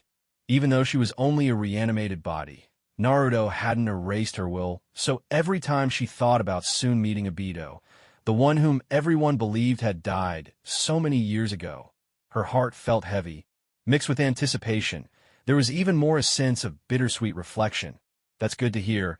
If everything's all right, then let's head back," Naruto said as he stepped up to the stream and splashed some of the now slightly murky water on his face to wash up. "All right." The two of them made their way back to the cave. Just as they reached the entrance, they saw Sasuke rushing over looking annoyed. "You two snuck off without telling me. I thought you'd left me behind and gone on ahead." Like Naruto, he had woken up to find both Naruto and Rin missing, and had panicked thinking something might have happened, so he dashed out in search of them. Seeing how anxious Sasuke was, Rin gave an apologetic smile. "I'm sorry, it's all my fault. I made you both worry." Sasuke waved her off, speaking with his usual nonchalance. "No need to blame yourself, Rin. It's all Naruto's fault for making people worry." As he spoke, he shot Naruto a pointed glare to show his displeasure. Naruto thought to himself, "Unbelievable. How is this my fault?"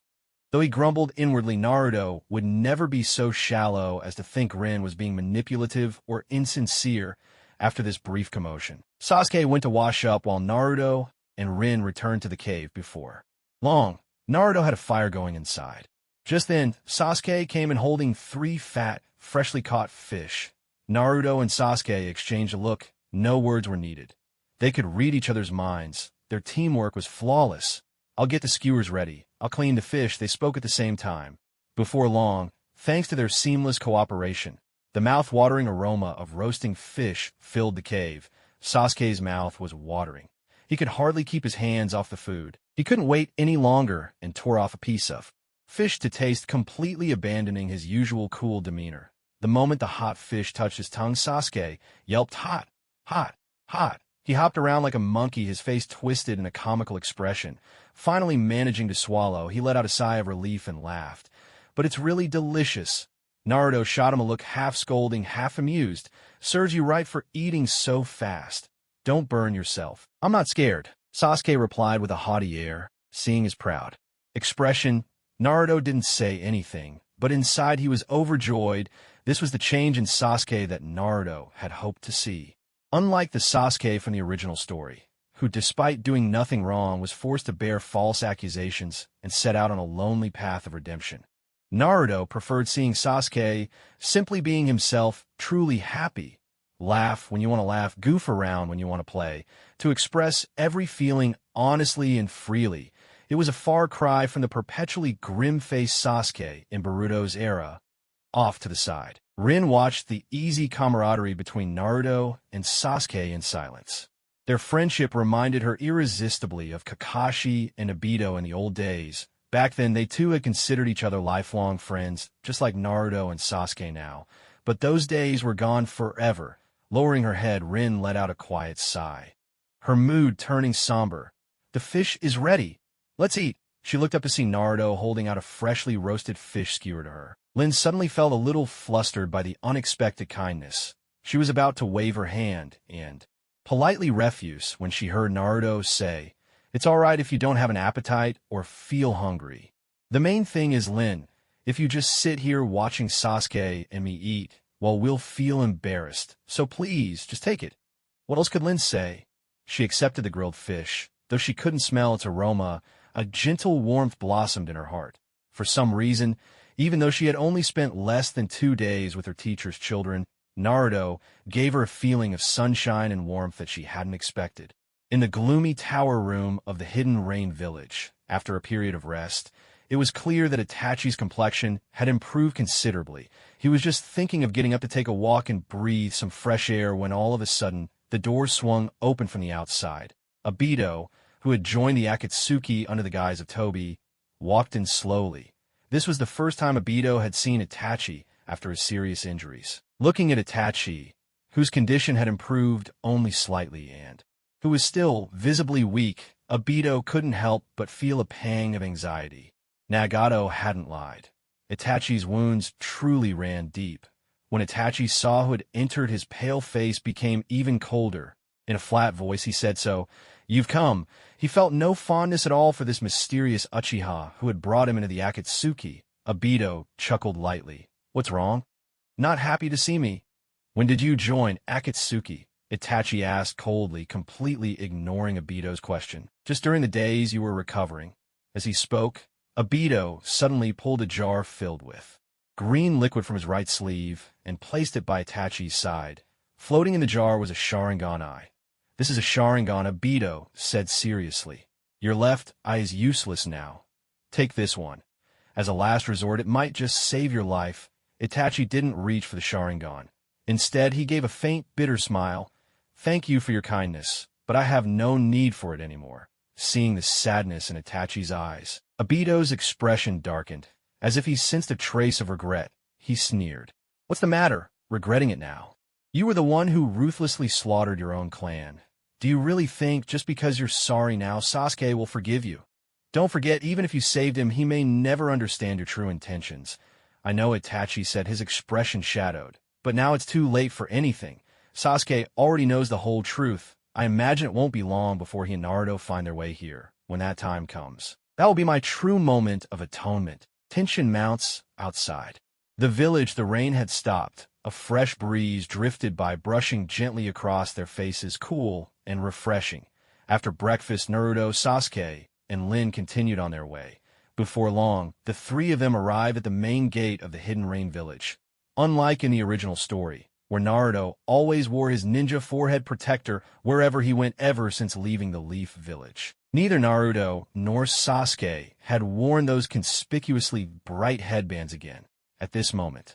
As he looked up at the Rain Village emblem above the gate, a hint of anticipation lifted the corners of Naruto's mouth. He glanced back at his two companions and chuckled softly. "Let's go, it's time we went in."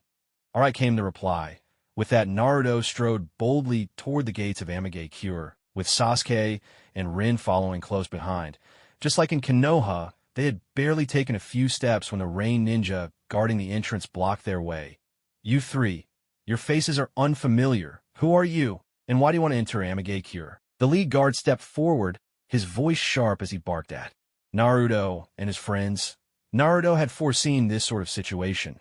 Without wasting words, he instantly activated his Sharingan and cast a Jinjutsu, locking eyes with a ninja, whose gaze instantly went blank before he collapsed unconscious to the ground. The sudden turn of events put the other guards instantly on alert. Weapons flashed into their hands as they eyed the three intruders with tense suspicion in moments. A whole crowd of rain ninja surrounded them at the gate. Naruto and Sasuke remained perfectly calm. Rin, however, felt panic rise within her. To be surrounded by so many enemies before even setting foot inside made her nerves fray. "Naruto, what do we do now?" she asked, gripping the kunai in her hand, her gaze fixed anxiously on their opponents. Naruto gave her a reassuring smile. "Don't worry, Rin. Right now, you're in an Edo Tensei body. These people can't kill you. Besides, with me and Sasuke here, no one can lay a finger on you. But there's so many of them. Are you two really sure you can handle this?" Her concern lingered, for Naruto and Sasuke looked about her age, and their opponents seemed fierce and unyielding. After all, it was just the three of them. While Rin was lost in anxious thoughts, Naruto stepped forward and called out in a clear, commanding voice, "Go back and tell your leader Pain that Uzumaki Naruto and Uchiha Sasuke from Konoha have come to pay their respects." His words were met with scornful laughter from the Rain Ninja. "Our leader isn't someone a bunch of brats like you can just see. Stop boasting. Whoever you are, you've harmed one of our own. So be ready to face the wrath of Mangekyō." With that, the Rain Ninja rushed toward Naruto and Sasuke. Without hesitation, "Fools," Naruto muttered coldly. He raised his right hand, and a powerful repulsive force burst out from him, sweeping outward in a wave. Before any of the attackers could react, their bodies were sent hurtling backwards, crashing to the ground. With the small fry dealt with a fierce aura surge from Naruto, and gathering Sasuke and Rin, he vanished in a flash, darting straight into the streets of the Rain Village. Everywhere they passed, an overwhelming presence pressed down on everyone nearby, leaving them gasping for breath. At that very moment, in the dim gray sky, sheets of white paper began to flutter and swirl.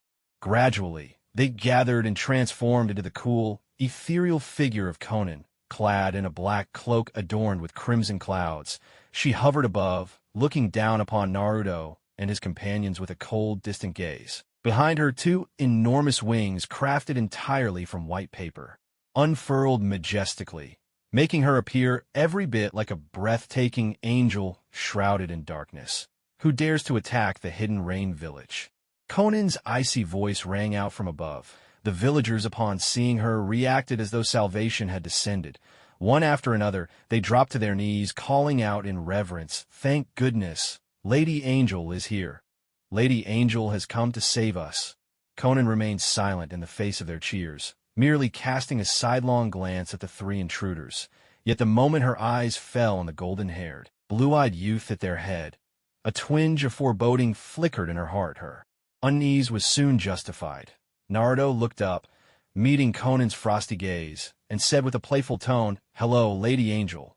Allow me to introduce myself. Uzumaki Naruto. Sorry for dropping uninvited.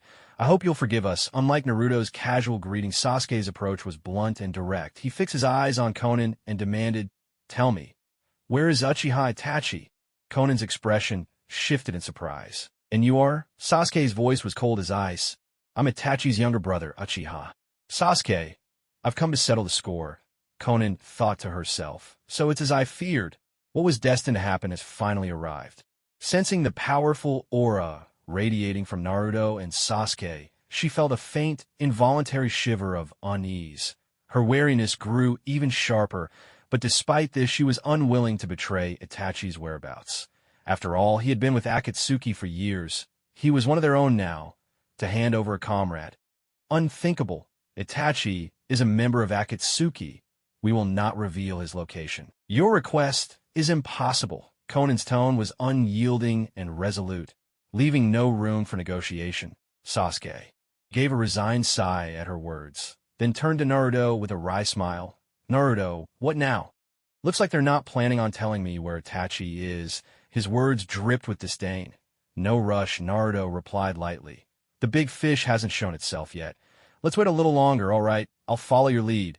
Watching the pair's nonchalance from above, Conan felt a surge of anger rise within her. To prevent any harm from coming to the civilians, she called out urgently, "All civilians, evacuate now. Get as far away from here as you can."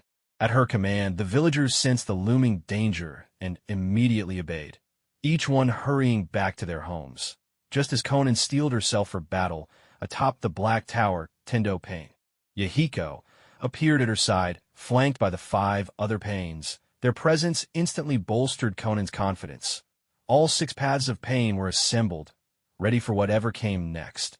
Pain gazed coldly at Naruto, breaking the silence first. "Jinchuriki of the 9 Tails, I didn't expect you'd actually have the nerve to barge into the Akatsuki headquarters." Naruto replied with a playful grin. "Well, isn't that what you wanted? I heard you were looking for me, for the 9 Tails inside me. So here I am." Suddenly, Naruto's tone turned menacing. "But if you want to capture me, you'd better be sure you're up to the task, otherwise you'll end up losing more than you bargained for. That wouldn't be much fun, would it?" As he spoke, Naruto's body was already enveloped in the golden aura of the 9 Tails chakra mode. His pupils shifted, transforming into the purple Rinnegan adorned with 9 Tomo. Sasuke wasn't far behind. The blood-red Sharingan with 3 Tomo gleamed in his eyes, and his entire form was cloaked in the crackling armor of lightning release. The air was thick with tension. The battle was about to erupt at any moment. Behind Naruto and Sasuke, Rin Noera stood frozen in disbelief. She had never witnessed such a display of overwhelming power. Staring at the 2 young men before her, she couldn't help but wonder, were these really the same Naruto and Sasuke she'd spent the past few days with? Their presence was almost unreal, their power off the charts. She gasped, her voice trembling with shock. "Naruto, Sasuke, you too." The words caught in her throat. She was too stunned to finish her sentence. Naruto glanced back at Rin, offering her a reassuring smile.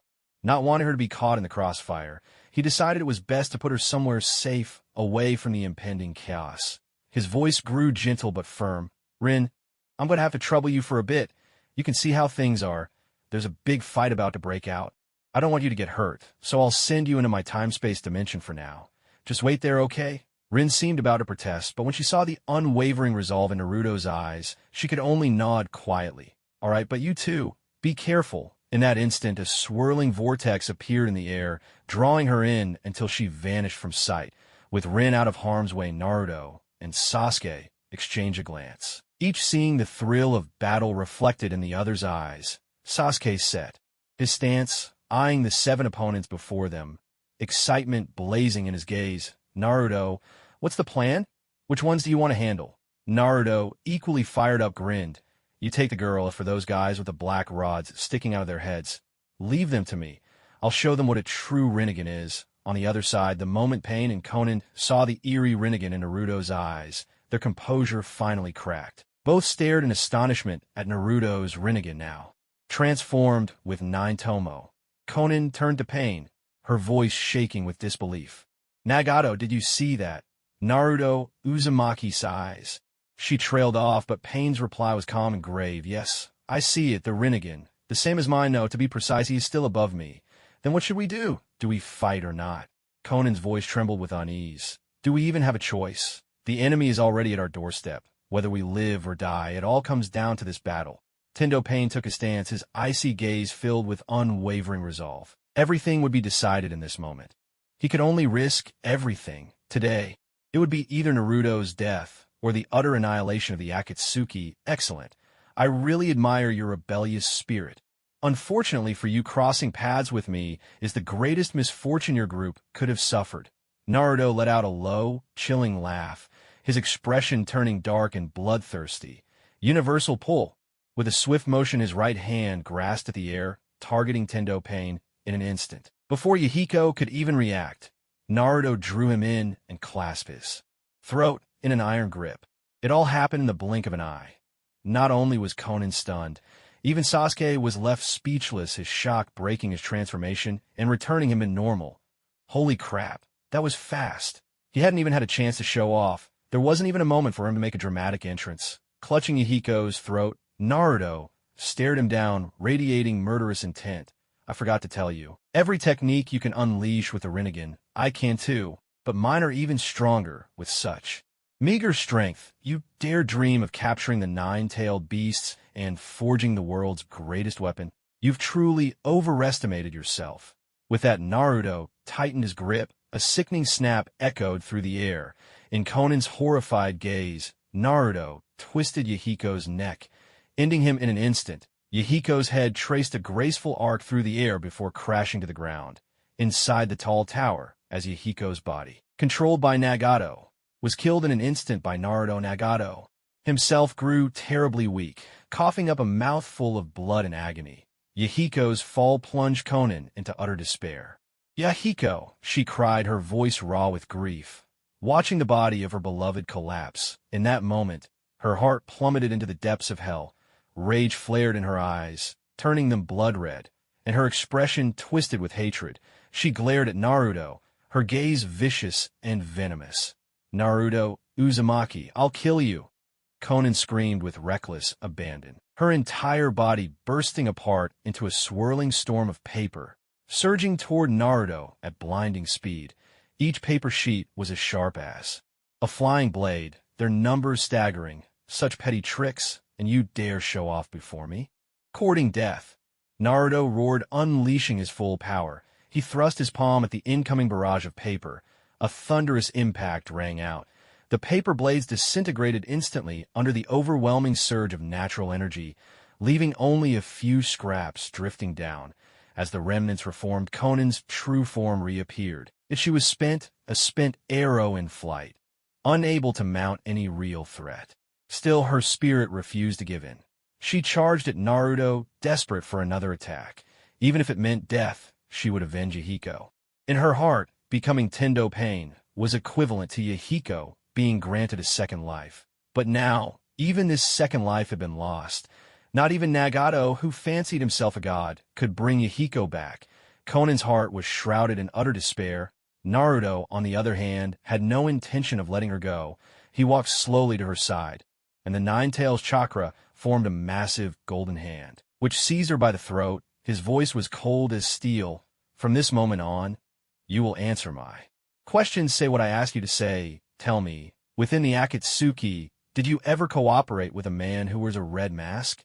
And now, where is that man?" "You can dream."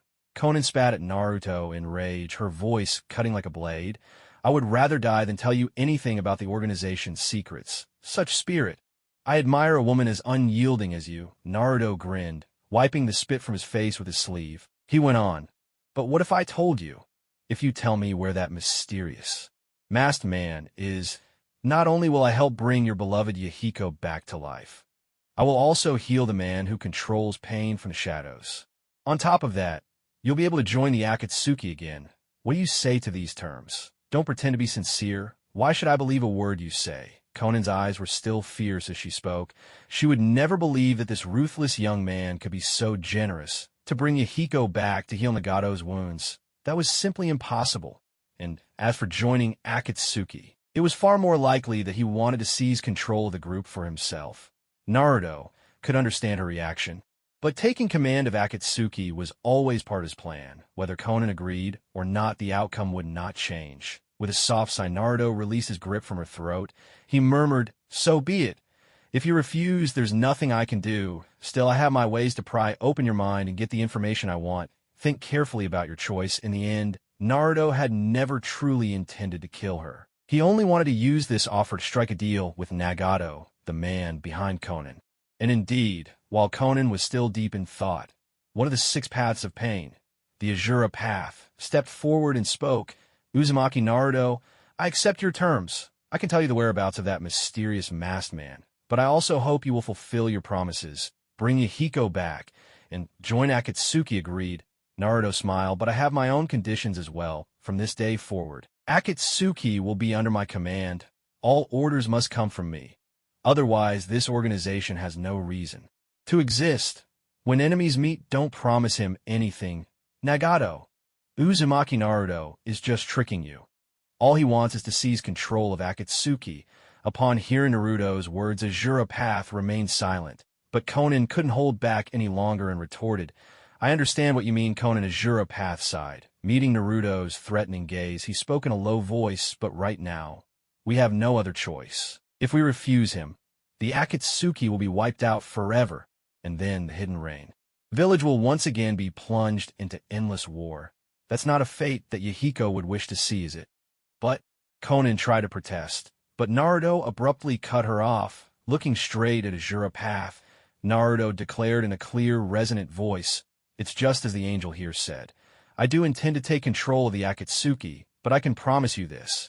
As leader, I won't change your status within the organization, just as the masked man secretly manipulated everything from the shadows. My goal is simply to use Akatsuki as a means to unite the shinobi world." The moment these words left his lips, both Conan and Azura Path widened their eyes in shock, unable to believe what they had heard. Conan even scoffed outright, her voice laced with derision. "What nonsense! You think you can use Akatsuki to unite the shinobi world? That's impossible." "Why is it impossible?" Sasuke, who had been silent at Naruto's side, suddenly spoke up, his voice ringing out. He fixed Conan with a cold stare and mocked her without mercy. "You foolish woman. I've tolerated you long enough. Naruto's power is beyond anything you so-called gods could ever imagine. Compared to you, he's the true deity of this world." Naruto might have been willing to overlook Conan's disrespect, but Sasuke certainly wouldn't. His sharp words left Conan speechless, forcing her into silence. Turning his gaze to Azura Path, Sasuke continued with disdain, "The 6 paths of pain, is it? I don't care what kind of monsters or spirits you think you are. Just tell us what a masked man and Itachi are right now, otherwise." Unlike Naruto, Sasuke had no patience for negotiation. Even if he didn't kill them, he'd make sure they tasted true fear. "Let them go. The one you're looking for is me." Just then a weary voice echoed from the corridor at the top of the Black Tower. It was Itachi. The moment Sasuke heard this, his expression changed instantly. He looked up to the tower and locked eyes with his brother. "Itachi Uchiha, you've finally shown yourself." Sasuke's handsome face twisted with rage, his Sharingan burning crimson with 3-tomo murderous intent radiating from him. "Naruto, I'm going to settle things with Itachi first." Without another word, Sasuke leapt forward, charging straight toward his brother. With his nemesis now in sight, Naruto's patience wore thin. He fixed Azura Path with a cold glare and said, "Now, will you tell me where the masked man is?" He had no intention of waiting any longer. His presence grew colder with each passing moment. Seeing the situation, Shura hurriedly said, "I can tell you. The mysterious masked man you mentioned, he was here just before you arrived. He only just left." Naruto's eyes narrowed, a cold glint flashing within them. "So, that means he can't have gone far, right?" "That's right. Which way did he go?" "I don't know. What a convenient, I don't know." Naruto let out a cold chuckle. Under the astonished gazes of the others, his body slowly began to rise, until he stood tall and unshakable in midair. He closed his eyes, formed a seal with one hand, and began an exhaustive sensory search, drawing upon the abundant natural energy swirling around. Within a radius of several hundred miles, nothing, no blade of grass, no living creature, could escape his notice. Those watching below felt their hearts leap into their throats, fearing Naruto might unleash some horrifying power that would wipe out their entire village. But what they imagined did not come to pass, because Naruto had already sensed Obito's presence despite his desperate attempts to conceal his aura. Without hesitation, Naruto's figure vanished from their sight. At that moment, Obito was hiding within the Black Tower, standing quietly at the topmost corridor, silently observing everything that had just transpired. He had taken in Naruto's display of power, and the only reason he lingered was because the girl by Naruto's side had seemed strangely familiar to him. "It's time to go," he muttered. "Itachi, that fool, actually let his location slip, but I won't be as careless as him." With a sneer, Obito prepared to slip into his own time-space dimension.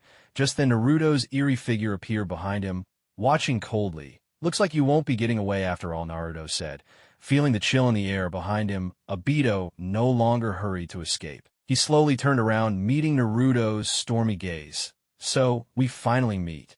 The mysterious masked man who unleashed the Nine Tails 13 years ago. The one who murdered my parents, Uchiha Obito." Naruto stared him down, pronouncing each word with murderous intent. In his steely eyes, the killing intent was unmistakable. Obito was surprised that Naruto had seen through his identity so quickly, but then he simply dropped the act. He let out a low laugh. I never thought, after all this time pretending, you'd still see through me. He removed his mask, revealing the disfigured right side of his face. Distorted into a pattern of ridges, in his blood-red eyes, the twin Sharingan glimmered with a sinister light. Why? Naruto's voice was ice. Why did you kill my mother all those years ago? A sneer curled at the corner of Obito's lips as he scoffed. So, you've learned everything about that night, have you? I'll ask you again. Naruto's tone grew agitated. My mother treated you so well. Why did you kill her? To be honest, Naruto couldn't care less about whom Obito had killed, but the one exception, the one that filled him with the deepest hatred, was Obito's murder of Kushina. That loss was more than just being robbed of a loved one.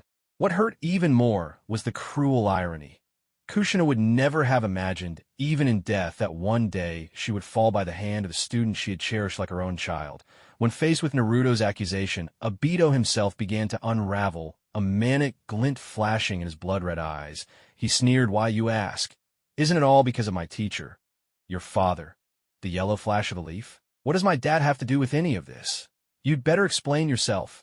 Naruto was seething now, his glare turning cold and vengeful. He swore to himself that if Obito couldn't give him a satisfactory answer, he'd make Obito regret ever being born. Obito's voice was icy as he replied, It's all because of your father.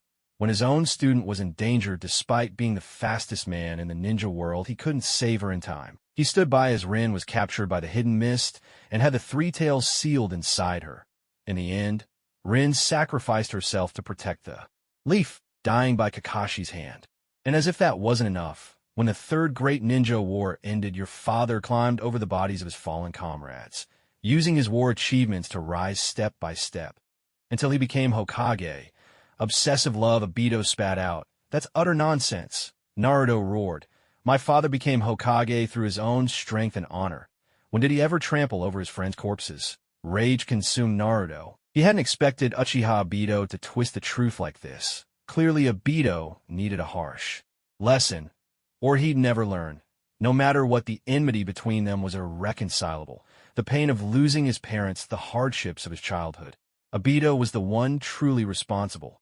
Today, he would die.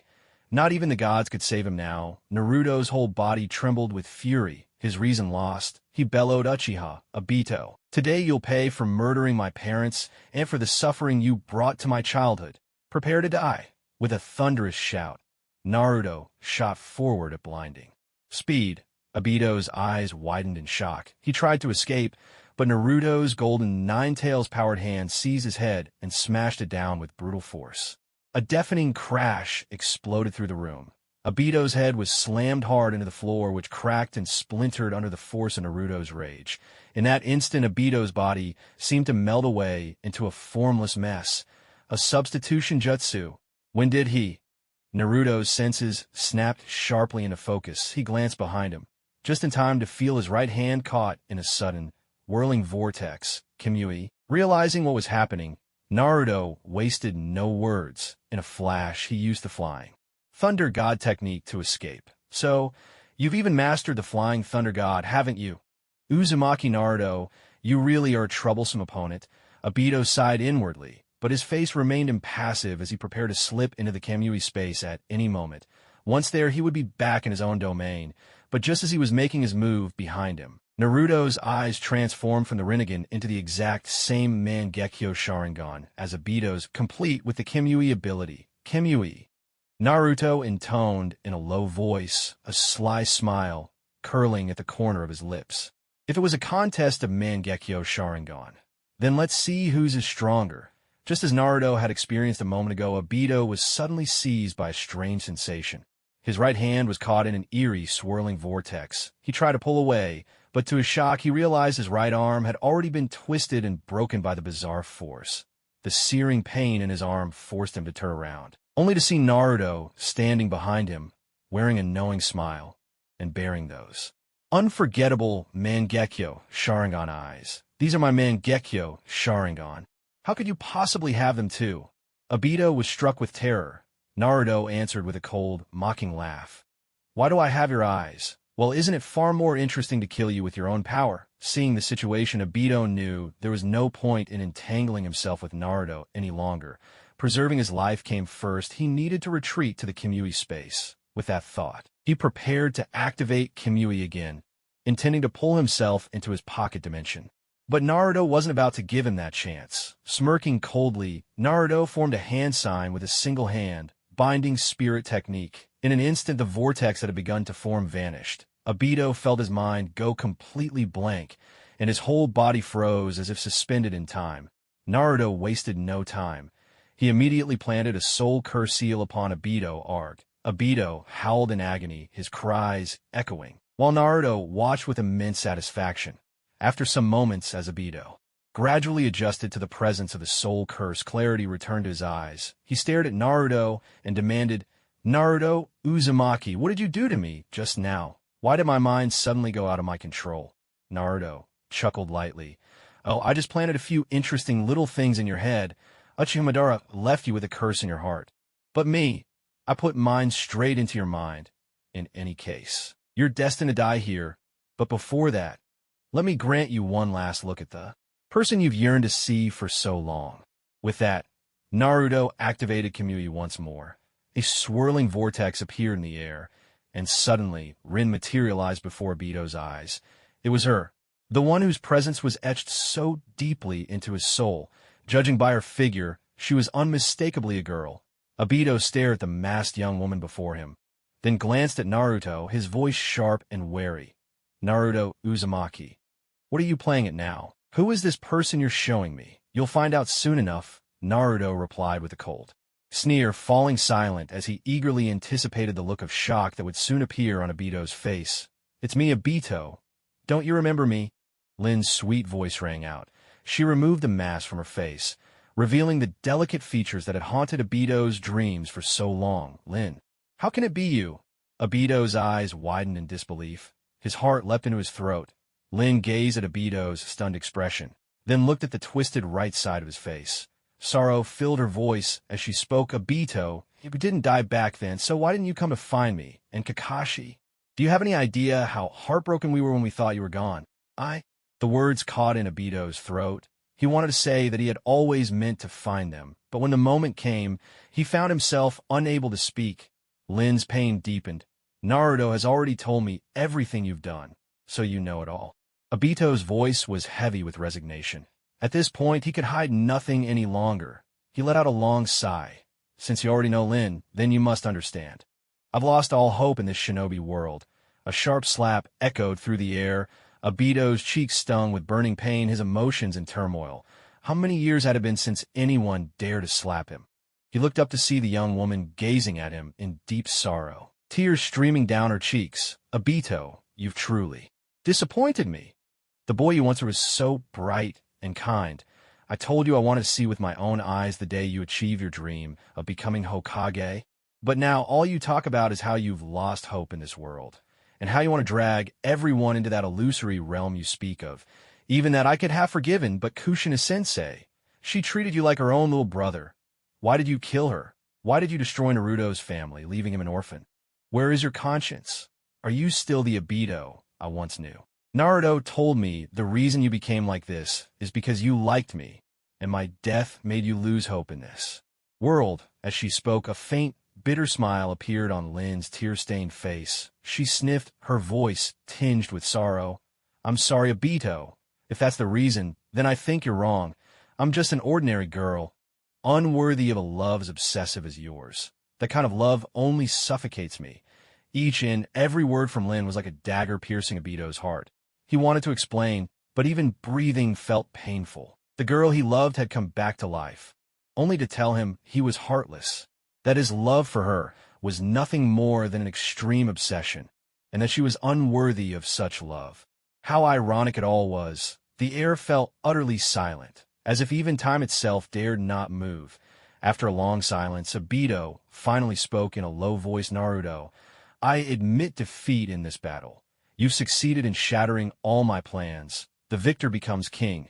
The loser is a villain. There's nothing more to say. You have your reasons for vengeance, and I have my ideals for transforming the shinobi world. It's not just about Rin. As long as this system of shinobi exists, there will be no end to war. For life is finite, but human desire knows no bounds. Even you can't put a stop to it. That's exactly why I sought to unite the shinobi world with absolute power. Only when the world is united can we usher in everlasting peace for generations to come. Naruto looked at him, his eyes brimming with unwavering resolve and confidence. Obito was visibly taken aback by his response. Naruto's answer was far from what he'd expected, but as he realized Naruto's true intent, he let out a cold, mocking laugh. Naruto, it seems you and I are not so different after all. We both despise those who've hurt the ones we care about most, and at the same time, we both harbor the determination to change this cruel shinobi world. You're wrong. I'm nothing like you. Naruto's gaze hardened, his voice as cold as ice. Your ideal is to force everyone to live in your own imagined world. My dream is to create a nation unlike any before, a land free from endless war.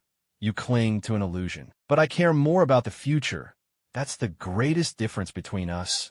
A mocking chuckle slipped from Obito's lips. What's the use of saying all this now? He looked at Naruto, his tone dripping with sarcasm.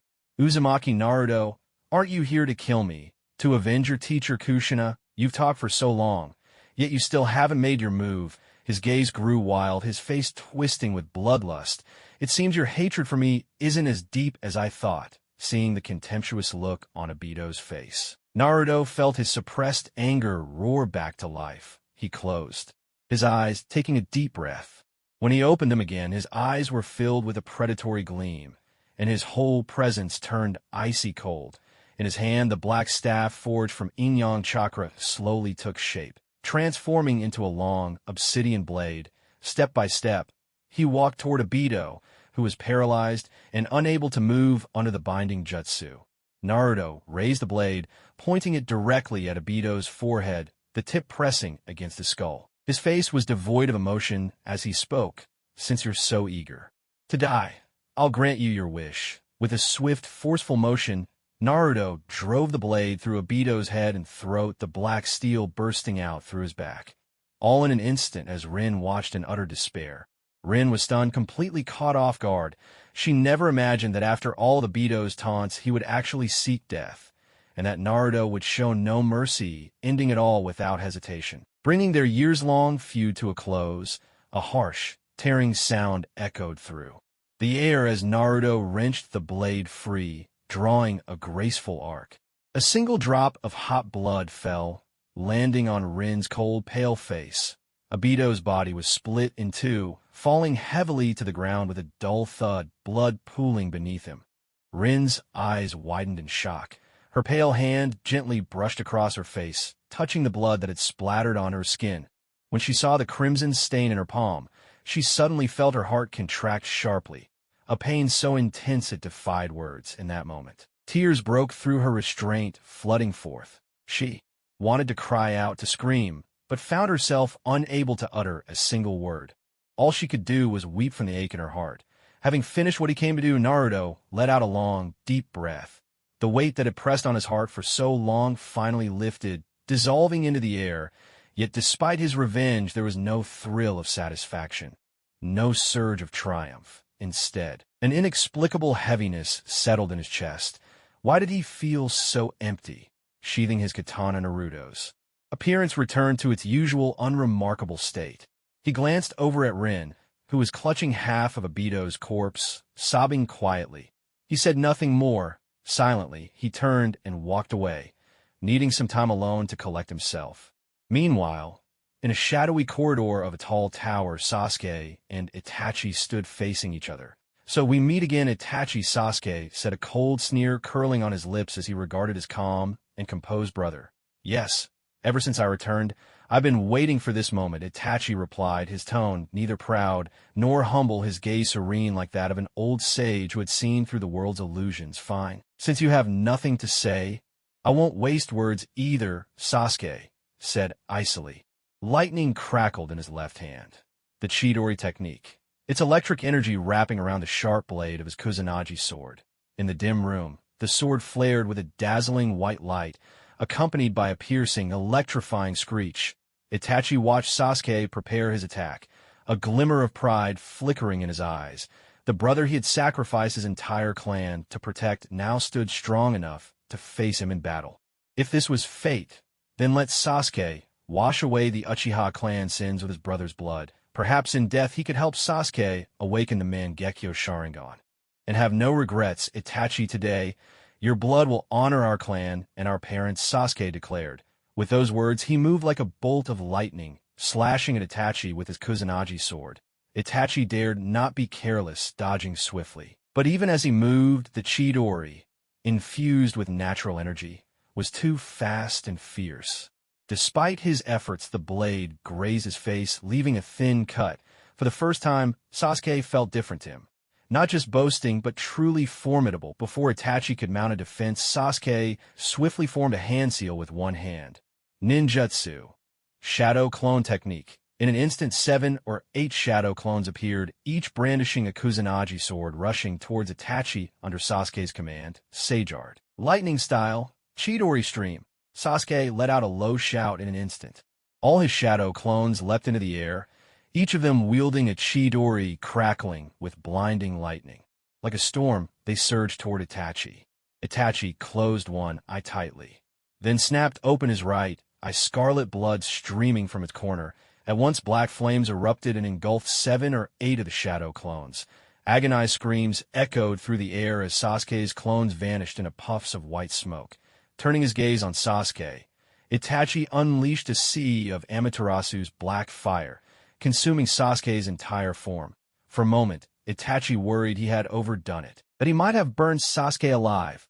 But then he heard Sasuke's fierce roar. With a surge of overwhelming energy, Sasuke blasted the black flames away. Seeing this, Itachi was forced to dispel Amaterasu, bending forward as he gasped for breath. Inwardly, he calculated. Having lost one Sharingan, and with his injuries far from healed, he barely had enough chakra left to cast Amaterasu twice more. As for summoning Sasuke, that was utterly out of reach. His gaze locked on Sasuke, unwavering. As the turbulent air cleared, Sasuke's presence swelled his whole body, radiating a powerful aura, shrouded in a veil of green vapor. The unmistakable sign of the sixth gate, the gate of view, opened wide. Sasuke looked at Itachi, a cold smile on his lips. Let me show you the power I can unleash now, ever since the last time I lost to you. Thunder Dragon's roar. Now, with his power at its peak, Sasuke unleashed a flurry of punches at the still-recovering Itachi. The air itself, whipped into a frenzy by countless fist strikes, transformed into flaming firebirds that shrieked and soared toward Itachi. His silhouette was instantly swallowed by the fiery onslaught. As the smoke of battle faded, Sasuke looked to where Itachi had stood, only to find him gone. In his place, scattered across the ground, were the ashen remains of crow feathers. Did he escape again? Sasuke's heart sank, but he immediately extended his senses. Before long, he located Itachi's hiding place, behind a hallway pillar. With a thought, Sasuke vanished from his spot. Itachi was just catching his breath, hoping to recover a little strength. As he looked up, he was met with the sight of Sasuke looming before him like a demon, smiling coldly. Found you, Itachi. Without hesitation, Sasuke drove his foot hard into Itachi's stomach. With a thunderous impact, Itachi's body hurtled away like a meteor, smashing through towers and buildings before crashing heavily into a stone wall. His stomach churned with agony, as if a storm raged within, and his abdomen burned with a searing pain that made him grimace and bare his teeth. Unable to control it, he spat out a mouthful of blood, but before he could recover, Sasuke was upon him again. Without a word, Sasuke's fist hammered into Itachi's pale face. What followed was a relentless storm of blows. Each punch made Itachi's world spin, his mind going utterly blank. With a swift kick, he sent Itachi flying high into the air, letting his body crash heavily onto the rooftop beside the tall tower. Sasuke glanced up at the highest point of the Black Tower, and without a second thought, he leapt straight toward it. Their massive lightning rods stood tall and imposing. In a single breath, Sasuke arrived beneath the lightning rod. Standing atop the tower, he looked down at the countless lives below, a silent observer from above. Down on the street, Konan had finally regained her strength and struggled to her feet. Raising her head to gaze at Sasuke, who now stood at the very peak, she turned to the Azura path with its long yellow hair and said anxiously, Nagato, that Uchiha Sasuke is standing at the top of the tower. What on earth is he planning? The Azura Path offered no reply, simply raising its head to watch the sky, calmly taking in the unfolding events. Within the Rain Village, all the villagers had forgotten their fear. One by 1 inch they stepped out into the streets, drawn by the bizarre spectacle above. Sasuke lifted his gaze to the gloomy sky, and a daring idea suddenly sparked in his mind. He began weaving hand seals, then called out in a low voice sage art. Great Fireball Jutsu. Drawing a deep breath, focusing his energy, he exhaled a torrent of flames toward the dense canopy of storm clouds. All eyes widened in astonishment as the rolling clouds above were engulfed in blazing fire under this violent clash of heat and cold. The sky itself began to rumble with thunder, deep and resounding. Lightning tore across the heavens, a wild dance of light and sound. Seeing this, a triumphant smile curled at the corner of Sasuke's lips. On a rooftop not far away, Naruto watched Sasuke's actions and in an instant understood his intent. He was about to harness the power of natural lightning to unleash his most devastating lightning release technique, determined to finish Itachi once and for all. After offering a silent 3-second tribute to Itachi in his heart, Naruto suddenly remembered. Rin Noira was still back at the site of his earlier battle with Obito, crying alone. That wouldn't do. Without hesitation, Naruto used the body flicker technique and returned to the corridor atop the high tower where they had fought. Finding Rin still lost and sorry, Naruto spoke in a firm, steady voice. Rin, that's enough. You've grieved over that scum long enough. It's time to move on. Startled, Rin looked around and only now noticed how much darker the sky had become.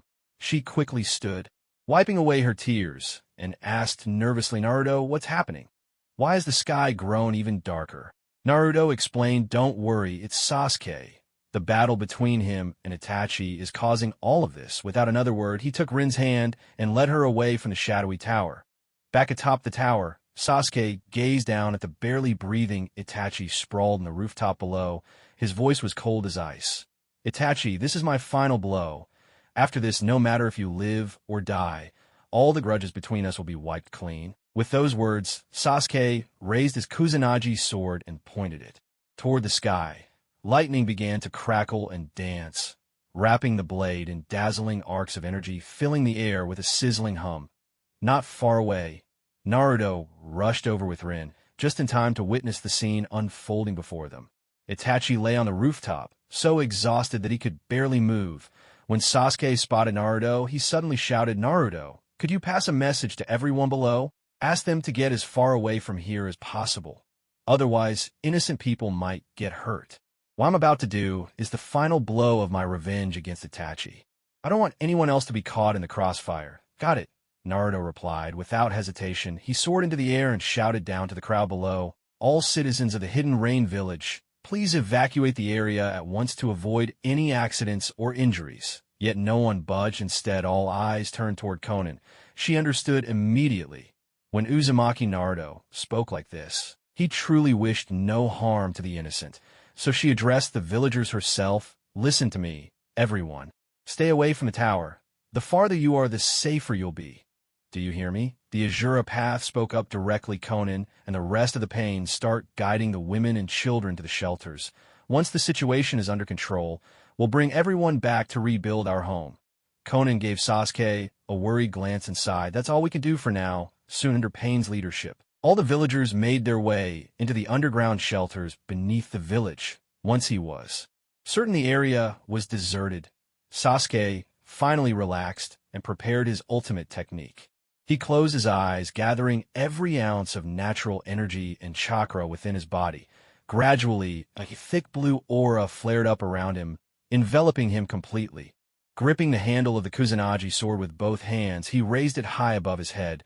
Suddenly, a blinding white light shot from the blade, piercing straight into the sky.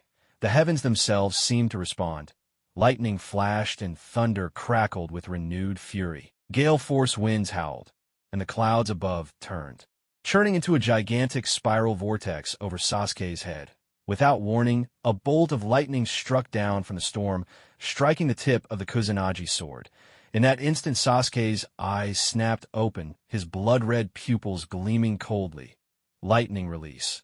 Roaring thunder dragon. He shouted, his voice echoing with power. He brought the sword down in a mighty slash aimed at Itachi below. In the sky, countless bolts of lightning converged, merging into a colossal dragon of crackling blue energy. With unstoppable force, the thunder dragon roared, surging straight for Itachi. Its cries shaking the very air. Itachi heard only the deafening roar from above before a blinding flash of white swept across his vision. In the blink of an eye, his entire body was swallowed by the silver-blue dragon. Boom, boom, boom. 3 tremendous explosions shook the earth. The once towering buildings were instantly reduced to rubble under the awesome impact. As the final explosion echoed out, everything, including Naruto, was engulfed in a blinding white light. A new vision when the brilliance faded. All was silent and still once more. As the smoke of battle cleared, more than half of the entire Hidden Rain village had been leveled to the ground under that terrifying strike. As for Itachi himself, not even a trace of his remains could be found. In the instant the Thunder Dragon pierced through his body, he was reduced to nothing but dust, vanishing completely from the world. Atop the tower, Sasuke stood silently, gazing at the place where Itachi had once lingered, now shrouded in the lingering fumes. Not a word escaped his lips. In this moment, he had finally slain the person he loved and hated most in this world. From now on, no one would ever be able to impose their will upon him again. Sasuke Uchiha would live for himself from this day forward. Everything he had lost, his parents, his clan, and the pride and honor of the Uchiha name, would be reclaimed by his own hands one by one. Drawing a deep breath, Sasuke closed his eyes. His heart was utterly calm, untroubled by a single ripple. When he opened his eyes again, the original 3-tomo Sharingan had in that very moment evolved into his unique, straight-bladed Mangekyō Sharingan. The transformation was seamless, as if it had happened of its own accord without any surge of emotion. In that instant, he felt a new power welling up from within his eyes, spreading out to fill his entire body. So this is the Mangekyō Sharingan's power that Naruto spoke of? Sasuke murmured, touching the corner of his eye, a faint, satisfied smile curling on his lips. At this moment, his great vendetta had been avenged. The invisible shackles that had bound his heart for so many years had finally fallen away. As for the so-called Mangekyō Sharingan, to him, it was merely an afterthought. High above, a swirling vortex appeared in the sky. Naruto returned to the real world from the realm of space-time, bringing Rin with him. From a distance, the two immediately spotted Sasuke. Their eyes met, and both broke into relaxed, genuine smiles. Approaching Sasuke, Naruto looked at him and offered a heartfelt smile. "Congratulations. Your vengeance is complete. From now on, you'll never have to live in Itachi's shadow again." "You as well," Sasuke replied. "You've avenged your parents by killing Uchiha Obito." With that, the two friends laughed together once more. The 3 of them leaped down from the tower.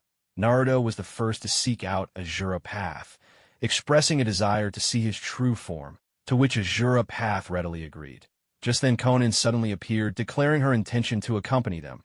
She was worried that if she let her guard down for even a moment, Naruto and Sasuke might kill Nagato. Under Konan's guidance, Naruto and Sasuke finally arrived at a dark chamber atop the tower. There they saw Nagato, his frail body riddled with black rods bound to medical apparatus, emaciated to the bone. At that moment, Nagato showed no fear upon seeing Naruto and Sasuke. Instead, his expression was one of long-awaited anticipation. "Naruto, Sasuke, you've finally come. I've been waiting for you for a long time," Nagato said, a hint of excitement in his voice. Naruto looked at him and replied with a gentle smile, "It seems you're not at all worried that we might destroy this place." Nagato nodded calmly and said, "I know you wouldn't do that. If you had intended harm, you wouldn't have warned us in advance or helped evacuate the villagers. I'm just curious, Naruto, what grudge do you have against the man with the mysterious mask? What drives you to risk everything breaking into the Hidden Rain village just to kill him?" This question had already taken root in Nagato's mind the moment Naruto arrived and demanded to know the masked man's whereabouts. Naruto didn't hide anything from Nagato. Instead, he answered evenly. "It's simple. The masked man, Uchiha Obito, is the true culprit behind the Ninetales attack on the Leaf Village 13 years ago. He was the one who caused the disaster, leading to the death of my parents and leaving me an orphan from the moment I was born. Ever since I gained control over the Ninetales, I've never stopped thinking about one thing. One day, I will personally take revenge on the man who murdered my parents. I see. Nagato let out a long sigh. Suddenly, memories surfaced in his mind. He, too, had lost his parents as a child, killed by Leaf, shinobi who broke into their home during the chaos of war. Back then, he'd sworn that someday, the shinobi of the great nations, so lofty and untouchable, would know what it felt like to watch their loved ones die before their eyes. Yet now, it seemed that dream would never come to pass. Nagato pushed aside the tangle of emotions in his heart and said in a grave tone, "Now, tell me. What is it you want from me?" Naruto didn't beat around the bush, his voice steady. He said, "I want you to issue the order to recall all members currently out on missions. The sooner the better. And from this moment on, Sasuke and I are officially joining the Akatsuki, taking the places of Obito and Itachi. Do you have any objections?" What else could Nagato say? He could only reply helplessly, "The Akatsuki is under your command now. Do as you see fit. You don't need my permission, then I won't stand on ceremony." Naruto's demeanor shifted. His eyes swept over the two of them with a commanding presence as he declared, "In that case, Nagato, leader of the Akatsuki, heed my order. Within 1 week, recall every member currently outside. There must be no mistakes." "Yes," Nagato answered. Naruto continued. "Next, we'll abolish the old habit of operating in pairs on separate missions. From now on, we march as one. Everyone together, because what we're about to do isn't about hunting one or two-tailed beasts. Our target is the entire shinobi world. And third, most importantly, we need more people. I plan to use the reanimation jutsu to bring back the first Hokage and the strongest warrior known as the Ashura of the shinobi world. With their strength, we'll achieve our goal of uniting all the ninja lands." That concludes what I have to say. As his words faded, an uncanny silence fell over the room. Everyone stared at Naruto with wide eyes, unable to believe what they had just heard. Even Sasuke was stunned. He never imagined Naruto would go this far. They're actually planning to use the reanimation jutsu to bring back those two legendary figures. The thought that he might really get to meet Madara Uchiha made Sasuke's heart race with excitement. He exclaimed in shock, "Naruto, are you serious? You're not joking, right? If you resurrect those two old relics, you're about to plunge every ninja in the world into despair all over again." Naruto grinned and shot back, "And why not? Don't you think with the two of us plus Madara Uchiha and Hashirama Senju, we could bring about unification much faster?" Sasuke couldn't help but laugh at Naruto's wild idea. Yet the more he thought about it, the more sense it made. Deep down, he also looked forward to the moment he could finally meet his ancestor, Madara Uchiha, and fight side by side with him across the ninja world. What a source of pride that would be. As a descendant, he held power no less formidable than his forebear. Off to the side, Konan was equally stunned by Naruto's plan. Her beautiful eyes widened, her heart pounding uncontrollably. She gasped, "Naruto, if things are truly as you say, and you summon the first Hokage and Madara Uchiha, maybe uniting the entire ninja world isn't just a dream. But isn't the reanimation jutsu something only Orochimaru can use? Unless..." Naruto smiled and replied, "Konan, you really are sharp. I'll stop beating around the bush. To tell you the truth, even before I came to the Rain Village, Orochimaru was already working with me. So you don't need to worry at all about resurrecting those two legendary figures from the ninja world. If I dare to bring it up, you know I can make it happen." Healing Nagato, "Then let's look forward to seeing Madara Uchiha and Hashirama Senju, those two legendary predecessors, join the Akatsuki," Nagato said with a sigh. After all, those two were legends even he could hardly imagine meeting. If it really comes to pass, it would be nothing short of exhilarating. As he spoke, Naruto slowly walked towards him, his voice low and serious. "But before that, I should keep my promise and help you recover, Nagato."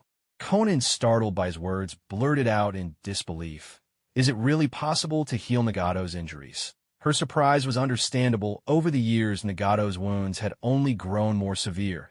Combined with the constant drain of using the Rinnegan, his body had deteriorated to the point that he could only cling to life with the help of medical devices. Nagato was just as shocked. He had always thought Naruto's promise to heal him was just empty words. He never imagined Naruto would truly try to help him, and the realization filled him with exhilaration.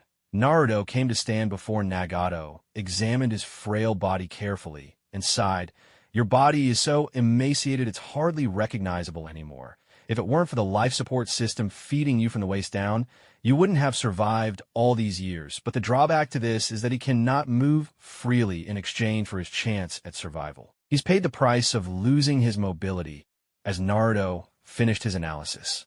Conan, anxious, asked, "Then Naruto, do you have any way to save him?"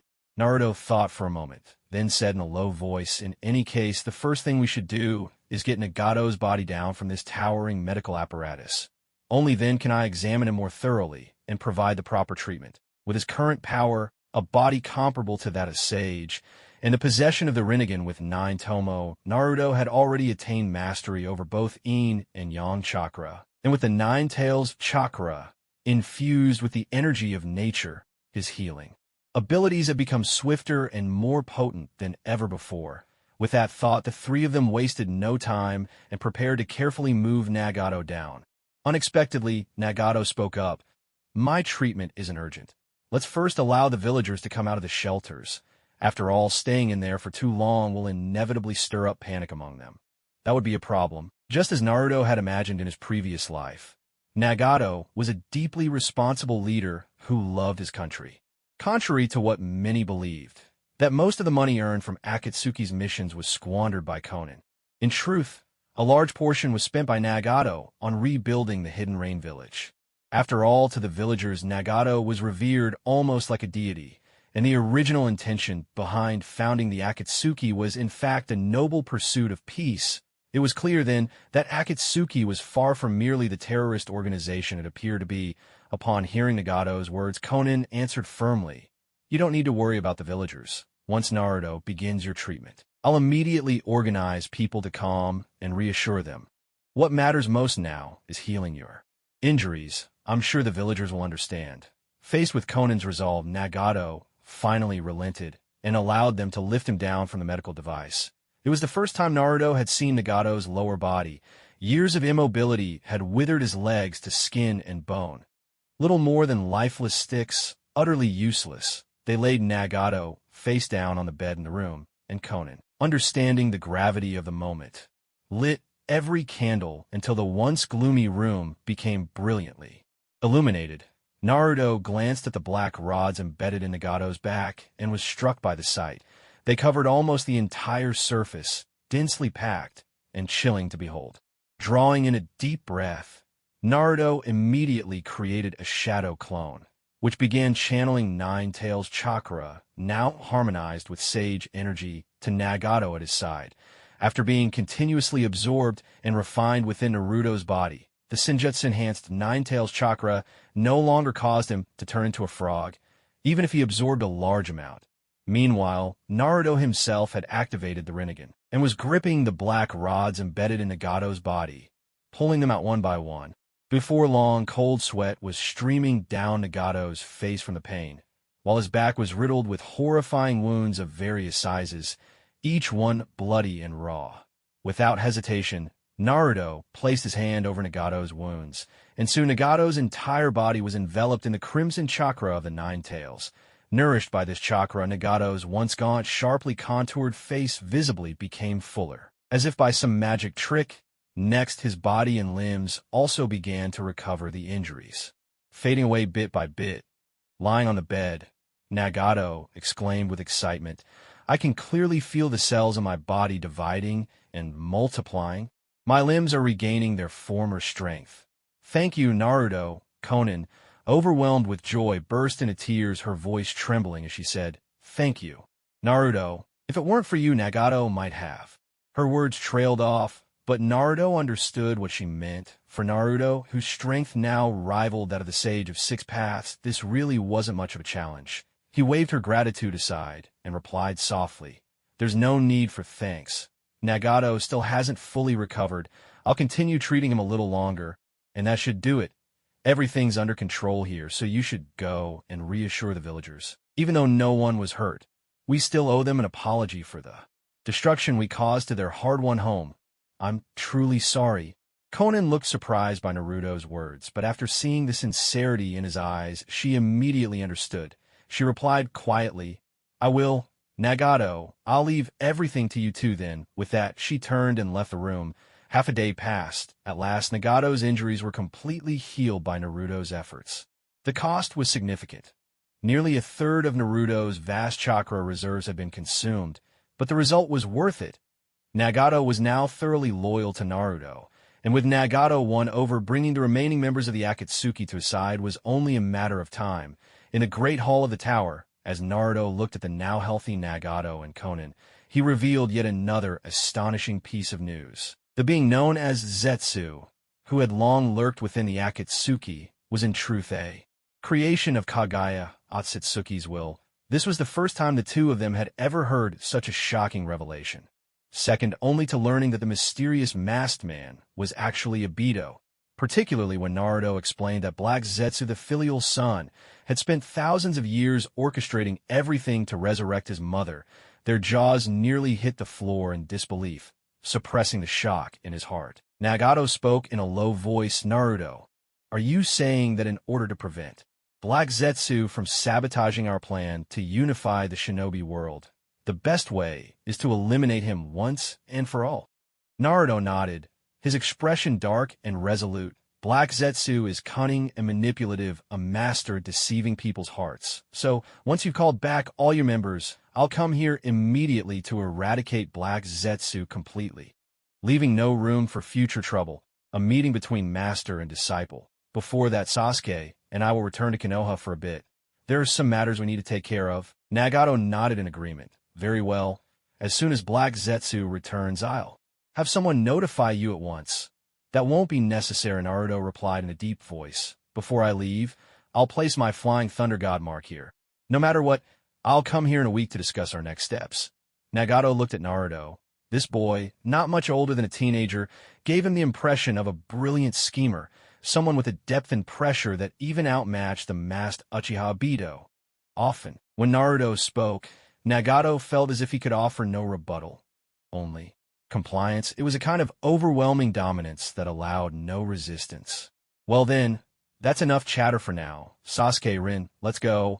Naruto glanced at Sasuke and Rin, then lightly placed a hand on each of their shoulders, activating the Flying Thunder God technique. The three vanished from the room in the blink of an eye. At the same moment, in Konoha inside Naruto's house, the three of them suddenly appeared in the living room, seeing the familiar surroundings. A faint smile tugged at the corner of Naruto's lips. After being away from the village for so long, he was finally home again. It was late afternoon. Though the sun had already dipped below the western hills, the golden afterglow streamed through the windows and spilled across the floor, leaving a lingering heat in the air. Rin was the most stunned of all. After so many years, she was back in the village she had longed for, and everything around her felt both strange and new. What made her even happier was that this was Sensei Minato's home. Of course, what she looked forward to most was seeing the person she loved, Kakashi, the boy who once vowed to protect her with his life. After all these years, what had he become? Lost in her thoughts, Rin was startled when Naruto, having changed into his slippers, handed her a pair with a smile. Rin, it's natural to feel excited coming back to Konoha after all this time, but you don't have to be too nervous. Who knows? Maybe Kakashi-sensei will come home soon with my dad. Sasuke walked over to the fridge, took out 3 cans of chilled soda, and handed them to Naruto and Rin. Then he went over and sat down on the sofa. The cool soda slid down Sasuke's throat, and he let out a contented sigh. Turning to Rin with a smile, he said, Naruto was right, Rin. You should sit down and rest first. When Uncle Minato and Kakashi-sensei arrive, we can surprise them together. Rin thought for a moment and realized he had a point. She walked over to the sofa and sat down, taking in her surroundings. With a touch of nostalgia, she remarked, this place is still just like before. Even though it's been renovated, the overall style hasn't changed. It still feels as familiar as ever. Looking up at the window, her gaze was drawn to the 4 imposing Hokage faces carved into the mountain. In an instant, her thoughts drifted to the days when she used to go on missions with Minato-sensei, Kakashi, and Obito. Those days truly were something to cherish. She let out a soft sigh. Yet a joyful smile soon blossomed on her face. No matter what, she was back now, even if it was an body summoned by the impure world reincarnation. She felt content. From now on, she promised herself She would stay by Kakashi's side and never let him be trapped in a world of loneliness and regret again. Nearby, Sasuke and Naruto were also sprawled comfortably on the sofa, quietly waiting for Minato to return home from work. Peaceful moments like these passed by quickly. Before long, voices could be heard outside the door. It was Minato and Kakashi talking as they arrived. "Well then I'll leave it at that for now, Minato-sensei. I'm heading home," Kakashi said at the door, waving goodbye to Minato as he made his way toward his own house next door. Minato tried to persuade him, "Won't you stay for a drink before you go? After all, you live right next door." Kakashi waved it off with a smile. "No need for drinks tonight. It's a special day, and I have something to take care of, so I won't trouble you, sensei." With that, he turned and headed down the stone path. Minato let out a gentle sigh, but didn't say more. He slid his key into the lock, but to his surprise, discovered that his front door wasn't locked at all. His first instinct was that there might have been a break-in, but thinking it through, he realized it didn't make sense. Given his status and strength, who would dare to rob the home of the Hokage himself? Unless... While pondering this, he stepped inside and saw 3 figures laughing and chatting in the living room. Even from behind, he could tell it was Naruto and Sasuke, the 2 mischievous kids, back again. At that moment, Naruto sensed his father's presence, turned around, and grinned. "Dad, we're home." Minato chuckled and scolded lightly. "I knew it. No way someone would just break into our house in broad daylight. Of course, it's you too." As he spoke, his eyes fell upon a girl sitting on the sofa, her head bowed and her shoulders trembling ever so slightly. She said not a word. He asked Naruto, "And who is this girl? Why has she come to our home?" Still puzzled, he suddenly saw the girl who had been keeping her head down lift her face and reveal an expression that left him utterly astonished. She smiled at him shyly and said, "Hello, Master Minato. I'm your student, Rin Noera. We meet again." Upon hearing her words, Minato finally realized this was the girl named Rin Noera, his former student, but what truly shocked him was that Rin had died during the Third Great Ninja War more than a decade ago. Why had she suddenly appeared here? He turned his questioning gaze to Naruto, who stood calmly nearby. Naruto just grinned and said cheerily, "Dad, there's no need to be nervous. The truth is exactly what you're thinking. Rin was resurrected by my reanimation jutsu." Minato shook his head, clearly in disbelief. "I'm not worried about why Rin is in our home. I'm more curious. Naruto, what made you suddenly decide to use the reanimation jutsu to bring Rin back?" Before Rin could say a word, Naruto explained with a smile. "Here's what happened. On our way back from training at Mount Mayaboku with Sasuke, we got to talking, and somehow the conversation turned to Kakashi-sensei. You know how it is, Dad. We've always wondered why Kakashi-sensei, even though he's older than you, is still single. As we chatted, we remembered something we'd asked Guy-sensei about Kakashi before." "What was it?" Minato asked, puzzled. Naruto grinned. "Guy-sensei once told us that the reason Kakashi-sensei never looked for a girlfriend was because someone already lived in his heart, and that someone was Rin, so Sasuke, and I decided, why not bring Rin back and take her home to the village? That way, we could give Kakashi-sensei a surprise." Naruto had come up with a plausible excuse. He didn't want Minato to know that the true reason for resurrecting Rin was to take her to the hidden rain village to seek revenge against Obito. After all, in their minds, Obito had always died as a hero of Konoha, not as a wretched demon who had long since fallen into darkness. "I see. Well, that's good too," Minato replied, looking into Naruto's eyes. Though he suspected his son was hiding something, he chose not to press further. Instead, he turned to the student he hadn't seen in so long, sitting on the sofa, and spoke gently. "Rin, you're just the same as before.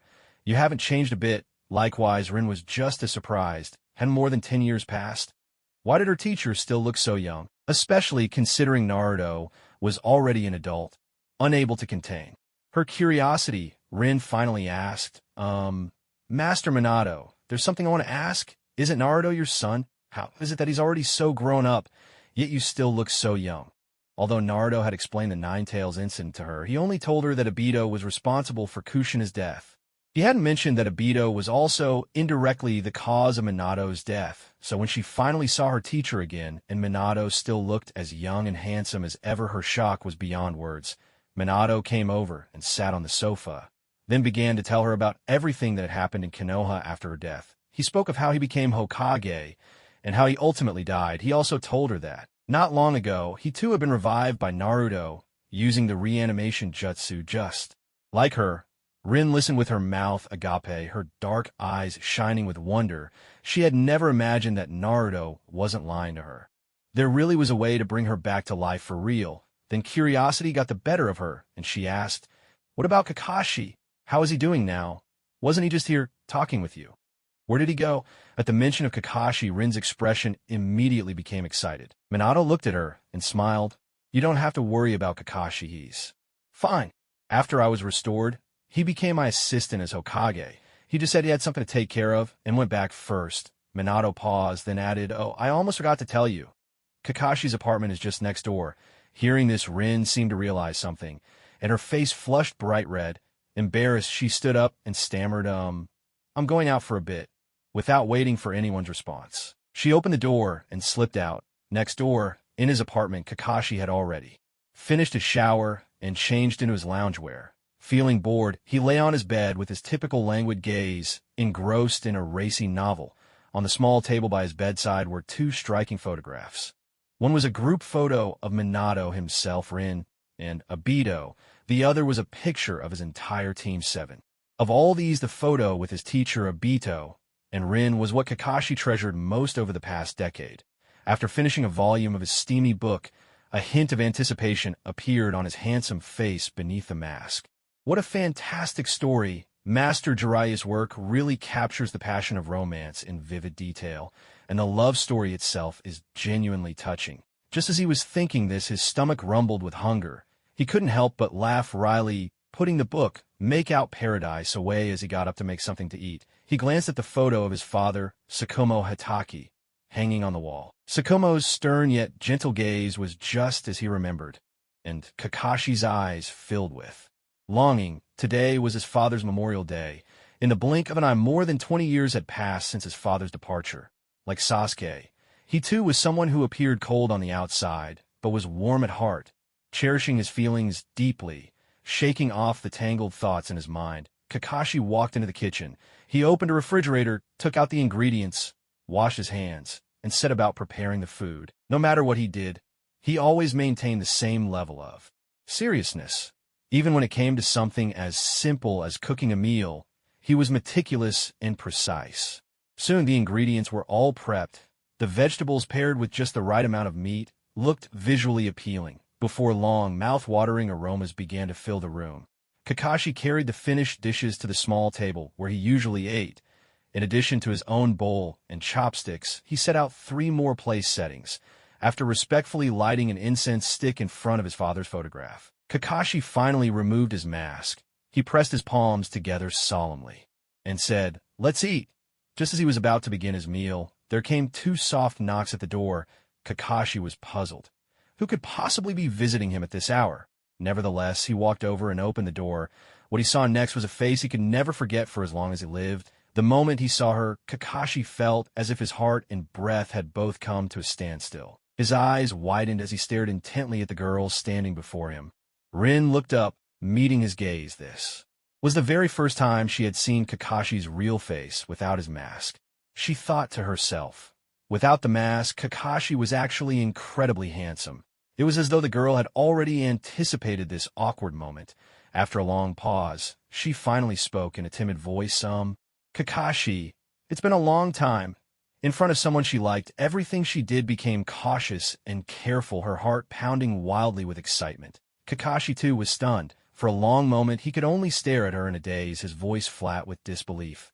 "You're Rin?" "I am," Rin replied with a bright smile, confirming her identity. But Kakashi shook his head, his face filled with incredulity. "No, I must be seeing things. Rin has been gone for so many years. How could she possibly come back to life?" He rubbed his eyes hard, even activating his left Sharingan to double-check. Yet the figure before him didn't change at all, making him even more curious and bewildered. Seeing that Kakashi still couldn't believe it was her, Rin became anxious. She rushed forward, throwing her arms tightly around his waist, holding him as if afraid he'd disappear. Tears welled up in her eyes as she cried, "No, Kakashi, you're not mistaken.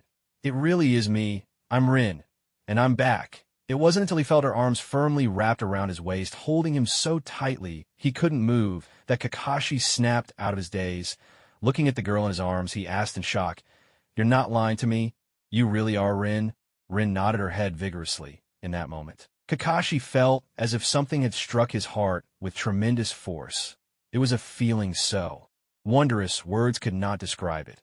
Lowering his head, Kakashi carefully examined the person in his arms. At last he was certain. He was holding Rin without a doubt. He drew a deep breath, and an overwhelming tide of regret surged through Kakashi's heart. Before he even realized it, 2 hot tears slid down the face of this man, known for his decisiveness and ruthlessness. Gazing at Rin in his embrace, Kakashi spoke, his voice thick with guilt. Rin, it's really you. I'm sorry, I truly am. It was my fault back then. I killed you with my own hands. I let Obito down. I failed to honor his trust in me. I broke my promise. I once swore I'd protect you with my life. By the end, Kakashi's words dissolved into sobs, his voice choked beyond recognition. Seeing his face streaked with tears and guilt, Rin felt her own heart twist with pain. She hurried to comfort him. Kakashi, don't blame yourself. Please. It wasn't your fault. It was me. I was selfish. I wanted to die at the hands of the one I loved most. I never stopped to think how much it would hurt you to kill your own comrade. I've made you suffer so long.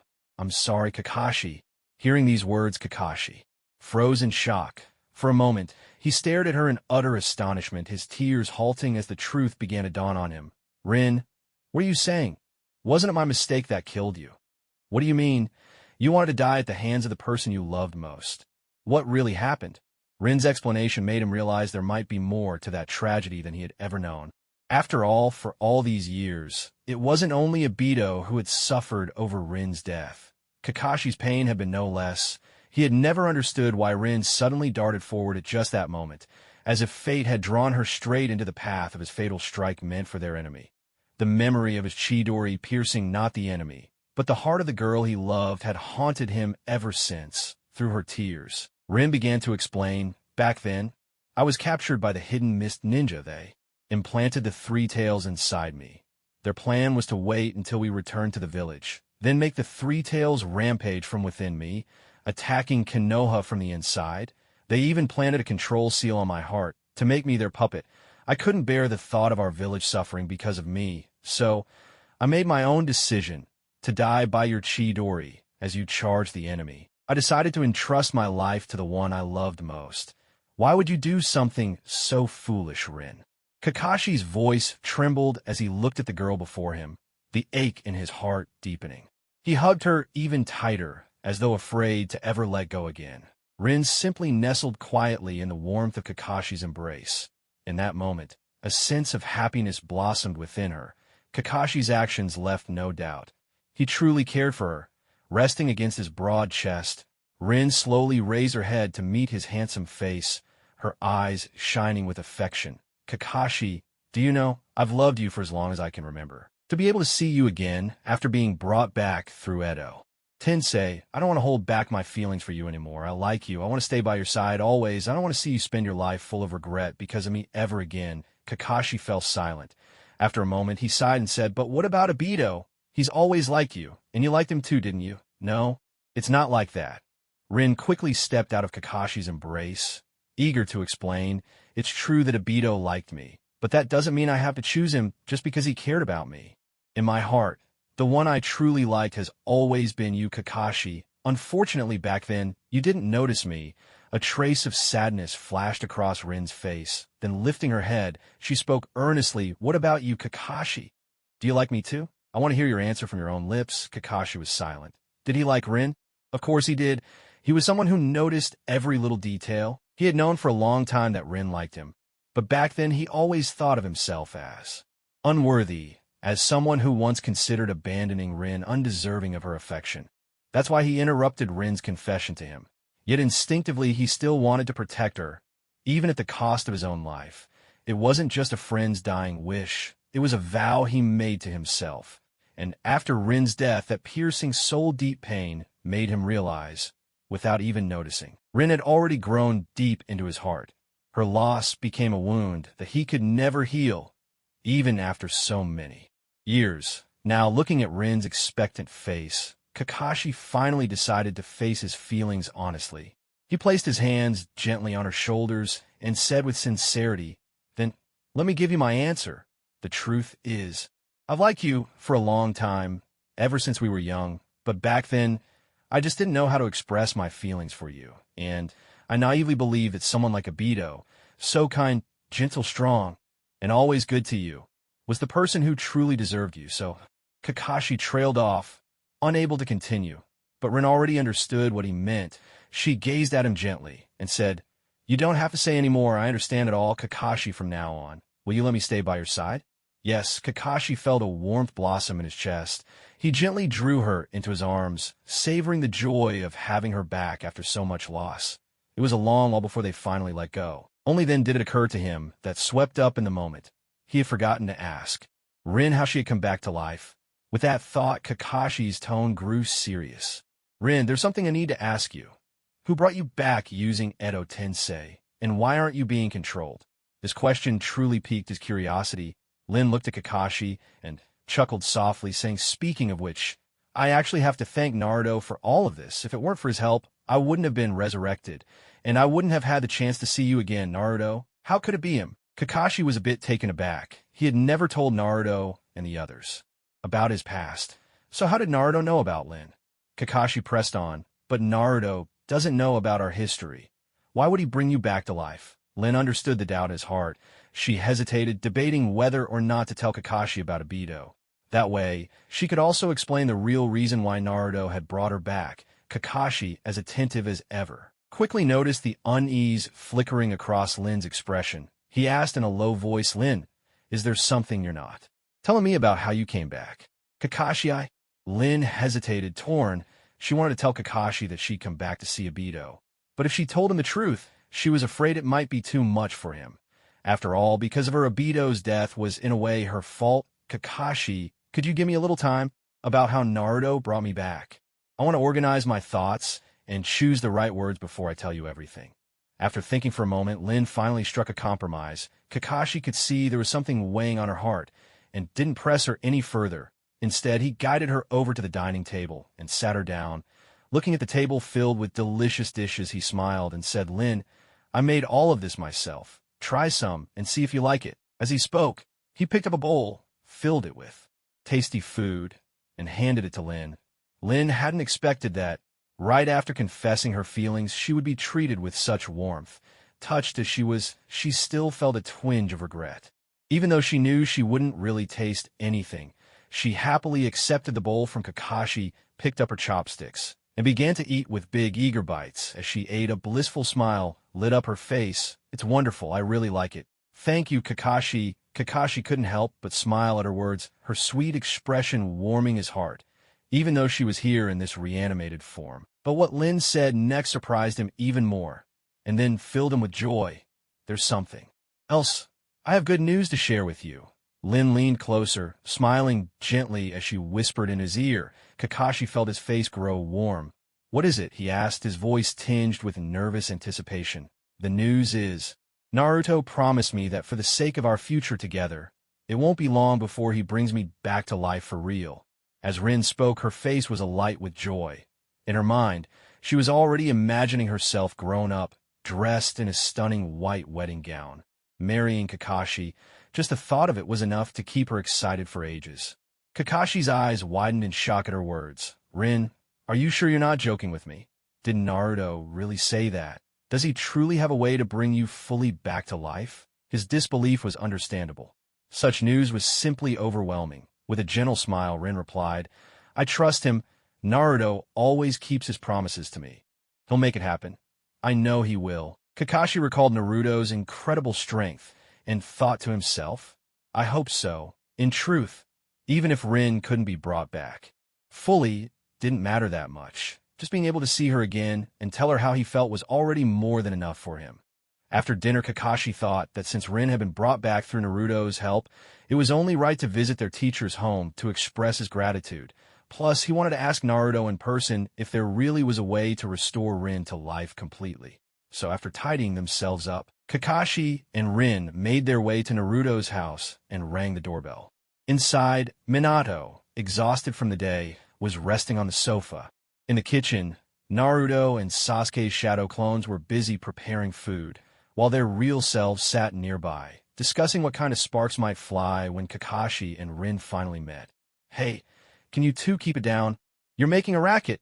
Minato, half dozing on the sofa, suddenly spoke up with annoyance. Inwardly, though, he was thinking these two blockheads gossiping so loudly about Kakashi and Rin. What if the subjects of their chatter over here? Still, he couldn't help but be curious. Himself, would something more happen between Kakashi and Rin after their reunion? Just then the doorbell rang. From outside came Kakashi's steady magnetic voice. "Sensei, open up, it's me." Kakashi inside. As soon as they recognized Kakashi's voice, Naruto and Sasuke instantly dropped their gossip. They exchanged a look, walked to the door, and opened it, only to see Kakashi standing there with Rin by his side, her face radiant with happiness. Both of them stared in surprise. Wait, are they already together? Although startled, Naruto quickly smiled and said, "Kakashi, come on in. And Rin too, after you ran out earlier. We were all worried sick." "Yeah, that's right. Now that we see you're okay, Rin, Naruto, and I can finally relax," Sasuke chimed in at just the right moment. Lin stole a glance at Kakashi, who was a full 2 heads taller than her, and a shy blush swept across her cheeks. Tugging gently at the corner of Kakashi's cloak, she whispered, "Kakashi, shall we go inside?" "All right," Kakashi smiled and walked in with her. Seated on the sofa, Minato quickly noticed that something was different about his two disciples. Looking at Kakashi, whom he regarded as a successor, he spoke with a meaningful tone. "Kakashi, you've brought Lin to see me. Does that mean there's something you want to say?"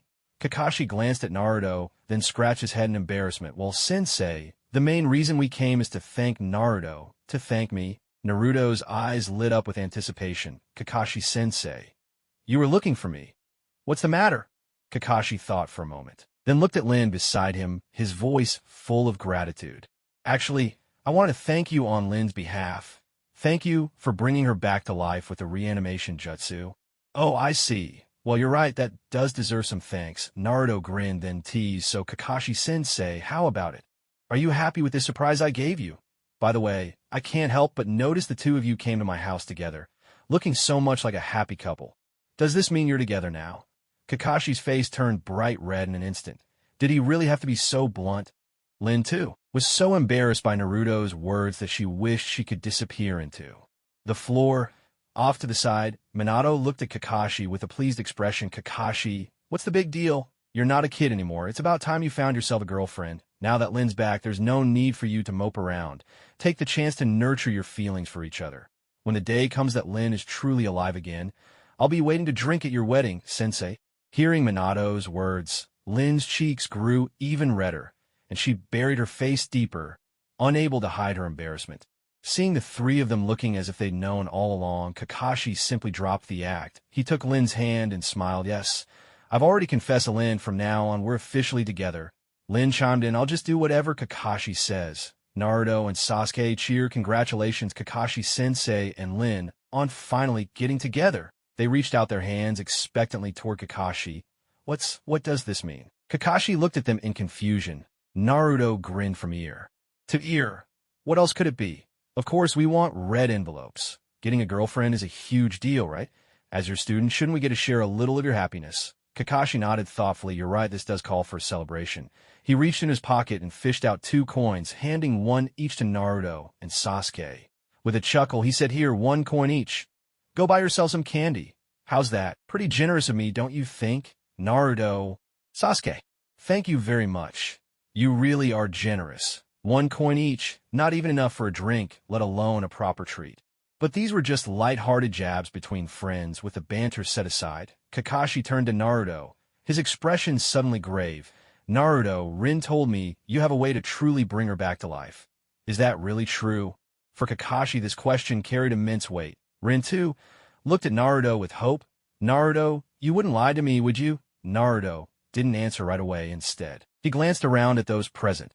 All people his family could trust with their lives. After a moment's thought, Naruto replied in a low, steady voice, "I do have the power to bring the dead back. That much is true, but it's not the time to make this public just yet, Kakashi-sensei. As long as you know that I've promised you I will bring Rin back for real, that should be enough for now. When the time is right, I will tell you all the truth." Another visit to the Hyuga clan. Seeing Naruto's serious expression, Kakashi knew better than to press further. The more time he spent with Naruto, the more he realized just how mysterious and unpredictable his student had become. Very well. In any case, thank you, Kakashi said softly. After a brief chat with Minato, Kakashi led Rin away.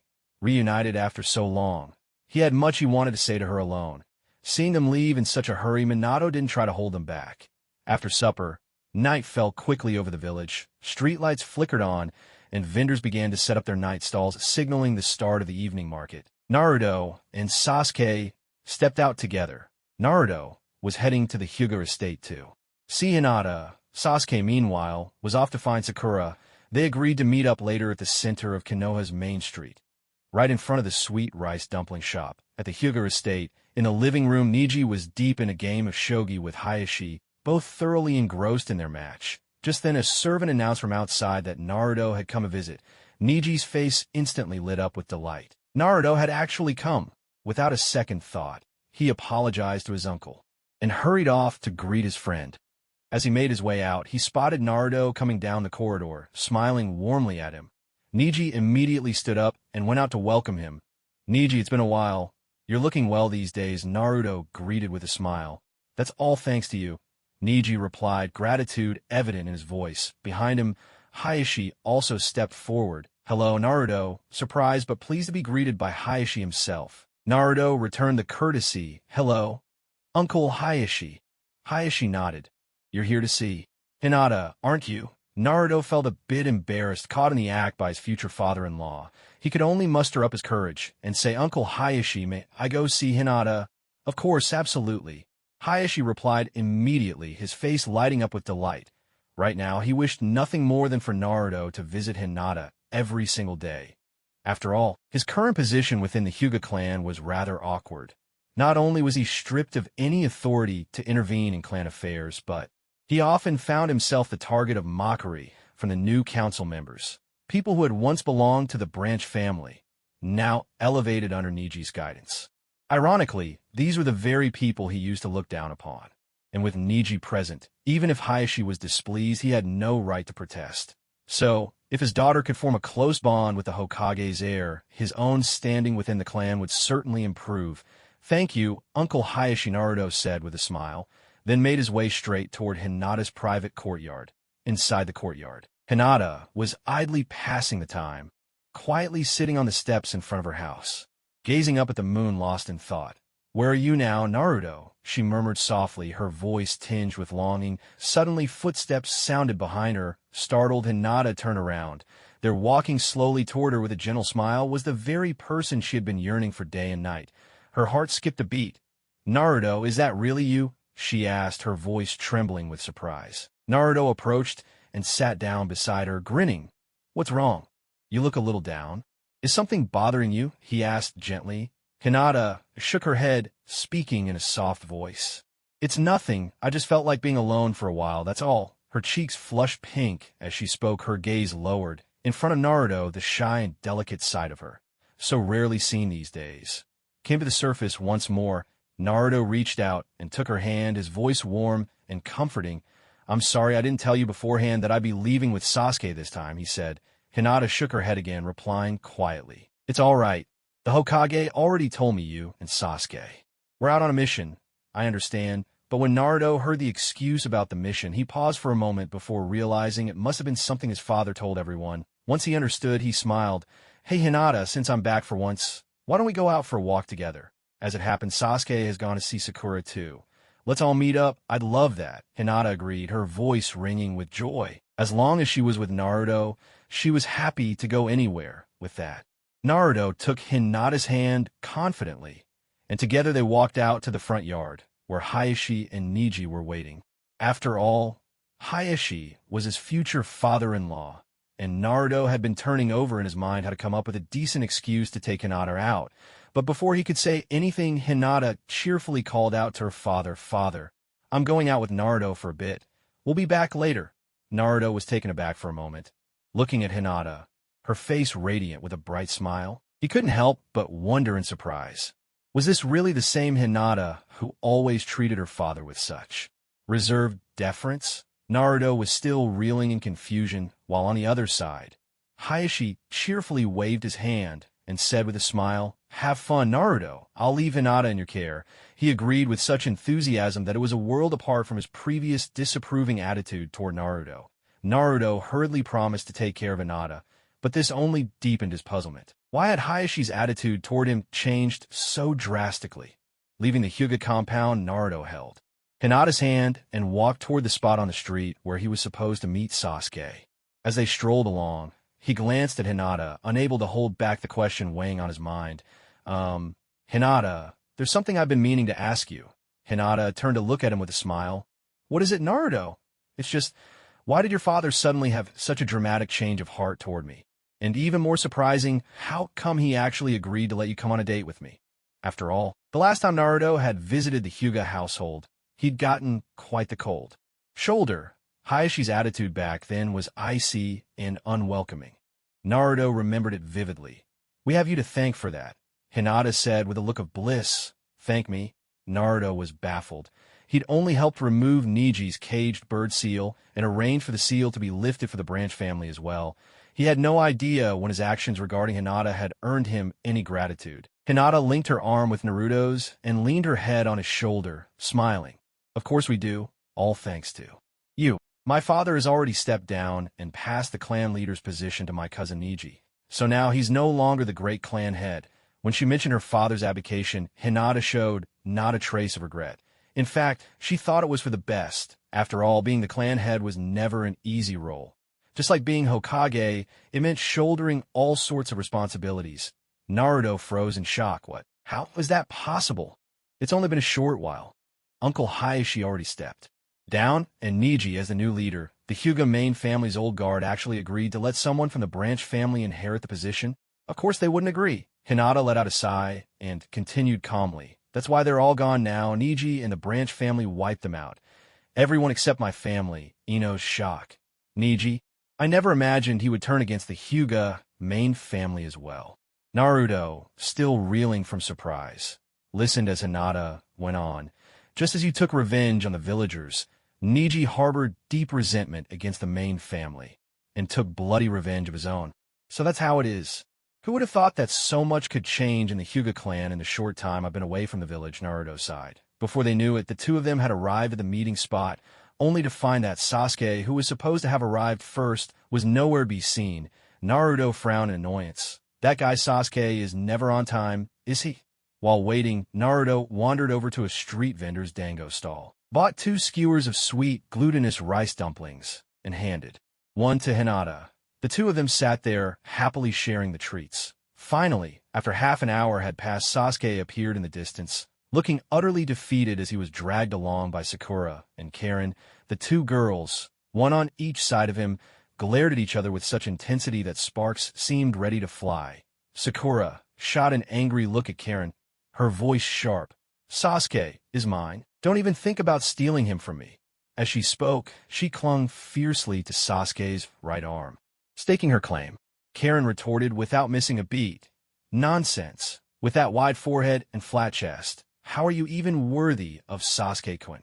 With that, she promptly wrapped herself around Sasuke's left arm. Sakura, now thoroughly exasperated, shouted, "You shameless girl! Stop trying to steal my boyfriend!" Karin smirked triumphantly. "You just said it yourself. Sasuke-kun is only your boyfriend, not your husband. Who knows who he'll pick in the end?" Sasuke was numb to it all, ever since he'd gone looking for Sakura and bumped into Karin along the way. The two of them hadn't stopped bickering, especially Karin, who declared her love for him the moment they met, insisting she'd marry no one else, and had clung to him ever since. Across the way, Naruto couldn't help but laugh at the scene.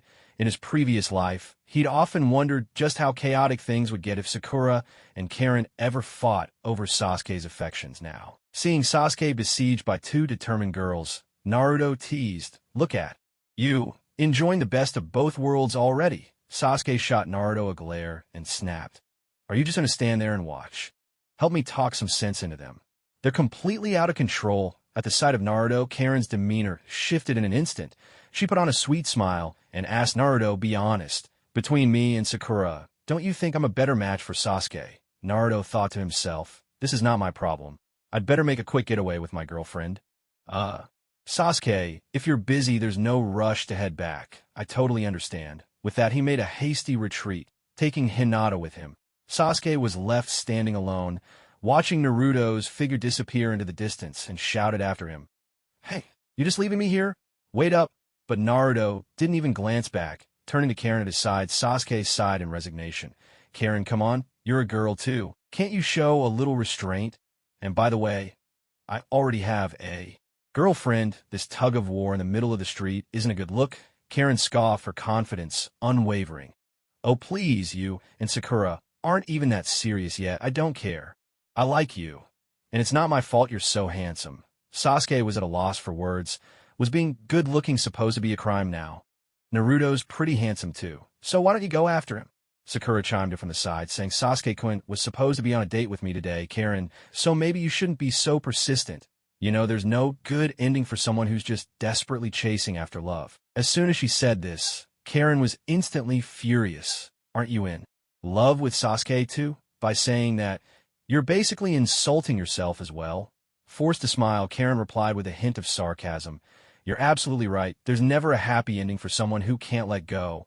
On the bustling street, the spectacle of the two girls fighting over a boy caught the attention of some classmates who were out shopping. Classmates who, despite repeating a grade at the ninja academy, couldn't help but look on in envy. Some are boys, some girls, but all of them were left wishing they could be in Sasuke's shoes. Meanwhile, Sasuke found himself unable to escape the situation. On the other side of town, Naruto and Hinata, having talked things over, decided their next stop would be Ichiraku Ramen. As they approached the shop, Naruto lifted the curtain and greeted cheerfully, "Hey there, old man Ichiraku." "Good evening. Why, Naruto, you're back. And Hinata too. Come on in, both of you, have a seat."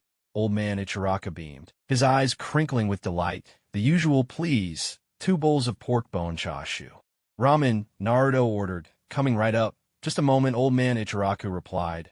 Naruto and Hinata were about to sit down when a surprised voice called out nearby, "Naruto!" It was Ino, sounding amazed.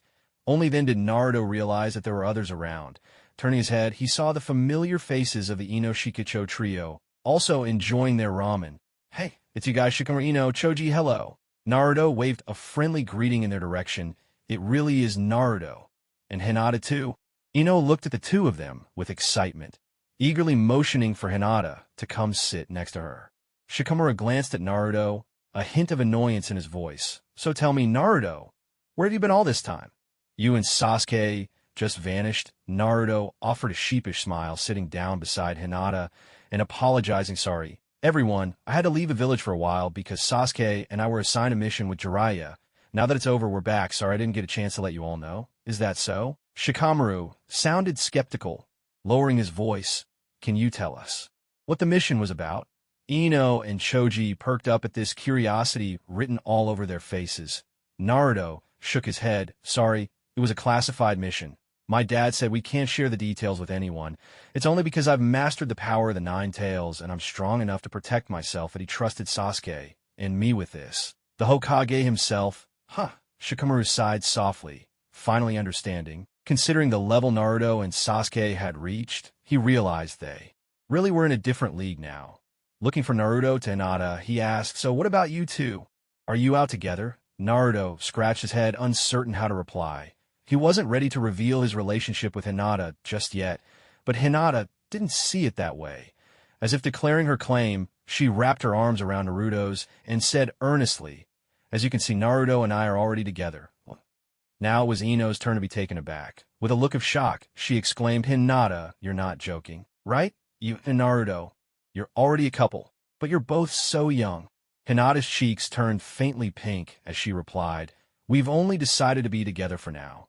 It's not like we're getting married right away, so there's nothing to worry about." "Oh, I see. That's a relief."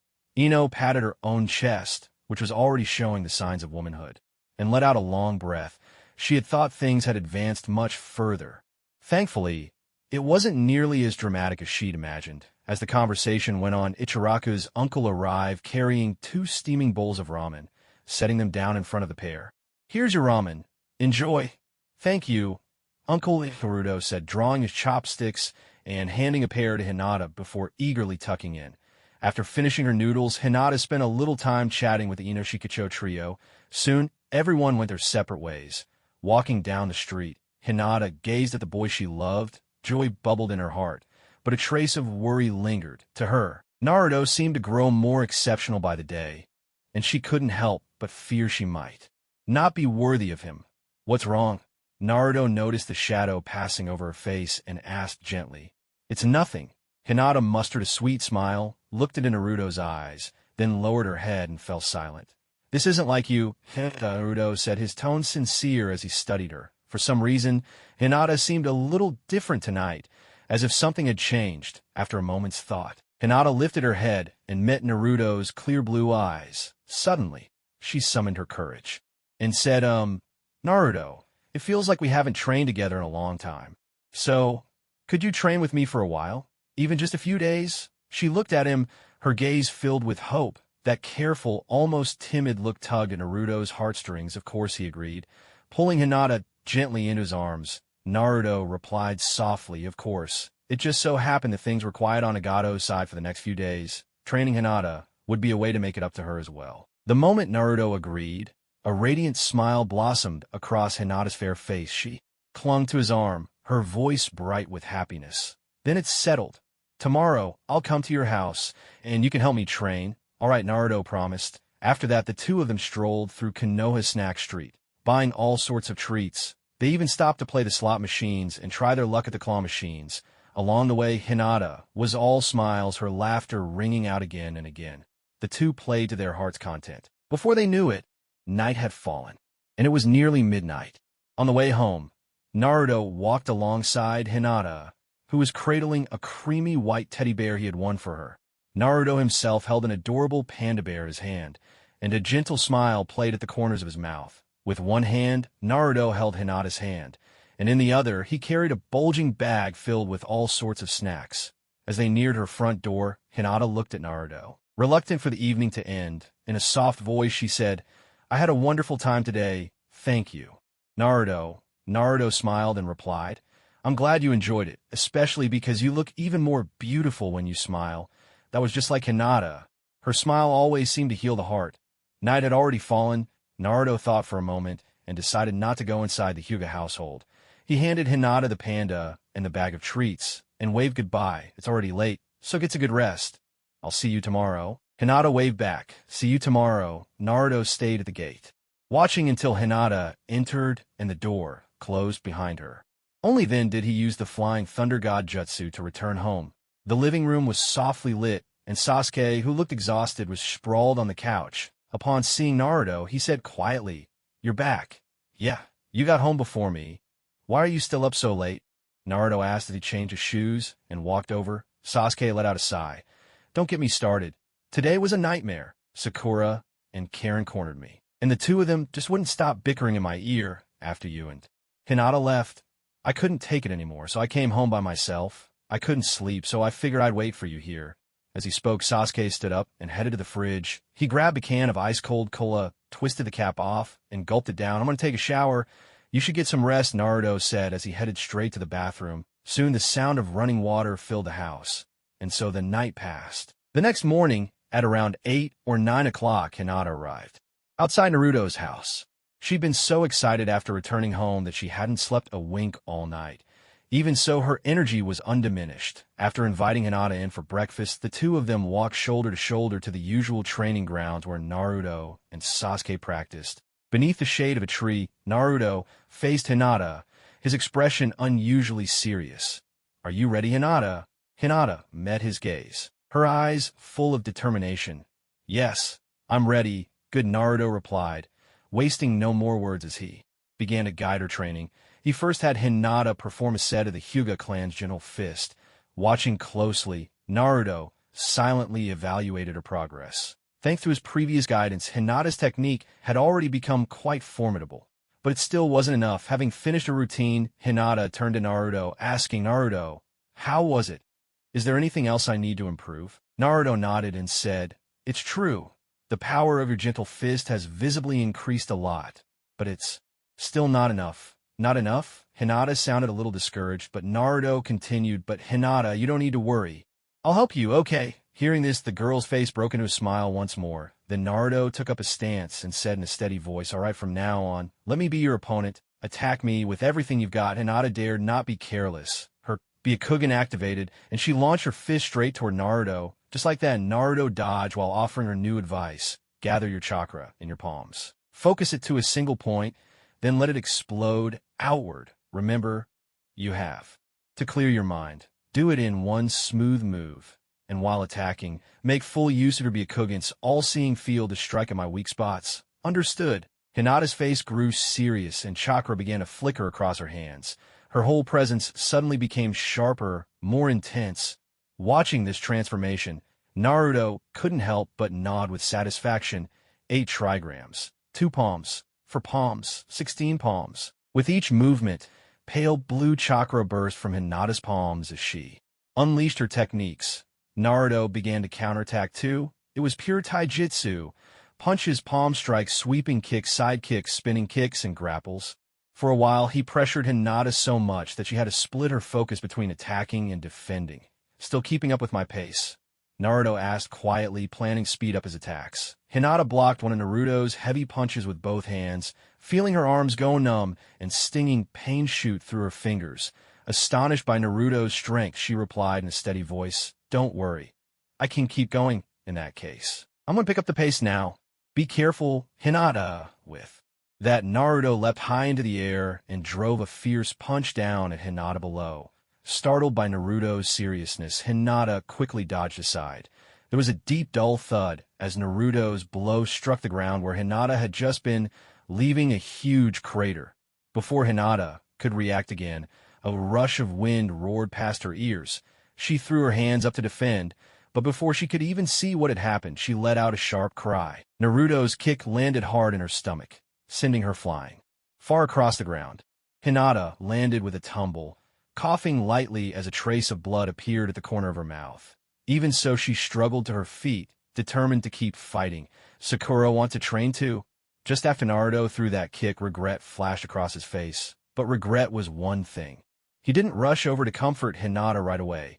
He knew that if he didn't put her through harsh training, she would never be able to truly grow. As expected, watching the girl slowly get back on her feet, with that vivid crimson blooming at the corner of her lips, Naruto felt a pang of heartache.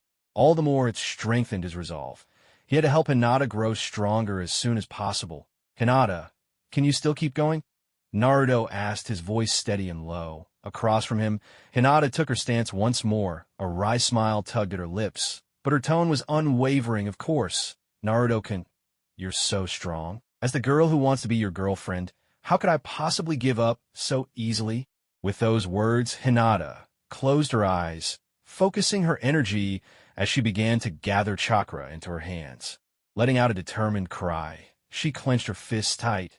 Gradually, blue chakra flared up once more in both her palms, forming 2 flickering flames that wrapped around her fists. Naruto watched, his heart aching for her all over again. Clearly, she had been training hard in secret, pushing herself to catch up with him. With a shout, Hinata charged, her fists blazing with blue chakra. As she swung at Naruto, he dodged nimbly, but he could still feel the sting of her chakra slicing through the air, brushing past his face. Hinata only pushed herself harder. Even if she could just land a single hit on Naruto, that would be enough. That thought spurred her on, driving her to attack with even greater force and speed. Now truly sparring as equals, Naruto stopped holding back, his body blurred, becoming a streak of blue light as he accelerated, launching attacks at Hinata from every direction. But Hinata did not panic. In her mind, she recalled the training sessions with Neji, the technique he had taught her, the heavenly spin, and her father's guidance in mastering it. In that instant, she began to spin rapidly, her body forming a whirling blue barrier that shielded her from Naruto's onslaught. Naruto, who had hoped to win by speed, was taken aback to see Hinata using the heavenly spin. He hadn't expected her to master such a secret Hyuga technique. Surprised, Naruto paused, meaning to ask when she had learned it. But just as he took a step forward, Hinata suddenly stopped spinning. In a flash, she lunged at him, palm outstretched in a lightning-fast strike. Naruto simply leaned back, easily dodging her sweeping attack. But Hinata twisted, aiming another attack straight at his chest. A swift, focused burst of her 8 trigrams air palm. Naruto dodged again, but this time the force of her palm grazed his side. Seeing this, Hinata's face lit up with delight.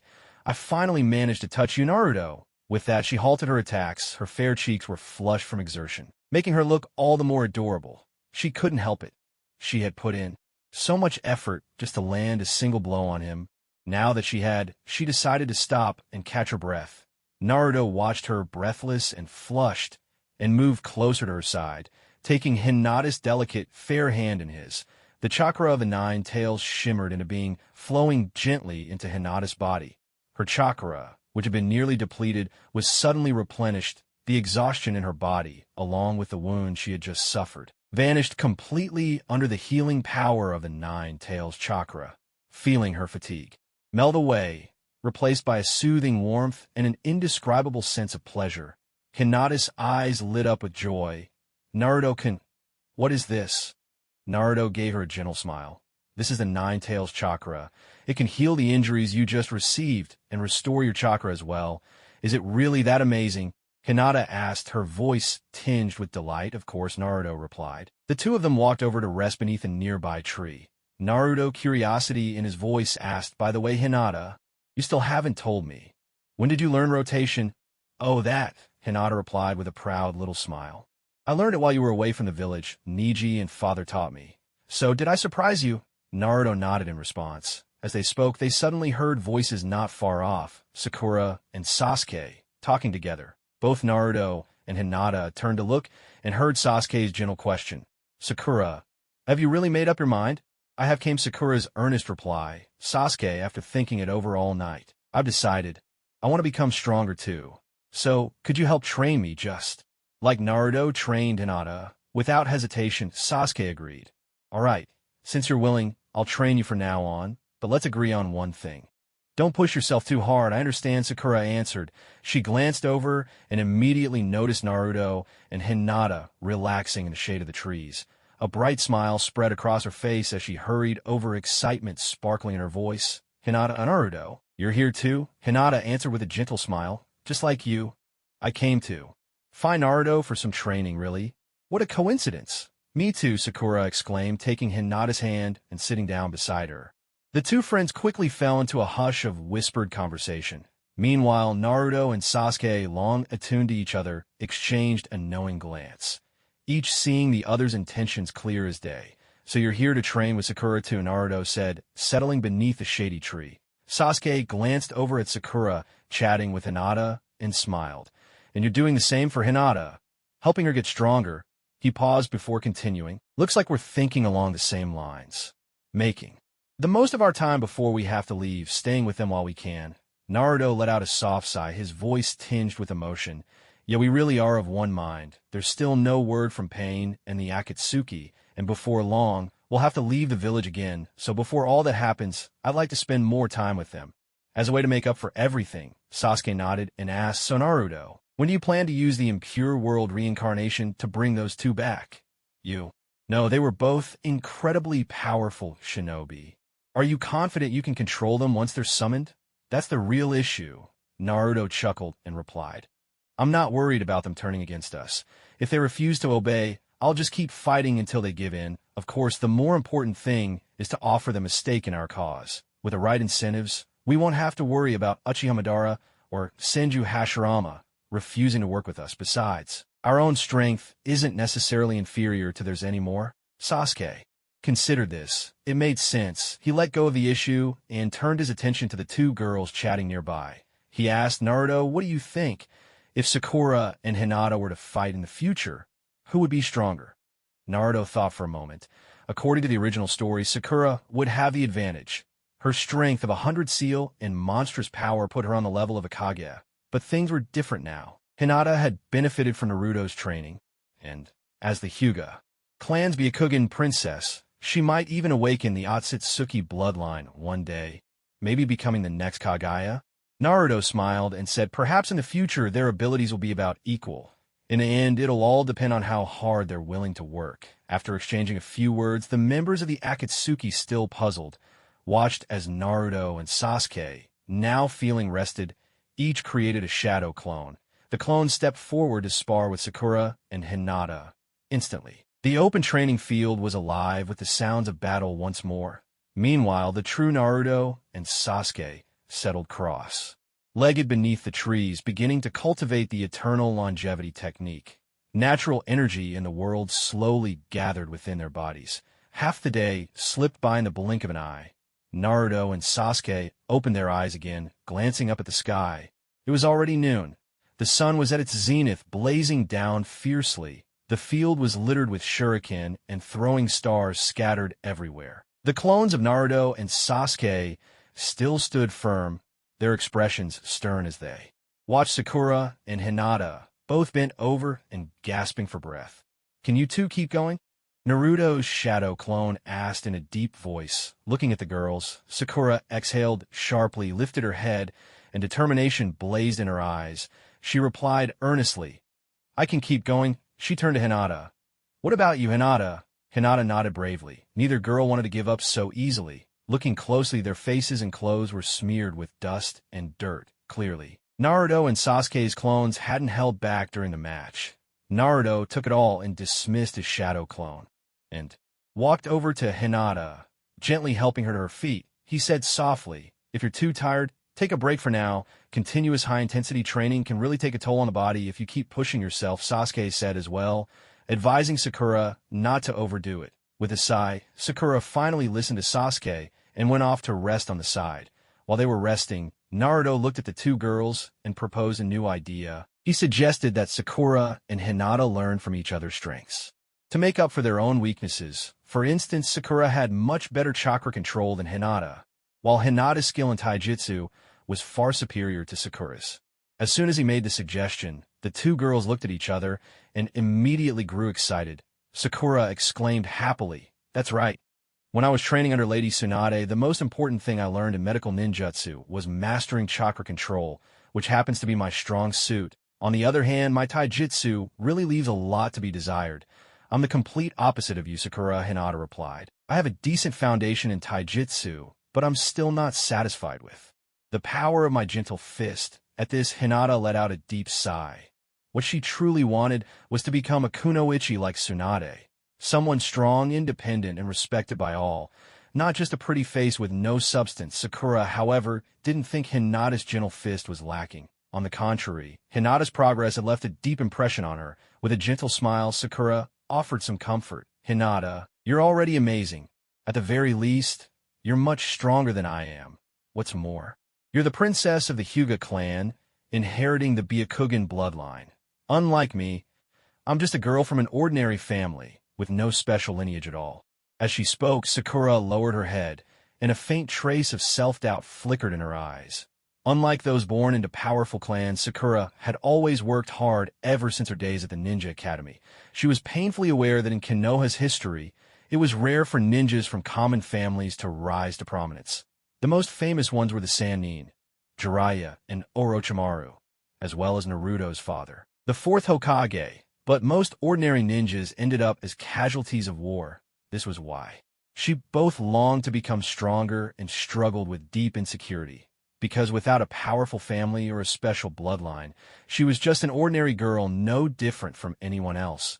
The other three could see Sakura's insecurity clearly. Sasuke gently took her hand, his eyes full of warmth as he said, "Sakura, you've already done so well, even without a special bloodline. You still have me. I'll help you get stronger." Hearing Sasuke's encouragement, hope once again sparkled in Sakura's light green eyes. She nodded emphatically. "Thank you, Sasuke. I'll do my best." In this way, their days of training went on for 5 days straight. It wasn't until the morning of the 6th day, while the four of them were still practicing, that, at last, news finally arrived from the Hidden Rain village. Nagato had used the special kunai given to him by Naruto. Without delay, Naruto and Sasuke took their leave of the two women with only a few brief words, then set off at once, using the Flying Thunder God technique to hurry toward the Rain Village. Inside a dimly lit room, the lamps flickered softly. Nagato and Konan stood side by side, quietly awaiting Naruto and Sasuke's arrival. Suddenly, with a whoosh, the once empty room was filled with the sudden presence of Naruto and Sasuke, who appeared out of thin air. Seeing them, Nagato was momentarily startled, but quickly composed himself and stepped forward. "As you requested, Naruto, I've already called back all members of the Akatsuki. They're all in the village now. At your command. I'll have them come meet you right away. Understood? Naruto nodded, fixing his gaze on Nagato. He continued in a deep, steady voice, very well. Let them in. I've always wanted to see for myself. Just what kind of people make up the Akatsuki? All right, Nagato replied, glancing at Konan beside him. Konan immediately understood and strode slowly toward the door. Not long after, footsteps echoed in the hallway outside. One by one, the Akatsuki members began to appear, led by Konan at the front. From time to time, muttered complaints could be heard among the group. I wonder what the leader wants with us, summoning everyone. All of a sudden, Hiding grumbled. His expression sour. Kakashi shot him a sidelong look and replied in a low voice. Who knows? We'll find out soon enough. Scorpion looked ahead to Konan and asked, Lady Angel, can you tell us anything about why the leader called us here? After all, it was the first time they had been recalled so urgently, with the promise that something important would be announced. Behind Scorpion, Kisame remained silent, simply walking along in his usual quiet way. In contrast, Deidara in the crowd glanced around in confusion. Something doesn't add up, judging by the state of the main base. It looks like there was a fierce battle here not long ago. What happened? His words immediately drew everyone's attention. And then Black Zetsu, speaking in his raspy voice, added, Did any of you notice? Since we came back to the village, Itachi has been nowhere to be seen. And that new guy, Toby, he's missing too. That's right, Deidara exclaimed, realizing the truth. I can't believe I forgot. We've been here for a while now, but there's still no sign of Itachi. With that, he tried to sense Itachi's chakra, but found nothing at all. This left Deidara even more perplexed. Could it be that the annoying Itachi isn't in the village? Hey Konan, he called out, I want to ask, did Itachi recover from his injuries and leave the village? Why can't I sense his presence anywhere? Konan inhaled deeply at the question, her voice steady but heavy. I forgot to tell you all, just a few days ago Itachi died. What? At that moment, the entire room fell into an uproar. Deidara snapped in anger. Sister Nan, you're not lying to me, are you, brother? Itachi is dead. How could that be? And besides, who would dare kill him on our turf? Kisame was momentarily stunned by the news. An image of Naruto flashing through his mind, he thought to himself. Could it have been him who killed Itachi? Or was it Itachi's own brother, Uchiha Sasuke? Though these thoughts roiled within him, Kisame's expression remained unreadable. Sasori, too, was shaken. Itachi is dead? Can you tell us who killed him? We must avenge him. That's right. Someone actually dared to kill a member of the Akatsuki. This is a grudge that must be settled. Deidara clenched his fists, his agitation mounting. Seeing their rising fury, Konan barked, Enough! All of you be quiet! Instantly, at Conan's command, everyone fell silent. Still, each of them was burning with the same question. Who could possibly have killed Itachi? Who was the true culprit? Without delay, Hiden, Deidara, Sasori, Zetsuku, and Kisame followed Konan through dim corridors to a shadowy chamber. But the moment they stepped inside, they were confronted with a sight that defied all reason. Their leader, whom none of them had even realized was gravely wounded, now stood before them, perfectly unharmed.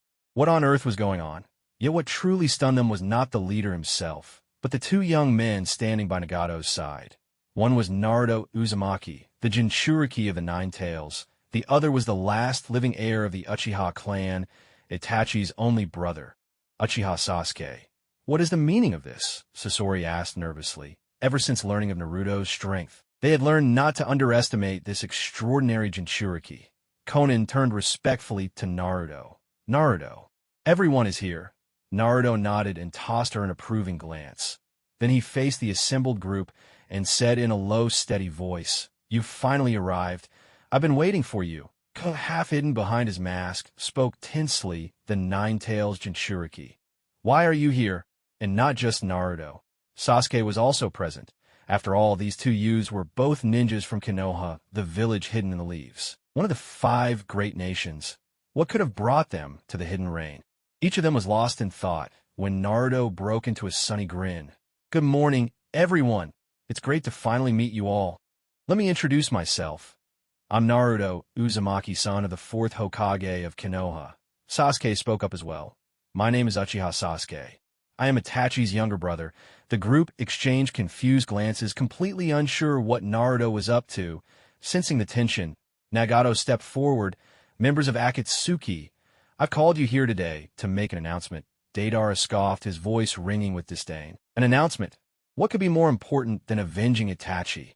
ever since he was subdued by Itachi's Genjutsu and joined the Akatsuki. His feelings toward Itachi had been a mix of respect and hatred. Sasuke shot a cold glance at Deidara and said icily, "To be completely honest with you all, Itachi died by my hand. I killed him. He deserved it." "What did you say?" "You killed Itachi." The words infuriated some of the members instantly. Deidara stormed up to Sasuke, roaring, "You killed Itachi. You bastard. Believe me, I'll kill you for that." As he spoke, he was about to strike. Sasuke stood his ground, unafraid, as a chilling, killing intent swept through the room. "You're welcome to try. Let's see who survives in the end." Without wasting time on words, Naruto activated his Ninetales mode, his power surging. Nagato continued, "Everyone, there's no need to worry. Naruto and Sasuke are here to join us. From this moment onward, they are members of the Akatsuki, taking the places of Itachi and Tobi. At the same time, I hereby announce that from now on, leadership of the Akatsuki will be handed over to Naruto. He will command us all. No one is permitted to oppose this order." "How can this be? He's just the Ninetales Jinchuriki. He's not even a rogue ninja from Konoha. How could he possibly lead us?" Deidara was on the verge of breaking down. Sasori's voice was low and grave. "Leader, we need an explanation for this demand." "You want an explanation, do you?" Naruto let out a cold, mocking laugh. "The reason is simple. Your leader couldn't defeat me. That's why he handed me command. If you're not convinced, you're welcome to challenge me." "Don't get so full of yourself," Deidara shouted, his anger boiling over. He quickly chewed the explosive clay with the mouths in his palms, shaping it into small bombs, and hurled them at Naruto. "Art is an explosion," he yelled with excitement. But Naruto didn't even flinch. He simply raised his hand and swatted the air. Instantly, the clay bombs hurtling toward him reversed course and flew right back to Deidara's side. The others were startled and dodged away just before a series of explosions erupted in rapid succession. With a face like thunder, Sasori growled, "Perfect, I wanted to test your strength myself." As he spoke, the third Kazekage puppet appeared, swooping toward Naruto under Sasori's magnetic control. Naruto's aura surged, and behind him, several gigantic chakra arms formed by the Ninetales reached out to grab Sasori. As the third Kazekage puppet neared, Naruto unleashed a Shinra Tensei, and the puppet was blasted far away. The Akatsuki members were stunned. Wasn't it their leader's signature technique? How could Naruto use it too? While the others struggled to make sense of what they'd just seen, Naruto turned his right hand towards Zetsu, gripping the aloe-like figure by the neck with a swift movement, lifting him effortlessly off the ground. Everyone was shocked by this sudden turn of events. Zetsu's face twisted in terror. "What's happening, Naruto? Why are you treating me like this?" Naruto's voice was icy. "Because your ambitions are too great, I have to kill you now, to eliminate any future threat." With those words, Naruto focused his mind and silently invoked the spirit-binding technique. He tightened his grip, and immediately, a blood-curdling scream erupted from Zetsu. "Ah, my head, it hurts so much." Soon after, Black Zetsu's form began to dissolve into a puddle of black liquid sliding off of white Zetsu's body. Under the astonished gazes of everyone present, Naruto extended his hand, and with a powerful pull drew the shapeless, gelatinous Black Zetsu straight into his palm once more. But this time, what awaited Black Zetsu was utter annihilation and an eternal seal. With a puff of white smoke, a scroll appeared in Naruto's hand, pristine and white. Instantly, Black Zetsu realized something was terribly wrong and cried out in horror, "Naruto Uzumaki, what are you going to do to me?" Naruto ignored him and continued to channel the spirit-binding technique, causing Black Zetsu to faint from the pain. Then he smeared the inky viscous remains right onto the scroll, and his hands flashed through a series of seals, ninja art. 8 trigrams sealing technique. With a sharp sound and another burst of white smoke, the once unmarked scroll was now densely inscribed with intricate sealing scripts, all converging on a single bold character at the center. Seal. Having completed this, Naruto finally let out a long sigh of relief. At last, the meddlesome Black Zetsu had been dealt with, and things would be much simpler from here on out. Subduing the Akatsuki once more, his icy gaze swept across the group as Naruto continued. "Now, let me ask you all, does anyone else wish to challenge me?" No one spoke, though each person instinctively assumed a fighting stance. Seeing this, Nagato hurriedly interjected, "All of you stand down. Naruto's strength is beyond anything you can imagine." but leader Itachi and Zetsu. One was killed, the other sealed away, and Toby, he'd only just joined us, we to swallow this disgrace without retaliation, protested Deidara, the youngest member of the organization, unable to suppress his outrage. Beside him, Sasuke spoke in a low voice. Itachi wiped out his entire clan. He murdered our own parents. He deserved to die. And Toby, his true identity, was Uchiha Obito, the man responsible for murdering Naruto's parents. So Naruto, and I took them down. Any objections? At these words, the Akatsuki members were left speechless. Sasori looked to Nagato, confusion on his face. Leader, what does all this mean? And why did Naruto target Zetsu first? He said Zetsu's ambitions were too great. What did he mean by that? The others also turned to Nagato, awaiting his explanation. Nagato sighed softly and began. Years ago, Itachi annihilated his entire clan and killed his own parents. He always wished for the day Sasuke would come to avenge them. And now, dying at Sasuke's hand, he has fulfilled that wish. This was his choice. As for Toby, his true identity was the mysterious masked man who orchestrated the Nine Tails rampage years ago, the very one responsible for the deaths of the fourth Hokage and his wife. Therefore, the two of them were killed not long ago, each by Naruto and Sasuke. As for Zetsu, his true identity is... As he spoke, Nagato recounted to the other Akatsuki members what Naruto had told him. That Black Zetsu was actually the will of Kaguya Otsutsuki. Hearing Nagato's explanation, everyone was suddenly struck with realization. Then Sasori asked, but why would Naruto and Sasuke want to join the Akatsuki? They're not rogue ninja, are they? Although Naruto and Sasuke's abilities certainly met the Akatsuki's standards for recruitment, the group still couldn't quite understand it at that moment. Naruto broke into a smile. His voice turned cold as he said, who told you that only rogue ninja can join the Akatsuki? Don't forget, right now, even your leader has to answer to me.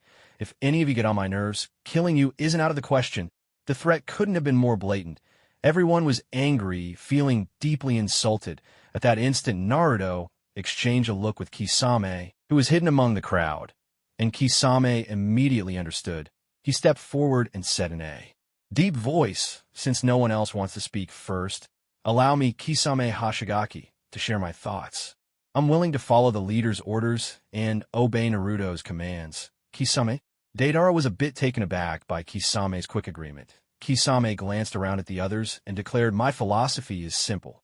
I follow whoever is strongest. You've all seen Naruto's strength. If we fight him head-on, we don't stand a chance. He turned to Kakazu and asked, what about you, Kakazu? Kakazu pondered for a moment, and in the end decided to submit to Naruto as well. The reason was simple. He was a shrewd old-timer who knew how to read the situation. He understood that yielding to the strong was the safest way to protect himself. With Kisame and Kakazu leading the way, Haiden also chose to follow Naruto. Finally, Sasori and Deidara, seeing that most had already agreed, though still disgruntled, bowed to the prevailing trend and gave in. Naruto looked at the five of them, his face breaking into a relaxed smile. He proclaimed, rest assured, everyone, since you've chosen to follow me, I won't treat you unfairly. First of all, every Akatsuki member will have their pay doubled on top of what you earned before. Upon hearing this, Kakazu, who regarded money as his lifeblood, immediately perked up with excitement. Say no more, Naruto. Just for that pay raise alone, you can count on me. Beside him, Haiden slapped a hand his forehead and grumbled, you never change. The moment someone mentions a pay raise, you don't even hesitate to sign on. Kakazu replied, the greatest pleasure in my life is making money. Lots and lots of it. Until I can barely count it all. No wonder you're the stingiest one in the whole organization. Deidara delivered the final blow mercilessly. Kakazu snapped, are you looking to die, Deidara? Though he usually didn't care much, being called out like that made him feel insulted. That's enough. Enough with the idle chatter. Naruto barked, his gaze sweeping over everyone, exuding the authority of a true leader. He continued in a clear, commanding voice, since you've all decided to follow me, it's time to lay out our next plan. Yes, came the response. First, the old system of working in pairs ends here. From now on, we'll operate as a single unit. Second, I'll personally handle recruiting new members for the Akatsuki. And third, our next course of action. We will continue to collect the tailed beasts. While doing so, we'll use that as a pretext to wage war against other nations. The goal of this war is simple. We're going to create a powerful, unified nation comprised of all the ninja clans, a single united front. Do you understand? Do you all grasp what I'm saying? No one spoke. Their faces were awash with shock. The reason was simple. Naruto's idea was utterly audacious. To unify the entire ninja world meant making enemies of every shinobi out there. If they weren't careful, the 5 great nations might unite against the Akatsuki, and whether they could win was anyone's guess. At last, Sasori spoke up. Naruto, isn't this a bit too much? Even with your strength and Sasuke's, we can challenge any one of the 5 great nations. But if they all join forces, what then? His doubts echoed what the others were thinking. Naruto understood their concerns and replied, "That's exactly why I said we need more people. With their help, launching a war against the entire ninja world will be all but guaranteed. Can you tell us who you plan to recruit?" Kakuzu asked cautiously. Naruto didn't hold back. He slowly uttered 2 names that sent chills through the ninja world, Hashirama Senju and Madara Uchiha. What? Everyone's eyes widened in disbelief. That's impossible. Those 2 have been dead for decades. How could you possibly recruit them? Kakuzu was the first to voice his skepticism. Naruto took in there, shocked with calm indifference, and said unhurriedly, "I forgot to mention Orochimaru's reanimation jutsu. I've mastered that as well, so summoning Madara Uchiha and Hashirama Senju, the 2 legends of the ninja world, is really no big deal for me." At the mountain graveyard, Nagato spoke up. "Is that so? Then Naruto, when do you plan to summon the first Hokage and Madara Uchiha?" All the members of the Akatsuki were quite curious as well. After all, these were the 2 legendary shinobi spoken of in tales, the ones who had brought peace to a world in turmoil. Naruto gave a faint, confident smile and said, "The sooner the better, of course. But before that, there's one more place we need to go." "Where is that?" someone asked. "That would be the old hideout left behind by Obito, a base in the Land of Fire far to the north. It's a place called the Mountain Graveyard. There are a great number of white zetsu cultivated from Hashirama's cells still remain, and those creatures will serve as the perfect offerings to resurrect our 2 predecessors." When Naruto finished his explanation, Nagato spoke softly.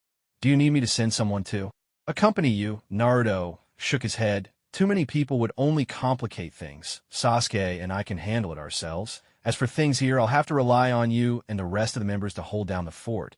If all goes well, we'll be back within 10 days at most. That's when our plan will truly begin." With the decision made, Nagato could only sigh. "Very well, we'll do as you say with that." Naruto placed a hand on Sasuke's shoulder, and using the Flying Thunder God technique, the 2 of them quickly left the village hidden in the rain and returned to the Land of Fire. After 3 days of relentless travel running at full speed, they finally arrived on the morning of the 4th day at the location detailed in Naruto's memories from the manga of his previous life. After some careful questioning and investigation, they finally found the mountain graveyard. It was a desolate, unclaimed stretch of land. All around lay barren desert and exposed rock, save for a few scattered shrubs that lent a solitary touch of green to the wasteland. The cliffs were lined with countless small, square doors densely packed together. But the most astonishing sight was at the main entrance to the graveyard, where a towering, massive skeleton stood, remnants of some ancient creature by the look of it. Both Naruto and Sasuke were awestruck. "Incredible! I've never seen such a terrifying place before," Sasuke exclaimed, his eyes wide with shock. Naruto felt much the same. The 2 of them leapt up onto the towering skeleton, and from this vantage point they could clearly see the rows of square little doors. With a glance at each other, they wordlessly headed toward one of the entrances. Inside, the passage was eerily deep, radiating a chilling cold. They broke off a sturdy branch to use as a torch and followed the narrow, winding tunnel downward. Gradually, the tunnel opened up into a wide, shadowy cavern beneath the earth. As the light from their torch pierced the darkness, a sharp, raspy voice suddenly lunged at them from nearby. "Who are you? Why have you come here?" A white zetsu with pale skin, green-tinged hair, and eyes glowing with an ominous light appeared before them, eyeing them warily. Naruto looked at the suddenly appearing white zetsu and spoke in a low voice. "So, you must be what we've been searching for. Tell me, how many others like you are here, and where are they hiding?"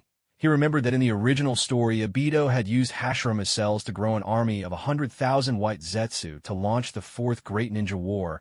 White zetsu, hearing Naruto's words, did not reply. Instead, he swept his arm through the air.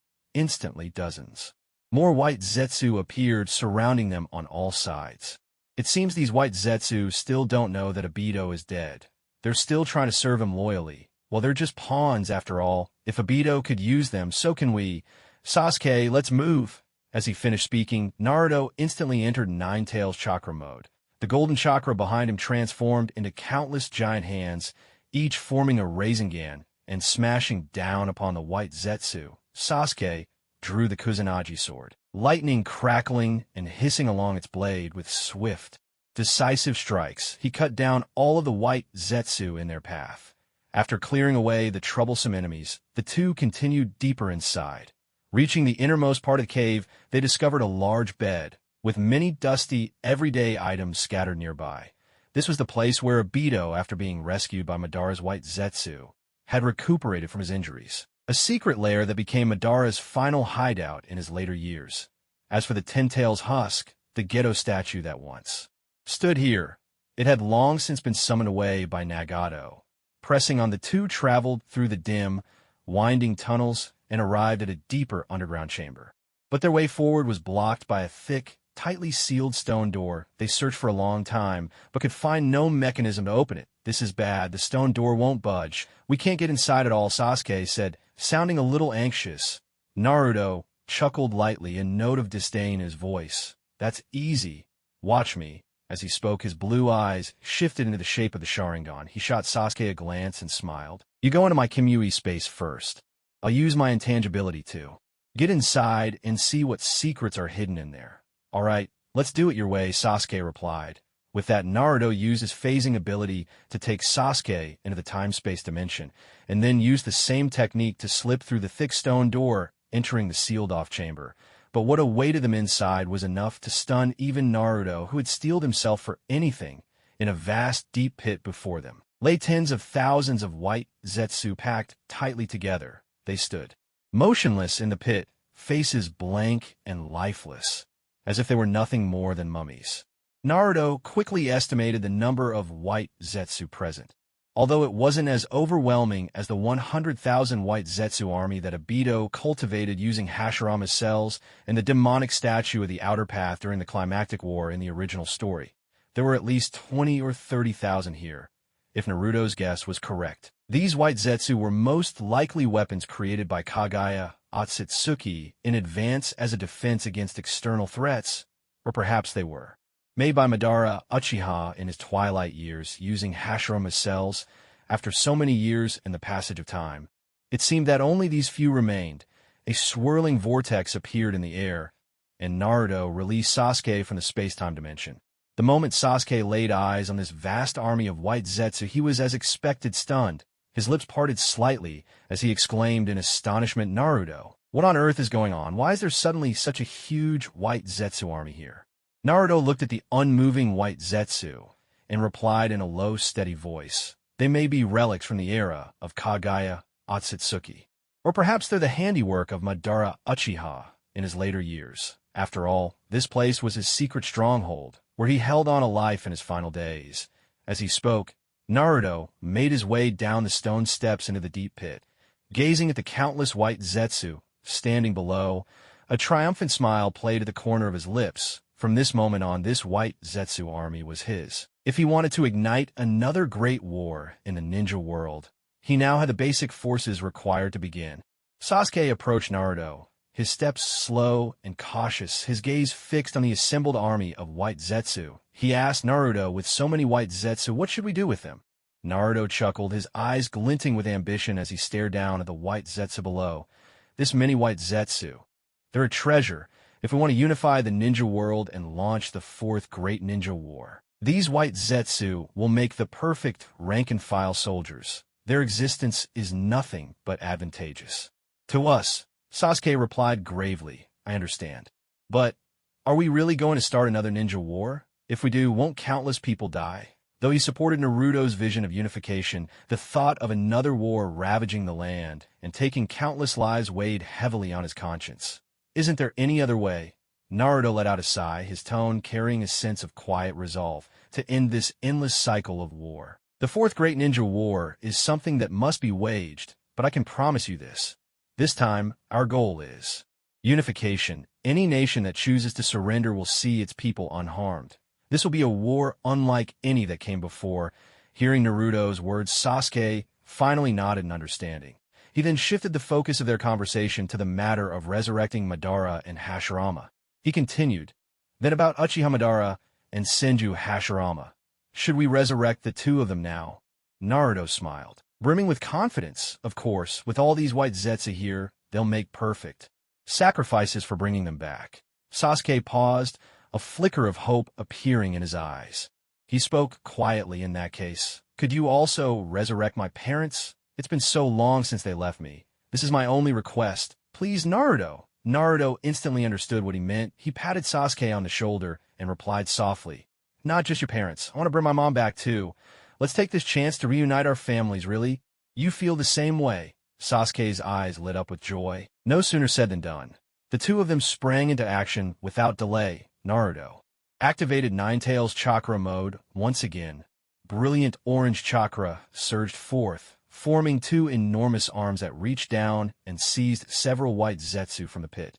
Strangely, as soon as the white Zetsu were lifted out, it was as if they suddenly came to life, struggling desperately within the chakra's grip. But ultimately, they were no match for Naruto's strength, and their resistance was quickly subdued. Limp and powerless, they could only let Naruto handle them as he pleased. Meanwhile, Sasuke was not idle. He searched the surrounding stone walls and finally discovered a hidden mechanism in a niche nearby. With a turn, the stone door slowly opened. Together, they captured 5 white Zetsu in total and carried them into the underground chamber where Madara had once lived. They lined up the unconscious white Zetsu neatly on the floor. Naruto took a scroll from his ninja pouch, spread it out, and bit his finger to draw blood. With grave determination, he began to write the names of those they wished to resurrect. Uchiha Madara, Senju Hashirama, Uzumaki Kushina, Uchiha Fugaku, Uchiha Mikoto. When he finished, his expression grew solemn. He formed a sequence of hand seals: Tiger, Snake, Earth, Dragon, Ninja Art, Reanimation Jutsu. With the final seal, Naruto shouted, then pressed both hands hard onto the scroll laid on the ground.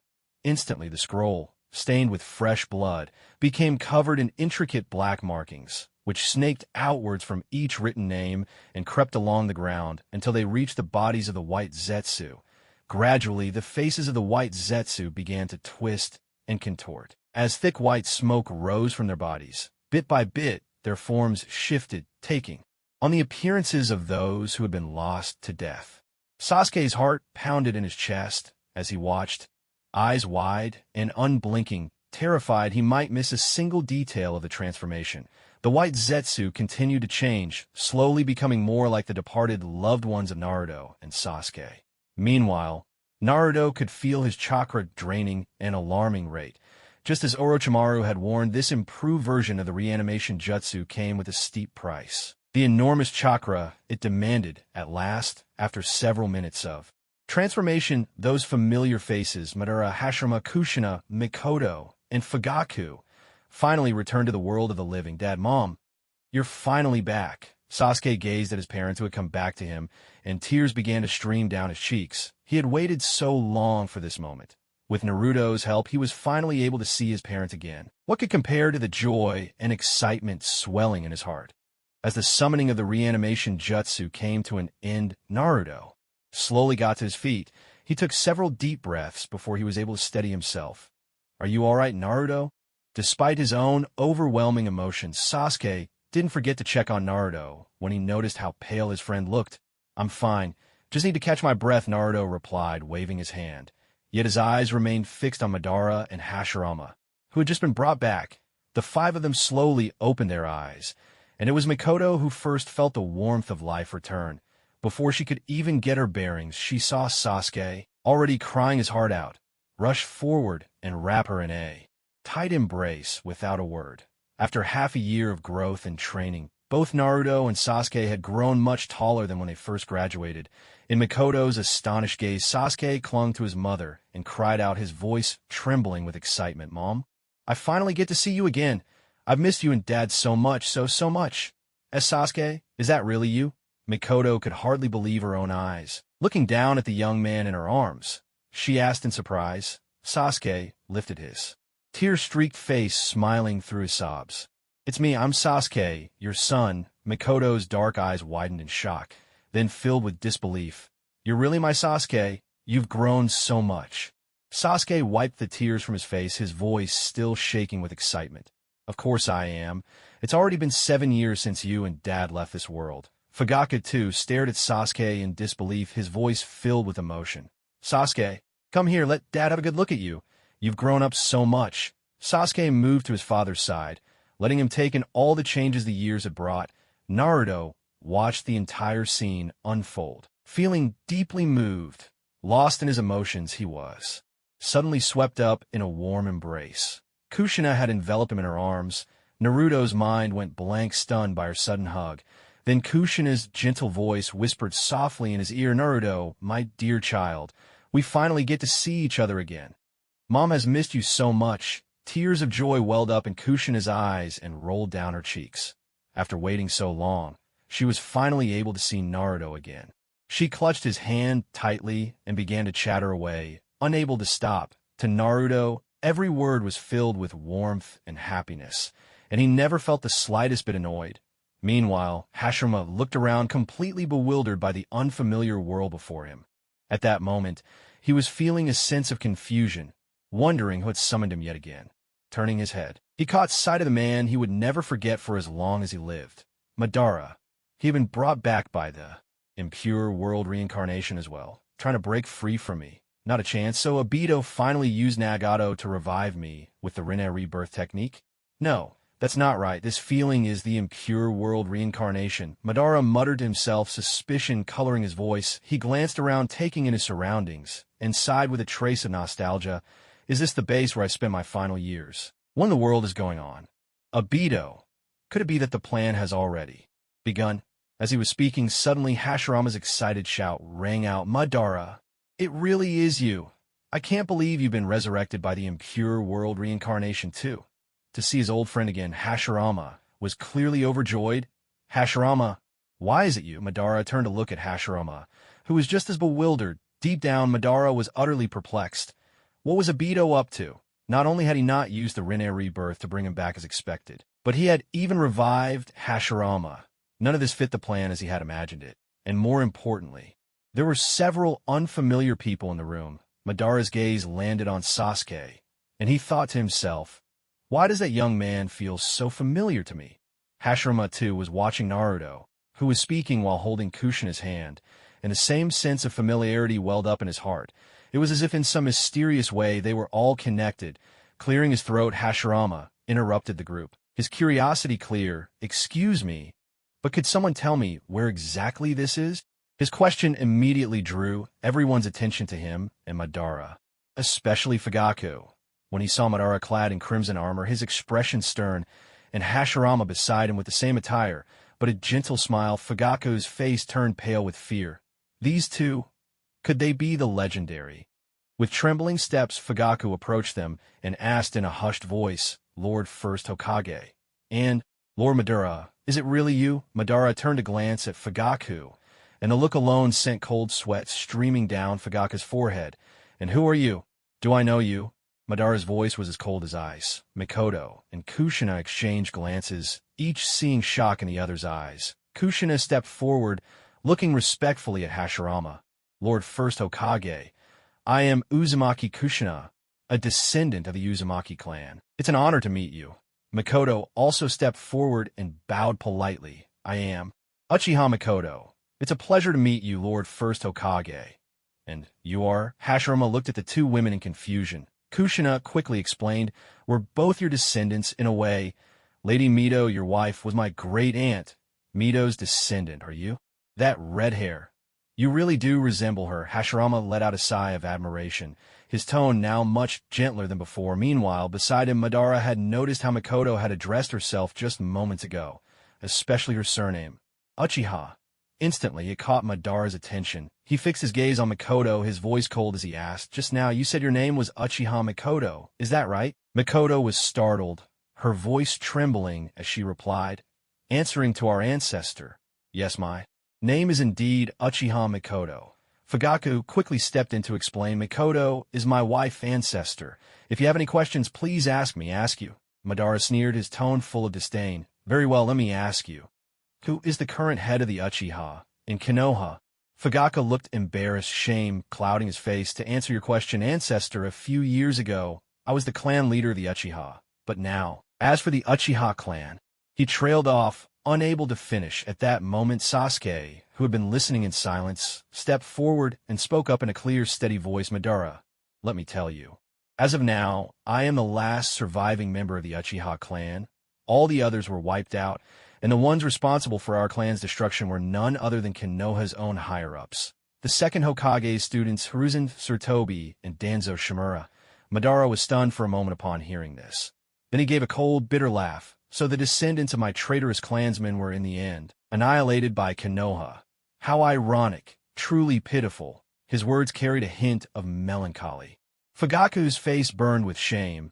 He didn't dare tell their ancestor that the true culprit behind the annihilation of their clan was his own elder son, Uchiha Itachi, and besides, Madara wasn't wrong.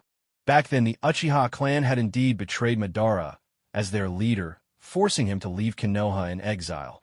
As clan head, Fugaku knew all too well about these old grievances. Madara continued to stare at Sasuke, his gaze lingering on a face so reminiscent of his own younger brother. Curiosity sparked in his eyes. And what's your name? Uchiha Sasuke, Sasuke replied, meeting Madara's inquisitive gaze without a hint of fear. You're impressive, Madara praised, turning to look at Naruto nearby. Directing his question, he asked, Hey kid, is my summoning beast, the Nine Tails, sealed within you? And are you or Sasuke the one who summoned us here? Typical Madara, always as irritating as ever, grumbled Kurama, the Nine Tails, from within Naruto. Suppressing a chuckle, Naruto looked at Madara with confidence and said, That's right. I used the reanimation jutsu to summon you both here. So what do you think? You should be thanking me. Madara scoffed, his eyes sharp and his tone commanding. Kid, didn't your teachers at the Ninja Academy tell you? Forbidden techniques are not to be used recklessly.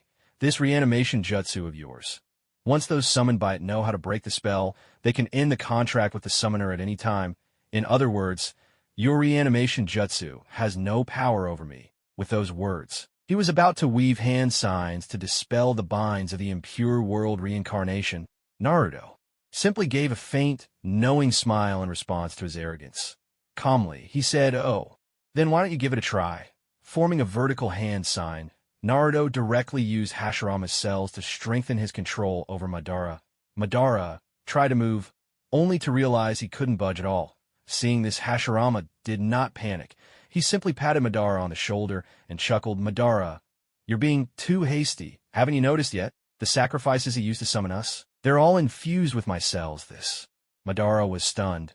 He truly hadn't considered this possibility. Naruto looked at Madara, who had just suffered a setback, and smiled.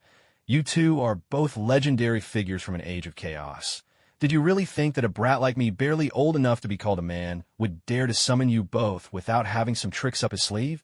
Don't get cocky, boy. Madara struggled furiously, shutting his eyes tight. When he opened them again, the Rinnegan gleamed in his gaze. He refused to believe it. Surely, with the power of the Rinnegan, he could break free from the binds of a mere youngster.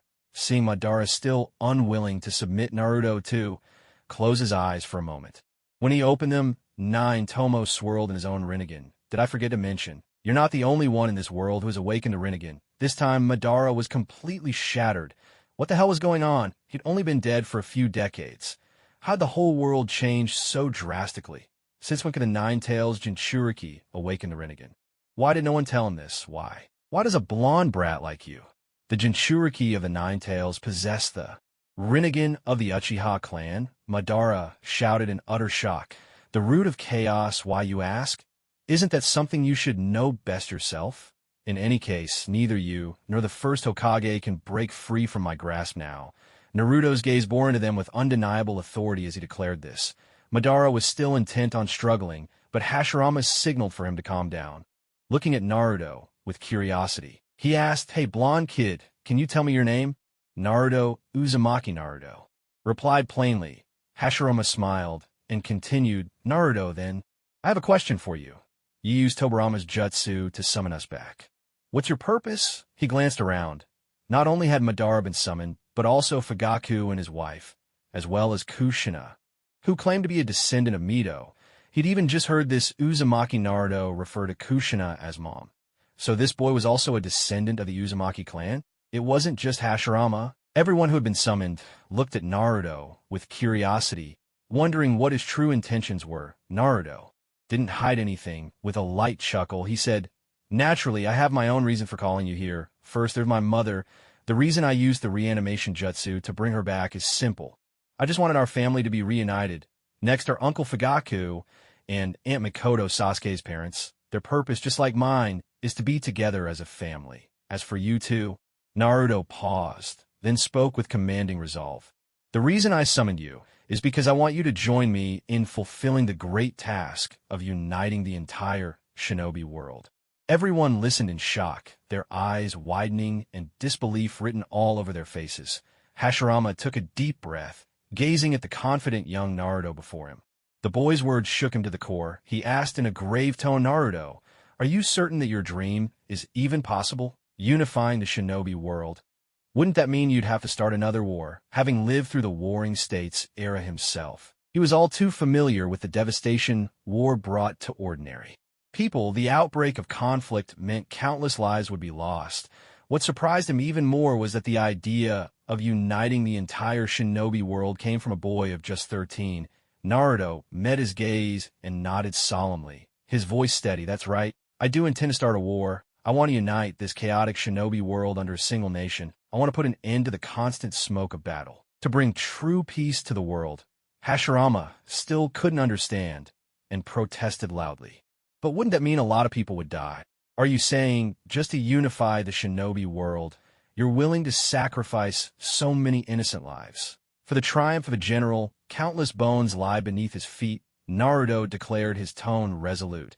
"To end these endless wars, a sacrifice is inevitable. Besides, the reason the shinobi world is in such turmoil today is none other than you. The first Hokage, me? How could that be?" Hashirama was stunned. Naruto's words also piqued Madara's interest. He became curious to hear what this boy, who like him possessed the Rinnegan, would say next. What words might surprise him? Kushina and the Uchiha family were equally shocked. They couldn't believe Naruto would dare to accuse the legendary first Hokage, the so-called god of shinobi. Kushina even stepped forward to tug on Naruto's sleeve, urging him to stop. Naruto turned to give his mother a reassuring smile, then looked back at Hashirama and spoke loudly. "That's exactly right." Hashirama, still bewildered, asked, "Naruto, if you say I'm the cause of the current state of the shinobi world, can you tell me what exactly I did wrong?"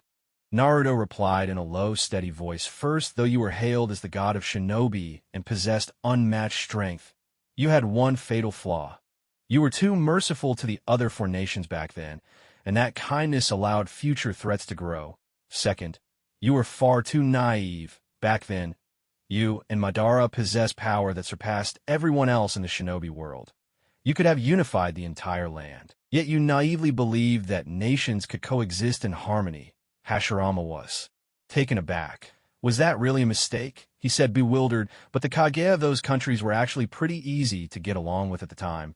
During the 10-odd years I ruled, none of them ever went to war with the Land of Fire." He glanced at Madara, who looked clearly displeased, and added with a smile, "Well, except for that time Madara wanted to attack Konoha, everything else went smoothly." He still couldn't understand why, despite having solved all these problems, Naruto would refute him. Naruto nodded. "It's true, just as you said, Lord. First, while you were alive, the shinobi world enjoyed peace. But that was because the leaders of the other four nations all feared your and Madara's strength. They didn't dare make any reckless moves. The gravest mistake you made was giving the captured tailed beast to those four nations, hoping to use that to balance their power." Madara let out a mocking laugh. "Hashirama, you really haven't changed since we were kids. Still so naive. To do something so foolish." Hashirama was silent. Madara continued. "But I am rather curious, Naruto. How do you know all of this?" Naruto smiled. He certainly couldn't confess that he'd learned it all by watching 720 episodes. So he simply carried on. "How I know isn't important. What matters is that after you died, Lord First, the first great shinobi war erupted. The 5 great nations quickly descended into conflict. Your successor, the second Hokage, Lord Tobirama Senju, was killed in an ambush while negotiating with the Hidden Cloud after. The war ended. Hashirama smacked his forehead in shock. So that's how Tobirama died. I always thought he looked younger than me when he died. Turns out war was the reason too. He couldn't help but let out a heavy sigh. After hearing Naruto's account, Madara sneered, Hashirama, this is the price of your naivety. If you had listened to me back then and used force to subdue the other villages, all these disasters could have been avoided.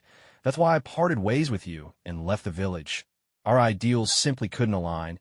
I wanted to use power to make the other nations bow to Konoha, but you insisted on peaceful coexistence. In the end, in order to protect the village you worked so hard to build, you lost sight of what truly mattered. Did you never realize the village only has meaning because of its people, but to protect the village you turned against me, your former friend and comrade? The result? After my death, your misplaced kindness led to 3 more shinobi world wars, and your inability to see what truly mattered caused your successors to inherit a willingness to do whatever it took for the village, even if it meant wiping out my entire Uchiha clan. Madara, I'm sorry, it was my fault. Hashirama gazed at Madara, whose face was filled with disdain, his own features shadowed with guilt. After hearing Naruto and Madara recount the fate of the Uchiha clan, he finally understood. He was the one who had sown the seeds of their destruction, and this realization filled him with deep shame. Yet Madara brushed off his apology, his expression cold and dismissive. With a bitter laugh, he said, "What's the point of saying this now? There's no going back for us, Hashirama." The truth behind the Senju clan's demise, that's not all, Naruto sneered. First Hokage, your ruthless willingness to sacrifice anything or anyone for the sake of the village became an ideology. This mindset was inherited by the second Hokage and his 2 disciples, Hiruzen Sarutobi and Danzo Shimura. The consequence was that one day, when the third Hokage and his partner Danzo believed that the Senju clan, the very elders who helped found the village, had become a threat to Konoha's stability, they too struck without mercy, giving countless justifications for their actions. The moment these words left Naruto's mouth, Hashirama was utterly stunned. How could this be? How could the Senju clan ever threaten the peace of the village? He couldn't believe it. I know you probably don't want to accept it, but that's the truth, Naruto said coldly. As you can see today, in Konoha, only Sasuke remains of the Uchiha clan. And as for the Senju clan, aside from your granddaughter Lady Tsunade, all the others are dead as well. After both you and the second Hokage passed, during the third Hokage's reign, the Senju clan simply vanished without a trace. Their extinction even predates that of the Uchiha. Upon hearing this, Madara burst in a loud laughter. Hashirama, who would have thought? The Senju were wiped out even before the Uchiha. What irony! The will you established to protect the village at any cost ended up being the very reason your own clan was wiped off the map.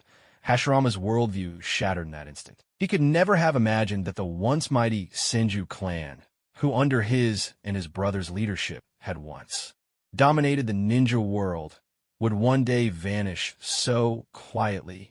And worse, they were gone even before the Uchiha. With just a little thought, he realized something was very wrong. Hashirama's cheerful face darkened, his expression turning grim and menacing as his aura surged. In that moment, the god of shinobi radiated his terrifying anger. Everyone present was left silent and awestruck by the sheer force of his presence. With a cold face and a low, steely voice, Hashirama asked Naruto, "Are you saying that the Senju clan's extinction, just like the Uchihas, cannot be separated from the actions of the monkey and Danzo?" Naruto shook his head and smiled. "That I can't say for sure, but what is certain is that after the Senju clan disappeared, the Uchiha clan soon found themselves suppressed by the village as well. Meanwhile, with the rise of the third Hokage, formerly second and third-rate families like the Sarutobi, Shimura, Hyuga, Ushikacho, Aburame, and Inuzuka saw their status soar. Such a dramatic shift inevitably gives one much to ponder." After hearing Naruto's words, Fugaku and his wife, along with Kushina, felt a chill rise in their hearts. Anyone with keen insight could immediately tell that Naruto's statement made it clear. The downfall of the Senju clan was inseparable from the actions of the third Hokage and Danzo Shimura. Fugaku, in particular, was acutely aware of the past tensions between his clan and the village leadership. Their conflict had once reached a breaking point. That's why he was absolutely certain. The third and Danzo, those two old men, were entirely capable of orchestrating the Senju clan's destruction. After all, back then, so many Senju clan members went off to war only to die mysteriously or vanish without a trace. The whole affair had always been shrouded in suspicion. Fugaku then spoke. Lord First, I believe Naruto's words are not without merit. Back in the day, the village did consider using the pretext of suppressing the Uchiha as an excuse to eliminate us.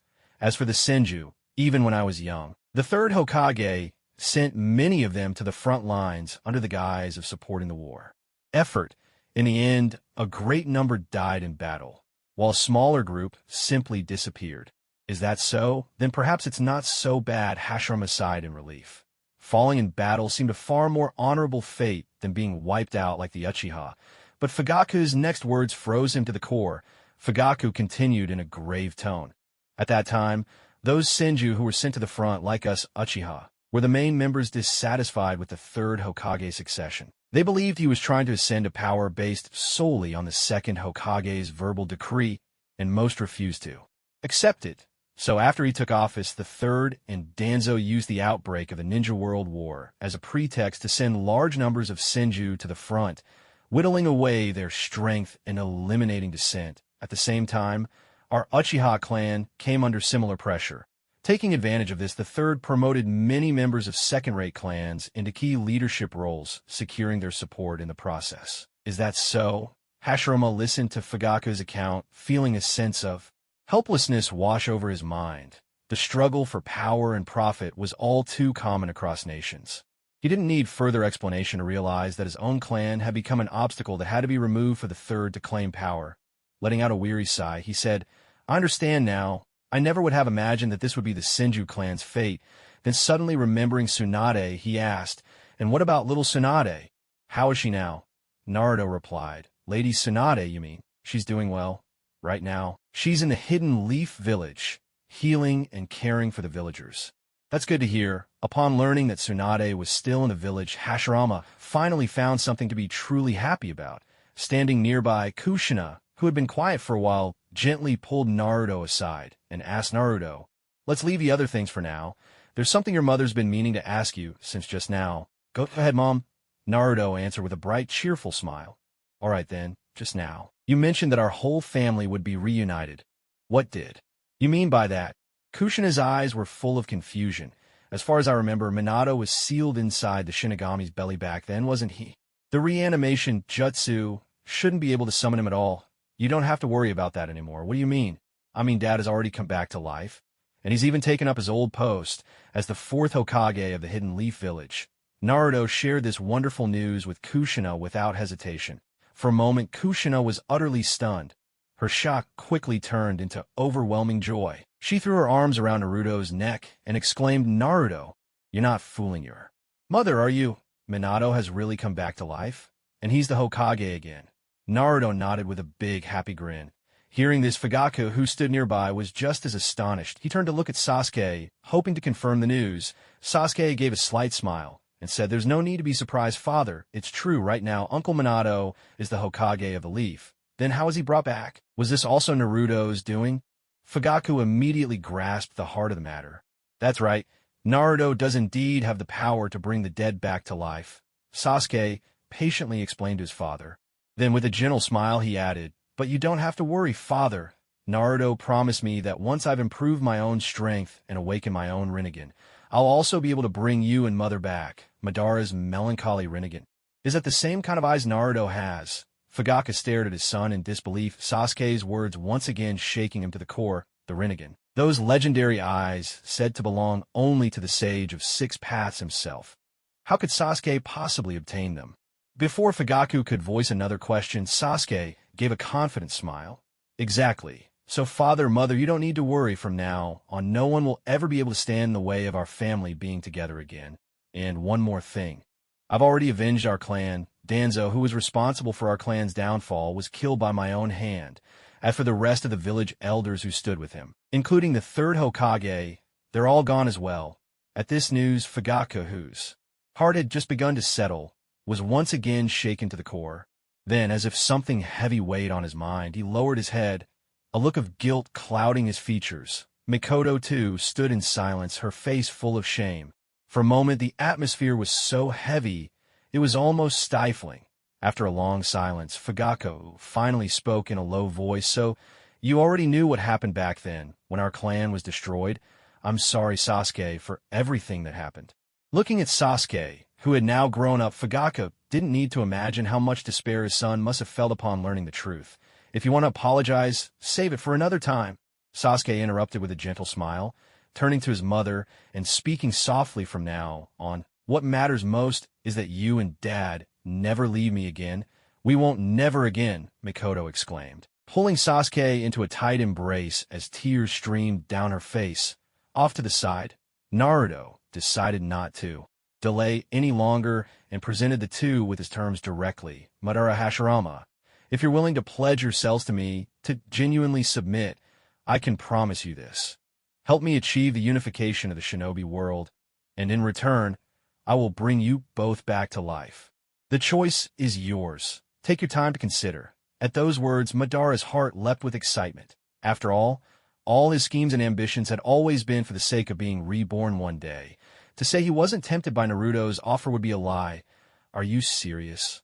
Madara asked, his voice trembling with emotion. He wasn't worried Naruto would deceive him. He just couldn't quite believe Naruto would actually propose such a deal, and he feared the offer might be withdrawn at any moment. Hashirama was equally stunned. "Naruto, do you really have a way to bring us back?" Naruto nodded earnestly. "Of course. Submit to me, and not only will I revive you, there will be many more interesting things waiting in the future." Naruto had already planned to revive Madara and Hashirama.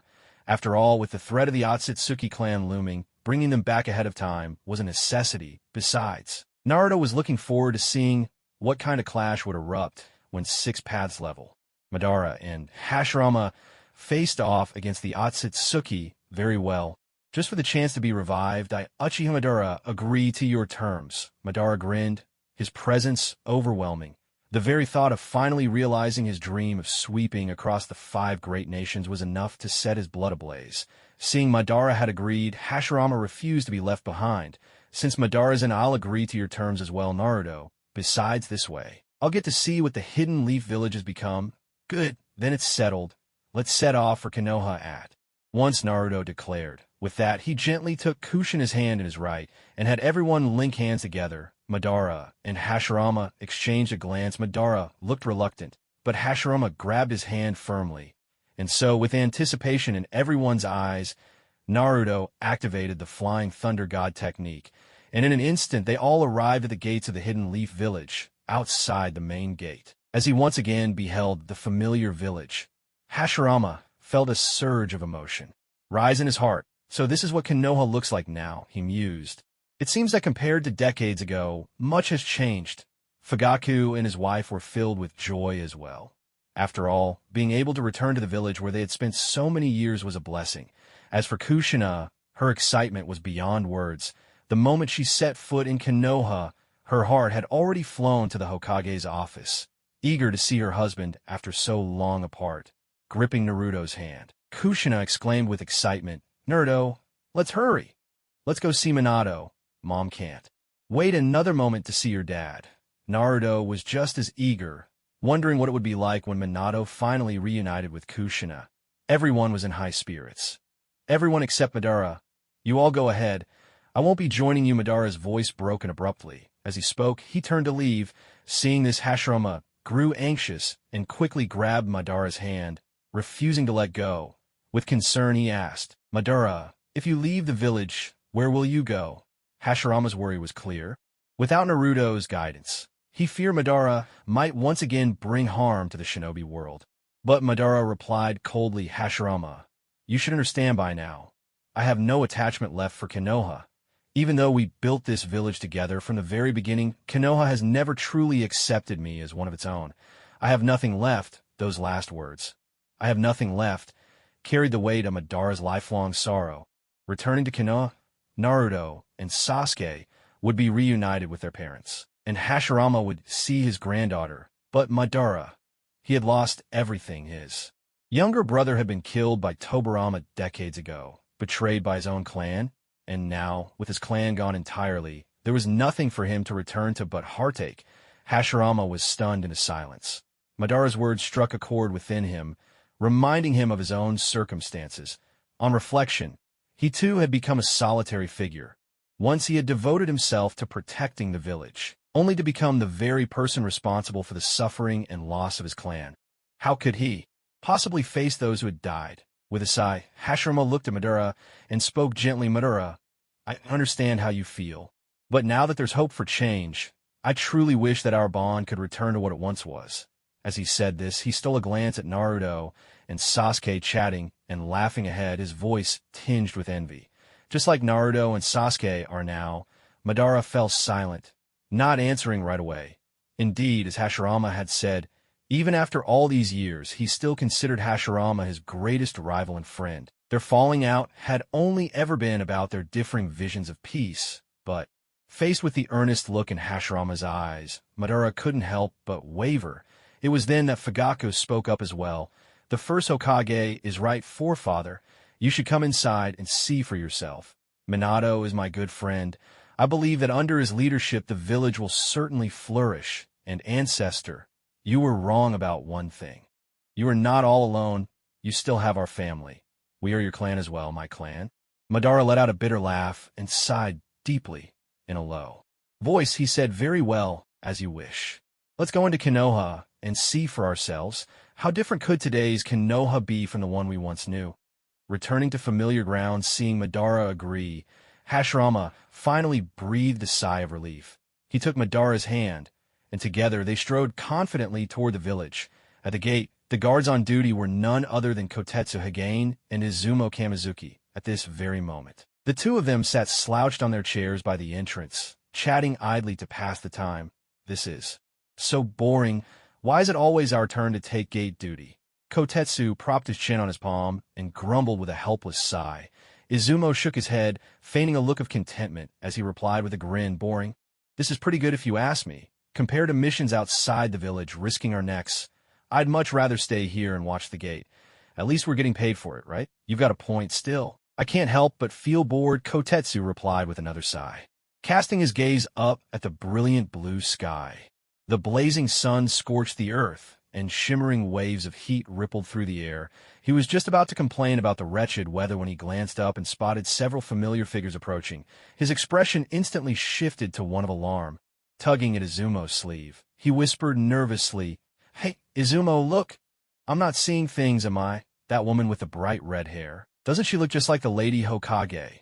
What are you going on about? Izumo grumbled, turning his head toward the main road by the gate. There's no Lady Hokage in the village these days. But as he looked, he too was stunned. The woman walking toward them was the spitting image of their old teacher, Naruto Uzumaki. Accompanying her were two men, both with long, flowing hair clad in crimson armor, exuding an intimidating aura. What astonished them even more was that the village's own prince, Naruto, was walking among them, and with Sasuke too, flanked on either side by two more familiar-looking individuals. But aside from Naruto and Sasuke, why did everyone else's eyes seem ringed in deep dark shadows? As the two guards puzzled over this, Naruto stepped forward and greeted them with his usual cheer. Hey there, good to see you, Uncle Kotetsu. Uncle Izumo. Recognizing Naruto, the two brightened at once. So, it's you? Young Master Naruto, weren't you out on a mission? How come you're back so soon? Did you finish another assignment from Lord Hokage already? It was only natural for them to assume that whenever Naruto left the village, he was being sent on another important mission. Naruto didn't bother to explain, but Kushina, upon hearing her son addressed respectfully as young master, felt a surge of pride. It seemed Naruto hadn't lied to her after all. Minato really had been reinstated.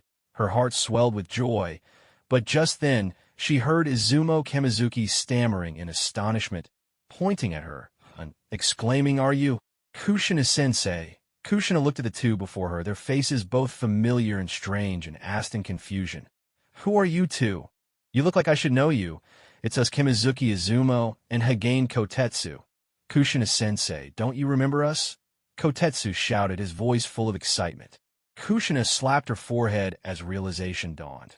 So it's you too. You've both gotten so old. I hardly recognized you. The two men could only look at each other in silent dismay. That stung a little. At that moment, Fugaku stepped forward with a smile and said, "Do you remember me? Uchiha Fugaku. It's been so many years. Look how much you two have grown." Unlike Kushina, Fugaku had passed away more recently, so he recognized the two gatekeepers at a glance. "You're Fugaku, head of the Uchiha clan? How is this possible?" Izumo stared at Fugaku and his wife, then rubbed his eyes in disbelief. "This can't be real. Didn't you both 7 years ago?" He could hardly believe it. The massacre of the Uchiha clan by Itachi was still a taboo subject in the village. Yet here stood Fugaku and Mikoto before their eyes, forcing them to accept the impossible. And then there was the figure in the red armor, bearing an uncanny resemblance to the first Hokage himself. The sight sent a shiver down Izumo's spine, and his knees nearly gave out. What is going on here?" he stammered, unable to imagine the commotion that would erupt in Konoha if so many legendary figures long thought dead were to return. Naruto stepped forward, smiling reassuringly at Izumo. "Don't worry, Uncle. We're only bringing them back to see how the village looks now. They mean no harm." "That's right, Naruto's telling the truth," Hashirama said, his gaze gentle as it swept over the two men. "No need for nerves. We're just here for a visit." Hearing the first Hokage speak, Izumo felt both elated and overwhelmed. With great care, he ventured, "May I ask, are you truly the first Hokage, sir?" No one could blame them for their shock. The man before them looked exactly like the legendary face carved into the mountain. Their curiosity was only natural. Hashirama burst out laughing, his voice hearty and warm. "That's right. I am Hashirama-sen, the first Hokage. It's good to meet you, my juniors." A stunned silence fell, as if the world itself had gone still. The two gatekeepers' minds went utterly blank. When they finally recovered, they leapt to their feet and bowed deeply, their voices trembling with respect. "It's an honor beyond words to meet you, first Hokage-sama." Hashirama, however, waved off the formalities with an easy smile, motioning for them to raise their heads. Even so, the joy on their faces was plain to see. After exchanging a few pleasantries, the group stepped into the village together, strolling down the bustling street. They watched the steady flow of people coming and going. The calls of street vendors filled the air, never ceasing, and every face they passed radiated happiness. Hashirama immediately felt it had all been worth it. At the same time, he thought to himself that this generation's Hokage must surely be a diligent and caring leader, just as he had been, someone he absolutely had to meet. Meanwhile, Kushina and Mikoto had already linked arms, wandering freely through the streets like the best of friends. Like a pair of butterflies, they flitted back and forth among the crowd, laughter trailing behind them.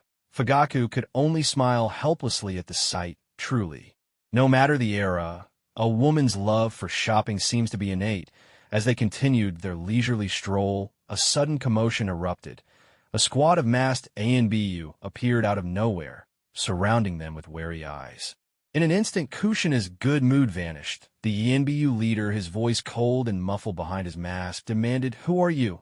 How dare you trespass in Konoha?" At the sight of the newcomers, Madara turned away with an expression of utter disdain. "Oh, you plan to pick a fight with us?" His words dripped with contempt. "Stand down. Can't you see we're here?" From the back, Naruto, who had been chatting with Sasuke, stepped forward. His gaze was icy as he addressed the wary ANBU. The masked man recognized Naruto at once and bowed in apology. "Forgive us, young Master Naruto. We meant no offense. It's just these people's origins are unclear, and we feared." Naruto waved it off, his tone calm. "Don't worry, they're with me. If anything happens, I'll take responsibility. You're dismissed, yes, sir." The ANBU hurriedly led their men away. No sooner had the group moved on than Hashirama caught sight of a face coming toward him, one so familiar it made his heart skip a beat. Tsunade. Unable to help himself, Hashirama called out as soon as he saw her. Not far away, on the street, Tsunade had just left a tavern with Shizune and was planning to wander the village for a bit. Suddenly, she heard that voice. When she knew better than her own, she looked up and was struck speechless by the scene before her. Her grandfather, gone these many years, now stood alive in front of her. Stunned, Tsunade's tipsy mind instantly sobered, staring at Hashirama as he smiled and greeted her. She was frozen in place for a long moment before finally blurting out, "Shocked is that? Grandfather?" Hashirama regarded his now-grown granddaughter with a gentle smile. "Yes, it's been so many years, Tsunade. You've grown up, but grandfather, weren't you?" Tsunade struggled to make sense of his sudden appearance, unable to imagine how any of this could be real. Just as she was about to speak further, her gaze swept past Hashiroma's shoulder, and she saw a scene she would have never dared imagine in her life. There stood a man clad in crimson armor, exuding an overwhelming presence, bearing an uncanny resemblance to her grandfather, Uchiha. Madara, Tsunade blurted out, unable to contain her shock. Looking more closely, she realized it wasn't just Madara who had appeared. There was also Kushina, who had passed away years ago, and the couple Fugaku and Mikoto. Every single one of them stood silently, their eyes fixed on her. And, Kushina, Uchiha, Mikoto, why are you all here when you have long since left this world? How could you suddenly reappear in the village? Tsunade's confusion was overwhelming. She wasn't the only one who felt this way. Even Shizen was at a loss for words, seeing both of them so utterly bewildered. Naruto finally stepped forward from the crowd, unable to watch any longer, and offered Tsunade an explanation. Granny Tsunade, hello, we meet again. He greeted her with an easy smile. Naruto, why are you here with my grandfather and the others? Tsunade asked, her voice thick with disbelief. Naruto offered her a reassuring grin and replied unhurriedly, you don't need to worry, Granny. The first Hokage, my mother, and the others whom you see here. I summoned all of them using the reanimation jutsu. You summoned all of them? Tsunade's beautiful eyes widened in astonishment, her refined features etched with disbelief. Naruto nodded in acknowledgement. That's right, I summoned them all. Don't you remember? The girl I brought back last time. She was revived the same way, and Naruto's words. Tsunade finally recalled that a while ago, a girl named Rin Noera had appeared in the village. She had claimed to be Kakashi's classmate and Minato's student. Tsunade had wondered at the time why this girl, who had died so long ago, could suddenly return to life. Now everything made sense. It turned out Naruto had orchestrated it all behind the scenes. Even so, Tsunade still couldn't quite understand. It was one thing for Naruto to bring back his own mother, but why had he resurrected members of the Uchiha as well? And why bring back old relics from another era, like her grandfather and Madara Uchiha? Wasn't he just asking for trouble? Thinking this, Tsunade strode up to Naruto, glaring at him. In exasperation, Naruto, why didn't you tell us beforehand about reviving the first Hokage and Madara Uchiha? This is no small matter. As she spoke, she grabbed Naruto by the arm and pulled him aside. Leaning in close, she lowered her voice and said, I know you're a clever kid, but bringing back my grandfather is one thing. Why would you resurrect someone as dangerous as Madara Uchiha? She drew a deep breath and spoke in a grave tone. You have no idea just how terrifying that man truly is, but tell me, how did you even know about Madara's existence? Naruto smiled at her when he heard this, his expression turning mysterious, as if holding onto an untold secret. With a cheerful grin, he said, that's classified information. As for how I learned about Madara's existence, Granny, you don't need to worry about it. In short, bringing my mom and the others back to the village this time is mostly so they can experience how much the village has changed, and so I can reunite with Sasuke's family. As for Madara, as long as the first Hokage and I are here, he won't be able to stir up much trouble. Tsunade remained uneasy, warning him, I don't care what you say. If anything happens to the village, you're going to be responsible, kid.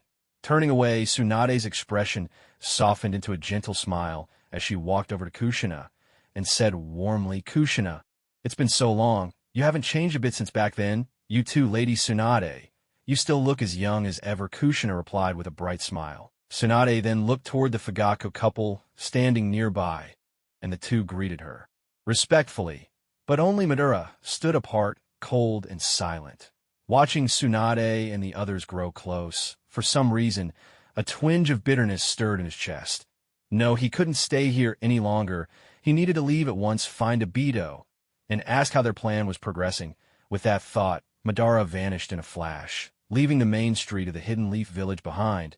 Seeing Madara slip away so suddenly, Naruto simply smiled, then disappeared in pursuit.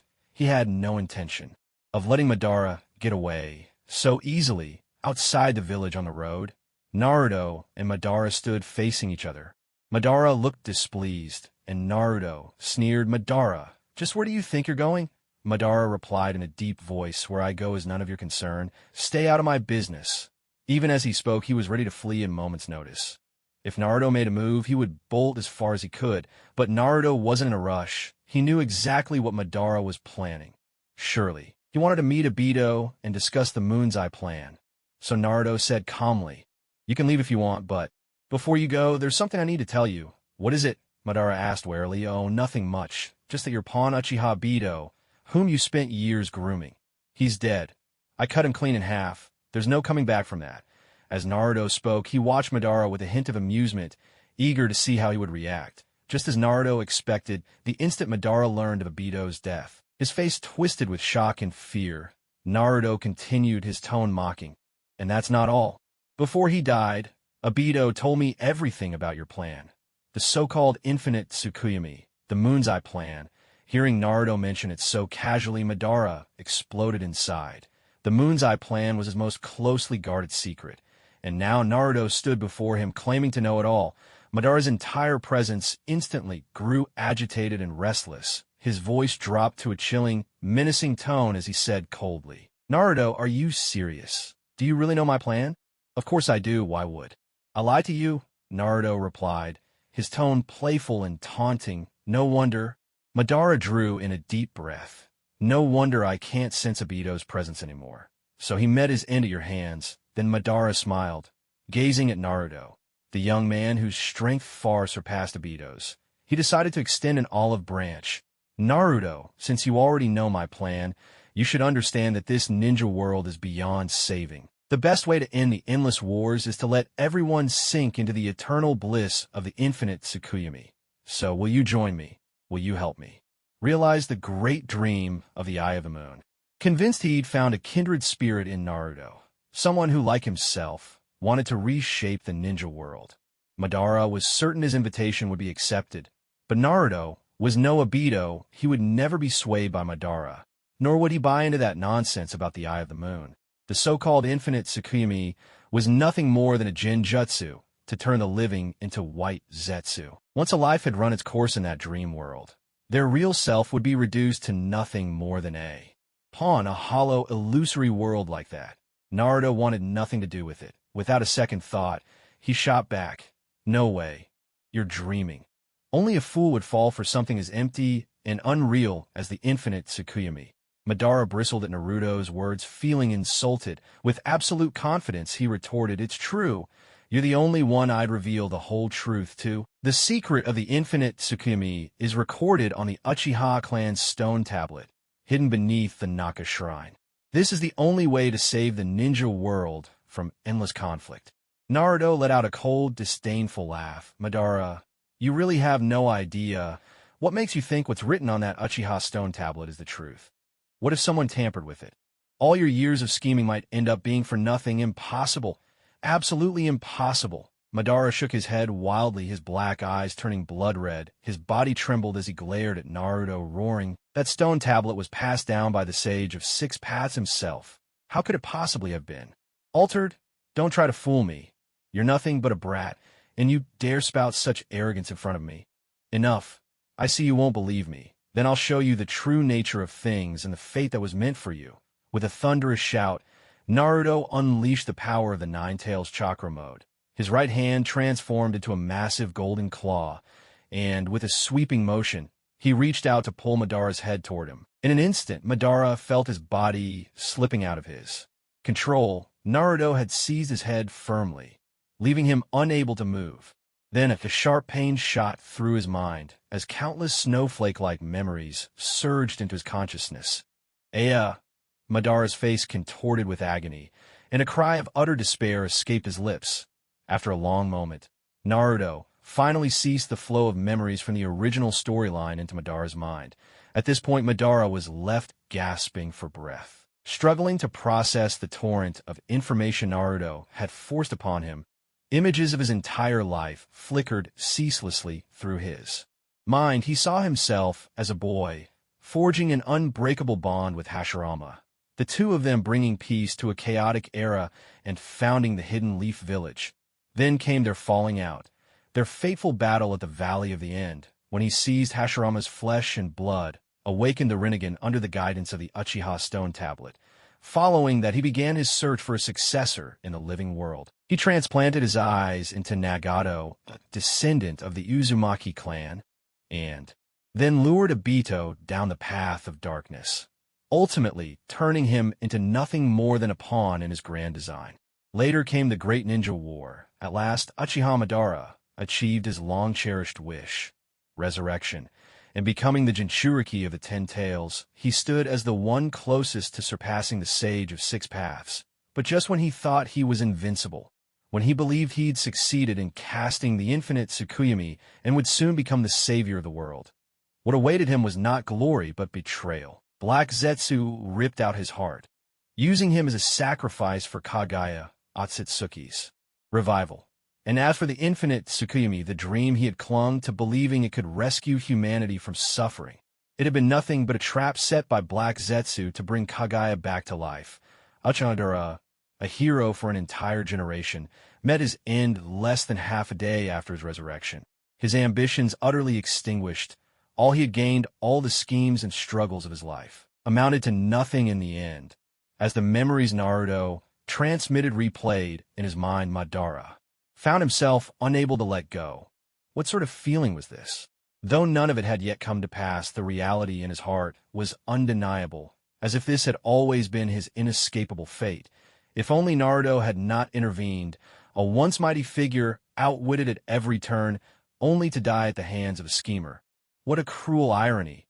Naruto looked at the silent Madara and spoke calmly. Well, Madara, now that you know your original fate, how does it feel? Madara said nothing. He slowly got to his feet. In that instant, Naruto clearly saw that the crimson in Madara's eyes had faded, replaced by a bottomless emptiness. At this moment, knowing his own in Madara's spirit was utterly crushed, a bitter smile crept onto Madara's lips as he spoke with a hint of self-mockery. So this is the ending you wanted me to see? How ironic. He let out a long, weary sigh. For a moment, it was as if he were possessed, and he mocked himself. Who would have thought that I, Uchiha Madara, hero for a lifetime, would ultimately die at the hands of Black Zetsu and the infinite Tsukuyomi? Far from being a beautiful dream that could bring happiness, was nothing of the sort. I spent half my life plotting, never realizing it was all for Black Zetsu's benefit. In the end, I turned out to be a complete failure. Otsutsuki Kaguya, the progenitor of Chakra, the god tree, the Ten Tails. So, it was all a conspiracy by the Otsutsuki clan from the very beginning. Naruto chuckled. Now he was genuinely curious to see what path Madara would choose, now that he knew everything had been orchestrated by the Otsutsuki clan. Watching Madara's defeated expression, Naruto spoke softly. Madara, now that you know the truth behind the infinite Tsukuyomi, can you tell me what path you'll take from here? Will you still pursue your Eye of the Moon plan? Or will you join me to unite the shinobi world, become a sage of six paths, and stand against the Otsutsuki clan, who seek to plunge us into war? How should he choose? Deep down, he already knew the answer. What was destined to happen had changed now. No matter what, Uchiha Madara would take his fate into his own hands. Black Zetsu, that damn manipulator, the so-called greatest filial son of the shinobi world. It was all nonsense. And the Otsutsuki clan? They could all go to hell. What did Uchiha Madara have to fear? If it comes down to it, he'll just fight. A fierce determination flashed across Madara's face. He spoke with murderous resolve. Isn't it obvious? Of course I'll stand with you against the Otsutsuki clan, especially Black Zetsu. After all he did, daring to stab me in the back. I swear I won't rest until I kill him with my own hands. That works out perfectly, Naruto said with a cheerful smile.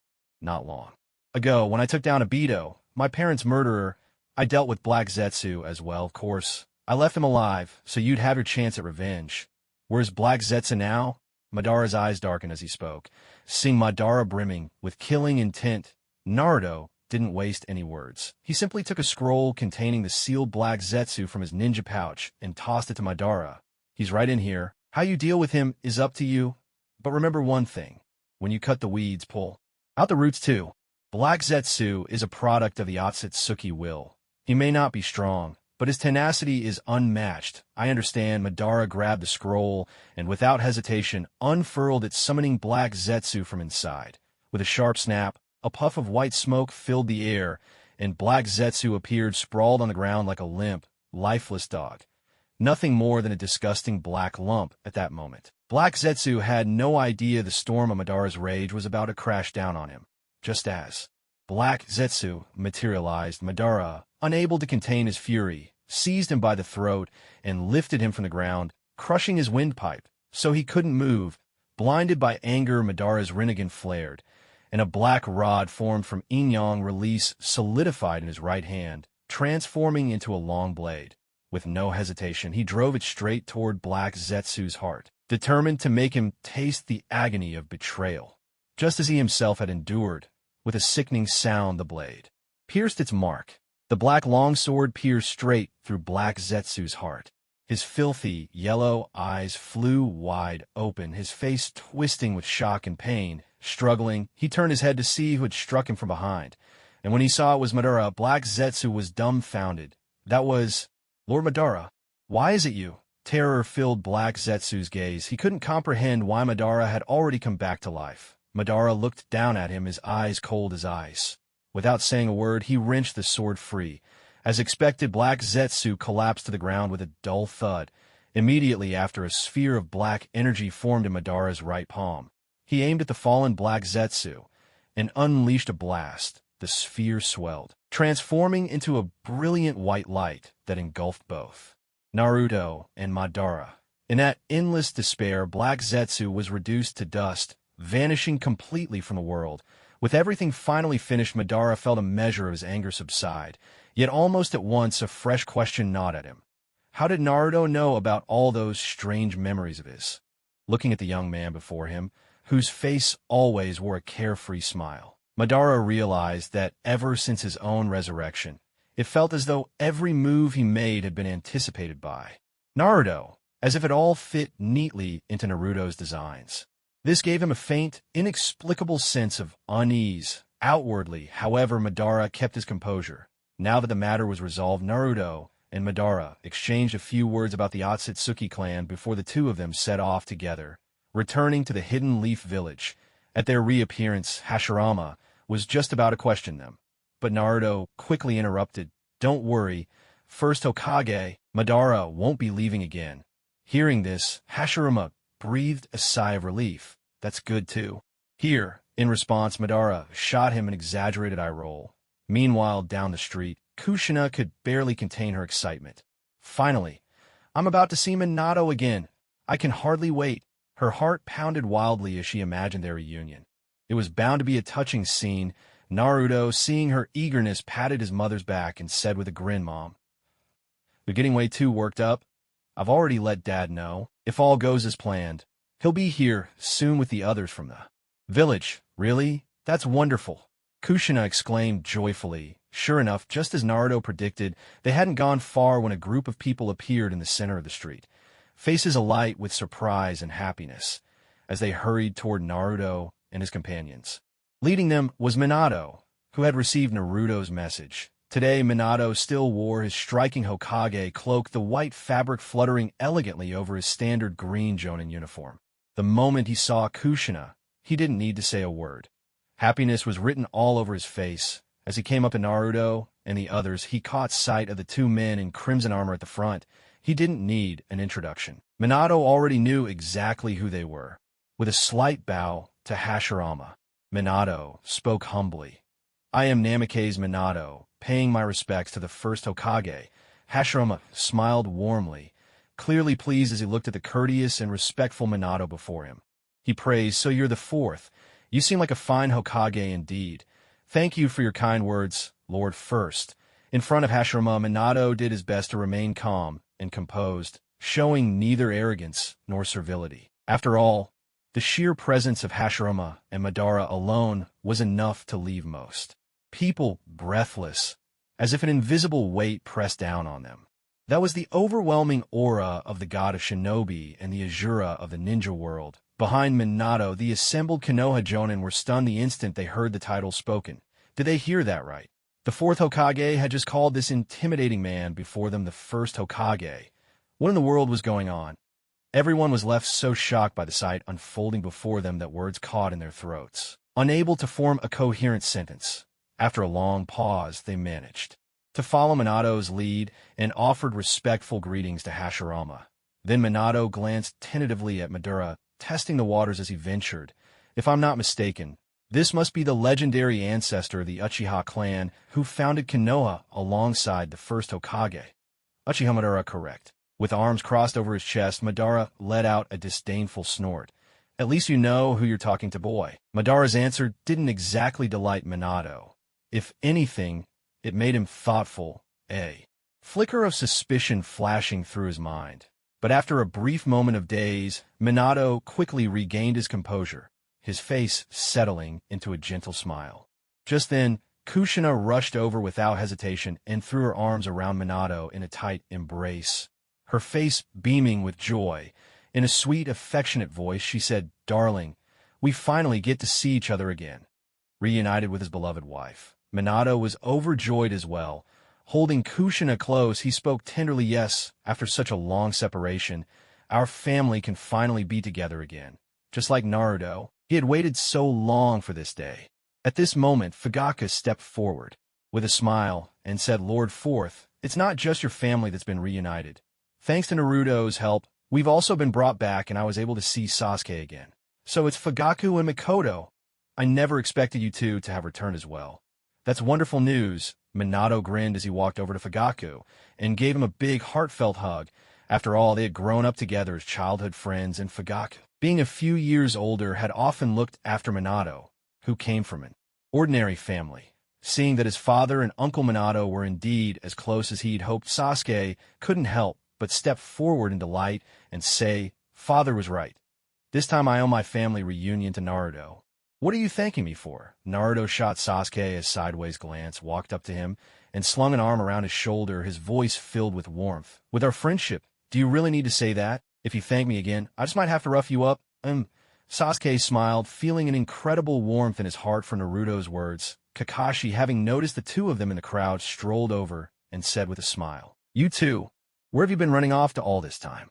Naruto grinned, a twinkle of mischief in his eyes. "Why don't you guess, Kakashi-sensei?"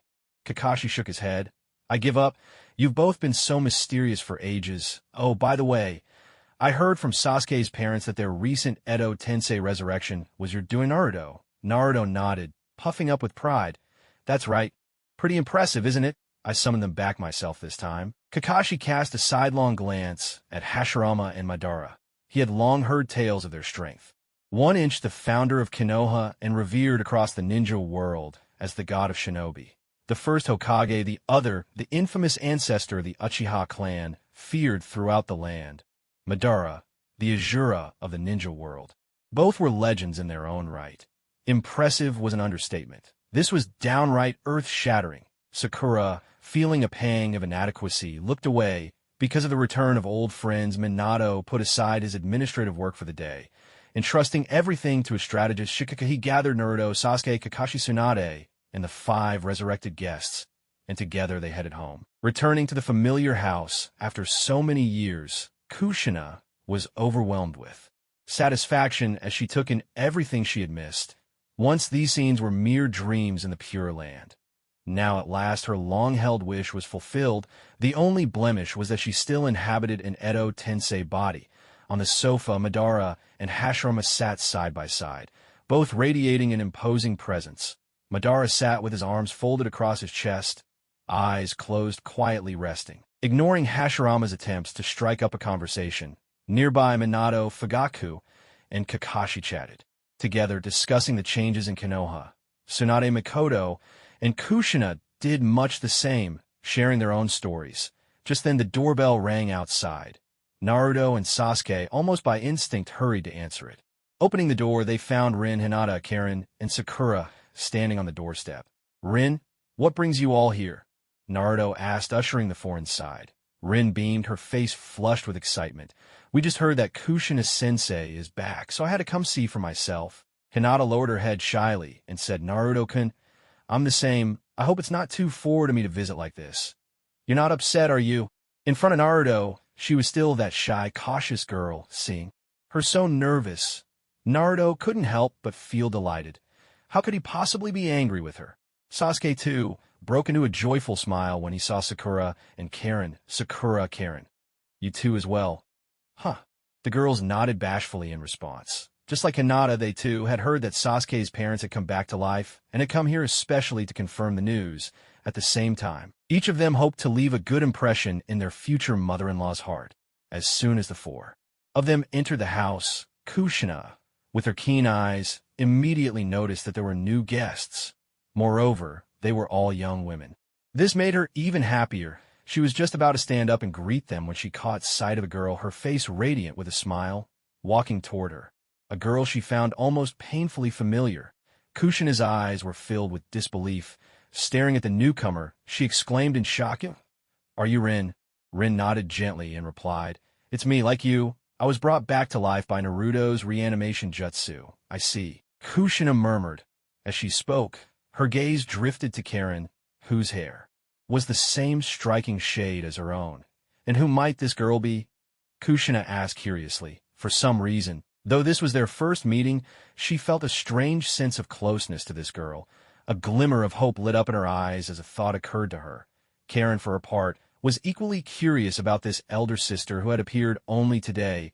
From the first moment she saw Kushina's hair, she was certain this lady had to be from the Uzumaki clan, just like her. So with poise and confidence, Karin introduced herself. "My name is Karin Uzumaki. Like you, I am a descendant of the Uzumaki clan." "I knew it," Kushina thought to herself. She took Karin's hand gently and said with warmth, "You're one of the Uzumaki too? What a wonderful coincidence. I'm Kushina, Uzumaki Naruto's mother." Tsunade, who was standing nearby, laughed and added, "That's not all." She beckoned with her hand. "Karin, come over here. Sakura, you too?" "Yes, sensei." The two girls answered together, moving to stand by Tsunade's side. Hashirama, curious, turned to Tsunade and asked Tsunade, "What's all this about?" Tsunade glanced around at everyone, then declared with a hearty laugh, "Grandfather, everyone, allow me to formally introduce my final two disciples, Karin Uzumaki and Sakura Haruno." For both girls, it was the first time they had been introduced before so many legendary figures. Sakura, in particular, was so nervous that her heart was pounding in her chest. Lowering her head, she summoned her courage and said, "Sakura Haruno, greetings to the first Hokage, the fourth Hokage, Lady Kushina, my teacher." And, she looked over at Madara, uncertain how to address him. Noticing her hesitation, Sasuke quickly tried to mouth Uchiha silently. But Sakura didn't notice at all. After a long moment's struggle, she forced herself to say, "And this esteemed guest whose name I don't know." Even though she didn't know his name, Sakura decided to just go for it.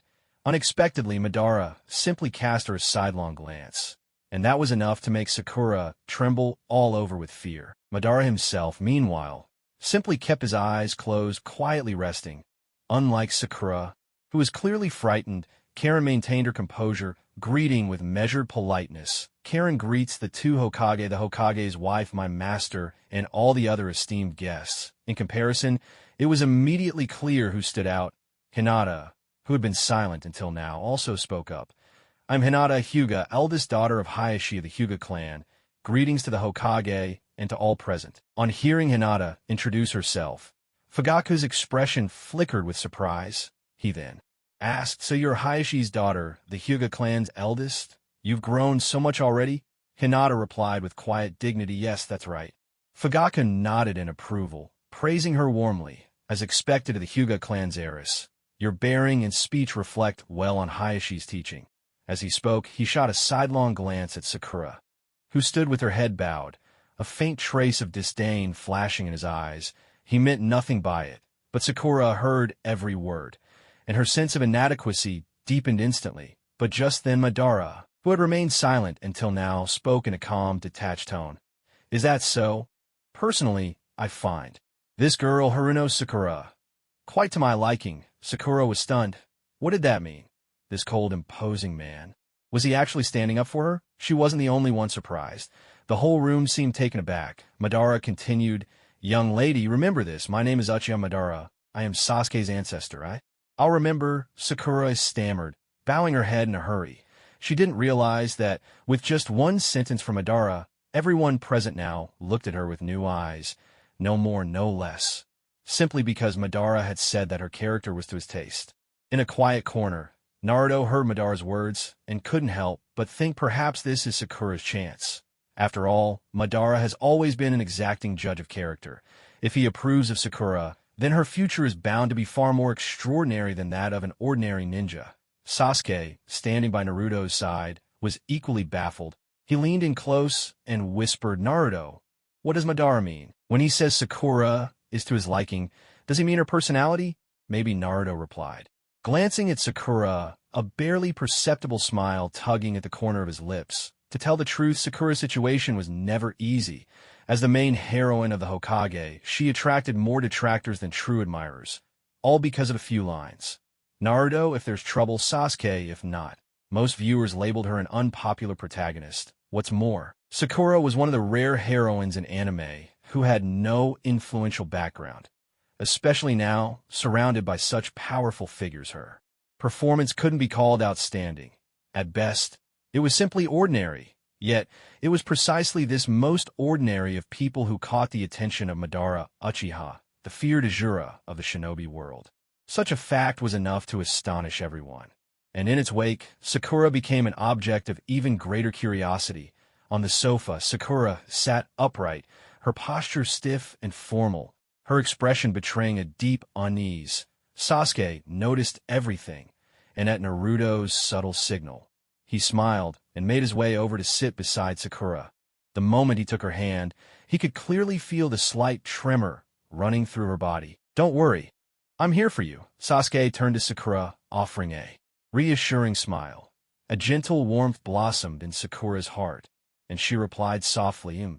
Fugaku and Mikoto watched the exchange between the two, their eyes missing nothing.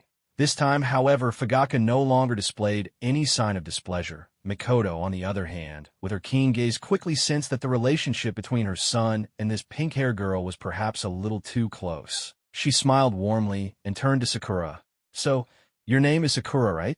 May I ask what exactly is your relationship with our Sasuke?" Sakura began, but before she could finish, Sasuke answered first. "Father or mother? It's like this. Sakura is the girl I like," Sasuke said. After a brief pause, he decided he might as well lay everything out in the open for his parents. A palpable hush fell over the room. With the exception of Madara, everyone was stunned by his words, turning to look at Sasuke in surprise. With all eyes on him, Sasuke chose not to hide any longer. He boldly took Sakura's hand and declared, "You heard me right, Mom, Dad. I do like Sakura, even though she comes from an ordinary family. Why should that matter?" No one was more shocked than Sakura herself. Her soft green eyes widened as she stared at Sasuke, unable to believe he would so openly acknowledge their relationship in front of everyone. Soon her cheeks flushed bright red as she lowered her head in embarrassment. "Oh, I see." Mikoto noticed Sakura's reaction. Having been young herself once, she instantly recognized a girl in love. A joyful glint appeared on her face as she continued gently, "That's wonderful. Sakura, you're such a lovely girl. You and Sasuke make a wonderful pair." "Thank you for your kind words, Auntie," Sakura replied in a small, bashful voice, her face rosy with shyness. Nearby, Karin and Hinata took in Sakura's happiness, their eyes filled with admiration and envy. Hinata's longing gaze soon drifted naturally to a certain someone. Naruto. Looking at his handsome features, Hinata finally let down her guard. She walked over to Naruto, and without thinking, gently slipped her left hand around his arm. "Naruto-kun." Hinata's sweet voice whispered in his ear. Naruto instantly caught on, and meeting Hinata's expectant eyes, he understood at once what she meant. Who had thought that sweet little Hinata could feel jealous one day? So, following suit, Naruto also announced to everyone that he was now dating Hinata, which once again drew the attention of all present. After the initial shock faded, the crowd shifted the conversation back to the current state of the ninja world. Naruto then shared with Minato, Kakashi, and everyone else there about his recent journey with Sasuke, and their success in bringing the Akatsuki under control. Upon hearing this, both Minato and Kakashi were taken aback. Even though they were well aware of Naruto's strength, Kakashi still found it hard to believe and exclaimed in astonishment, "Naruto, are you serious? Did you really manage to bring the Akatsuki under your command?" Naruto nodded and laughed heartily, "Of course. This time, apart from reuniting with Sasuke and his family, I also wanted to tell you all that I'm ready to move forward with an even greater plan, a bigger plan." "And what might that be?" Tsunade asked, clearly puzzled. she wasn't the only one. Kushina and the other women present looked equally confused, all waiting expectantly for Naruto's explanation. Scanning the room, Naruto decided not to keep it a secret any longer and declared in a clear voice, "You are all family to me, so I'll speak plainly. I have made up my mind to launch the fourth great ninja war, a war to unify the ninja world." Sasuke added, "That's right. Naruto and I have prepared everything. The reason we brought back the first Hokage and Madara through Edo Tensei is to increase our chances of uniting the world." Minato, who had already braced himself for such news, asked, "So, what do you plan to start? Will you need cooperation from the Hidden Leaf Village?" "No," Naruto replied in a low voice. "This time, using the Akatsuki's mission to collect the tailed beasts as our cover, we will carry out a series of elimination campaigns against each of the ninja nations. That way, the Hidden Leaf will be the last to be unified. When that moment comes, Father, all you'll need to do is lead the village in a nominal surrender. No one in the other nations would ever suspect that the mastermind behind the unification was the Hokage's own son, that this was our plan all along between father and son. But I still have a question." Kakashi spoke up again. "If you don't need the Leaf's help, where will you get the forces to fight the four great nations of the ninja world?" Naruto grinned. "Don't worry about that, Kakashi-sensei. As for troops, Madara's base already has tens of thousands of white Zetsu soldiers ready to be deployed at any moment. I've even decided on the identity I'll use to launch the war." "What identity?" everyone asked, their curiosity piqued. Naruto slowly pronounced 5 words. "The mysterious masked man." Hearing that name, everyone in the room, except for those who had been revived through the Edo Tensei, was stunned by Naruto's revelation, especially Kakashi, who had once seen the mysterious masked man with his own eyes, was the first to voice his confusion. "Naruto, what do you mean by that? Wasn't the mysterious masked man the one who attacked Konoha with Orochimaru?" "That's right," Naruto suddenly smiled. He couldn't help but wonder how Kakashi would react if he found out that the mysterious masked man was actually Obito. With a calm tone, he continued, "But now that masked man has already been killed by me, and his real identity is..." At this point, Naruto deliberately paused, his gaze fixed on Kakashi before him. Kakashi noticed Naruto looking at him, and for some reason, he suddenly felt a wave of nervousness. "Who is it?" he asked tentatively. "That man was once the shadowy leader behind the Akatsuki organization, the one who orchestrated the Nine Tails attack 13 years ago and murdered my parents. Kakashi-sensei, your old friend and comrade Uchiha Obito." "Obito, but wasn't he already dead?" Kakashi was stunned by the revelation. His eyes widened, his whole body began to tremble. It felt as if his mind had been struck by a heavy blow. In a flash, Kakashi rushed up to Naruto, staring at him with bloodshot eyes, his voice raw with desperation. "Naruto, you're lying to me, aren't you? Obito is dead. He died protecting me, crushed under that boulder at Canopy Bridge. How could he possibly have become the one who planned the Nine Tails attack and killed your parents? Obito would never do that." "I don't believe it." Naruto said nothing, simply meeting Kakashi's gaze in silence. Kakashi shook his head wildly, then turned to Minato, demanding, "Sensei, you know this. Obito died protecting me at Canopy Bridge. How could he ever have been the mastermind behind the Nine Tails attack, my sensei's murderer? Obito wouldn't do it. I refuse to believe it." Minato was deeply shocked as well, unlike Kakashi, who was desperately denying the truth. Minato managed to keep his composure. Fixing his gaze on Naruto, he asked gravely, "Naruto, what's going on? How can you be so certain that the one who attacked Konoha and orchestrated the Nine Tails disaster was undoubtedly Obito?" Naruto drew a deep breath and replied in a clear, steady voice, "Kakashi-sensei, do you remember when we first joined Team 7? You asked each of us about our dreams?" "I remember," Kakashi, now calmer, answered in a low voice. "I remember both yours and Sasuke's dreams perfectly. Sasuke wanted to restore his clan and kill Itachi. And you said you wanted to kill someone as well." "That's right." Naruto continued coldly, "Just like Sasuke, I was someone driven by deep hatred. Sasuke sought vengeance for his clan, and I sought revenge for my parents. The only difference is at that time, all I knew was that the man in the mysterious mask was the one who killed my parents. I had no idea his true identity was Uchiha Obito.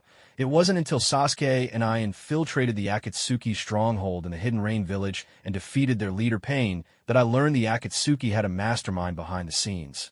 And that person was the very man in the mask whom I'd been seeking all along. Afterwards, I killed him, and only in his final moments did he reveal to me that his true identity was Uchiha Obito, my father's own student. In that instant, my shock was no less than yours, Kakashi-sensei. I have to admit, when it comes to lying, Naruto really does have a talent for it. Even he nearly believed his own story. Kakashi still looked puzzled as he listened to Naruto. But Naruto, I still don't understand. If Obito didn't die, why didn't he come looking for Rin and me? Why did he hide in the shadows and in the end attack the village? Naruto grinned and glanced at Madara, teasing, well, that's a question for Madara. Isn't that right, Madara? Now it was everyone else's turn to be completely baffled. Hashirama was stunned as well. But didn't Madara die long before I did? What does any of this have to do with him? He looked at the silent Madara, curiosity in his eyes. Madara, what does this have to do with you? Madara knew that when it came to Obito, he had no choice but to step forward and explain. With a long sigh, he spoke in a somber tone. Hashirama, I'm sorry, I deceived you back then. The truth is I didn't actually die at the Valley of the End. Here's what really happened.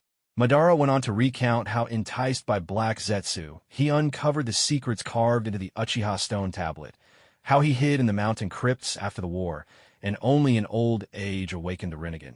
He described how, in order to carry out the Moon's Eye plan that Black Zetsu had whispered to him, he set his sights on the once kind Obito, luring him step by step into the trap he'd carefully laid. He told of how Obito, witnessing Rin's death, was driven to such grief that he awakened the Mangekyō Sharingan and fell into utter despair at the world.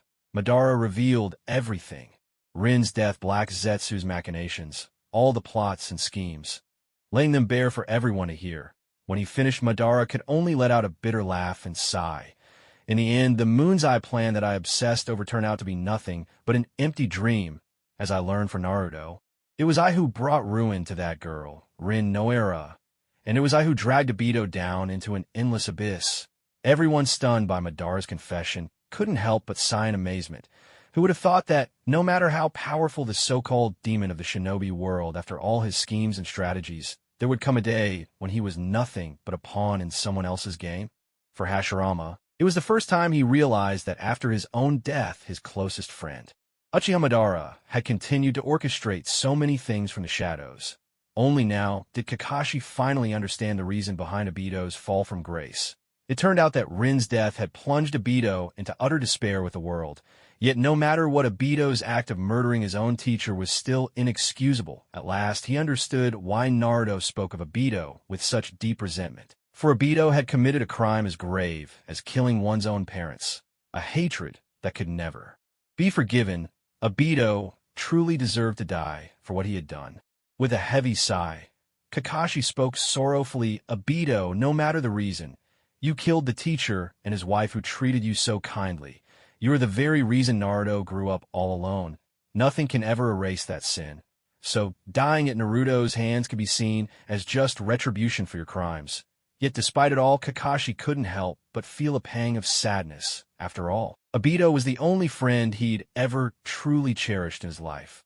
The bonds they formed as children made it hard for Kakashi to accept Obito's fate. His dearest friend had killed the teacher he regarded as family, only to meet his end at the hands of that teacher's son, who was also Kakashi's own student. What a bitter irony. But Obito's crimes don't end there. Just as everyone was still reeling from Madara's words, Naruto's voice rang out once more, pulling everyone back to reality. Naruto glanced at Sasuke. Sasuke, you should tell them what happened next. All right, Sasuke replied, sweeping his gaze over the group. Images of his clan's massacre flashed through his mind, scenes he would never forget for as long as he lived. Taking a deep breath, Sasuke said coldly, Uchiha Obito was not only the mastermind behind the fourth Hokage and his wife's deaths, but he was also involved in the Uchiha clan massacre. His tone hardened as he continued, back then, it was Obito who found Itachi, and together they wiped out our entire clan. Men, women, and children, hundreds of lives. Uchiha Obito is a madman through and through. At this, not only were Fugaku and his wife left speechless, but any hint of sympathy the others had just felt for Obito vanished without a trace. Sakura couldn't hold back her anger and exclaimed, what kind of person does something like this? He's nothing but a demon, a treacherous beast. It's bad enough he killed Naruto's parents, but to turn on his own family as well. Someone like that shouldn't be allowed to live. I might have felt a bit sorry for him before, but now all I can say is, that scum got exactly what he deserved. Karin couldn't help but curse exactly. Uchiha Bito is completely insane. How could he kill the fourth Hokage and his wife, who treated him so well? And worse, he helped wipe out his whole clan. I just can't understand how he and that guy Itachi could go through with it. That's hundreds of lives snuffed out in an instant. Just thinking about it is terrifying. Was Itachi not supposed to be killed? As someone who has experienced a life of hardship and displacement since childhood, what Xianglin longs for most is the companionship of family. At the same time, what she despises most are those who would stop at nothing, even murder, to harm their own kin. Of course, everyone stands on different ground, and their sense of right and wrong isn't always the same. Yet when Xianglin immediately caught Mikoto's attention, as a mother, it was only then that she remembered her other son, Itachi. How is he doing now? Perhaps Sasuke might know something about his situation. With this in mind, Mikoto turned to Sasuke and asked Sasuke, "Do you and Naruto know where Itachi is these days?" The moment the question left her lips, Sasuke was visibly taken aback, but he quickly regained his composure. Everyone present, except for Hashirama and Madara, turned their gaze toward Mikoto. The older ones all knew the past tragedies of the Uchiha clan. Even Sakura and Hinata, though younger, had heard bits and pieces. They knew that Itachi was Sasuke's brother. Years ago, after he slaughtered the clan, he defected from the village and became a notorious S-rank rogue ninja, wanted by the authorities. Now that his name was suddenly brought up, curiosity flickered in everyone's eyes as they awaited Sasuke's answer. Sasuke made no attempt to hide the truth. Meeting his mother's expectant gaze, he replied slowly, "I do know where my brother is. He's already dead. I killed him with my own hands." His words were quiet, but they struck Mikoto's heart like a heavy blow. Her face went pale with shock, her voice trembling as she asked, "Why? Why would you kill Itachi, Sasuke?" Sasuke had long braced himself for his mother's reaction. He sighed inwardly, then answered calmly, "Why did I kill Itachi? Mother, can't you guess?" A bitter laugh escaped him, and his eyes hardened. "Because Itachi killed you and father. He slaughtered so many of our clan. That's why I had to kill him, to avenge all of you." Listening to her son's cold words and seeing the bitter hatred in his expression as he spoke of Itachi, Mikoto felt her heart ache even more. Choking back sobs, she pleaded, "But Sasuke, the only reason Itachi did all that was to protect you. And didn't you already kill Danzo, the one truly responsible for everything? Why did you have to treat your brother that way? Why did you have to kill him yourself?" Sasuke let out a hollow laugh, his voice tinged with sorrow. "To protect me, was it? So he had to wipe out our clan, kill you and father, leave me an orphan? To protect me, he forced me from the age of 7 to shoulder the hatred of our clan, to live every day in agony.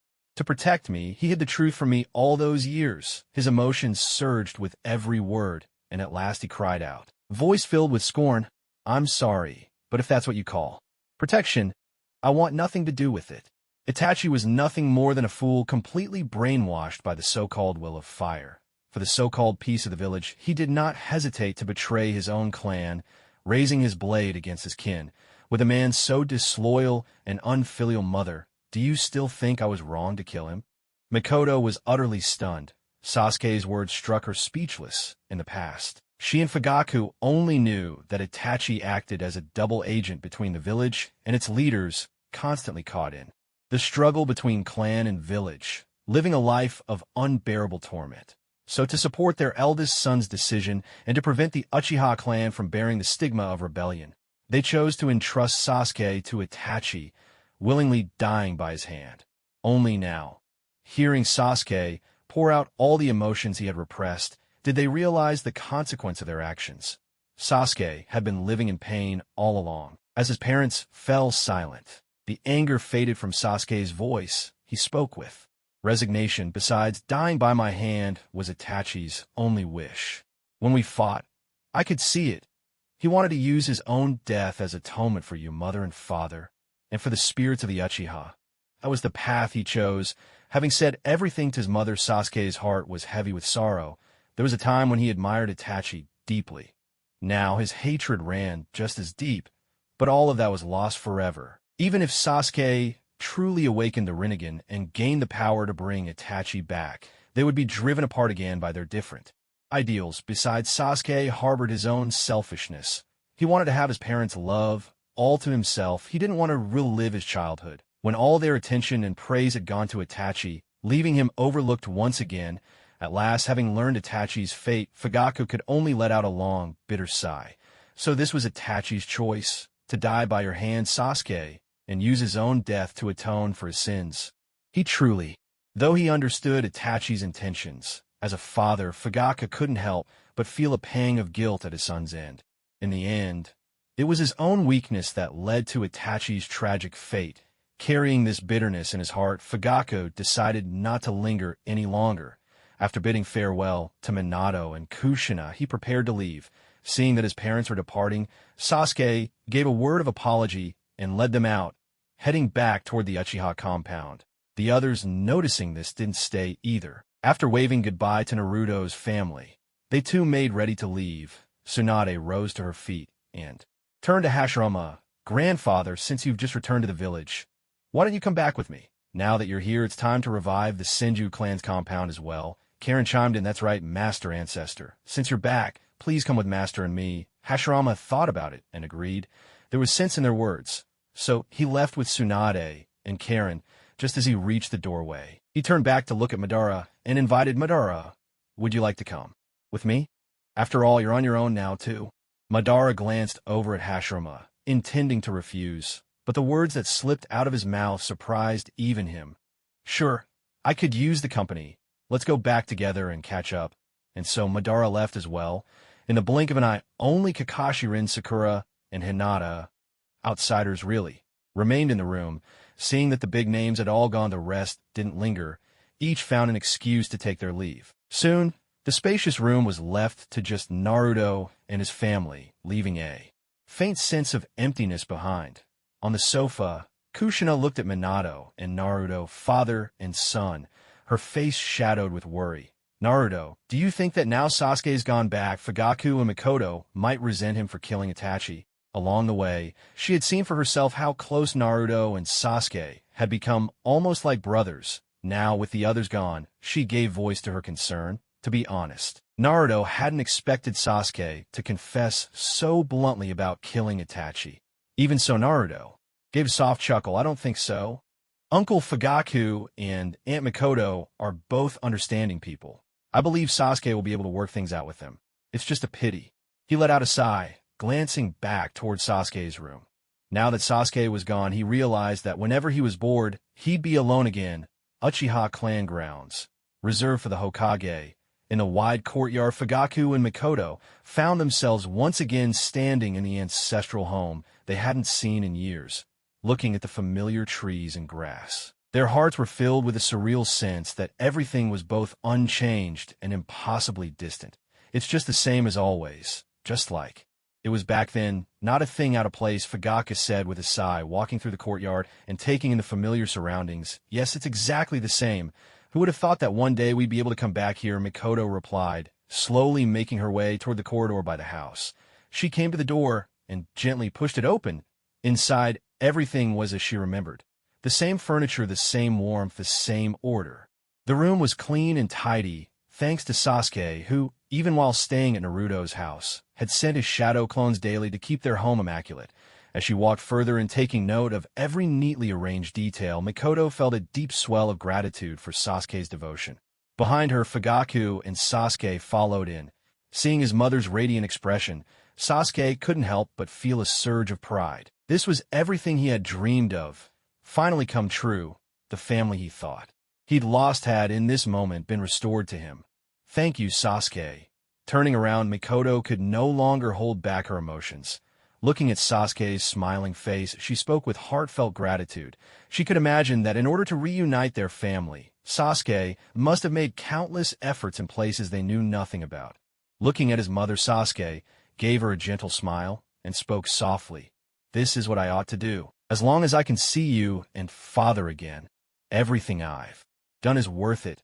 My good boy, it's your father and me who have let you down, making you suffer so much," Mikoto said, pulling Sasuke tightly into her embrace. tears of joy streaming from the corners of her eyes.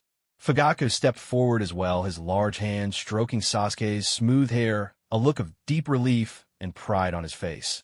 And so the family quietly savored this hard-won moment of reunion. The next day, Minato issued another summons calling together the heads of all the major clans of Konoha to the Hokage's office to discuss the future direction of the ninja world. Officially, that was the reason, but in truth, this meeting was also an opportunity to announce Fugaku's return to everyone inside the Hokage's office when Fugaku appeared before the assembled clan heads, accompanied by both Madara and Hashirama. Nearly everyone gasped in shock, even though they had met these legends once before. Seeing Madara and Hashirama, these giants of history, appear again was no less astonishing than the first time. Minato wasted no time on pleasantries and declared directly, "I believe you've all seen for yourselves. As you can see, the two legends who once founded the village hidden in the leaves, the first Hokage and Uchiha Madara, have both been revived. Not only that, but the head of the Uchiha clan, Fugaku, has also returned." Everyone quickly nodded, confirming that they had witnessed it with their own eyes. Just as Minato was about to continue, Madara's mocking voice cut through the room. "So these are the current clan heads of Konoha? To think that as time has changed, the descendants of those who once barely caught my eye have become this disappointing." Madara's offhand remark instantly soured the mood, and the faces of the clan heads darkened with displeasure. One by one, their eyes filled with anger as they glared at Madara, but none dared to act out, restrained by his overwhelming power. Their resentment could only be swallowed in silence. Among them was Asuma Sarutobi, the current head of the Sarutobi clan, standing as their representative. Madara took in all their reactions, but his gaze turned to Minato. Suddenly, he spoke, "Fourth Hokage, I assume everyone in later generations knows that Konoha was founded by me and Hashirama together, correct?" Minato nodded a bit awkwardly and replied in a serious tone, "That's right, but..." Before he could finish, Madara interrupted him once more, "As long as you know." In an instant, Madara's gaze turned icy cold, his entire presence radiating a breathtaking aura of intimidation. The sheer force of it pressed down on everyone in the room. Everyone except Hashirama, making it hard for them to even catch their breath. After a brief pause, Madara finally withdrew his oppressive aura and said coldly, "Then I have a question for the fourth Hokage. As one of the founders of Konoha, has anyone from the Uchiha clan ever served as Hokage in Konoha's history?" The moment these words left his lips, everyone immediately sensed that something was amiss. What was Madara up to? Was he about to seize power openly? Instantly, the atmosphere grew tense as everyone became on edge. Minato had no idea what Madara intended, but he braced himself and replied, "Including myself, there have been 4 Hokage. The position has never been held by a member of the Uchiha clan." "Oh?" Madara broke into a smile at Minato's response. "And who were these Hokage?" Minato answered first. "Was Lord Hashirama Senju, then Lord Tobirama Senju, followed by the third, Hiruzen Sarutobi, who was Tobirama's student. After him, I became the 4th Hokage as Hiruzen's student. Minato Namikaze." I see Madara scoffed, letting his disdain show. "So after Hashirama, it really was that